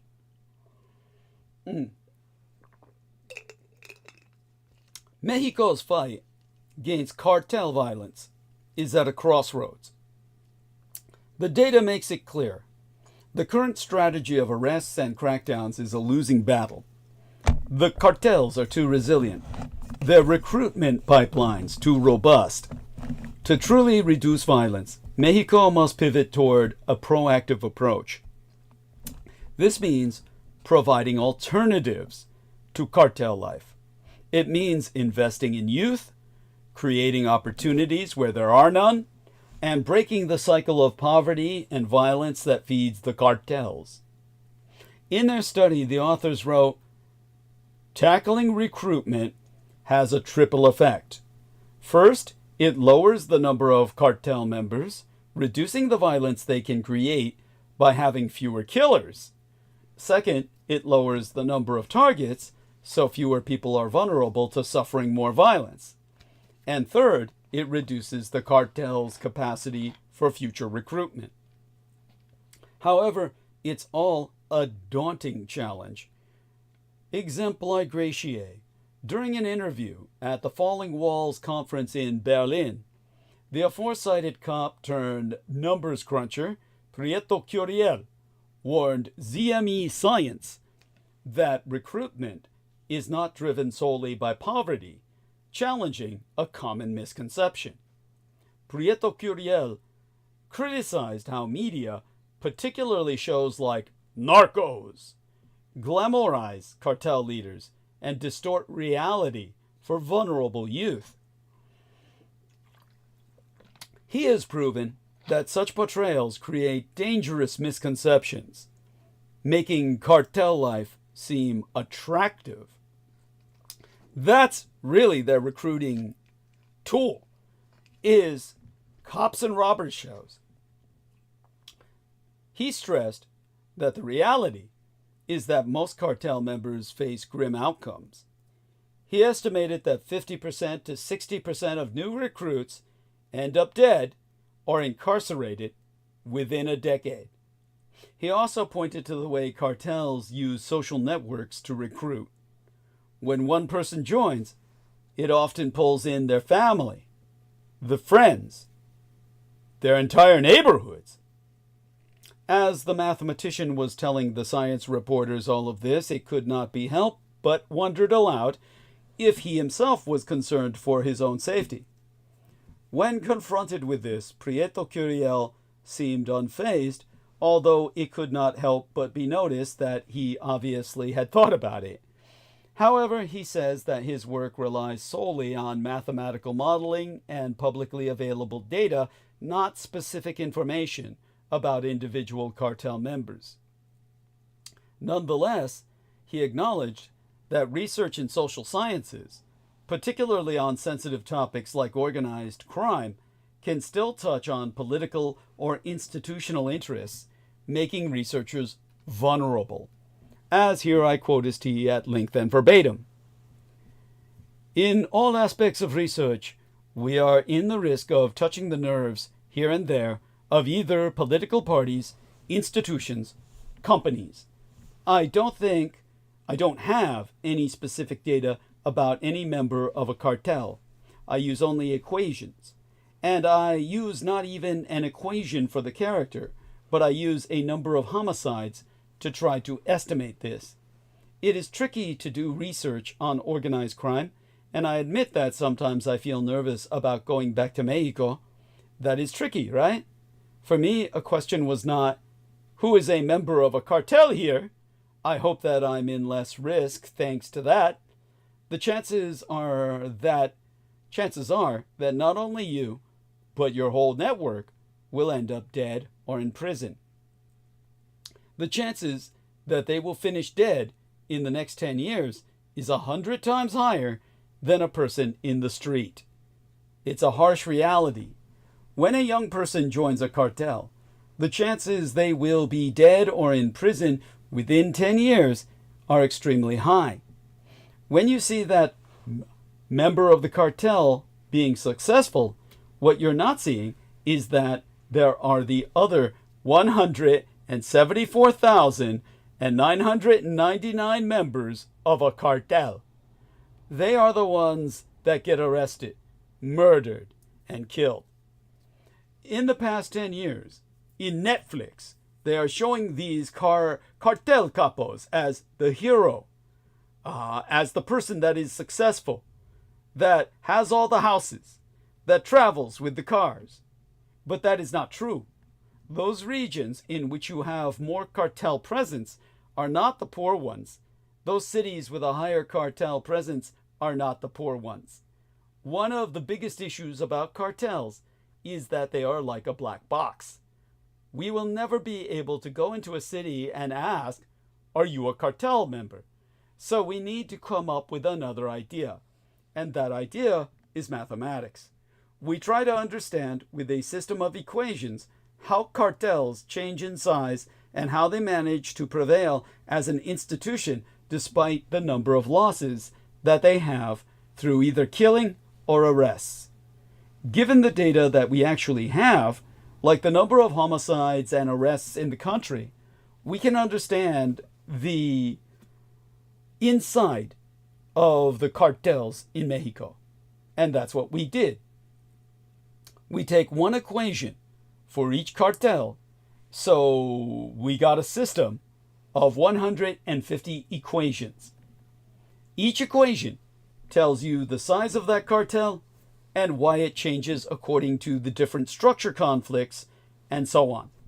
We take this equation and then when we solve it, the only thing that would decrease violence, we are lowering the number of people who joined the organizations in the first place. Now, back in Mexico itself, the stakes could not be higher. Without a change in strategy, the violence will continue, claiming more lives and destabilizing more communities. The path forward seems more clear now, but it requires courage, vision, and a willingness to invest in Mexico's most vulnerable citizens. If Mexico hopes to break free from the cycle of cartel violence, the solution lies not in more arrests, but in fewer recruits.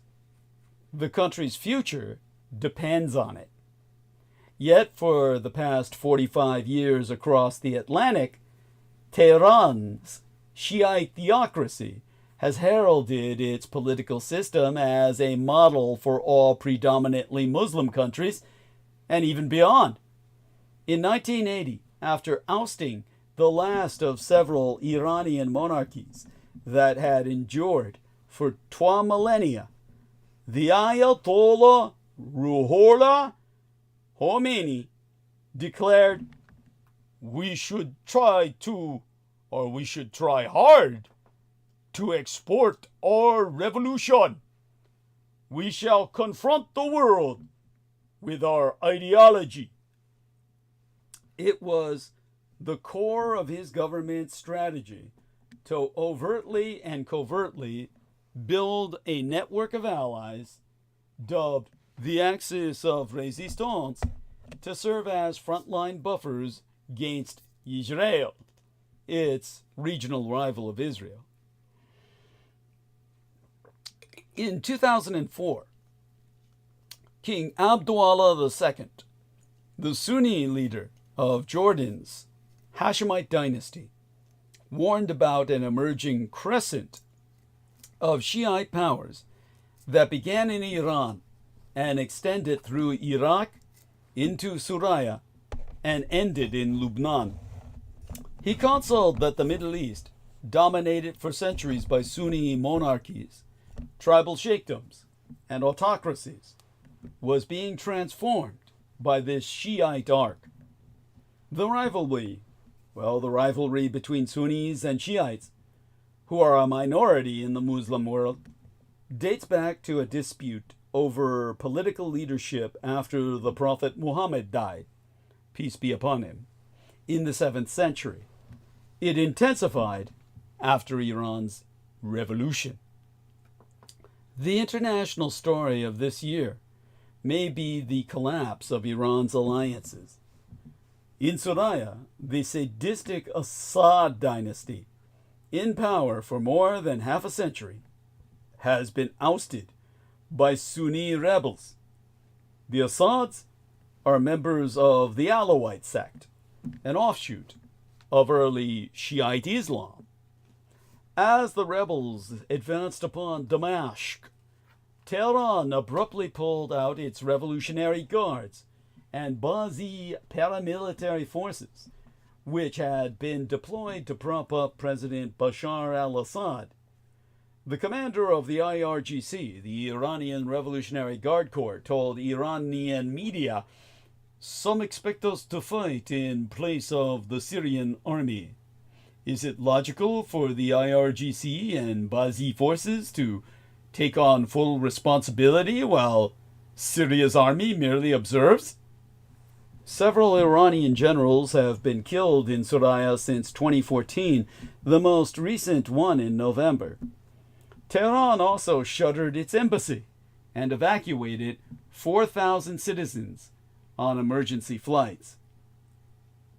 John Kirby, the White House National Security Communications Advisor, has since told the Fourth Estate that the Iranians certainly weren't willing or able to come to Assad's rescue, and in the aftermath of his departure, it's clear to us that they are reevaluating, I think is the best way to put it, their presence in Syria.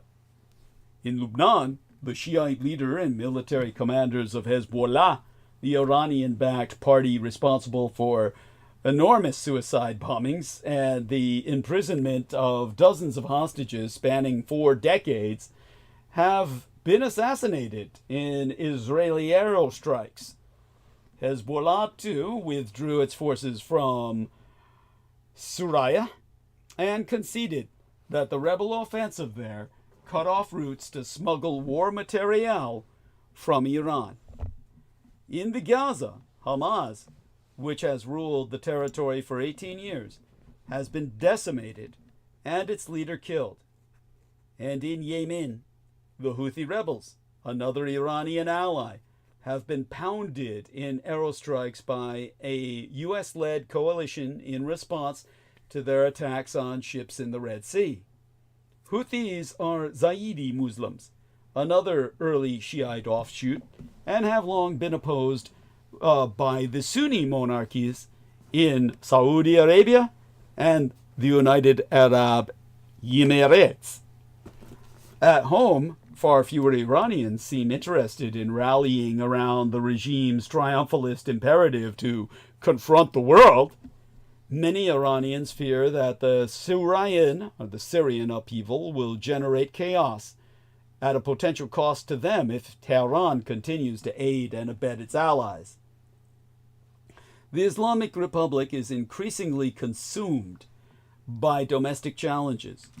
The oil-rich nation is suffering through chronic fuel and electricity shortages. Power cuts have led to repeated closures of schools, government offices, and banks. The country's oil exports, crimped if not crippled by U.S. sanctions, have plummeted, falling 25%, short of Tehran's official budgetary needs. After Assad left Suraya, Iran's currency sank to a record low. The exchange rate is almost 800,000 rials to $1. A month after the revolution in 1979, the rial traded at 75 to $1. Since 2017, sporadic protests have challenged the theocracy over soaring prices of basic necessities, repression, and imprisonment of dissonance, and women's personal rights. The regime is weaker on multiple fronts than any time since Khomeini's ambitious speech. At the same time, the loss of regional partners has made Iranians feel more vulnerable. Debate is now intense, both within the government and in the public sphere, about whether the country should escalate its work on its controversial nuclear program. Tehran claims the program is for alternative energy, but the United Germany, Great Britain, and France recently charged that it already has an amount of enriched uranium that goes beyond any credible civilian justification. Last month, U.S. intelligence reported that Iran could produce more than a dozen nuclear weapons, although it will still need other sophisticated technology if it opts to do so. Here we are. And checking in on... That's adorable. Nice little meme from Brendan DŌNG̵HԻ here. Now, Nazar Hadiin, a political scientist in Tehran, who taught at the University of Tehran for decades, has dared to go on record to observe that, and here I quote his tea at length and verbatim, I have had a hard time convincing students that the bomb will not enhance our security and will increase our vulnerability. They think we deserve it because we are a great global power, and a great power has nuclear weapons. That was true in the Shah's time, and will be the case in the future too. The average citizen is not unhappy about what has happened in Syria, Lebanon, and the Gaza. Hawks think the resistance should continue, but the average citizen thinks it is over and happy about it. The power of the axis of resistance has been tremendously diminished. Reformists think it's no longer an important source of our deterrence. We will be in a mess. We should leave it. Let the Americans, Europeans, and regional countries deal with it. Noting this week that public statements from Iranian officials have changed in the past few months, and strategic setbacks, or amid all the strategic setbacks, and that this rise is, well, raises new questions about a shift in their official doctrine. Jake Sullivan, the U.S. National Security Advisor, has said, the thing about foreign policy and geopolitics is that when good things happen, often bad things follow. An adversary that has suffered blows that weaken it obviously presents, we could say, that's a good news story, but it also generates choices for that adversary that can be quite dangerous. And that's something we have to remain extremely vigilant about as we go forward. Now, across the Middle East, the strategic landscape has been transformed this year by physical destruction, death, political vacuums, and poverty. Uncertainty pervades. Marwan Muasher, a former Jordanian foreign minister, who is now a vice president at the Carnegie Endowment for International Peace in Oman, so told the American press, certainly 2025 will be a problematic year. Suraya should teach the Arab world two things. First, the Arab Spring is not over and won't be over until the problems of the region, economic prosperity and political inclusion, are properly addressed. Second, those who live by the sword die by the sword. Stability cannot be maintained by brute force, he said, just as I got a notification that President Biden commutes the sentences of most federal death row inmates. He announced on Monday, meaning today, that he is commuting the sentences of nearly every inmate on federal death row to life in prison without the possibility of parole. meaning that they're going to have to be cut loose and they lose their mystique and they're going to be vulnerable on the jail floor. Yeah. Oh, here we are. Peter Moon talking baseball. Rocky, my Rocky died from complications with pneumonia. This would have been a piece of cake to fix with Qigong. Hardest part would be to convince him to do it. You know, Peter, the rest of the world has better things to do with their fucking life than sit and stare at a wall while breathing all day. That's why nobody wants to do your Qigong. Of course, he was always saying the same shit.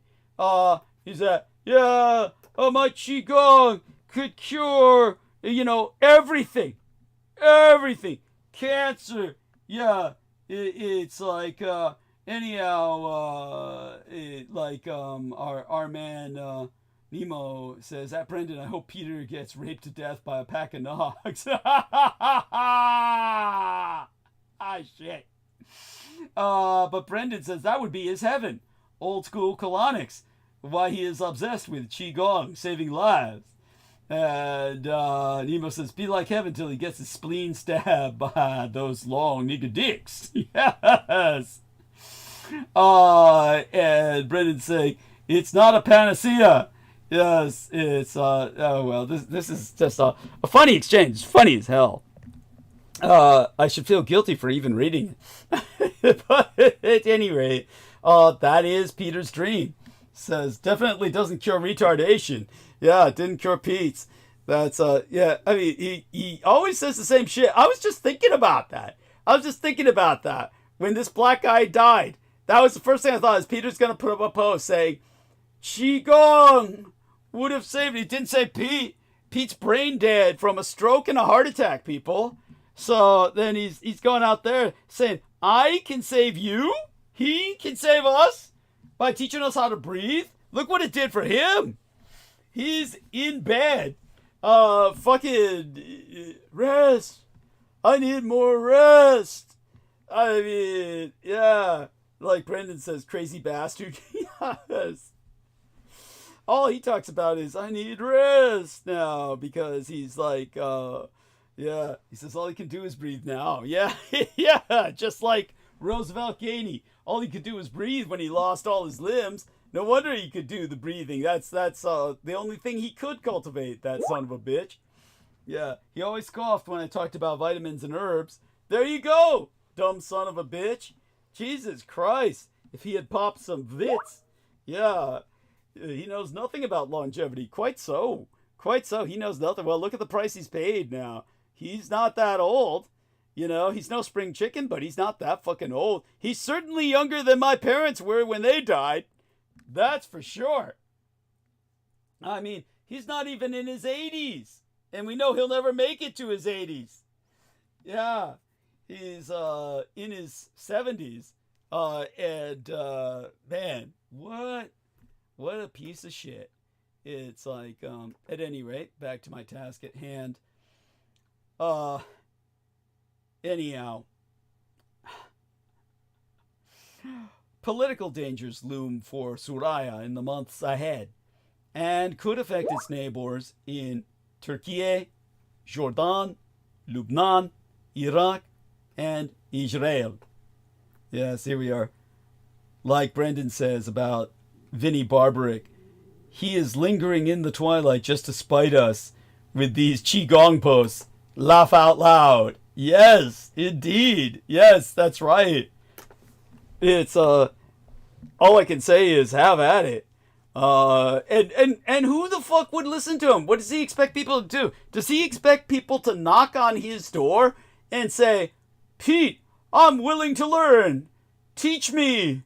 I'm dying of cancer, of respiratory illness. Please let me in and teach me about breathing. And then when they see Pete, if he's able to make it to the door to even open it, they're going to look at that, that knuckle dragon horror that crawls like a troglodyte out of the darkness at them, all sloth-faced and shit. you know, drooping half his face and one arm hanging like a limp fucking rubber chicken tail. He's just going to be saying, oh man, yeah, let me teach you. He can barely breathe. He can barely fucking talk. Yeah, even that time he was talking to Aaron Tice said, you sound horrible. That's why he's not taking any calls. He can't even talk. Yeah. So what does he have to teach? He's got nothing to teach anybody. People would run away. They'd run away as soon as they saw him. There you go. Yes. Brendan put up a gif of, the talking turd skeleton. Yeah, is that Roosevelt Gainey? Or is that Vinnie Barbaric? Yeah, sweet chocolate. That's Roosevelt Gainey. Yeah, that's like, that's sick. Yeah, I always hated it. Sweet. I remember when they first invented chocolate. Yeah, oh, disgusting. I can't look at this. Disgusting. At any rate, yes, the turd in the wheelchair. That's Peter Moon. Yeah, he says that's Pete and his guru nesting the other realm. Yeah. All right. Oh. Okay. All that being said, the rebel victory sounded the death knell for the Ba'ath Party, which was founded in 1943 in Damascus as a national socialist movement meant to unify more than 20 Arab countries. Its slogan was, "A single Arab nation with an eternal mission." Branches reigned in Suraya for 61 years and in Iraq for 35 until Saddam Hussein was ousted. In 2003, the armies that propped up both Ba'athist regimes crumbled, in the end, with breathtaking speed. A recent study conducted by political scientists from Georgetown, the University of Virginia, and Emory analyzed governments created by successful rebellions between 1900 and 2020. The paper concluded that authoritarian regimes founded by fractured rebel groups were usually short-lived, as armed rivals defected and staged new rebellions. The regimes that survived were generally founded by a single rebel group. Suraya's civil war, which erupted in 2011, the year of my late and sainted Cyrus's murder, involved several militias. 5 parties have claimed territory since Assad fled. The United Nations Special Envoy for Suraya, Geir O. Peterson, has stressed, "What is so critical in Suraya is that we see a credible and inclusive political process that brings together all of Syria, all communities in Syria. We need to make sure that state institutions do not collapse." The scale of destruction across the region this year has been horrific, and the death toll staggering. None of the local economies will be able to absorb the shocks anytime soon. According to World Bank estimates, 7 out of 10 people in Suraya live in poverty. The economy has shrunk by 85% during the civil war. Lebanon has incurred more than $8 billion in physical damages and economic losses. The economy in the Gaza has contracted by 90%.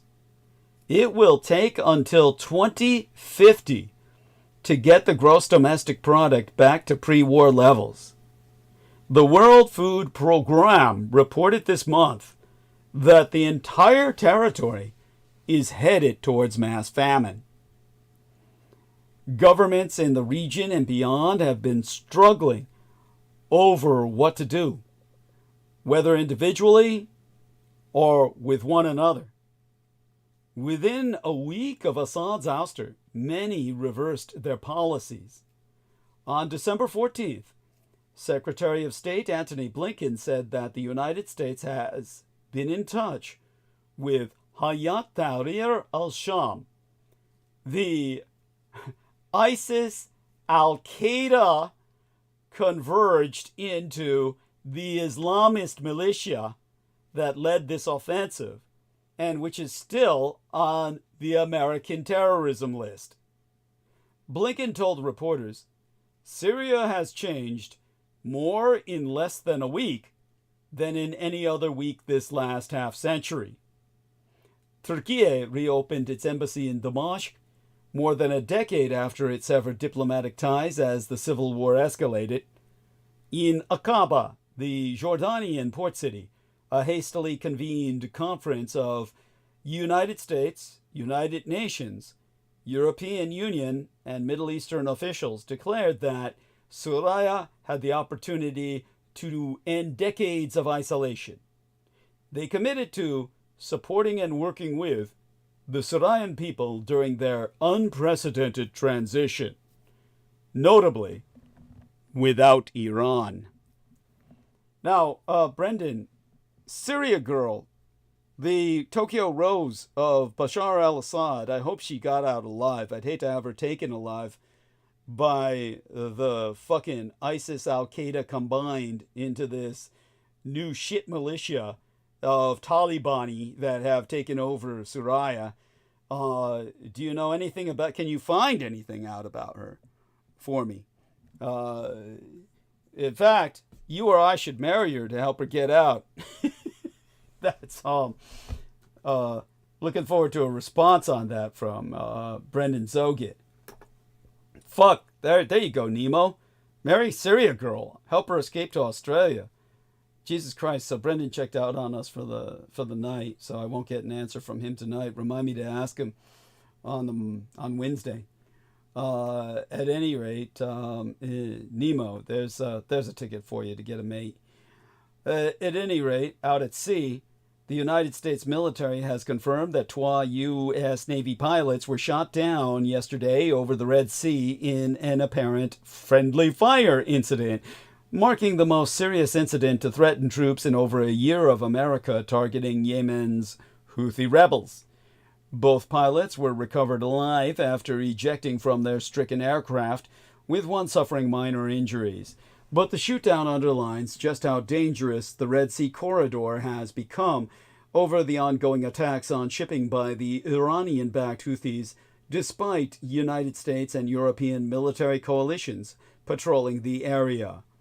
The U.S. military was conducting aerostrikes targeting Yemen's Houthi rebels at the time, though the U.S. military Central Command did not elaborate on what their mission was, and of course did not respond to questions sourcing from myself. Central Command said that the FA-18 shot down had just flown off the deck of the USS Harry S. Truman aircraft carrier. On December 15th, Central Command acknowledged that the Truman had entered the Mideast, but had not specified that the carrier and its battle group was in the Red Sea. In a statement, Central Command said, the guided missile cruiser USS Gettysburg, which is part of the USS Harry S. Truman Carrier Strike Group, mistakenly fired on and hit the FA-18. From the military's description, the aircraft shot down was a two-seat FA-18 Super Hornet fighter jet assigned to the Red Rippers of Strike Fighter Squadron 11 out of Naval Air Station Oceana, Virginia. It wasn't immediately, or Oceana, Virginia.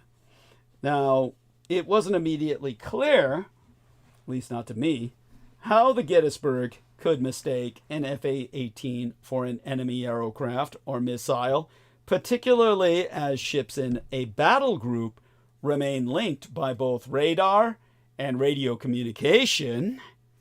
However, Central Command said that warships and aerocraft earlier shot down multiple Houthi drones and an anti-ship cruise missile launched by the rebels.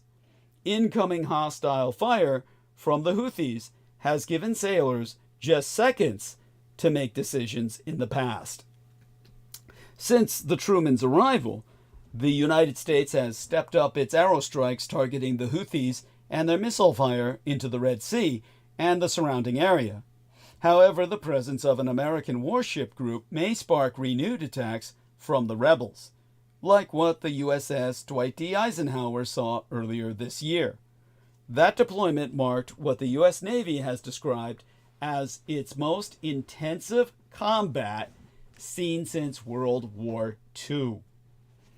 Last night, or the night before last, and early yesterday, U.S. warplanes conducted aerostrikes that shook Sana'a, the capital of Yemen, that the Houthis have held since 2014. Central Command describes the strikes as targeting a missile storage facility and a command and control facility sans elaboration. Houthi-controlled media reported strikes in both Sana'a and around the port city of Hodeidah, without offering any casualty or damage information. In Sana'a, airstrikes appeared particularly targeted at a mountainside known to be home to military installations. The Houthis did not acknowledge the aerocraft being shot down in the Red Sea. The Houthis have targeted about 100 merchant vessels, with missiles and drones since the Israel-Hamas war in the Gaza Strip started in October of 2023, after Hamas's no-surprise attack on Israel that killed 1,200 people and saw 250 others taken hostage. Local health officials attest that Israel's grinding offensive in Gaza has killed more than 45,000 Palestinians. That tally doesn't distinguish between combatants and civilians because Israel disambiguates neither. The Houthis have seized one vessel and sunk TUAH, a pair of them, in a campaign that has also killed 4 sailors. Other missiles and drones have either been intercepted by separate United States and European-led coalitions in the Red Sea or failed to reach their targets, which have also included Western military vessels. The rebels maintain that they target ships linked to Israel, the United States, or the United Kingdom to force an end to Israel's campaign against Hamas in Gaza. However, many of the ships attacked have little or no connection to the conflict, including some bound for Iran. The Houthis also have increasingly targeted Israel itself with drones and missiles, resulting in retaliatory Israeli aerostrikes. Back on land, and back in time to earlier this year, on the 6th of August, Ukrainian forces launched a surprise cross-border offensive into Russia's Kursk region, the biggest foreign incursion into Russian territory since World War II. The Russian dictator Vladimir Putin's response was telling. Days after Ukraine's offensive, Putin railed against these United States and Europe, reiterating his view that Russia's war in Ukraine is, in fact, a proxy battle with the West. He said, "The West is fighting us with the hands of the Ukrainians." But he initiated no immediate military counterattack. Putin was unwilling to divert substantial numbers of troops away from their operations in eastern Ukraine, even to recover territory back home. 3 months later, with Ukrainian forces still in Kursk, Moscow instead brought in North Korean troops to help push them out. The first time in more than a century that Russia has invited foreign troops onto its soil. Moscow's actions underscore how, after almost 3 years since Russia's full-scale invasion of its neighbor, Putin is now more committed than ever to the war with Ukraine and his broader confrontation with the West. Although the conflict is first and foremost an imperial pursuit to end Ukraine's independence, Putin's ultimate objectives are to relitigate the post-Cold War order in Europe itself, weaken these United States, and usher in a new international system that affords the Russian Empire the status and influence Putin believes it deserves. These objectives are not new, but the war has hardened Putin's resolve and narrowed all his options. There is no turning back. Putin has already transformed Russia's society, economy, and foreign policy to better position the Kremlin to take on the West. Having accepted the mantle of a rogue regime, Russia is now even less likely to see any need for constraint. The stage is set for the confrontation with Russia to intensify, despite the incoming Trump administration's apparent interest in normalizing relations with Moscow. Or, in my words, surrendering. Okay, let me see this from Brendan Zogit. Here we are. Arrowweed ketamine vault. Fact. And he says, I would almost argue it's not a psychedelic, but we can discuss that eventually. Dissociative is best. So, did you hear what I said, Brendan? Can you find out something for me about Syrian Girl? You remember Syria Girl? The Tokyo Rose of Bashar al-Assad? I'd hate to have her taken alive by these Islamo-fundamentalists. If the fundies get her, they'll just gang rape her to death. So I'm telling Nemo he needs to marry her so she can escape to Australia. At any rate, did she manage to get out? When if Assad took anybody, he should have taken her with him to escape. It's like, yeah, if you can find out anything about her fate, let me know. Especially if she's still alive. And like I said, if not Nemo, then you ought to marry her and bring her over to the U.S. God, she's young. She's a hard worker. I should do that. And then she can help support my lazy ass. At any rate, says, I'll check on Syrian Girl. Thank you. As best I can. Dude, I'm going to send you in there as a fucking spy if it takes. You speak the goddamn language. Fuck, there you go. You'd be better off there. Nemo says, I ain't got money to marry anyone. Well, neither does Brendan, and neither do I. What's your point? It's like, we're offering citizenship, dude, which is much more valuable than money. Look, Paula Masson married Peter Moon for that. There's no amount of money you could pay anyone to marry Peter Moon. She wanted the citizenship. Maram Sulzi, Brendan is typing, is her name. Thank you. And it says, don't say it like that. I'm not sobbing. Understood. I'm not making fun of you. It's like I said, stand in line. We're all impoverished.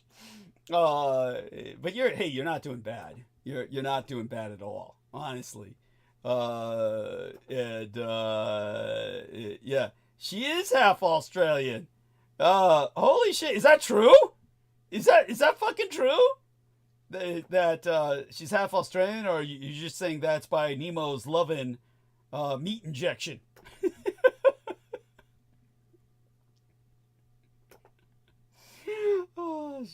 And so we'll find out eventually. He'll do some work for us. And like I said, we'll send Brendan in there. He'll pretend he's Peace Corps.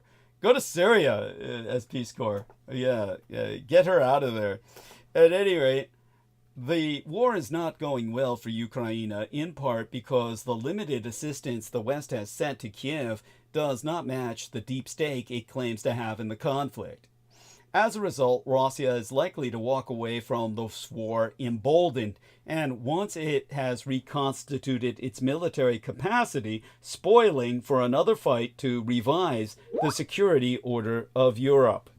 And they're already revising the political order in Europe. Madame Suzli, yes, there we are, Madame Suzli. So where is she now? What are views, conspiracy theories, misinformation, all these people? Yeah, but is she safe? It's like so it's nationality Australian. Okay, so she's in Australia. Jesus Christ. Well, there you go, Nemo.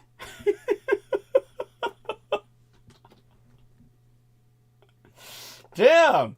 Yeah. She's yours. Good God. You've got access to her. And there you go, Nemo. Tell me you'd say no to that. That's thank you, Brendan. That's so Israeli-backed terrorists take over Aleppo, Syria. My interview with Kim Iverson. This is from Syrian Girl Partisan on okay. And okay, so she's active. Look at Nemo says, ew, 1987. Dude, she's in her 30s. How old are you?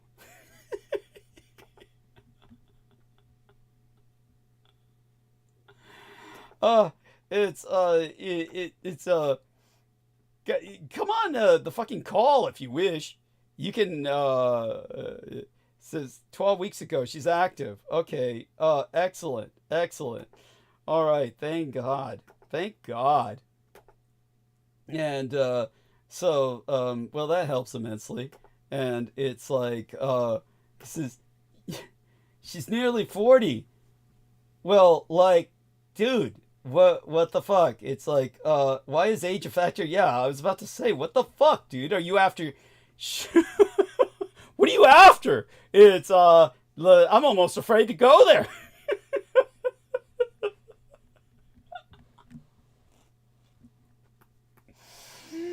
Oh, these guys need to come on. You can hear her XD. Yeah, it's have her XD. Yeah, it's okay. Well, I'll take her. There you go. It's like honestly, Nemo. How do I say this? You beggars can't be choosers.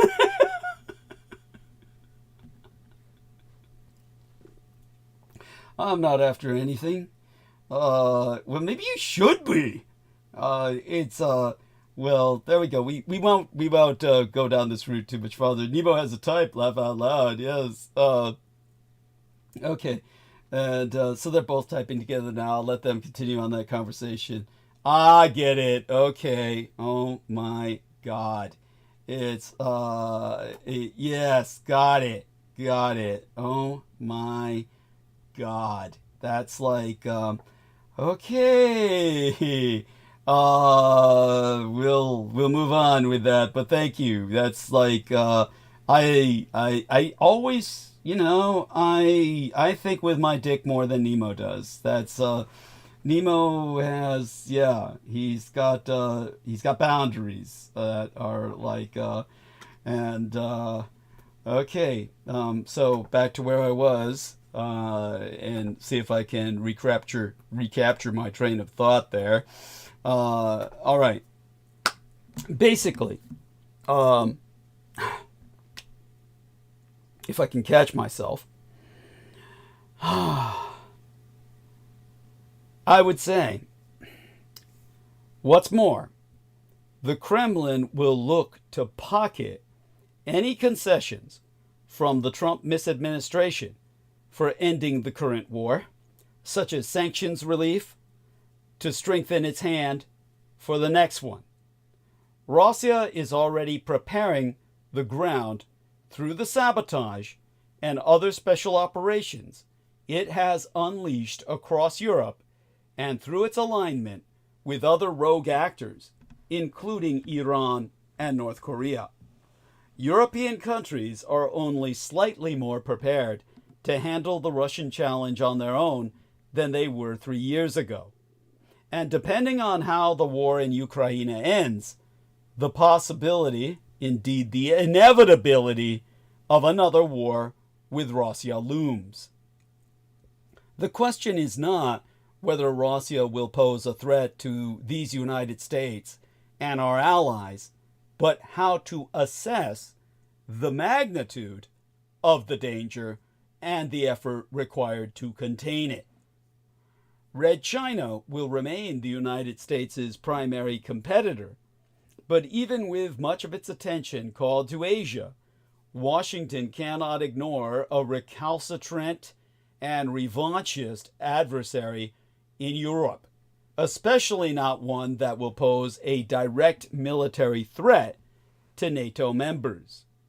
The Russian problem is also a global one.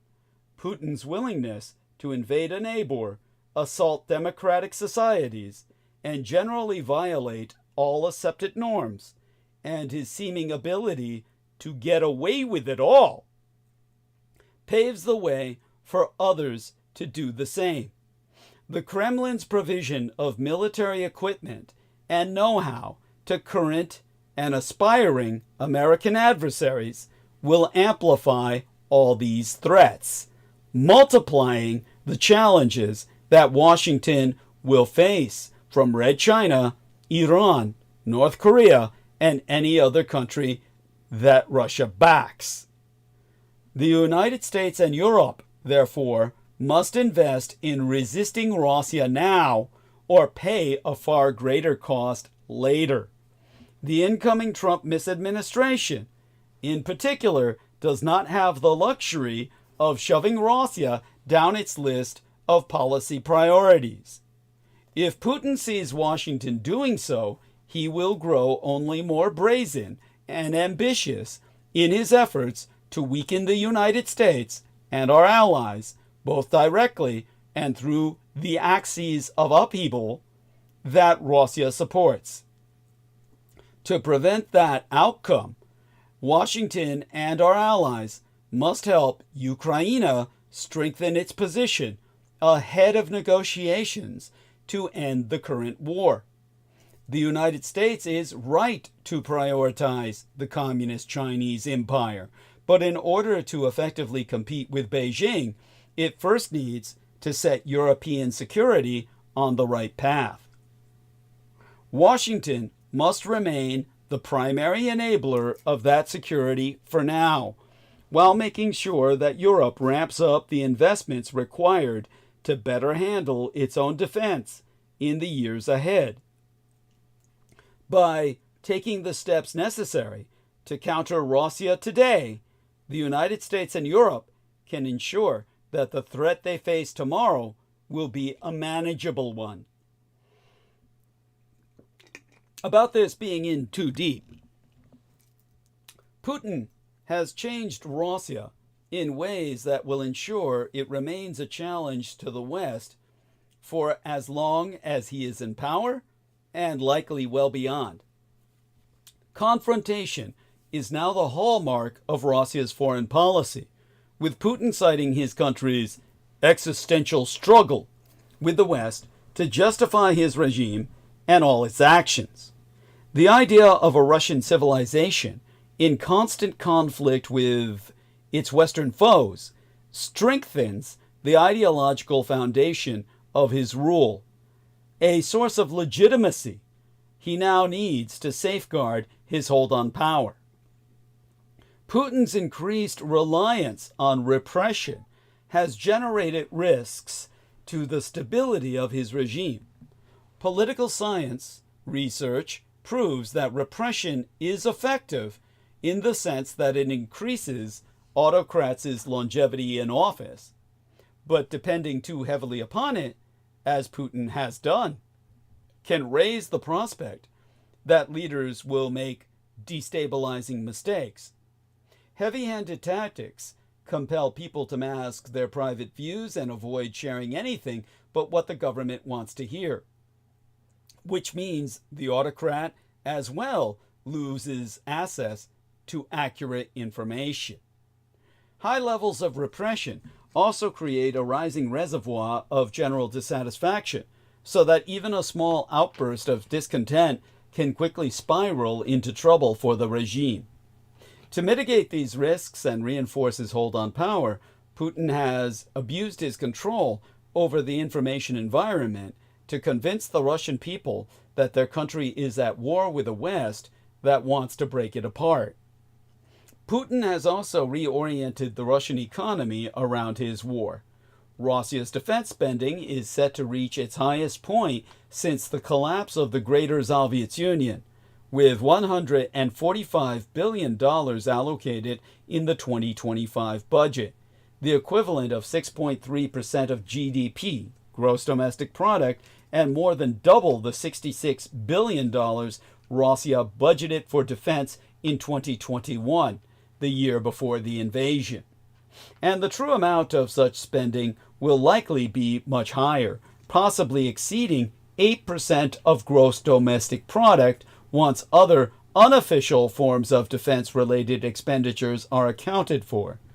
When also adjusting for considerable differences in purchasing power parity between the Russian ruble and these United States and our dollar, Russia's actual defense spending is much higher than $145 billion, exceeding $200 billion. Russian factories producing military equipment have added shifts to increase production. Workers have moved from civilian to military sectors where the wages are higher, and payouts for military service have skyrocketed. The war has become a wealth transfer mechanism channeling money to Russia's poor regions, and many economic elites have moved into the defense sector to cash in on lucrative opportunities. Elites have, by now, adjusted to the system's current configuration, enabling them not just to survive it, but to profit therefrom. Thank you. We have a ward to make certain they don't cut me off. Having gone through the pain of shifting the economy to a wartime footing and feeling the pressure of new vested interests, Putin is unlikely to undo these changes quickly. After the fighting in Ukraine ends, he will probably instead look to justify the continuation of the wartime economy. Such was the inclination of the Greater Soviet's dictator, Joseph Stalin, who after the Allied victory in World War II, in quotation marks, rather the Japanese victory, soon began to speak on Moscow's new 5-year plans as a necessary preparation for the inevitable next war. Remember, he was still legally at war with Japan, which had won the war in the Pacific and deprived him of his allies. That's why he knew the next phase of prosecution of an ongoing World War II was a necessity. He died before carrying out that second phase of conflict only in American minds. Your propaganda has you so blinded, you are blind to the fact that his attack on Korea was his attempt to finalize the war with Japan by using the Korean peninsula as a springboard towards invading the Japanese home islands that he had been promised by the United States. Now, in terms of the numbers we've got going, I'm wondering if I should continue. I think we're doing okay, but still always like the numbers to be a little larger to tackle these subjects.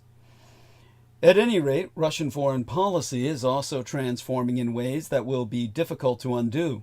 The invasion of Ukraine has made it impossible for Russia to build ties with the West, and Moscow has had to look for opportunities elsewhere. It's deepening partnerships with Red China, Iran and North Korea may have been driven largely by necessity. Russia needs their help to sustain its economy and warfighting machine.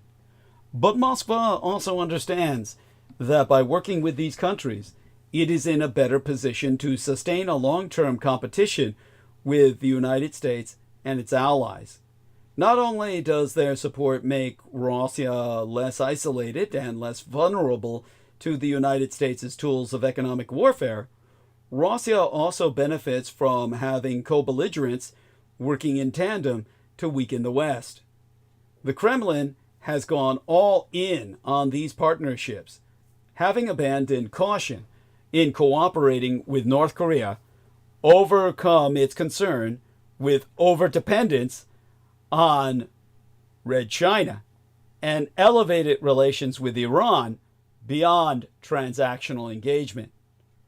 All of this amounts to a new strategy for Moscow, one that will not simply disappear after the fighting in Ukraine subsides or ends. Russia is reloading. Now, what I'll probably do is, based on the numbers right now, is close this transmission for tonight, and of course reemphasize the fact that I do need contributions to make it through to next month's rent. I'll need all of you to put money in for that, and I need contributions. We're trying to raise $400 before the end of the month, and so for those of you who can contribute in the number of $100, please do so now.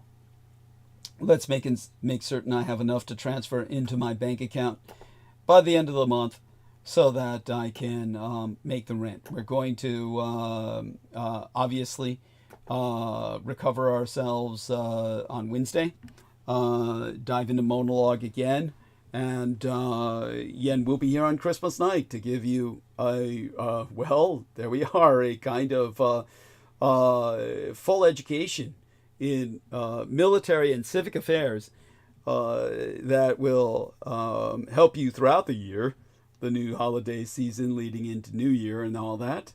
But I will be back here with all of you, my extended electronic family, in obligation to all my loved ones on Team Dietrich. And, okay, well, we'll take it from there. I'll get some extra sleep tonight and then prepare for a number of things I have to do to prepare for returning to the Estates on Christmas and tutoring the Blood Boys, or rather celebrating with them on Christmas. That goes without saying. It's more that than tutelage, but there's got to be some tutorial put into it. All right, then. I'm going to prepare for Wednesday when I return here. If anyone wants to say anything, say it now. Put it into the chat box, and we'll take it from there. All right, let me check again the numbers. Just see if there's anything in here to change my mind. And, oh, they're going back up again a bit more, so maybe I should cater to that. Continue with narrative for tonight. Okay, well, we'll go into this again right now then. Russia's military threat is not going away. The question of Russian military reconstitution is not an if, but a when. Even if Russia cannot sustain its current wartime spending, the defense budget is likely to remain substantially above pre-war levels for some time to come. The Russian military, too, is unlikely to shrink back to the relatively small army Russia fielded before the war. One lesson that Russia's military brass took from Ukraine is that the Russian army was not Soviets enough in that it lacked mass and the capacity to replace losses. In reality, the Russian military was stuck in a halfway state, having acquired some advanced or modernized capabilities, but also retaining some Soviets-era characteristics, including conscription and a culture of centralized command that discouraged initiative. Now Russia is likely to maintain a large overall force with an expanded structure and greater manpower allocation, although it will still depend on mobilization in the event of war to reduce the cost of its standing army. Reconstitution is about not just materiel, but also the capacity to conduct large-scale combat operations. The Russian military has, shown that it can learn as an organization. It is capable of scaling the deployment of new technology, such as drones and electronic warfare systems, onto the battlefield, and it will be a changed force after its experience in Ukraine. Despite its initial poor showing, the Russian military has demonstrated staying power and the ability to withstand high levels of attrition. Russia's military reconstitution will face headwinds, especially from the country's limited defense industrial capacity and skilled labor shortage.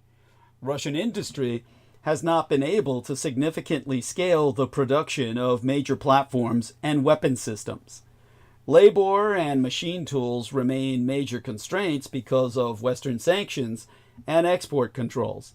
Russia has still been able to significantly increase the production of missiles, precision-guided weapons, drones, and artillery munitions, and it has set up an effective repair and refurbishment pipeline for existing equipment. But it is also drawing from aging stocks that it inherited from the Greater Soviet Union for much of its land force equipment. Thus, as it expands its forces and replaces losses, it is depleting its resources. From now on, the Russian military will have a duality to it, with areas of strength but equally prominent weaknesses.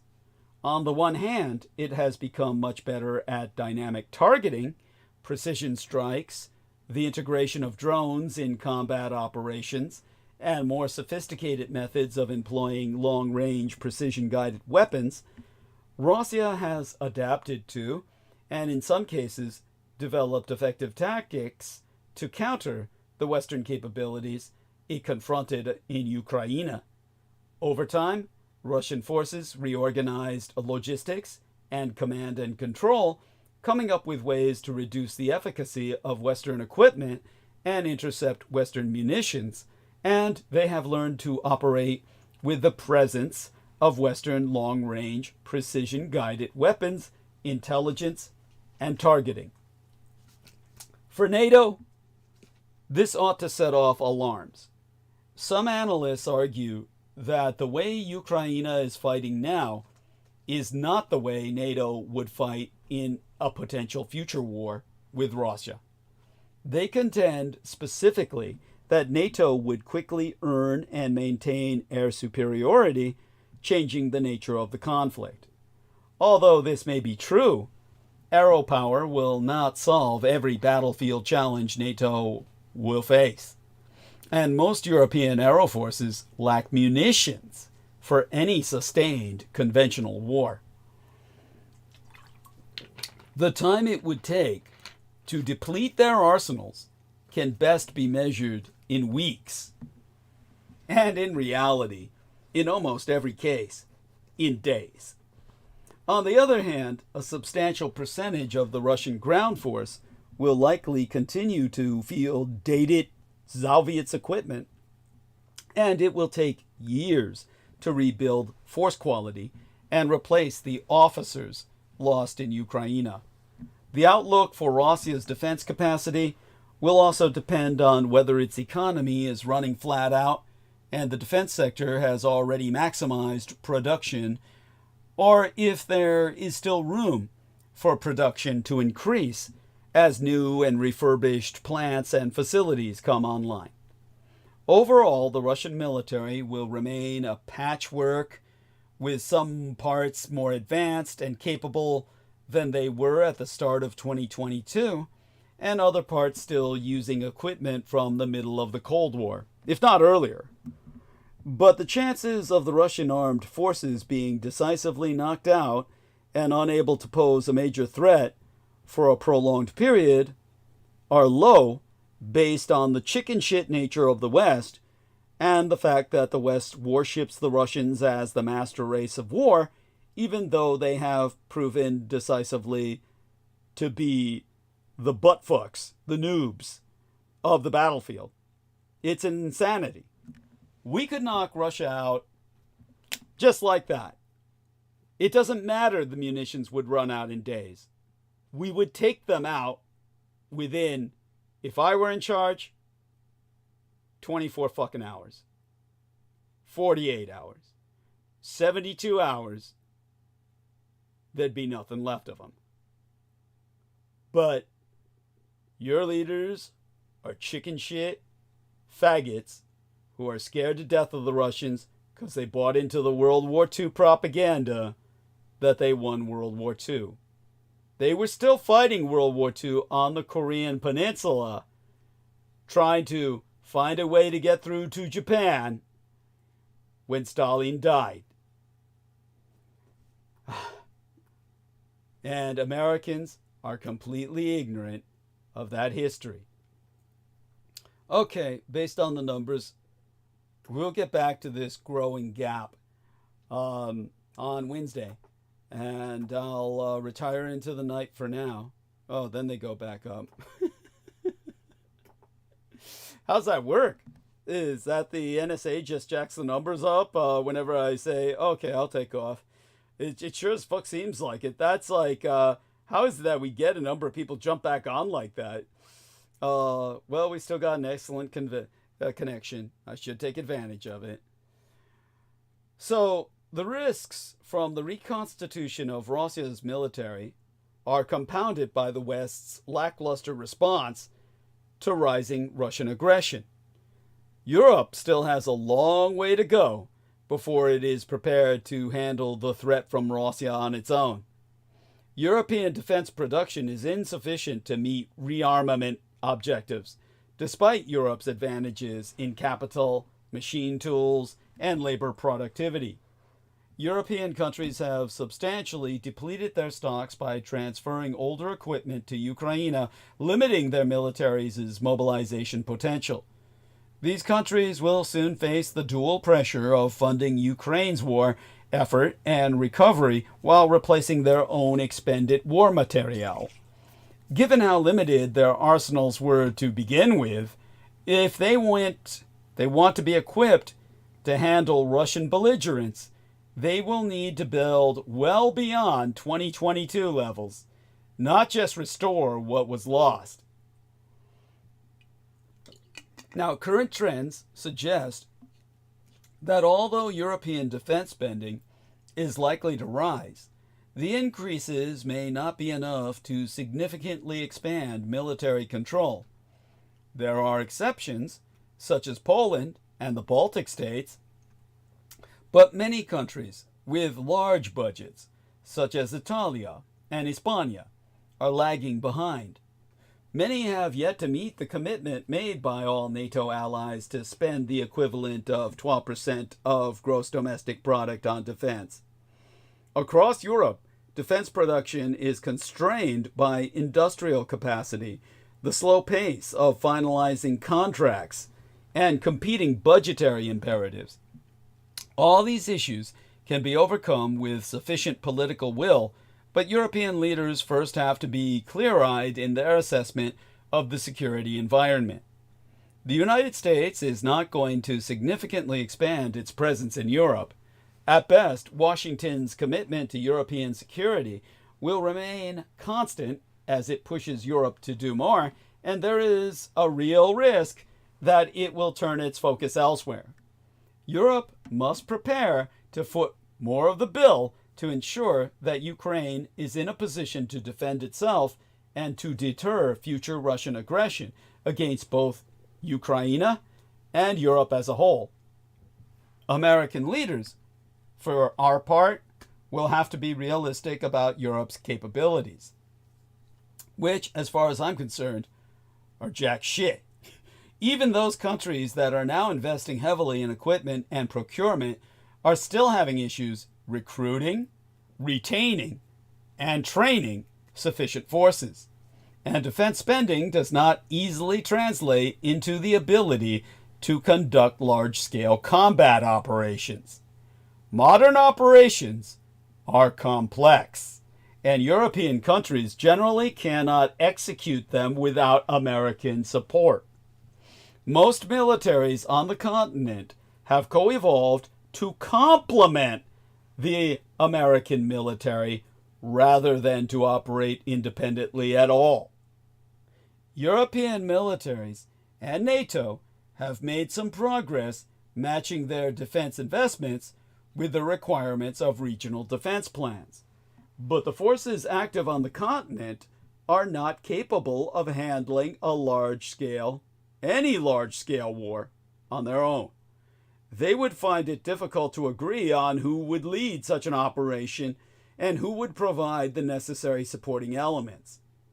European militaries would struggle to defend a fellow NATO member, or Ukraine, without American help, a dependence that Washington has, to some extent, perpetuated.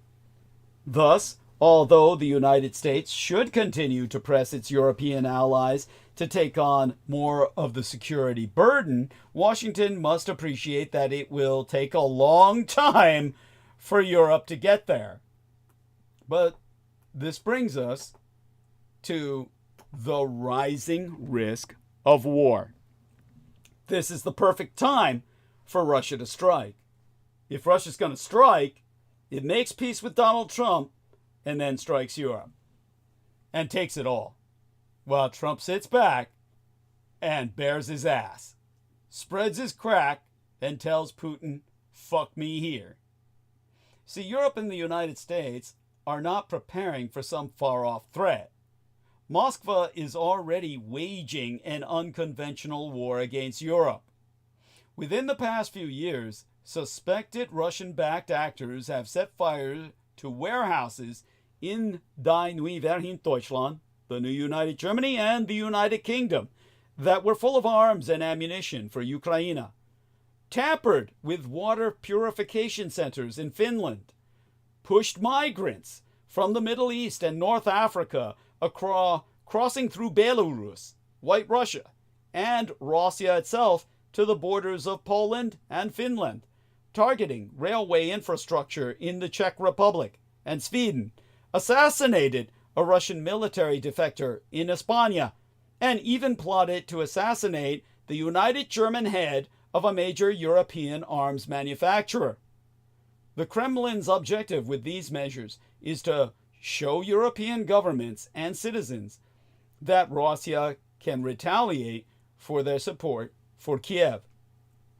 Yet, once the war in Ukraine ends, Russia's efforts will not subside. Moscow's broader aim in pursuing these tactics is to degrade the West and its ability to counter Russia.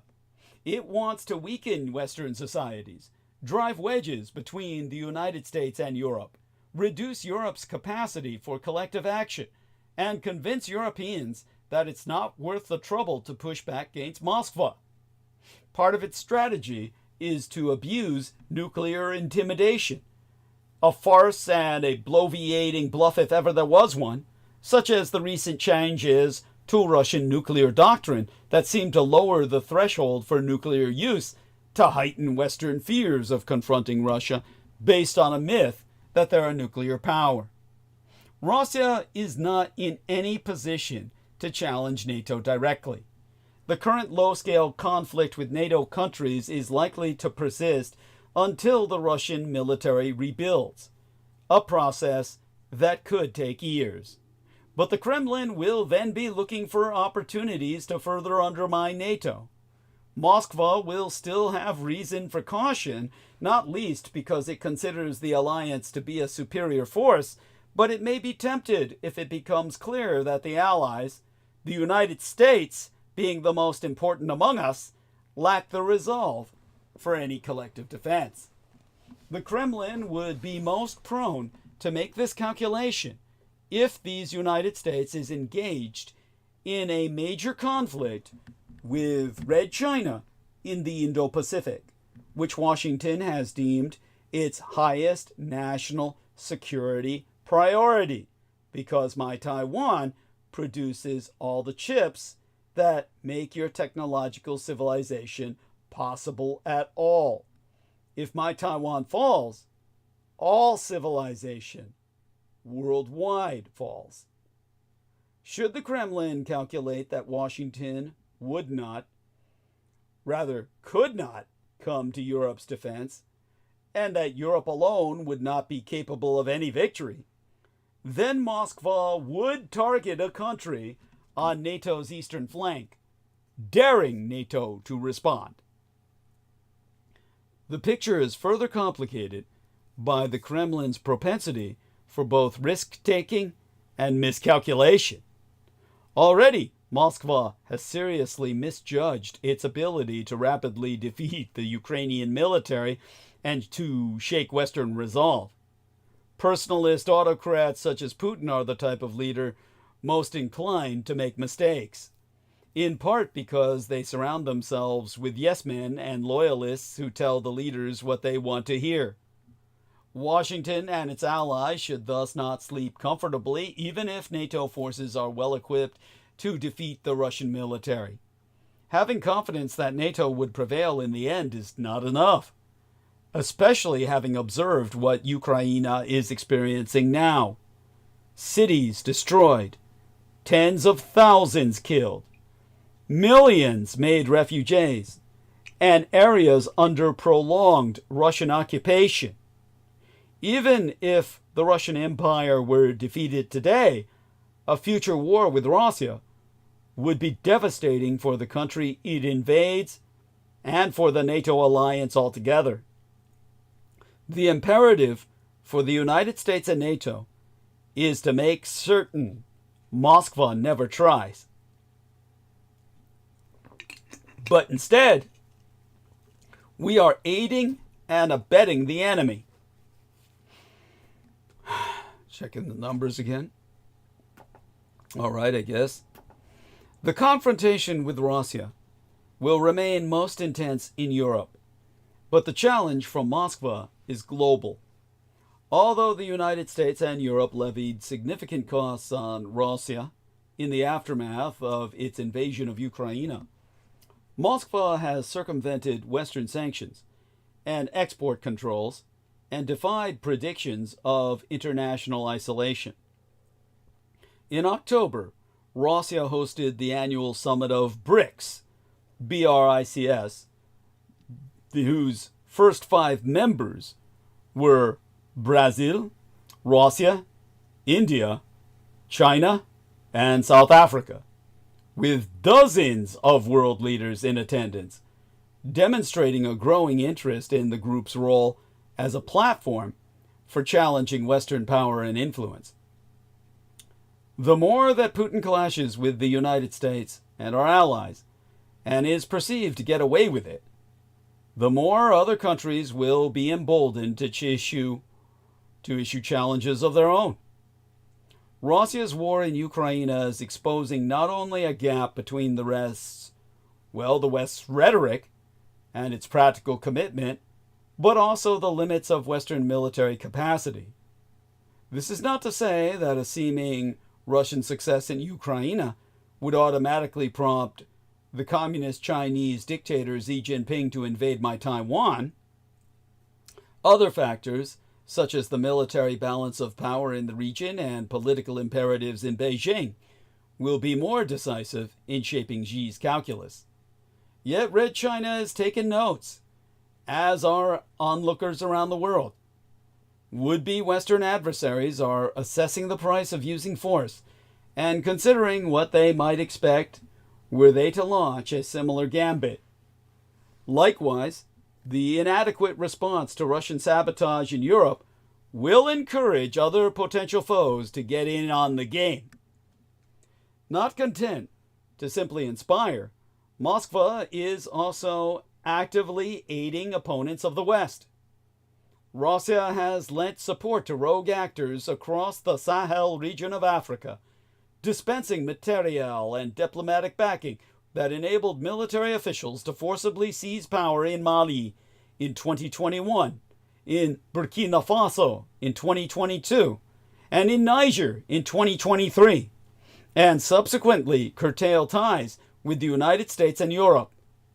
Russia is also sending arms into the Sudan, prolonging the country's civil war and the resulting humanitarian crisis, and has lent support to the Houthi militias in Yemen, who have attacked vessels in the Red Sea, disrupting global trade, and have fired missiles at Israel, a close American ally to say the least, rather the Zionist occupation government of these United States. An attack on Israel is indeed an attack on these United States, because you're essentially attacking the people who rule America. Amor Fadi says, thank you so much for your beautiful monologues, and sometimes horrors, but still facts. Always facts. Facts are facts. Truths are truths. Secret truths. Real reality. Thank you and good night. Good tidings. You are much appreciated, Mr. Douglas. Thank you so much, my dear Fadi. Appreciate you. There we go with that. Now, although the consequences for these United States of any one of these developments may be limited, in aggregate, Russia's actions are magnifying the challenges facing Washington. In Niger, Russian support eased the new government's decision to force the United States to abandon a base it used to launch counterterrorism missions in the Sahel from. If Russia were to ramp up its support for the Houthis and provide them with anti-ship missiles, the militant group would be better able to strike commercial vessels in the Red Sea and raise the threat to these United States and European warships defending such vessels. Once the fighting in Ukraine ends, Russia could devote significantly more resources and attention to the Houthis and other groups or countries that threaten American interests. Some observers have held out hope that Red China's concern for its economic interests will induce it to rein in the Russian Empire, but Beijing's actions so far indicate no such effort. Red China, did not object to Russia's support for the Houthis, despite the risks of global shipping. Even if Beijing is wary of Russia's deepening relations with North Korea, it is unlikely to intervene, not least because it does not want it doesn't want to spoil its long-standing relationship with Pyongyang, capital of North Korea. Instead, Red China seems content to let Russia roil the international system and take advantage of the resulting disorder to further its own rise. If there is to be any check on Russia's destabilizing activities, then it will have to come from the West alone. This brings us to the synaxis of upheaval. Russia's effort to support Red China, Iran, and North Korea is among the most pernicious problems posed by Moscow. Russia's war in Ukraine has spurred a level of cooperation among those countries that few thought was possible, and the Kremlin has operated as the critical catalyst. The arrival of North Korean troops in Russia itself is a worrisome reminder that with highly personalized authoritarian regimes at the helm in Russia and North Korea, and with the regimes in Red China, and to a lesser extent Iran, moving in this direction, cooperation can evolve rapidly and in unpredictable ways. A body of political science research proves that this particular type of regime tends to produce the most risky and aggressive foreign policies. Countries with personalist authoritarians at the helm are the most likely to initiate interstate conflicts, the most likely to fight wars against democracies, and the most likely to invest in nuclear weapons. Russia's growing military and political support for Red China, Iran, and North Korea will only facilitate these tendencies. And Moscow, by now having shed its concern with its international reputation, is likely to become even less constrained in its willingness to aid even the most odious of regimes. Russian support for fellow members of this synaxis of upheaval, therefore, could bring disorder to key regions. Take the Red Chinese-Russian relationship. Although Moscow has supplied Beijing with arms for years, including advanced fighter aircraft, aero defense systems, and anti-ship missiles, their defense ties have deepened at an alarming rate. In September, for example, U.S. officials announced that Russia had provided Red China with sophisticated technology that will make communist Chinese submarines quieter and more difficult to track. Such an agreement was hard to imagine just a few years ago, given the sensitive nature of that technology. With Beijing and Moscow working together, the American military advantage over Red China will erode, making a potential conflict in the Indo-Pacific more likely if Red China believes it has the upper hand. Russia's support for Iran is similarly disturbing. Moscow has long sent tanks, helicopters, and SAMs, surface-to-air missiles, to Tehran, and it is now supporting the Iranian space and missile programs. Since Russia's intervention in Syria in 2015 to shore up the rule of then-President Bashar al-Assad, joining Iran in that effort, Moscow and Tehran's increased interaction has enabled them to overcome a historic distrust and build the foundations of a deeper and more durable partnership. A decade ago, Russia participated, if warily, in the international negotiations that led to the 2015 Iran nuclear deal. But today, Moscow seems far less interested in the arms reduction or non-proliferation. As the wars in the Middle East degrade Iran's proxies and expose the limits of its ability to deter Israel, Tehran's interest in acquiring a nuclear weapon will grow, and it will turn to Russia for help. That help could be overt, with Moscow offering the expertise needed for weapon miniaturization, for example, or it could be indirect, with Russia shielding Tehran from any United Nations action. Iran's acquisition of a nuclear weapon, in turn, will send other countries in the region, such as Egypt or Saudi Arabia, scrambling to nuclearize, effectively ending the current era of non-proliferation in the Middle East. In the case of North Korea, Russia's support raises the risk of instability on the Korean peninsula. According to South Korean officials, Pyongyang has requested advanced Russian technologies to improve the accuracy of its ballistic missiles and to expand the range of its submarines in return for North Korea sending its troops, ammunition, and other military support to the Russian Empire.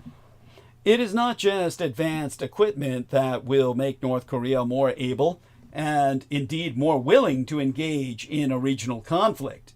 North Korean troops deployed to Russia are now gaining invaluable battlefield experience, if they survive, and insight into modern conflict. Moscow and Pyongyang also signed a treaty in November establishing a comprehensive strategic partnership and calling on each side to come to the other's aid in the case of an armed attack, an agreement that will inevitably bring the Russian Empire into a fight between North Korea and South Korea. It is tempting to imagine that if the United States presses Ukraine to end the war and pursues a more pragmatic relationship with the Russian Empire, Moscow's cooperation with members of this synaxis could lessen. But this is only wishful thinking. The growing ties among Red China, Iran, North Korea, and the Russian Empire are driven by incentives far deeper than the transactional considerations created by the war in Ukraine. If anything, Concessions made to Russia to end the war will only enhance the Kremlin's ability to help its partners weaken these United States. This brings us to the present order of operations. Russian ambitions will not stop at Ukraine. And in the absence of Western action today, the costs of resisting Russian aggression will only rise. Russia is a declining power, yes, but its potential to stir conflict remains significant. Thus, the burden of deterrence and defense against it is not going to lighten in the near term. And because changes to defense spending, procurement, and force posture require significant lead times, Washington and our allies must think beyond the current war in Ukraine and start making investments now to prevent Russian opportunistic aggression later on. Europe must channel its rising defense spending into expanding the organizational capacity and logistical support necessary to make independent action possible if the United States military is engaged elsewhere. Giving in to Russia's demands will not make it any easier or cheaper to defend Europe. Just look at the events of the past 2 decades. At every turn, the war in Georgia in 2008, Russia's first invasion of Ukraine in 2014, and its deployment of troops to Syria in 2015. Putin has grown only more willing to take risks as he comes to believe that doing so pays off. Washington undoubtedly has competing priorities that will shift its focus away from the Russian threat, Red China foremost among them. But to effectively address Red China, Washington must first set European security on the right path. The United States cannot simply hand off European security to a Europe that is not yet capable of managing the Russian threat. If Washington downsized its commitment to Europe prematurely, Moscow would take it as a sign of growing American disinterest and abuse the opportunity to press ahead. And our friend Almor Fadi says, truth is always beautiful. Thank you for speaking on cartels tonight.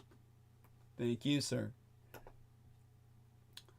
Now, the prioritization of American policies is important, but so is the sequencing.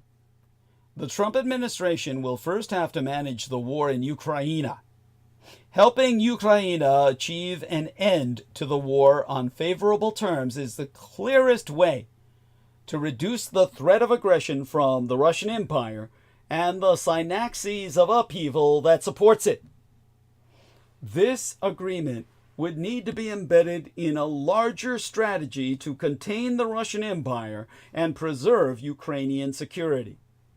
NATO should do away with the 1997 NATO-Russia Founding Act, which prohibits permanent deployments of Allied forces near Russia, and station troops on NATO's eastern flank. The alliance must also raise its members' defense spending targets, increase its readiness, and improve its ability to deploy forces to defend threatened member states. Western countries should maintain and better enforce sanctions and export controls on Russia for at least as long as Putin remains in power.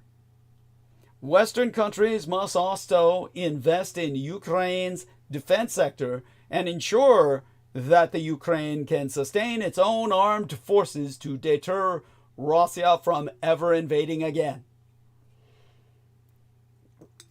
Although these measures would not end the confrontation with the Russian Empire, they would blunt Moscow's ambitions and its capacity to both stir conflict in Europe and strengthen its partners in other parts of the world. The Trump administration must also preserve the American empire's role as the primary enabler of European security while working to reduce the burden of its maintenance. European states must become more capable of collective action that does not require American aid.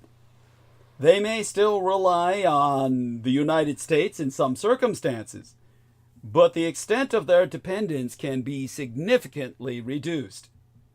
Over time, the United States will become freer to focus on Red China as it shifts more defense responsibilities to Europe.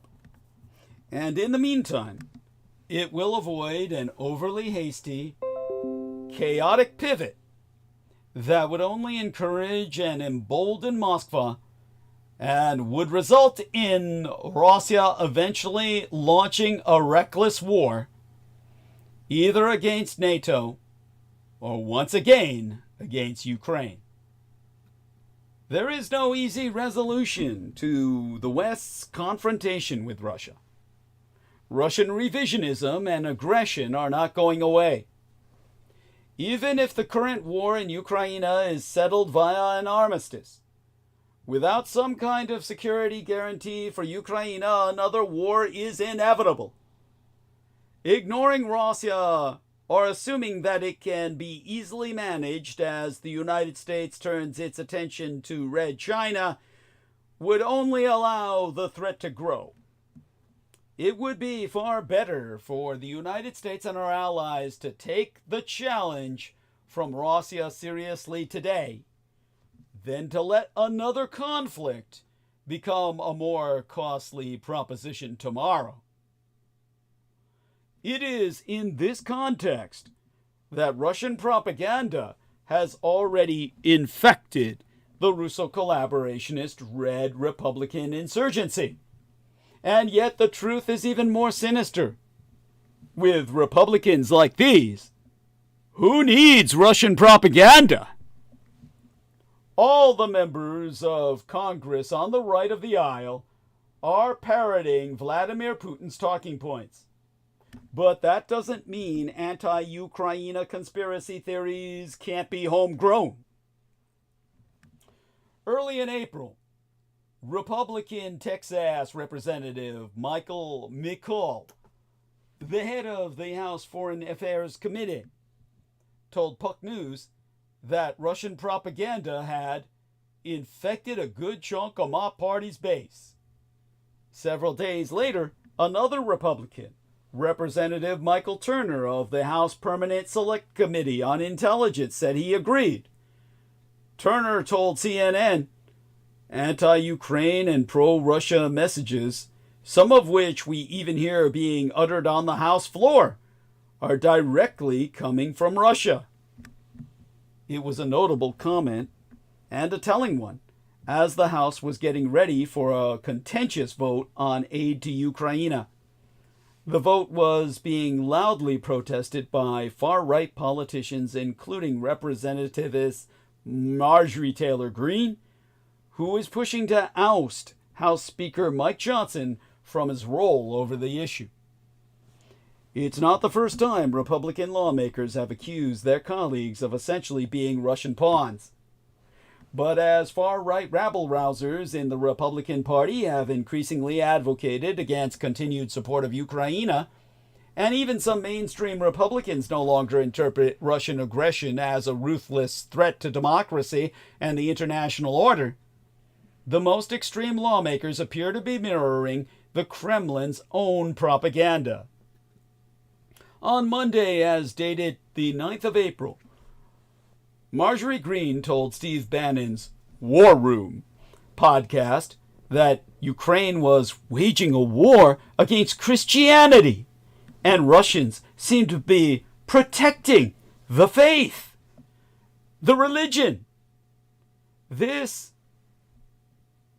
laughably ridiculous idea of Russia as a great white Christian nation has been percolating in right-wing thinking for more than a decade, despite Russia's history of suppressing non-Orthodox Christianity and exerting power over the Russian Orthodox Church, to the point where it was excommunicated from Byzantium in Constantinople within Istanbul. But Green didn't limit herself to praising Russia's religious nationalism on Bannon's show. She cited as fact anti-Ukrainian disinformation that the Ukrainian government is attacking Christians and executing priests.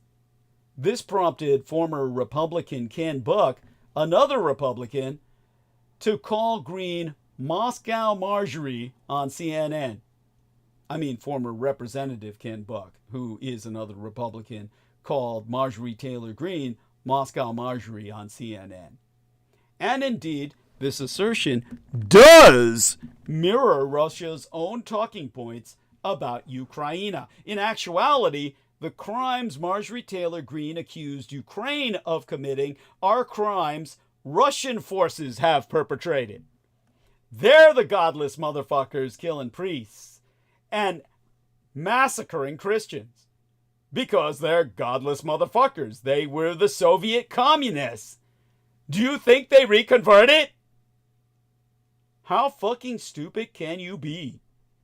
But whether the Kremlin's own talking points are being piped into the addled brains of right-wing American politicians, or just bear a striking similarity to the new isolationist rhetoric of the far right, is a matter of interesting debate.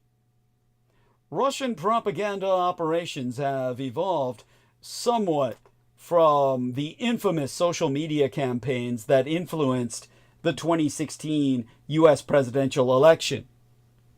Take the case of a false narrative about Ukrainian President Volodymyr Zelensky using U.S. aid money to buy himself TUAH yachts.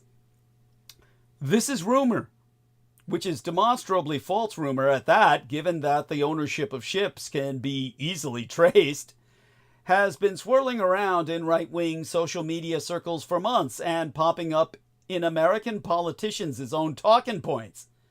It's such an effective fabrication that North Carolina Senator Tom Tillis told CNN in December that the debate over aid to Ukraine had been halted on the heel in part because some lawmakers were concerned that people will buy yachts with this money. But where did that idea come from? According to BBC, the British Broadcasting Company, the assertion that Zelensky had purchased TUAH luxury yachts with United States aid money originated in November on a YouTube channel with just a handful of followers. The day after that video was posted, a site called DC Weekly published the claim as news, and that report was then picked up by other websites. DC Weekly is not some kind of alternative newspaper or community blog. Clemson University researchers Darren Linville and Patrick Warren proved in a report released in December of yesteryear that the website was demonstrably created to share fake news, created by Russian state actors. The site is populated with AI content, has clearly fake authors, and has been partially hosted on a server in Moskva. Russian disinformation that is packaged as news, often follows a similar pattern of dissemination.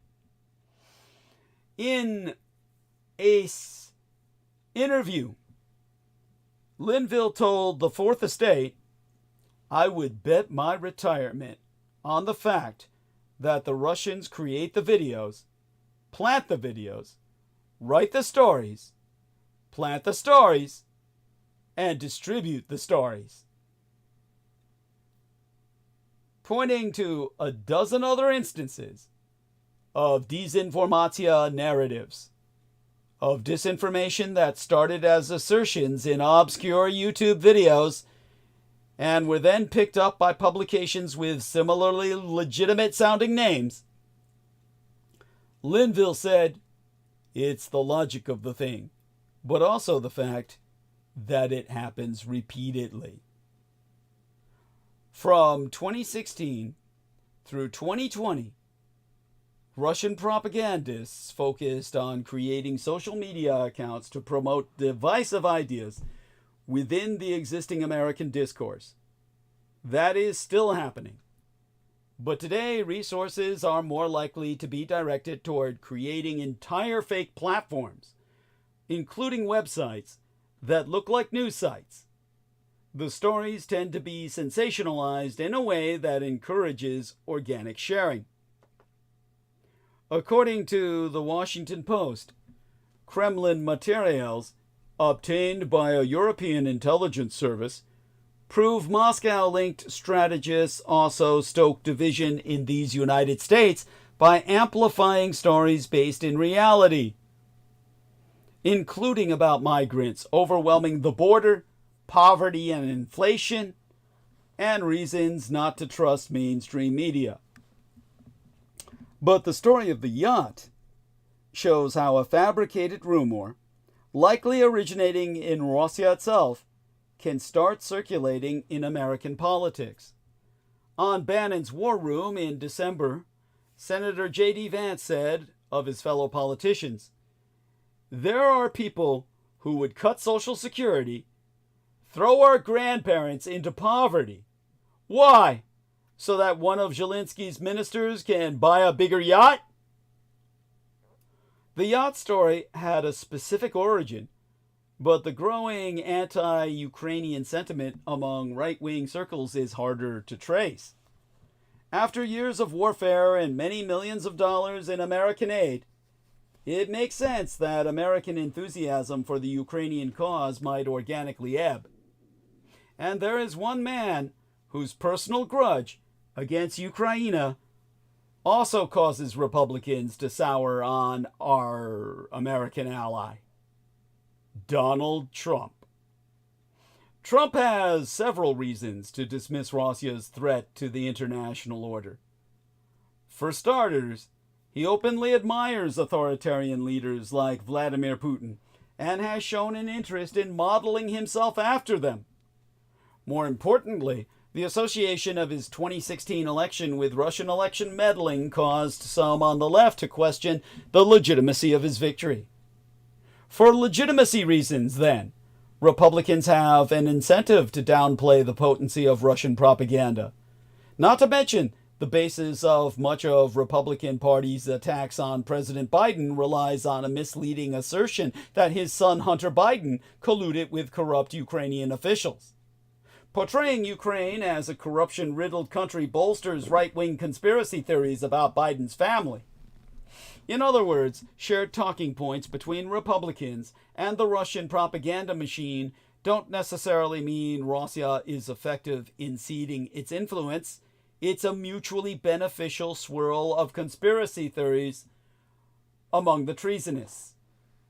Of course, it's important not to blame misinformation, isolationism, and other factors that led to changing views of the war on external actors alone. Take Senator Tommy Tuberville's claim about why Putin needed to invade the Ukraine. Speaking to a right-wing Alabama website, Tuberville said, "It's a communist country, so he can't feed his people, so they need more farmland."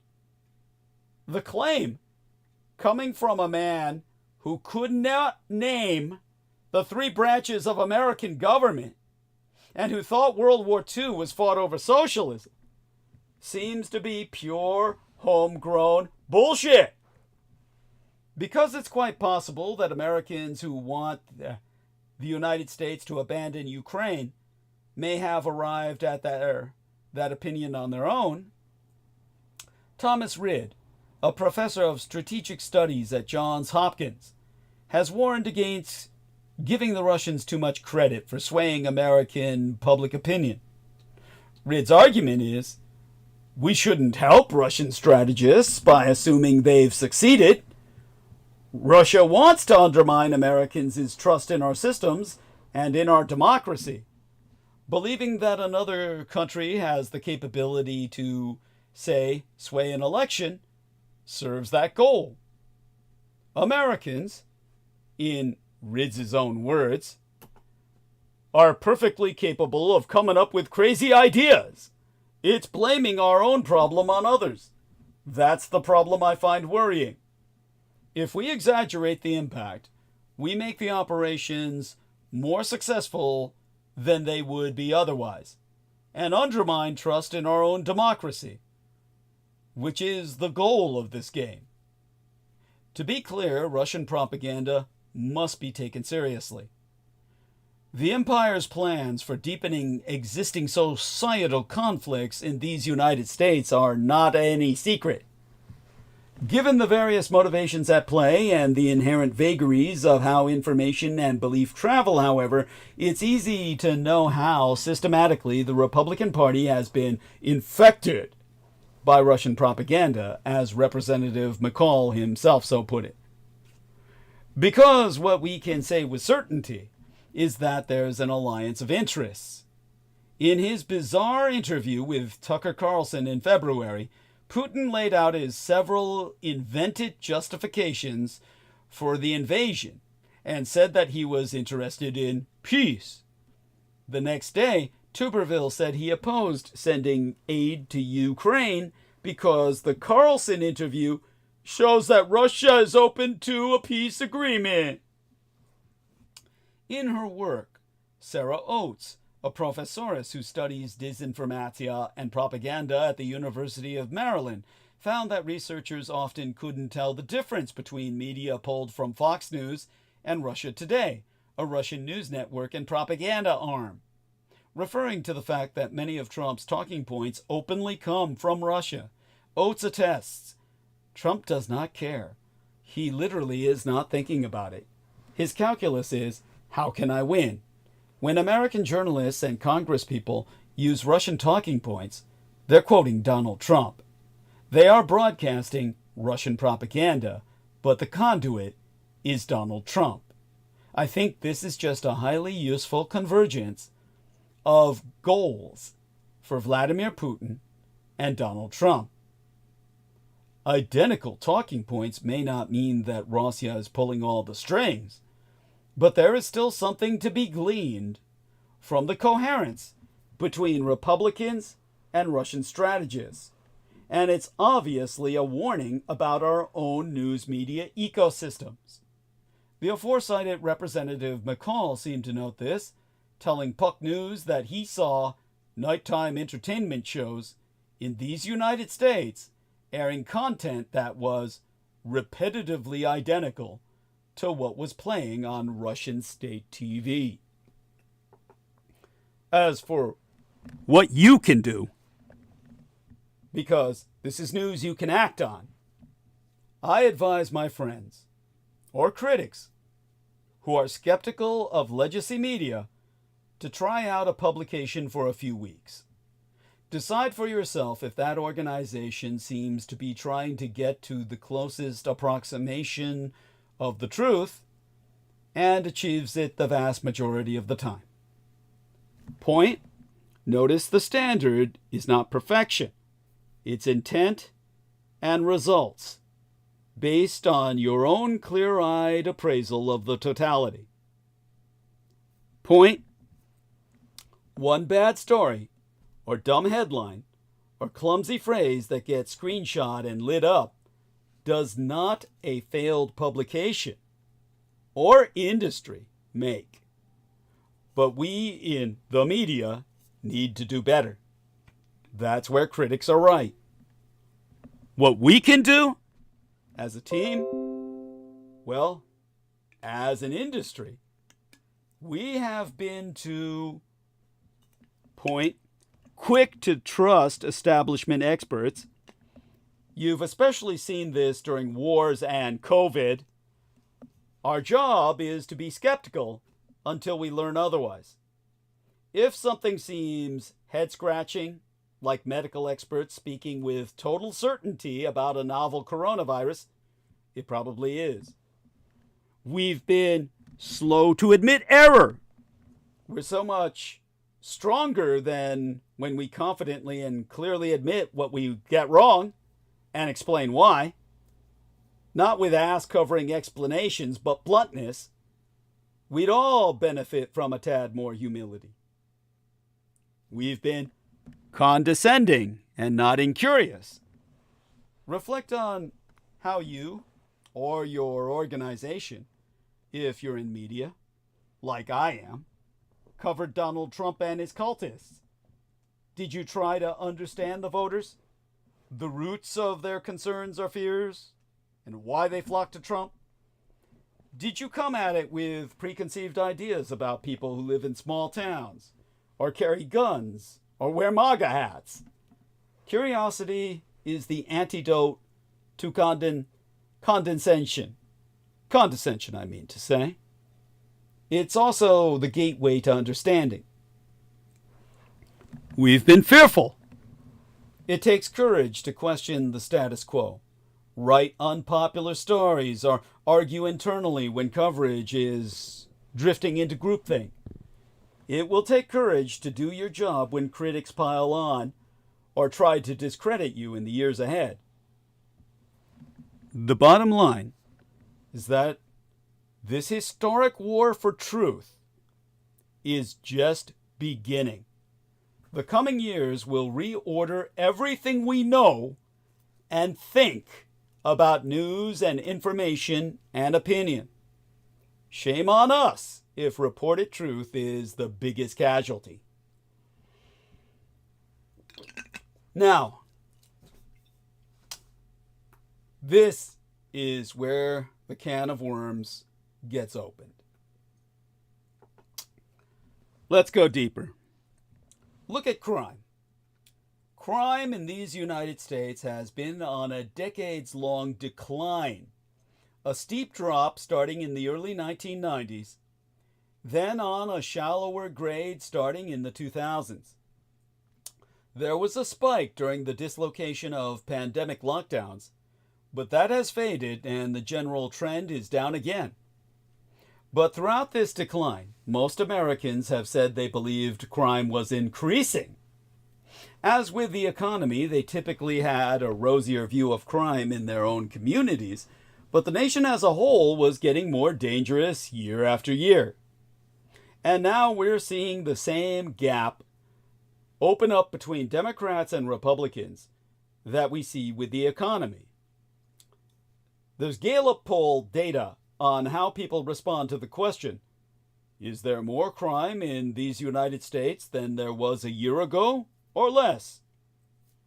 It was made obvious that both Democrats and Republicans tended to overestimate crime increases across this span of time.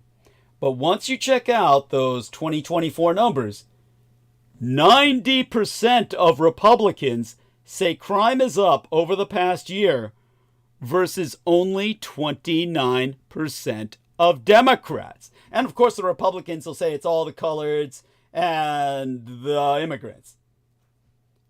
These new perceptual gaps are the professional field of Jeff Asher, a crime data analyst based in New Orleans, and co-founder of Datalytics. Nice, he uses the initials of my biological father, Adolf Hitler. He's often cited for his expertise in both what crime data can tell us and its many limitations. In September, he announced the debut of the Real-Time Crime Index, an attempt to provide an accurate, big-picture view into the state of crime in America. Rather than wait for the FBI's annual release of year-old or even older data, the index gathers close to real-time numbers. The lag's about a month and a half from hundreds of individual police agencies across the country and pulls them into a set of common trend lines. They also post all the data on GitHub. If you check out the Real-Time Crime Index right now, you'll find that murders between January 1st and September 30th were down 16.6% from a year earlier. Violent crimes more broadly, including rapes, robberies, and assaults, were down 4.1%. Property crimes dropped 8.6% over the same span of time. All of which begs the question, which is not so much a question as an articulation of an extraordinarily complicated situation. Basically, the father of Chinese authoritarianism has a message for America. Between these United States and the Communist Chinese Empire, which is the police state, on either side of the Pacific, Trump is consummately popular with ethnic Chinese. In Communist China on the Asian mainland, and among the diaspora. Now Donald Trump's re-election has sent shockwaves through much of the world. Zhao Gongqin has always thought that, in moments of flux, a strong man could build a bridge to democracy. Now he's not so sure. Yet, surprisingly, many overseas Chinese, and even citizens within mainland China, have openly celebrated the Trump back, Trump's comeback. How does such admiration align with his openly, not just simply anti-China rhetoric, but anti-Semitic or xenophobic, meaning anti-Chinese rhetoric? Trump doesn't just take Communist China on the Asian mainland as the enemy. He speaks of the Chinese people as a race, a racial enemy. Well, while some in Red China admire certain values the United States upholds, such as the rule of law, one of my own favored professional escorts has observed the irony that in many ways the People's Republic of China's age-old practice of community policing at the grassroots level may have produced a more humane way of rehabilitating rather than incarcerating offenders. If the George Floyd case that sparked angry protests is anything to go by, these United States seem overrun with law enforcement woes rather than ruled by the law at all. Now, protests and demonstrations were taking place all over these United States in Trump's last administration. To the mainland Chinese, these United States are in a total mess. Some mainland Chinese academics asked my Tong brother Beaver how America's society is even ruled. Of course, the U.S. government and the Americans claim that they follow the rule of law. Most people from around the world, as well as the communized Chinese, will not deny this. In fact, they are striving to learn from these United States. At the very least, they too want a society that upholds the rule of law. The United States' so-called rule of law is the process of the U.S. Congress enacting laws according to the needs of American elites, and the police executing them, sometimes quite literally. While the Americans have always said that Red China is a police state, these United States are, in fact, the real police state. The Americans are just completely unaware of the truth. America's legal provisions are more numerous and often superfluous. The average Joe would never know just how many laws there are in these United States. Even the professional attorneys do not know. Thus, American attorneys specialize in the various tendrils of the law, such as corporate law, criminal law, family law, federal law, state law, immigration law, tax law, and residential association law. This is why there are so many attorneys in these United States, double the number of doctors, who we could use a lot more of instead of lawyers. In fact, 1 in every 300 fucking Americans is a fucking attorney, whereas only 1 in every 700 Americans is a doctor. Americans also spend over $1 trillion on legal fees every year. That's outrageous. Talk about a overspending cycle that needs to be cut. This is the vicious cycle of law enforcement. The more laws there are, the more law enforcers there needs to be. The United States has many law enforcement officers belonging to many different units. The federal government has the FBI, the Federal Bureau of Investigation, the U.S. ICE or ICE, the Immigration and Customs Enforcement, and the DEA, the Drug Enforcement Administration, or agents mainly in charge of handling drug trafficking offenses. Every state has its own state police, just like every county and district has its own county police and district police, respectively. In the counties, these are likely to be called sheriffs.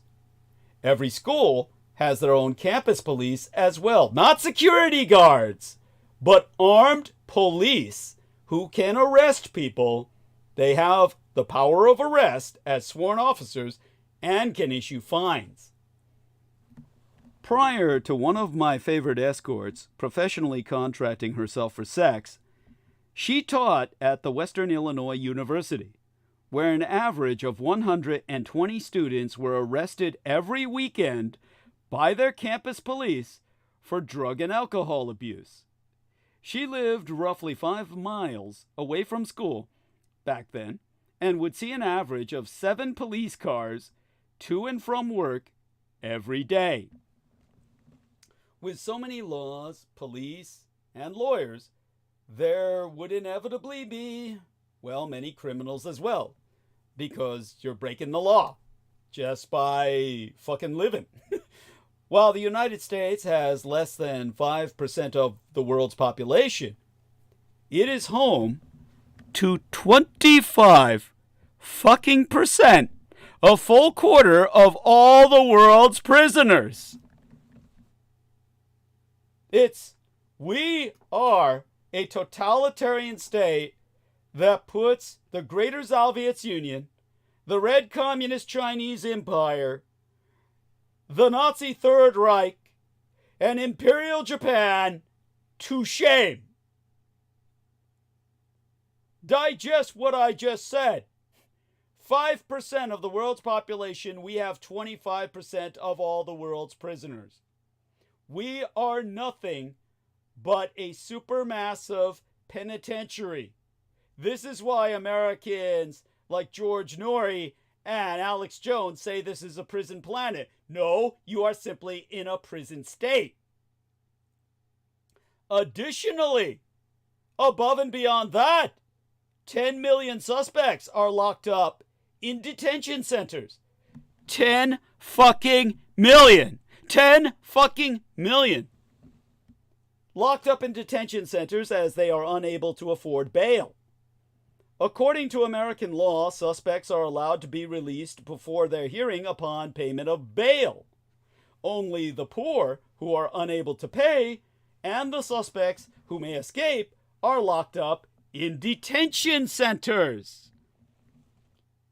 This means we've got well above 25% of the world's population in detention. At once, America is a supermassive concentration camp. And this means we have the equivalent of Great Britain's old debtors' prisons. We do have debtors' prisons in the United States. In point of fact, 1 in every 30 Americans is locked in a detention center. That means all those doctors, all those lawyers, a good percentage of their clientele are being seen against their will. As there are simply too many criminals, American prisons are always laden with problems and trouble. Due to overcrowding, the U.S. Supreme Court even ordered the early release of California prison inmates. There are also many private prisons in the United States that incarcerate prisoners on behalf of the U.S. government, bringing our total of population in detention up by even more percentage points compared to the rest of the world. we have the majority of the world's population in prison, period. For that matter, U.S. prisons are very profitable businesses.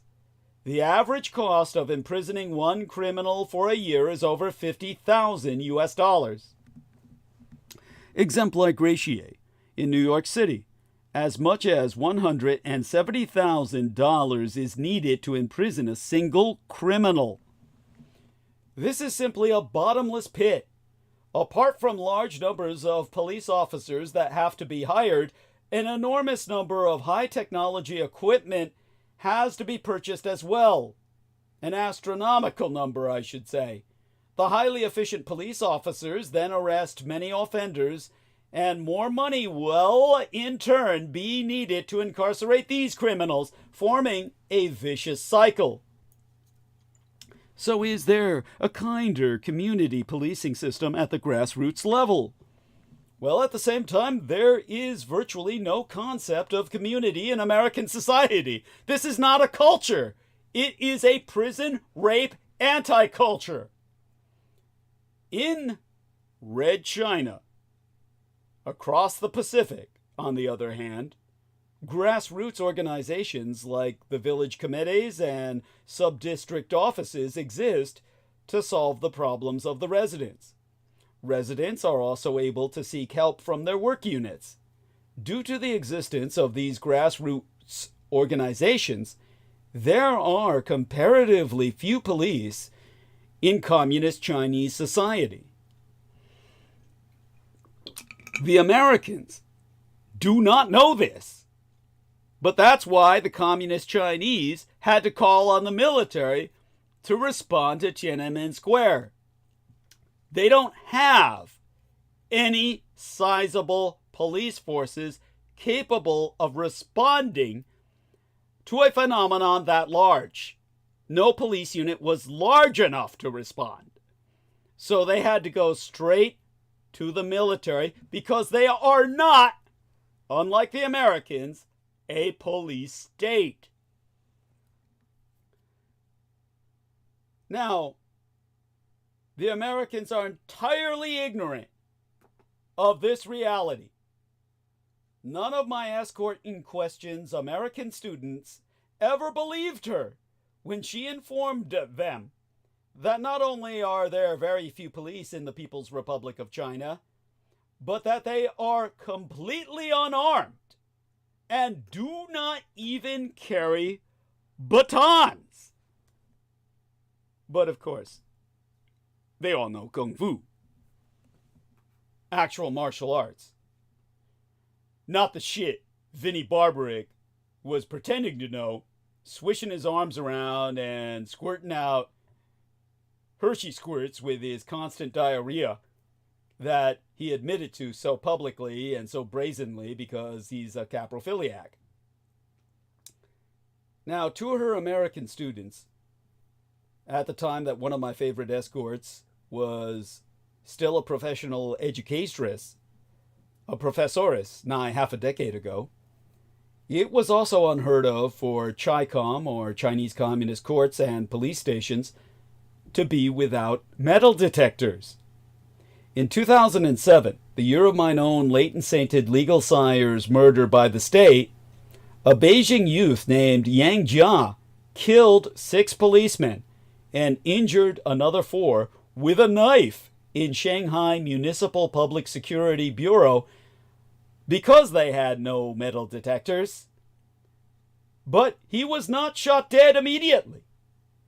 When one of my favorite escorts, as I call her, I want to protect her identity, of course, as a professoress at the time, an educatress, recounted this case to her American students, they simply out and out claimed that she was lying and firmly refused to believe what they had just heard. It's one of the reasons why she had to quit work, is that Americans are too stupid to teach. This illustrates how thoroughly American youths and students have been brainwashed by American society. In their completely misinformed and miseducated perspective, Red China is a police state, whereas the American Empire is a liberal state. They think that the communist Chinese can never be freer than Americans. In actual fact, most Red Chinese farmers have never crossed paths with the police or the law before, have never seen a policeman or a law enforcement officer or an agent of law enforcement except on television, if that. In the Mao Zedong era, there were only approximately 30 policemen in a county with a population of millions, and most of them were civilians. The country was not managed by the police, but by community organizations instead. When someone committed a crime, community leaders first considered his motive, whether he was a first-time offender, and whether he could turn over a new leaf. In most cases, the offenders were never handed over to the police. Mostly because that would mean a death sentence. But I digress. According to field research, that one of my favorite escorts, as I continue to refer to her as to protect her identity, the former professoress, according to the field research she herself conducted in the villages of Shandong, Henan, and Anhui over a period of more than a decade between the 1960s and the mid-1970s. She was basically a young lady in education, a teenage teacher, because so many people had died in the famine that they made her a teacher at the age of something like 14 or 15 years of age, because she was a child prodigy who learned how to read and write and memorize. Very similar to my mother in many ways, which is why she's one of my favorite escorts. And in her research at that time, that she was still living in China and was instructed as an intern to learn all about her world around her, her environment, she encountered not a single criminal case. Not a single criminal case was found in a village of 2,000 and a commune of some 40,000 to 50,000 residents. It was not that there was no crime. People in the community just refused to treat people who committed crimes as criminals. Instead, they mostly re-educated the offenders, let them learn their lesson, and let them go as long as they resolved not to commit a crime or never to commit a crime again, because they believed that incarcerating people did no one any good. Why feed a person to do nothing but sit in a fucking cell? It was instead harmful to the prisoner, to the prisoner's family, the community, and ultimately the country. Prisoners should not exist in a good and healthy community. Again, you're feeding someone to do nothing. Red China began to learn from the United States in the post-Mao Zedong era, as some felt that mainland China had adhered to the rule of man in the Mao Zedong era, which was not as effective as the rule of law. Circa 2020, my sourced escort was hoping that after the period of Black Lives Matter protests in these United States, advocates of the rule of law would finally come to their senses. A good and healthy society should be one of few legal provisions, few police, few prisons, few attorneys, and few criminals. By now, it is self-evident that American society has failed at the hands of the rule of law. How can an empire be managed by the police instead of the community organizations ever succeed? In the wake of historically recent protests, I myself am not sure if these United States will ever reflect on the situation and realize this problem. Now Donald Trump's return as U.S. president has shocked many people around the world.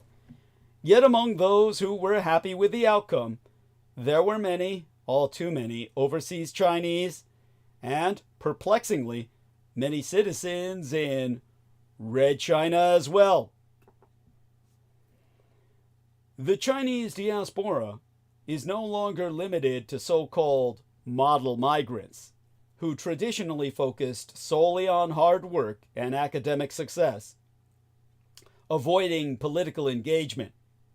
Increasingly, many overseas Chinese, particularly in English-speaking countries, are stepping into political discussions, although they remain a minority among expat communities. Trump's rise has resonated deeply within this group. Even back in 2015, Trump was a social media sensation in communist China.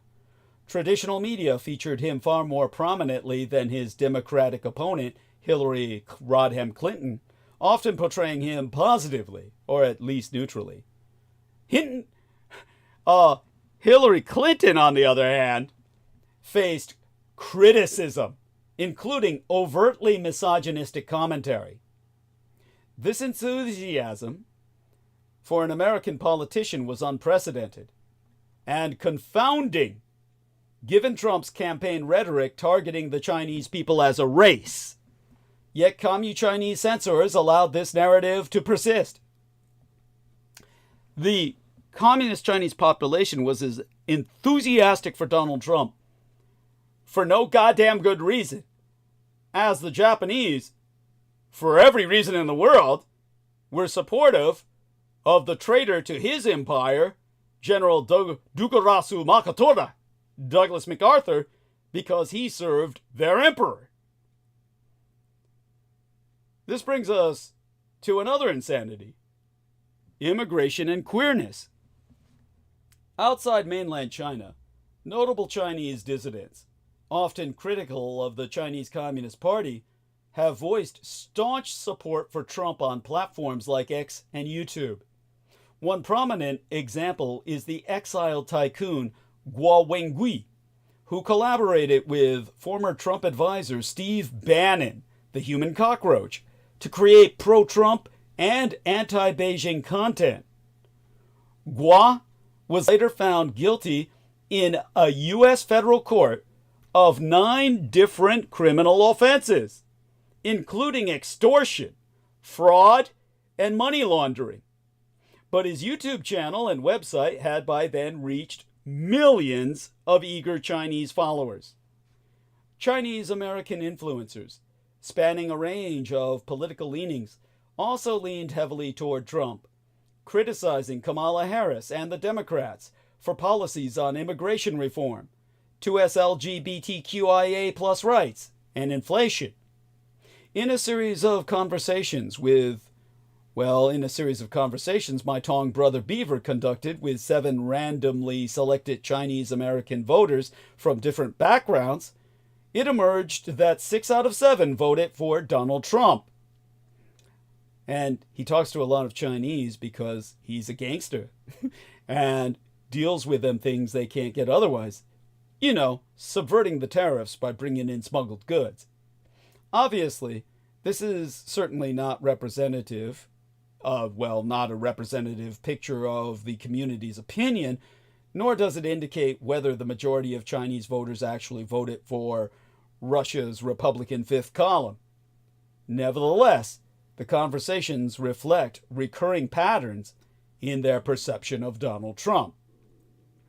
When my gang brother Beaver asked where they got their information about the candidates' political positions, he was given a list of Commu-Chinese language YouTube channels such as How Video, or LA_News, or NTDTV, and the Epoch Times website, both of which belong to the Falun Gong religious sect that is persecuted by the Communist Chinese government and basically acts on behalf, oftentimes, of the interests of my Taiwan.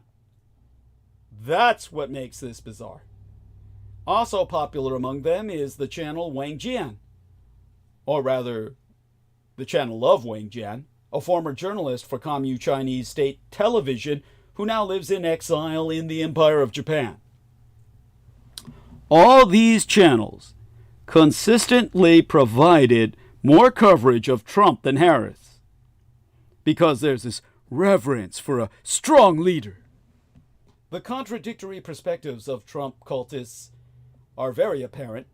Some voters in these United States who are loyal to the Communist Chinese government see Trump as a shrewd businessman, believing that his expertise means he knows how to handle dealings with Communist China on the Asian mainland. And yet, critics of the Communist Chinese government also back Trump, thinking that his business acumen positions him to beat Red China on the global stage. Notably, neither camp seems to acknowledge or prioritize the fact that Trump's proposed tariff hikes will most certainly exacerbate hyperinflation. In fact, exacerbate inflation and turn it into hyperinflation. Here's where we come to the survival alert. Taking Trump tariffs seriously. Trump isn't backing down from his tariff tough talk. One expert said that last time, a lot of us thought it was all just bluster. This time around, businesses will face new costs as soon as next month, when he sticks to his guns. Although his ideas have frequently varied in scope and size, Trump has floated general tariffs of up to 20% on imported goods, as well as up to 60% on Red China. In recent weeks, he's threatened Canada and Mexico, our nation's top trade partners, with 25% tariffs, and Red China with 10% tariffs, unless they all meet his demands, they all meet all of his demands, regarding illegal immigration and the flow of fentanyl into these United States. Investors say Trump's universal tariff is the greatest potential risk to the American economy in 2025. Janet Yellen will go after Donald Trump by warning that raising tariffs is, quote-unquote, deeply misguided. Not strong enough language by any means. In 2018, Trump ordered large tariffs on Communist Chinese products, including 30% on solar panels and electric vehicles, followed by 25% tariffs on steel and 10% on aluminum from most countries, sparking a trade war with Red China and angering several other countries, including India and Canada. In 2019, he proposed tariffs on all imports from Mexico until such time as illegal immigration to the United States ended. Those tariffs were averted days before they were set to take effect. Collectively, Trump levied almost $80 billion worth of new taxes on Americans through tariffs on thousands of products valued at $380 billion in 2018 and 2019, according to the Tax Foundation.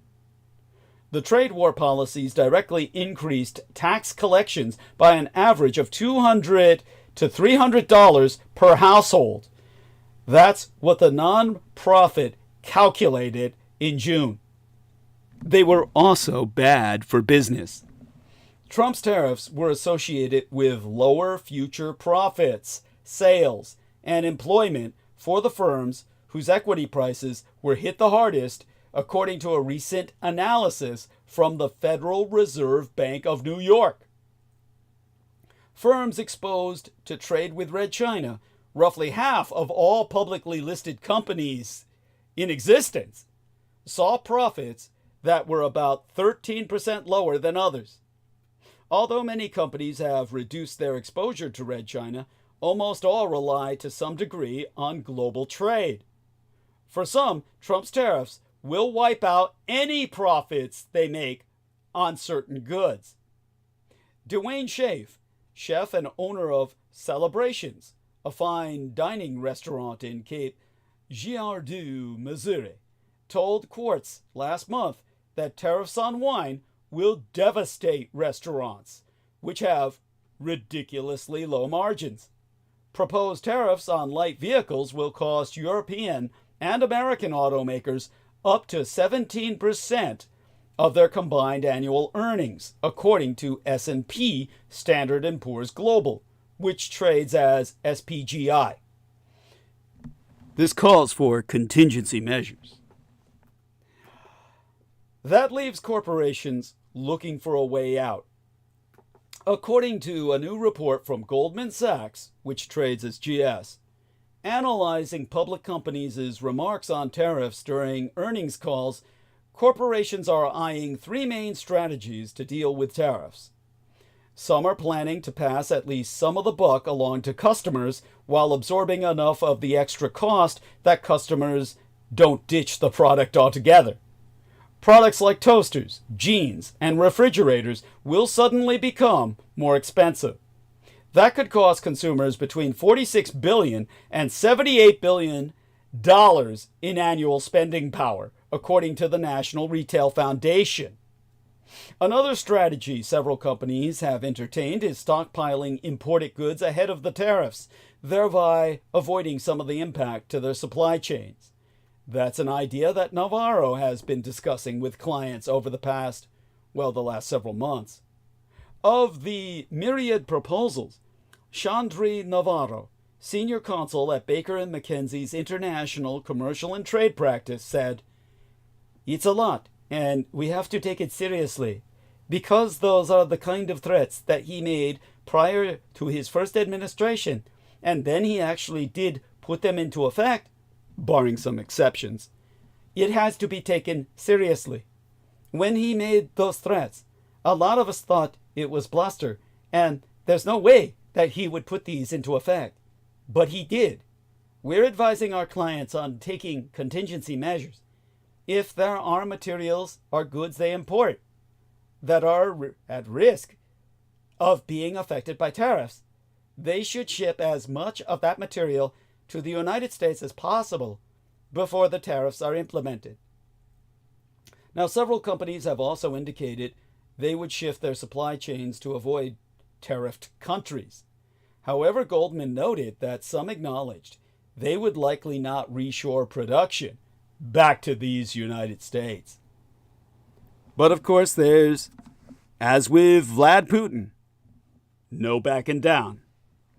After Trump first broadcast his proposed tariffs on red Chinese, Canadian, and Mexicano imports on social media, the leaders of those empires and nations hit back. Mexicano Presidentress Claudia Sheinbaum responded by signaling she would respond with her own tariffs before declaring that there would be no potential trade war between the TUAH countries after a meeting with Trump. CHICOM officials criticized the tariff threat, saying they wouldn't solve America's own problems, all of which I've already articulated in a shocking manner that I hope shocks you into awareness. That's what it feels like to be woke, folks. Now, Canadian Prime Minister Justin Trudeau flew to Trump's Mar-a-Lago resort and had what Trump called a very productive meeting, where they discussed issues ranging from energy and trade to fentanyl. Earlier that day, Trudeau had warned that Trump wasn't kidding around. During an interview with NBC's, that trades as CMCSA, by the way, Meet the Press, the week before last, Trump said, "I'm a big believer in tariffs. I think tariffs are the most beautiful word." He's gonna eat those fucking words. "I think they're beautiful. It's going to make us rich. Tariffs are, properly used, are a very powerful tool, not only economically, but also for getting other things outside of economics." And he's right. According to Warren Maruyama, former general counsel for the U.S. Trade Representative under George H.W. Bush, he said that while the scope of Trump's threats is uncommon, if not unprecedented, tariffs can be broadly useful. They can help secure political support from some groups, like the steel lobby, protect vulnerable industries, or secure concessions. Murayama himself suggesting that the clearest way for Trump to enact tariffs would be to declare a national emergency, allowing him to invoke the International Emergency Economic Powers Act and thus impose tariffs. The decades-old legislation I'm referencing gives the president broad power over economic transactions. Trump even cited it in 2019 when he threatened to slap Mexico with tariffs, although he stopped short of actually following through. To quotist Murayama, the gazillion-dollar question is whether this is just a negotiating strategy. If he really is serious about the tariffs, the affected countries are probably going to hit back. But what about within communist China on the Asian mainland itself? Across private conversations, state media, and social media platforms, the impression remains strikingly consistent. While there was no overt favoritism for either side, Trump was far more visible in public discourse than Kamala Harris. Examining user comments makes this preference even more evident. Opinions on Trump are overwhelmingly positive, while those about Harris are largely negative. Exempli gratiae.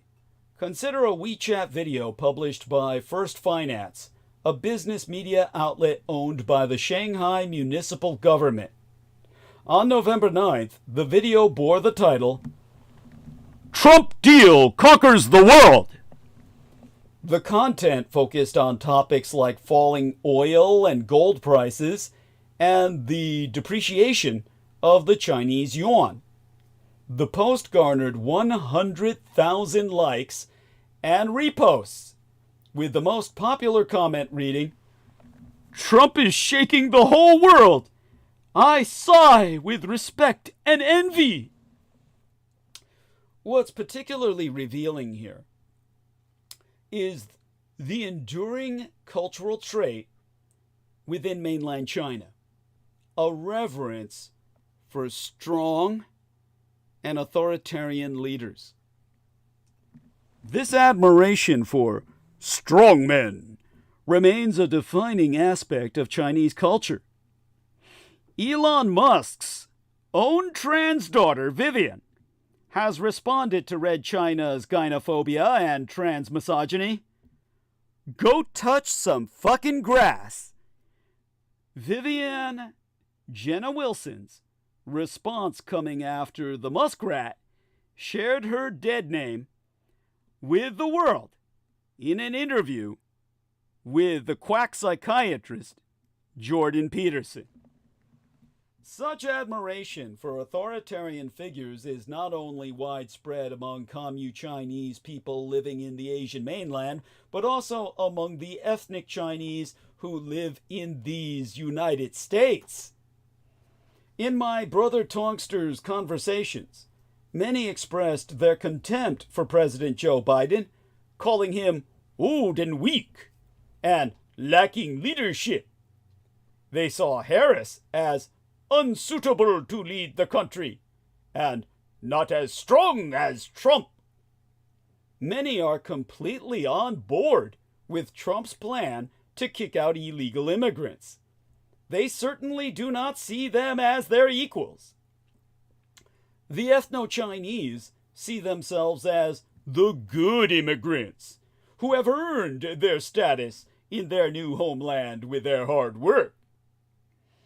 On Monday, as dated the 22nd day in July this year, Elon Musk recorded an interview with the Russo-radicalized right-wing influencer Jordan Peterson, wherein he discussed environmentalism, religion, population dynamics, and a broad array of other topics. However, the most notable part of the conversation came when he spoke negatively about his transgender daughter, Vivian Jenna Wilson.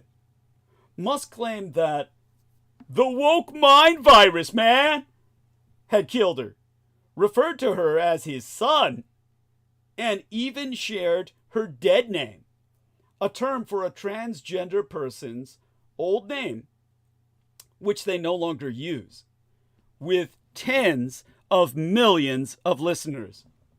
Thereafter, Wilson fired back, stating that much of what Musk said is completely made up, that she is very much alive, and that he should go touch some fucking grass.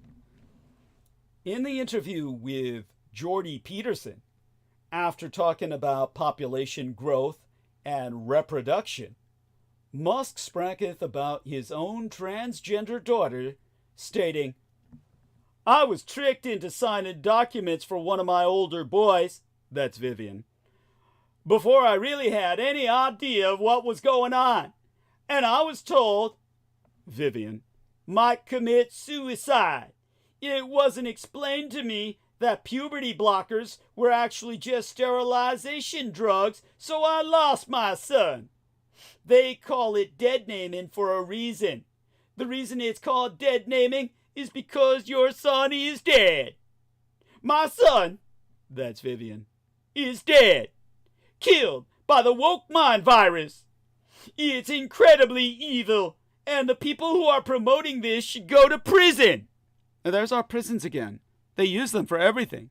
And they want to use them now for expressing an idea. I mean, if a mind virus is dangerous, the person who uses the meme should go to prison, and that's Elon Musk. And later, Musk responded in a tweet to Gays Against Groomers, that's GAG or the gag, claiming that Wilson was born gay and slightly autistic, loved musicals and theater, and she would pick jackets for her father, calling them fabulous at the age of 4 years of age. He attempted to paint Wilson as being tricked into being transgender, claiming that she is actually a gay man, a common and spurious claim from anti-trans activists. Vivian then fired back. Understand that Musk was contacted by Gays Against Groomers because the groomers were himself. The gays were questioning if the muskrat had groomed his son by butt-fucking him, and thereby convincing him, well, I really ought to be a girl since daddy's using me as a bitch. They don't share that part of why he was talking to Gays Against Groomers in public. Trump had all that scrubbed from X. Good morning to T-Tank Berry, who's rejoined us. Well, when Vivian fired back in a post to the Threads platform, Vivian stated that none of what Musk claims is true. Now, you can see her full response here. I'm going to put it in the call for Team Dietrich in the text box.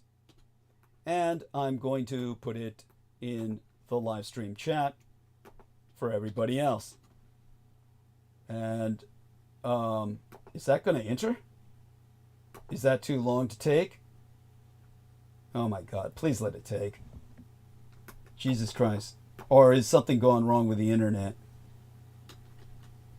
It's too long. Oh shit. So let me see now. What can I do about this? See if there's an alternative to this. All right. So how do we work this? Let me see if I can do something. Oh, I know what I can try. Okay. let's try this. Now, here we are. This will hopefully work. All right. Let's see how this works. Okay. Holy shit. Let me breathe. This is, let's see if we can do something about this. Okay, erase that. Enter this. And there we go. All right, boys and girls. Read it and weep. Now, for those of you who shan't be bothered, and thank you, John Doe, for replying. That's our lovely T-Tank Barry there, responding. For those of you who shan't be bothered, I'll read this much. This is Vivian Jenna Wilson speaking in response to Elon Musk. There's a lot of stuff I need to debunk, which I will get to, don't worry. But I want to start with what I find the funniest, which is the notorious, slightly autistic tweet. This is going to be a bit, so just bear with me. This is entirely fake. Like, literally, none of this ever happened. Ever. I don't even know where he got this from. My best guess is that he went to the Milo Yiannopoulos School of Gay Stereotypes, just picked some at random, and said, good enough, in a last-ditch attempt to garner sympathy points, when he is so obviously in the wrong, even in his own fucking story. I did not have a love of musicals and theater when I was 4, because, you know, I was fucking 4. I did not know what these things were. My earliest real experience with musicals was when my twin brother had a Hamilton phase in 8th through 9th grade and overplayed it so much in the car to the point where for a long time I swore off the entire genre. I never picked out jackets for him to wear, and I was most certainly not calling them fabulous because literally, what the fuck? I did not use the word fabulous when I was 4 because once again, I would like to reiterate, I was 4. Like, this is so obvious, I don't even think it warrants explanation, but apparently people believe this nonsense, so here I am. The entire thing is completely made up, and there's a reason for this. He doesn't know what I was like as a child because he quite simply wasn't there. And in the little time that he was, I was relentlessly harassed for my femininity and queerness. Obviously, he can't say that, so I've been reduced to a happy little stereotype, fagging around and friggin' along to use at his discretion. This does imply he was his butt boy. I think that says a lot about how he views queer people and children in general. As for if I'm not a woman, sure, Jan, whatever you say. I'm legally recognized as a woman in the state of California, and I don't concern myself with the opinions of those who are below me. Obviously, Elon can't say the same because in a ketamine-fueled haze, he's desperate for attention and validation from an army of degenerate red-pilled incels and pick mess who are quick to give it to him. Go touch some fucking grass. And that was Vivian Jenna Wilson. Now, Musk long ago emerged as a prominent anti-transgender activist, channeling what by all evidence is a significant time and money into opposing trans-inclusive policies. In his interview with the Russophiliac pervert Jordan Peterson, Musk claimed to have discussed with California Governor Gavin Newsom a new bill that prevents schools from being forced to out transgender youth to their parents. Following Newsom's signing of the bill, Musk announced plans to relocate X/Twitter and SpaceX employees to Texas, a state known for its harsh anti-transgender laws, including book bans and prohibitions on gender-affirming care for transgender youth. For those who write the laws in California, fathers like Musk are likely the people they have in mind when considering laws designed to increase the safety of transgender youth. Like Vivian Jenna Wilson, who was obviously abused by her own father, probably sexually before the age of 4. Musk's reaction to his own daughter coming out as transgender appears to be extreme, moving entire families over transgender protective laws after being radicalized over his own daughter's gender identity.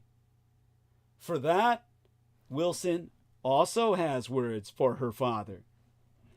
I want to make one thing absolutely clear. I disowned him, not the other way around. She sacrificed inheriting billions of dollars to be who she is. I doubt any of you out there has any higher moral fiber than her. She puts you all to fucking shame. It started with Elon, but now there's another celebrity Musk in Red China. His mother, the 76-year-old May Musk, a model and dietitian, is a frequent visitor to communist China on the mainland, where the public is curious to know more about the woman who raised their business idol.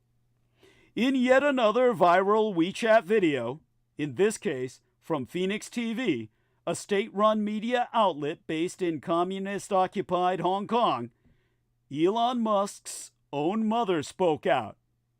Oh, Mom!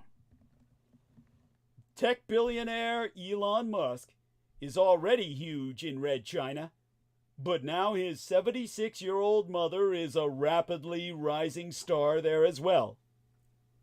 May Musk, a model and dietitian, has been a frequent visitor to Red China since last year, gaining a big online following from a communized Chinese public curious to know more about the woman who raised their business idol while becoming a celebrity in her own right as a silver-haired influencer.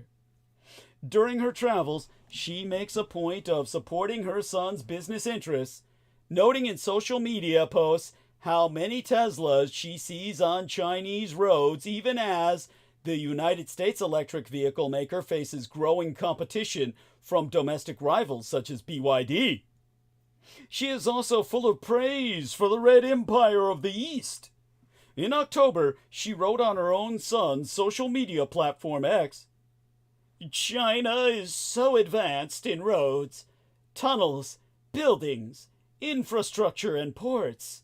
Always impressed when I visit. Mama Musk told Women's Wear Daily in February that she visited 12 Chinese cities last year for speaking engagements and modeling. Speaking to the Fourth Estate in New York, she brushed off the idea that Commu-Chinese tensions with these United States might dampen her travel there. She claimed that her son went into politics and supported Trump because Harris wanted to shut down X and slow down Musk's purported technological developments. This in turn means nothing other than that she wants to slow down the development of the United States. The user comments were all in agreement with the muskrat and his mommy. One of them stated clearly, the USA should never be ruled by a woman. Mainland Chinese society remains deeply reactionary to this day. This reactionary conservatism stems from communizing the enduring legacy of Confucianism, which has been upheld by Chinese migrants and actively perverted by the Chinese government on the Asian mainland since the 1990s. It is also influenced by the fact that many ethno-Chinese abroad have sought solace and community within evangelical churches.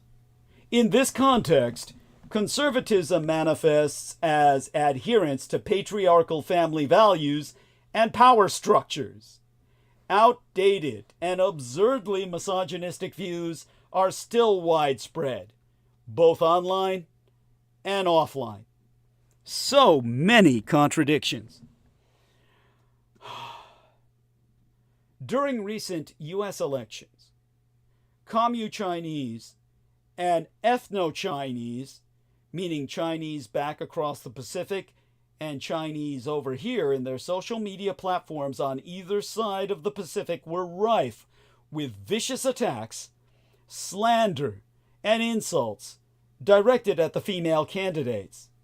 Clinton and Harris were both labeled as old witches, and their appearance, voices, and personal traits were mocked relentlessly.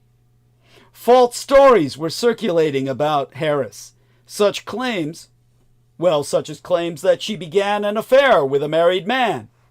Yet, despite Trump's numerous documented scandals and legal troubles concerning sexual assault, no similar insults or narratives were ever directed against him by the chinks on either side of the Pacific. On the contrary, Trump enjoys significant support from many in communist China, even though he initiated a trade war against the empire and announced plans to impose an additional 10% tariff on Commu-Chinese goods, compounding existing tariffs. Some Commu-Chinese even firmly believe that Trump will bring an end to the Middle East conflict, while Harris is attacked and called a warmonger. This paradox in how Trump is perceived became evident when DŌNG̶HÌ, that's DŌNG̶Hî.cn, GUANCHA.cn, a widely read nationalist, communationalist media platform in Red China, published a piece about Trump's Secretary of State nominee, Marco Rubio, voicing support for Israel's war in the Gaza. The article amassed 41,000 likes before DŌNG̶Hî.cn opted to disable comments, likely to avoid provoking backlash from Arab countries. In another WeChat video by a popular account, Musk addressed Commu-Chinese students and Ethno-Chinese students either side of the Pacific via Skype, and of course that goddamn Zoom, which belongs to the Communist Chinese state, in these United States, where he was in an American classroom voicing strong support for Trump's abortion ban to ethnic Chinese students in America. That video received no less than 15,000 likes. Musk represents the archetypal, successful, macho figure idolized by many, all too many, urban Chinese, and his endorsement of Trump has undoubtedly bolstered the latter's appeal among Chinese communities abroad, particularly in Silicon Valley and within New York's tech and investment sectors. That said, it's important to recognize that not all Chinese expats, meaning Sinitic, ethnically Chinese expatriates, support Donald Trump. Some Chinese living in these United States have been very vocal in their support for Harris. Young academics, liberal second-generation Chinese Americans, and of course, any well-educated ethnic Chinese. Many in this group have actively opposed Trump's cultists, often feeling frustrated and disheartened by the electoral results. but they were not at all a majority. It must be hard for foreigners to understand why Chinese society seems to admire Donald Trump. There are many contradictions that are difficult for outsiders to reconcile. Nonetheless, one thing remains clear. Ethno-Chinese communities, both at home and abroad, hardly ever rally behind the moderate, liberal candidate. And when Commu-Chinese and Russian elites talk about history, they often mean history. I mean, like his story. The grand Hegelian march toward progress. Since the end of that Third World War, so misnomered the Cold War, the East has lived with the undignified theses popularized by Francis Fukuyama's 1989 essay, The End of History? That democracy had defeated the authoritarian alternatives of the 20th century. That idea has not aged well. According to a European survey of more than 1,200 countries, 2022 was the first time in 2 decades that closed autocracies outnumbered liberal democracies in the world. Americans have become unreliable underwriters of the international order. Russia's Vladimir Putin has incited Europe's largest conflict since the Second World War, and Red China's Xi Jinping is remaking global institutions in his own image, bereft of any democratic values. When Xi visited the Kremlin in March of 2023, a little over a year after Russia had invaded Ukraine, he told Putin that the world was changing in ways, in his words, we haven't seen in 100 years.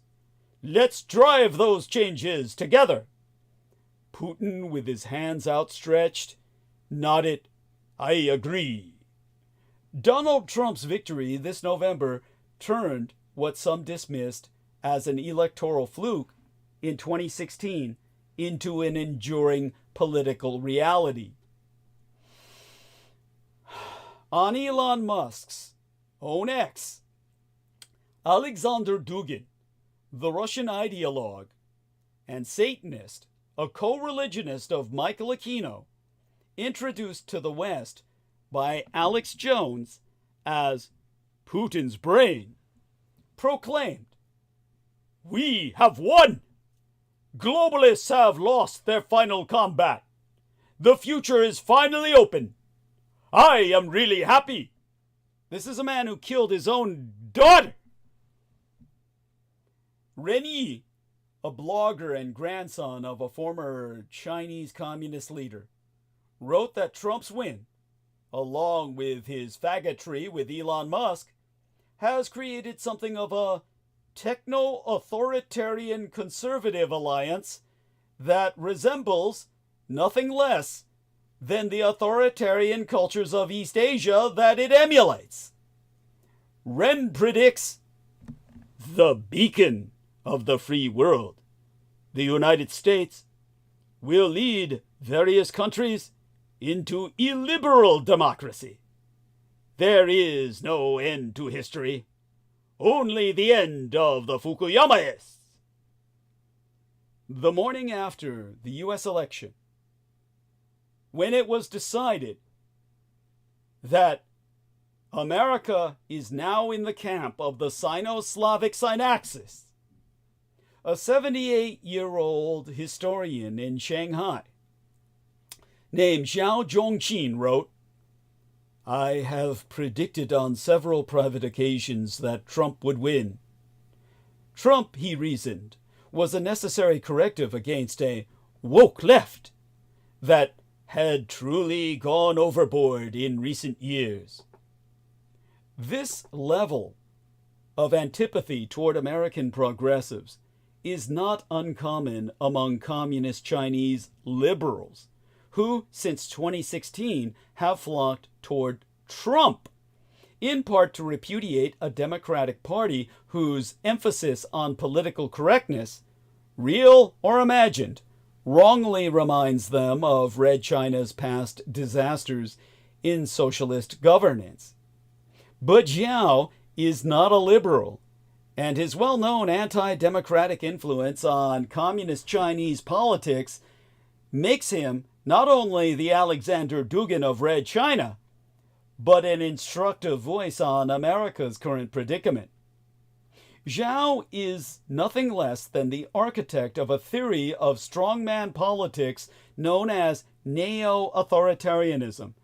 In the 1980s, reformers with varying predilections for democracy and capitalism consolidated power in communist states.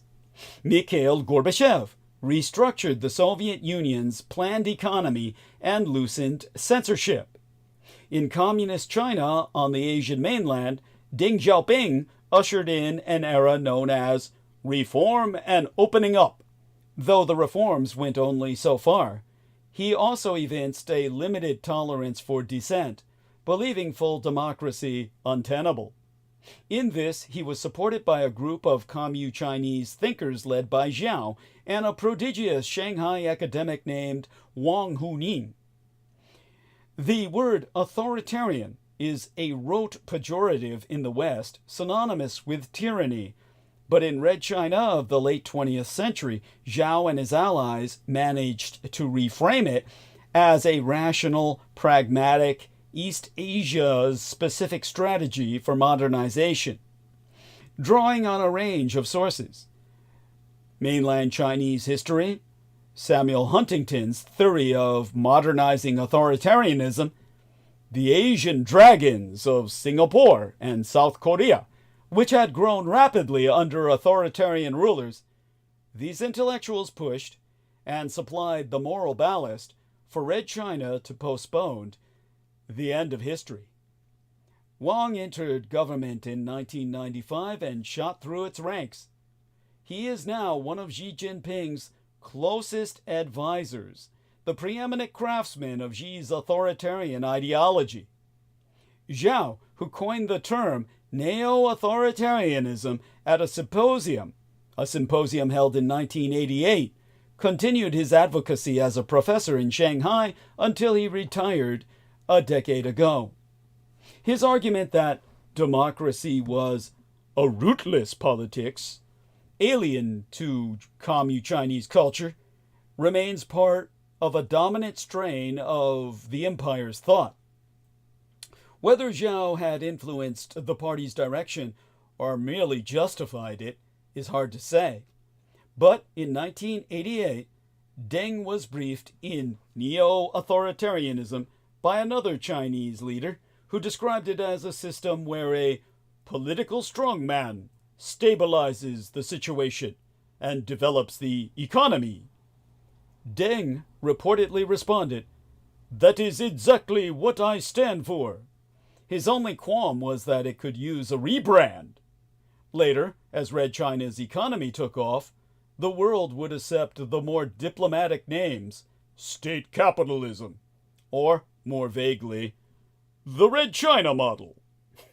As a historian personally invested in Chinese culture and politics, I've watched with a sense of foreboding as America has begun to manifest the same authoritarian compulsions that have long dominated mainland Chinese life. There is a cosmic irony in the way that the 21st century has played out.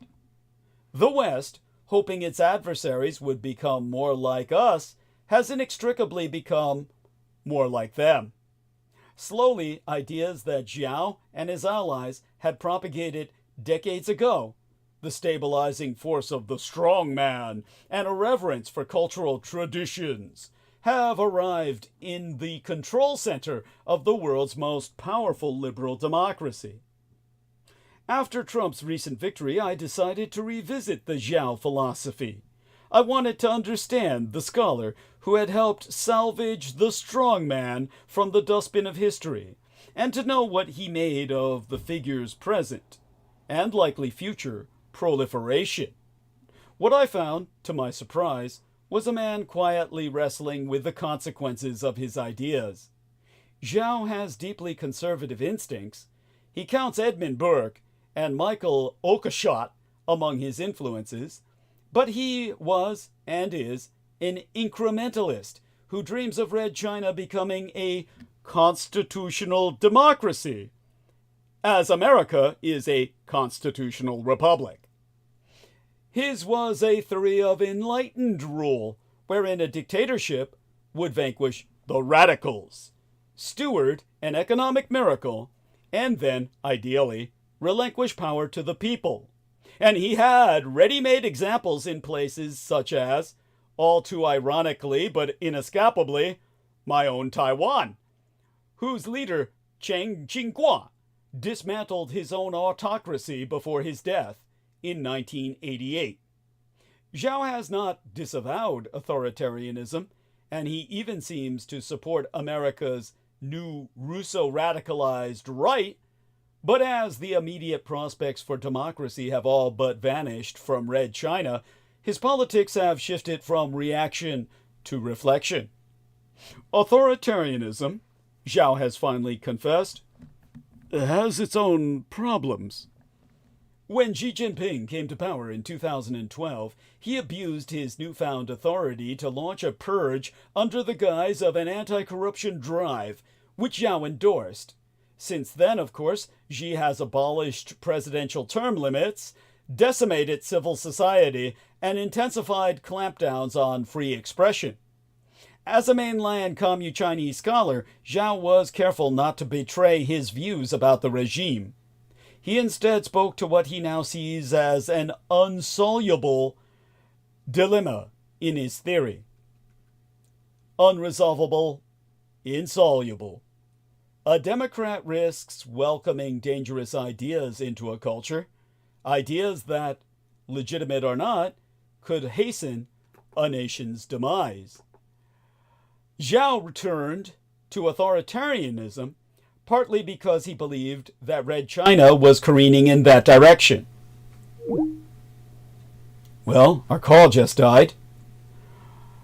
And yet Zhao has betrayed a hint of exasperation in interviews by saying, and here I quote his T, "A neo-authoritarian leader must be wise."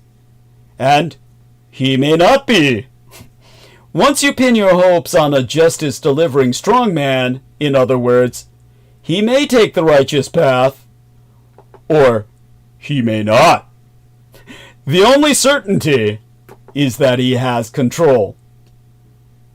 Now,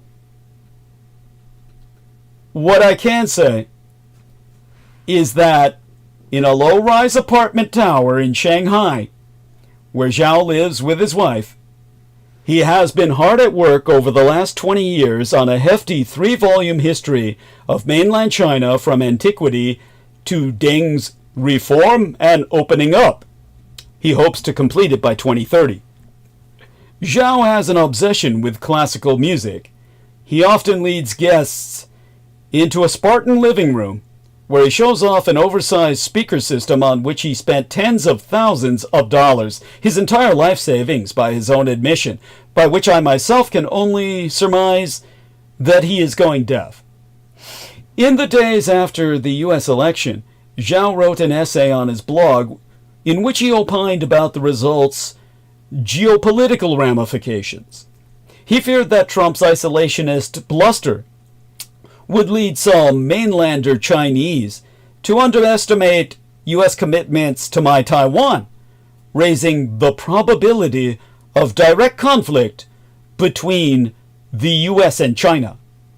Yet he also expounded on how the countries were similar, having emphasized that Red China's neo-authoritarianism in the 80s shared a common enemy with today's Republican Party, the romanticism espoused by the radical liberals.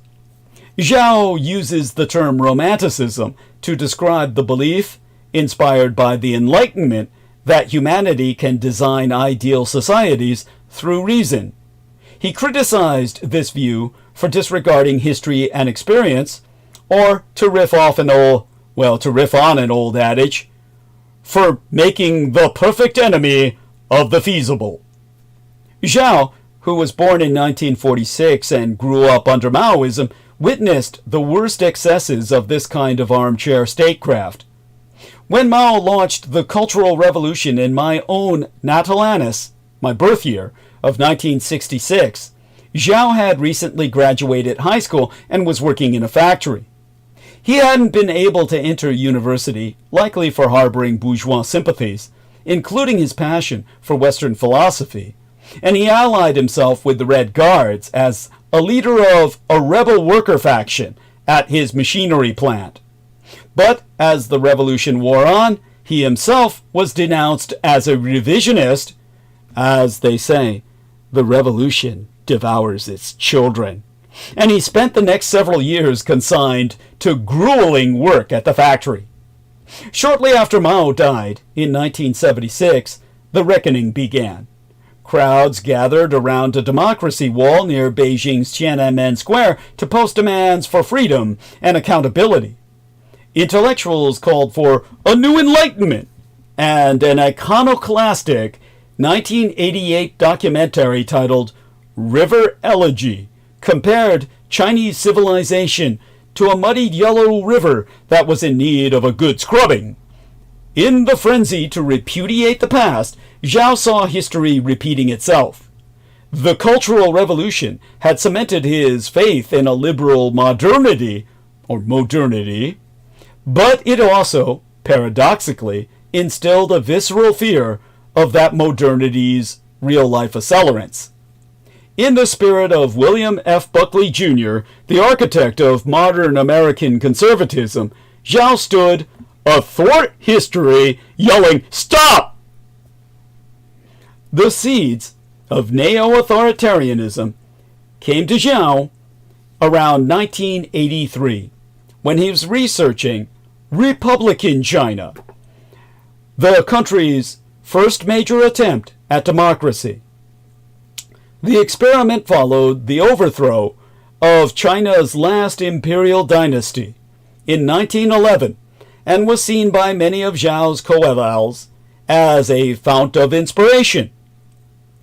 But what Zhao found was complete and utter chaos.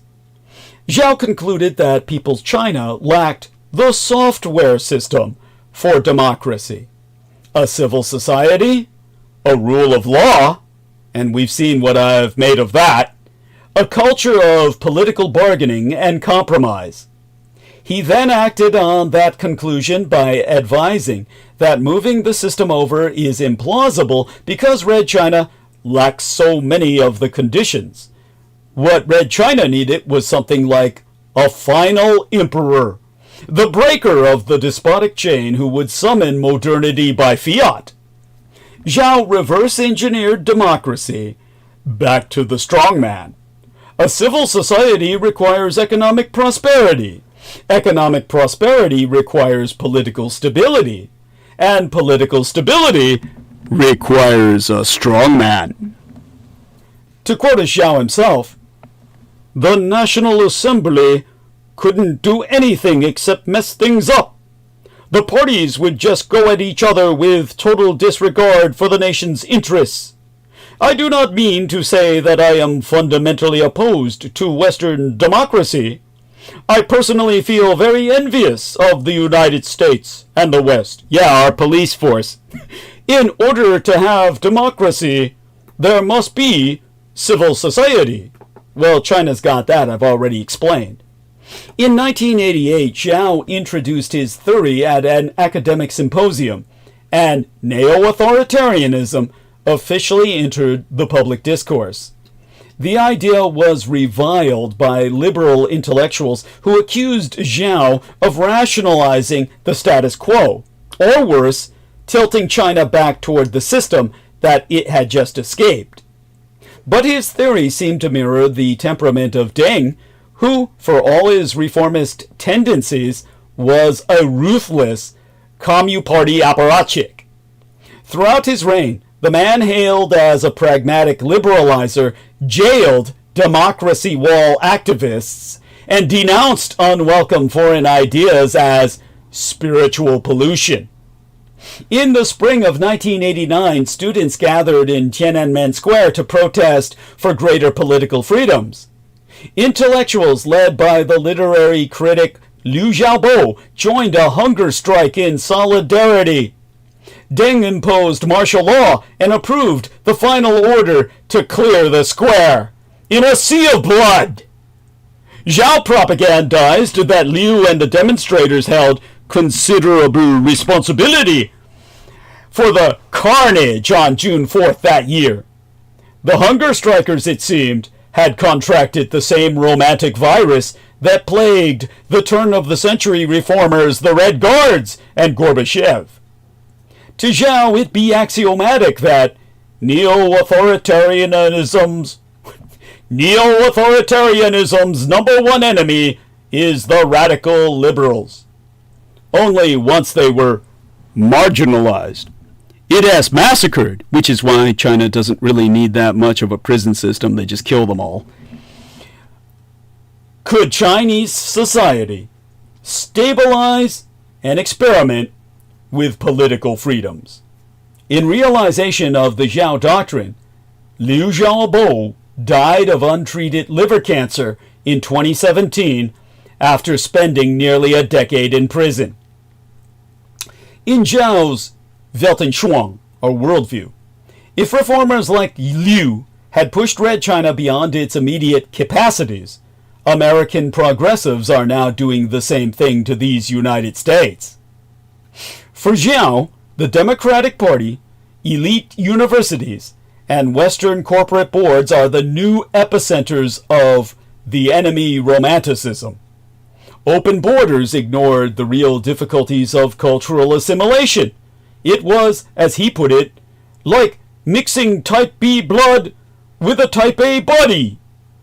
To him, transgender identity is just pseudoscience, himself opining, the belief that everyone can decide their gender. It disregards human experience. Now, Zhao is either completely ignorant of, or worse yet chooses to ignore, radicalism on the American right, from white nationalism to QAnon. The implication being clear. In 1989, the man who repelled the radicals was Deng Xiaoping. In 2024, it is Donald Trump.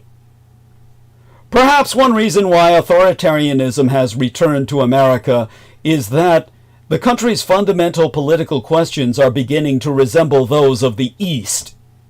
For most of American history, politics revolved around how to limit government.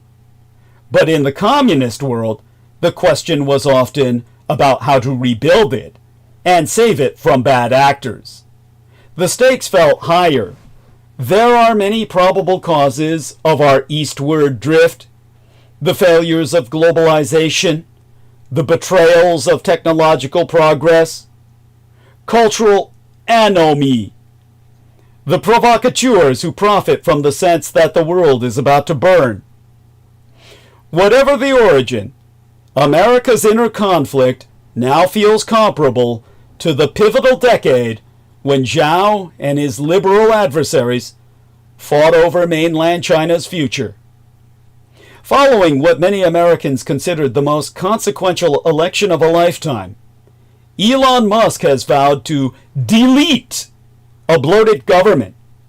Trump promises to eradicate an army of deep state conspirators, these conspirators whom he calls the enemy within.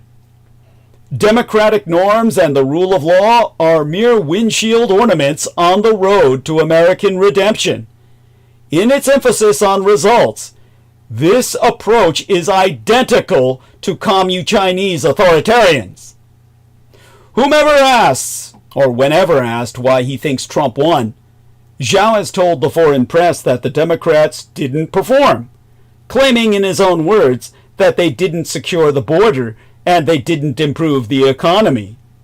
To quote his T, the people didn't want romanticism. They wanted performance. Like a chicken bed or something. For all of Zhao's attention to the psyche of radical liberals, I myself am most struck by his own.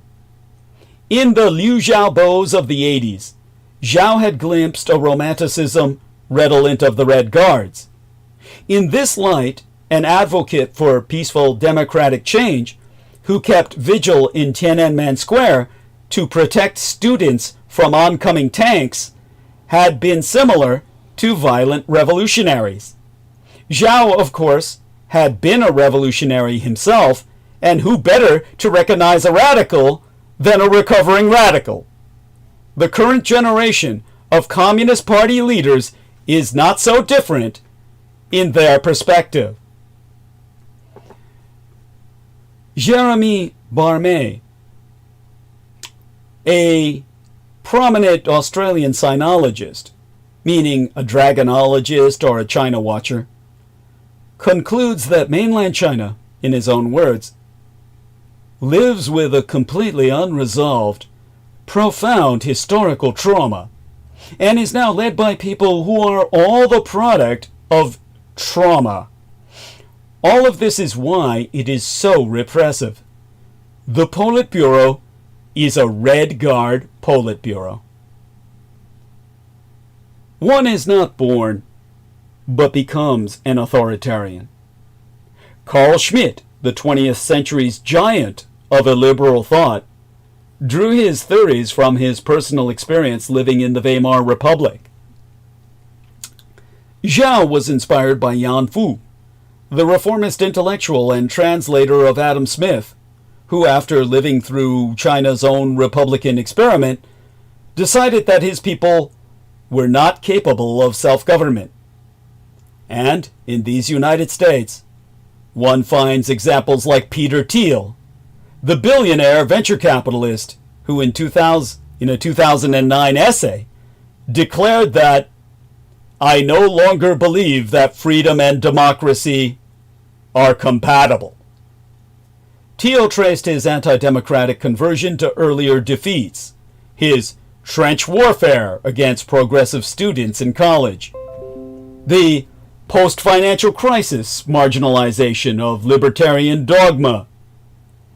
Over the years, Thiel's shift toward the authoritarian right has coincided with the growing acceptance of his ideas in the mainstream. He is now one of the biggest funders of the conservative nationalist movement, a mentor to Vice President-elect J.D. Vance, and a supporter of neo-reactionary figures like Curtis Yarvin, who admires the state capitalist societies of Singapore and Deng Xiaoping's Communist China. Thiel and Zhao are vastly different thinkers, but this only makes their commonalities all the more striking. In believing that democracy was either premature or past its prime, they turned to the strongman as an antidote. Per Joseph Fewsmith, a professor of Chinese politics at Boston University, the problem with Zhao is that he tackles the question of how countries get from autocracy to democracy, but he never explored how not to get stuck, which is what happened. Whenever asked what a democracy in China might look like, Zhao himself admits that he hasn't really thought about it.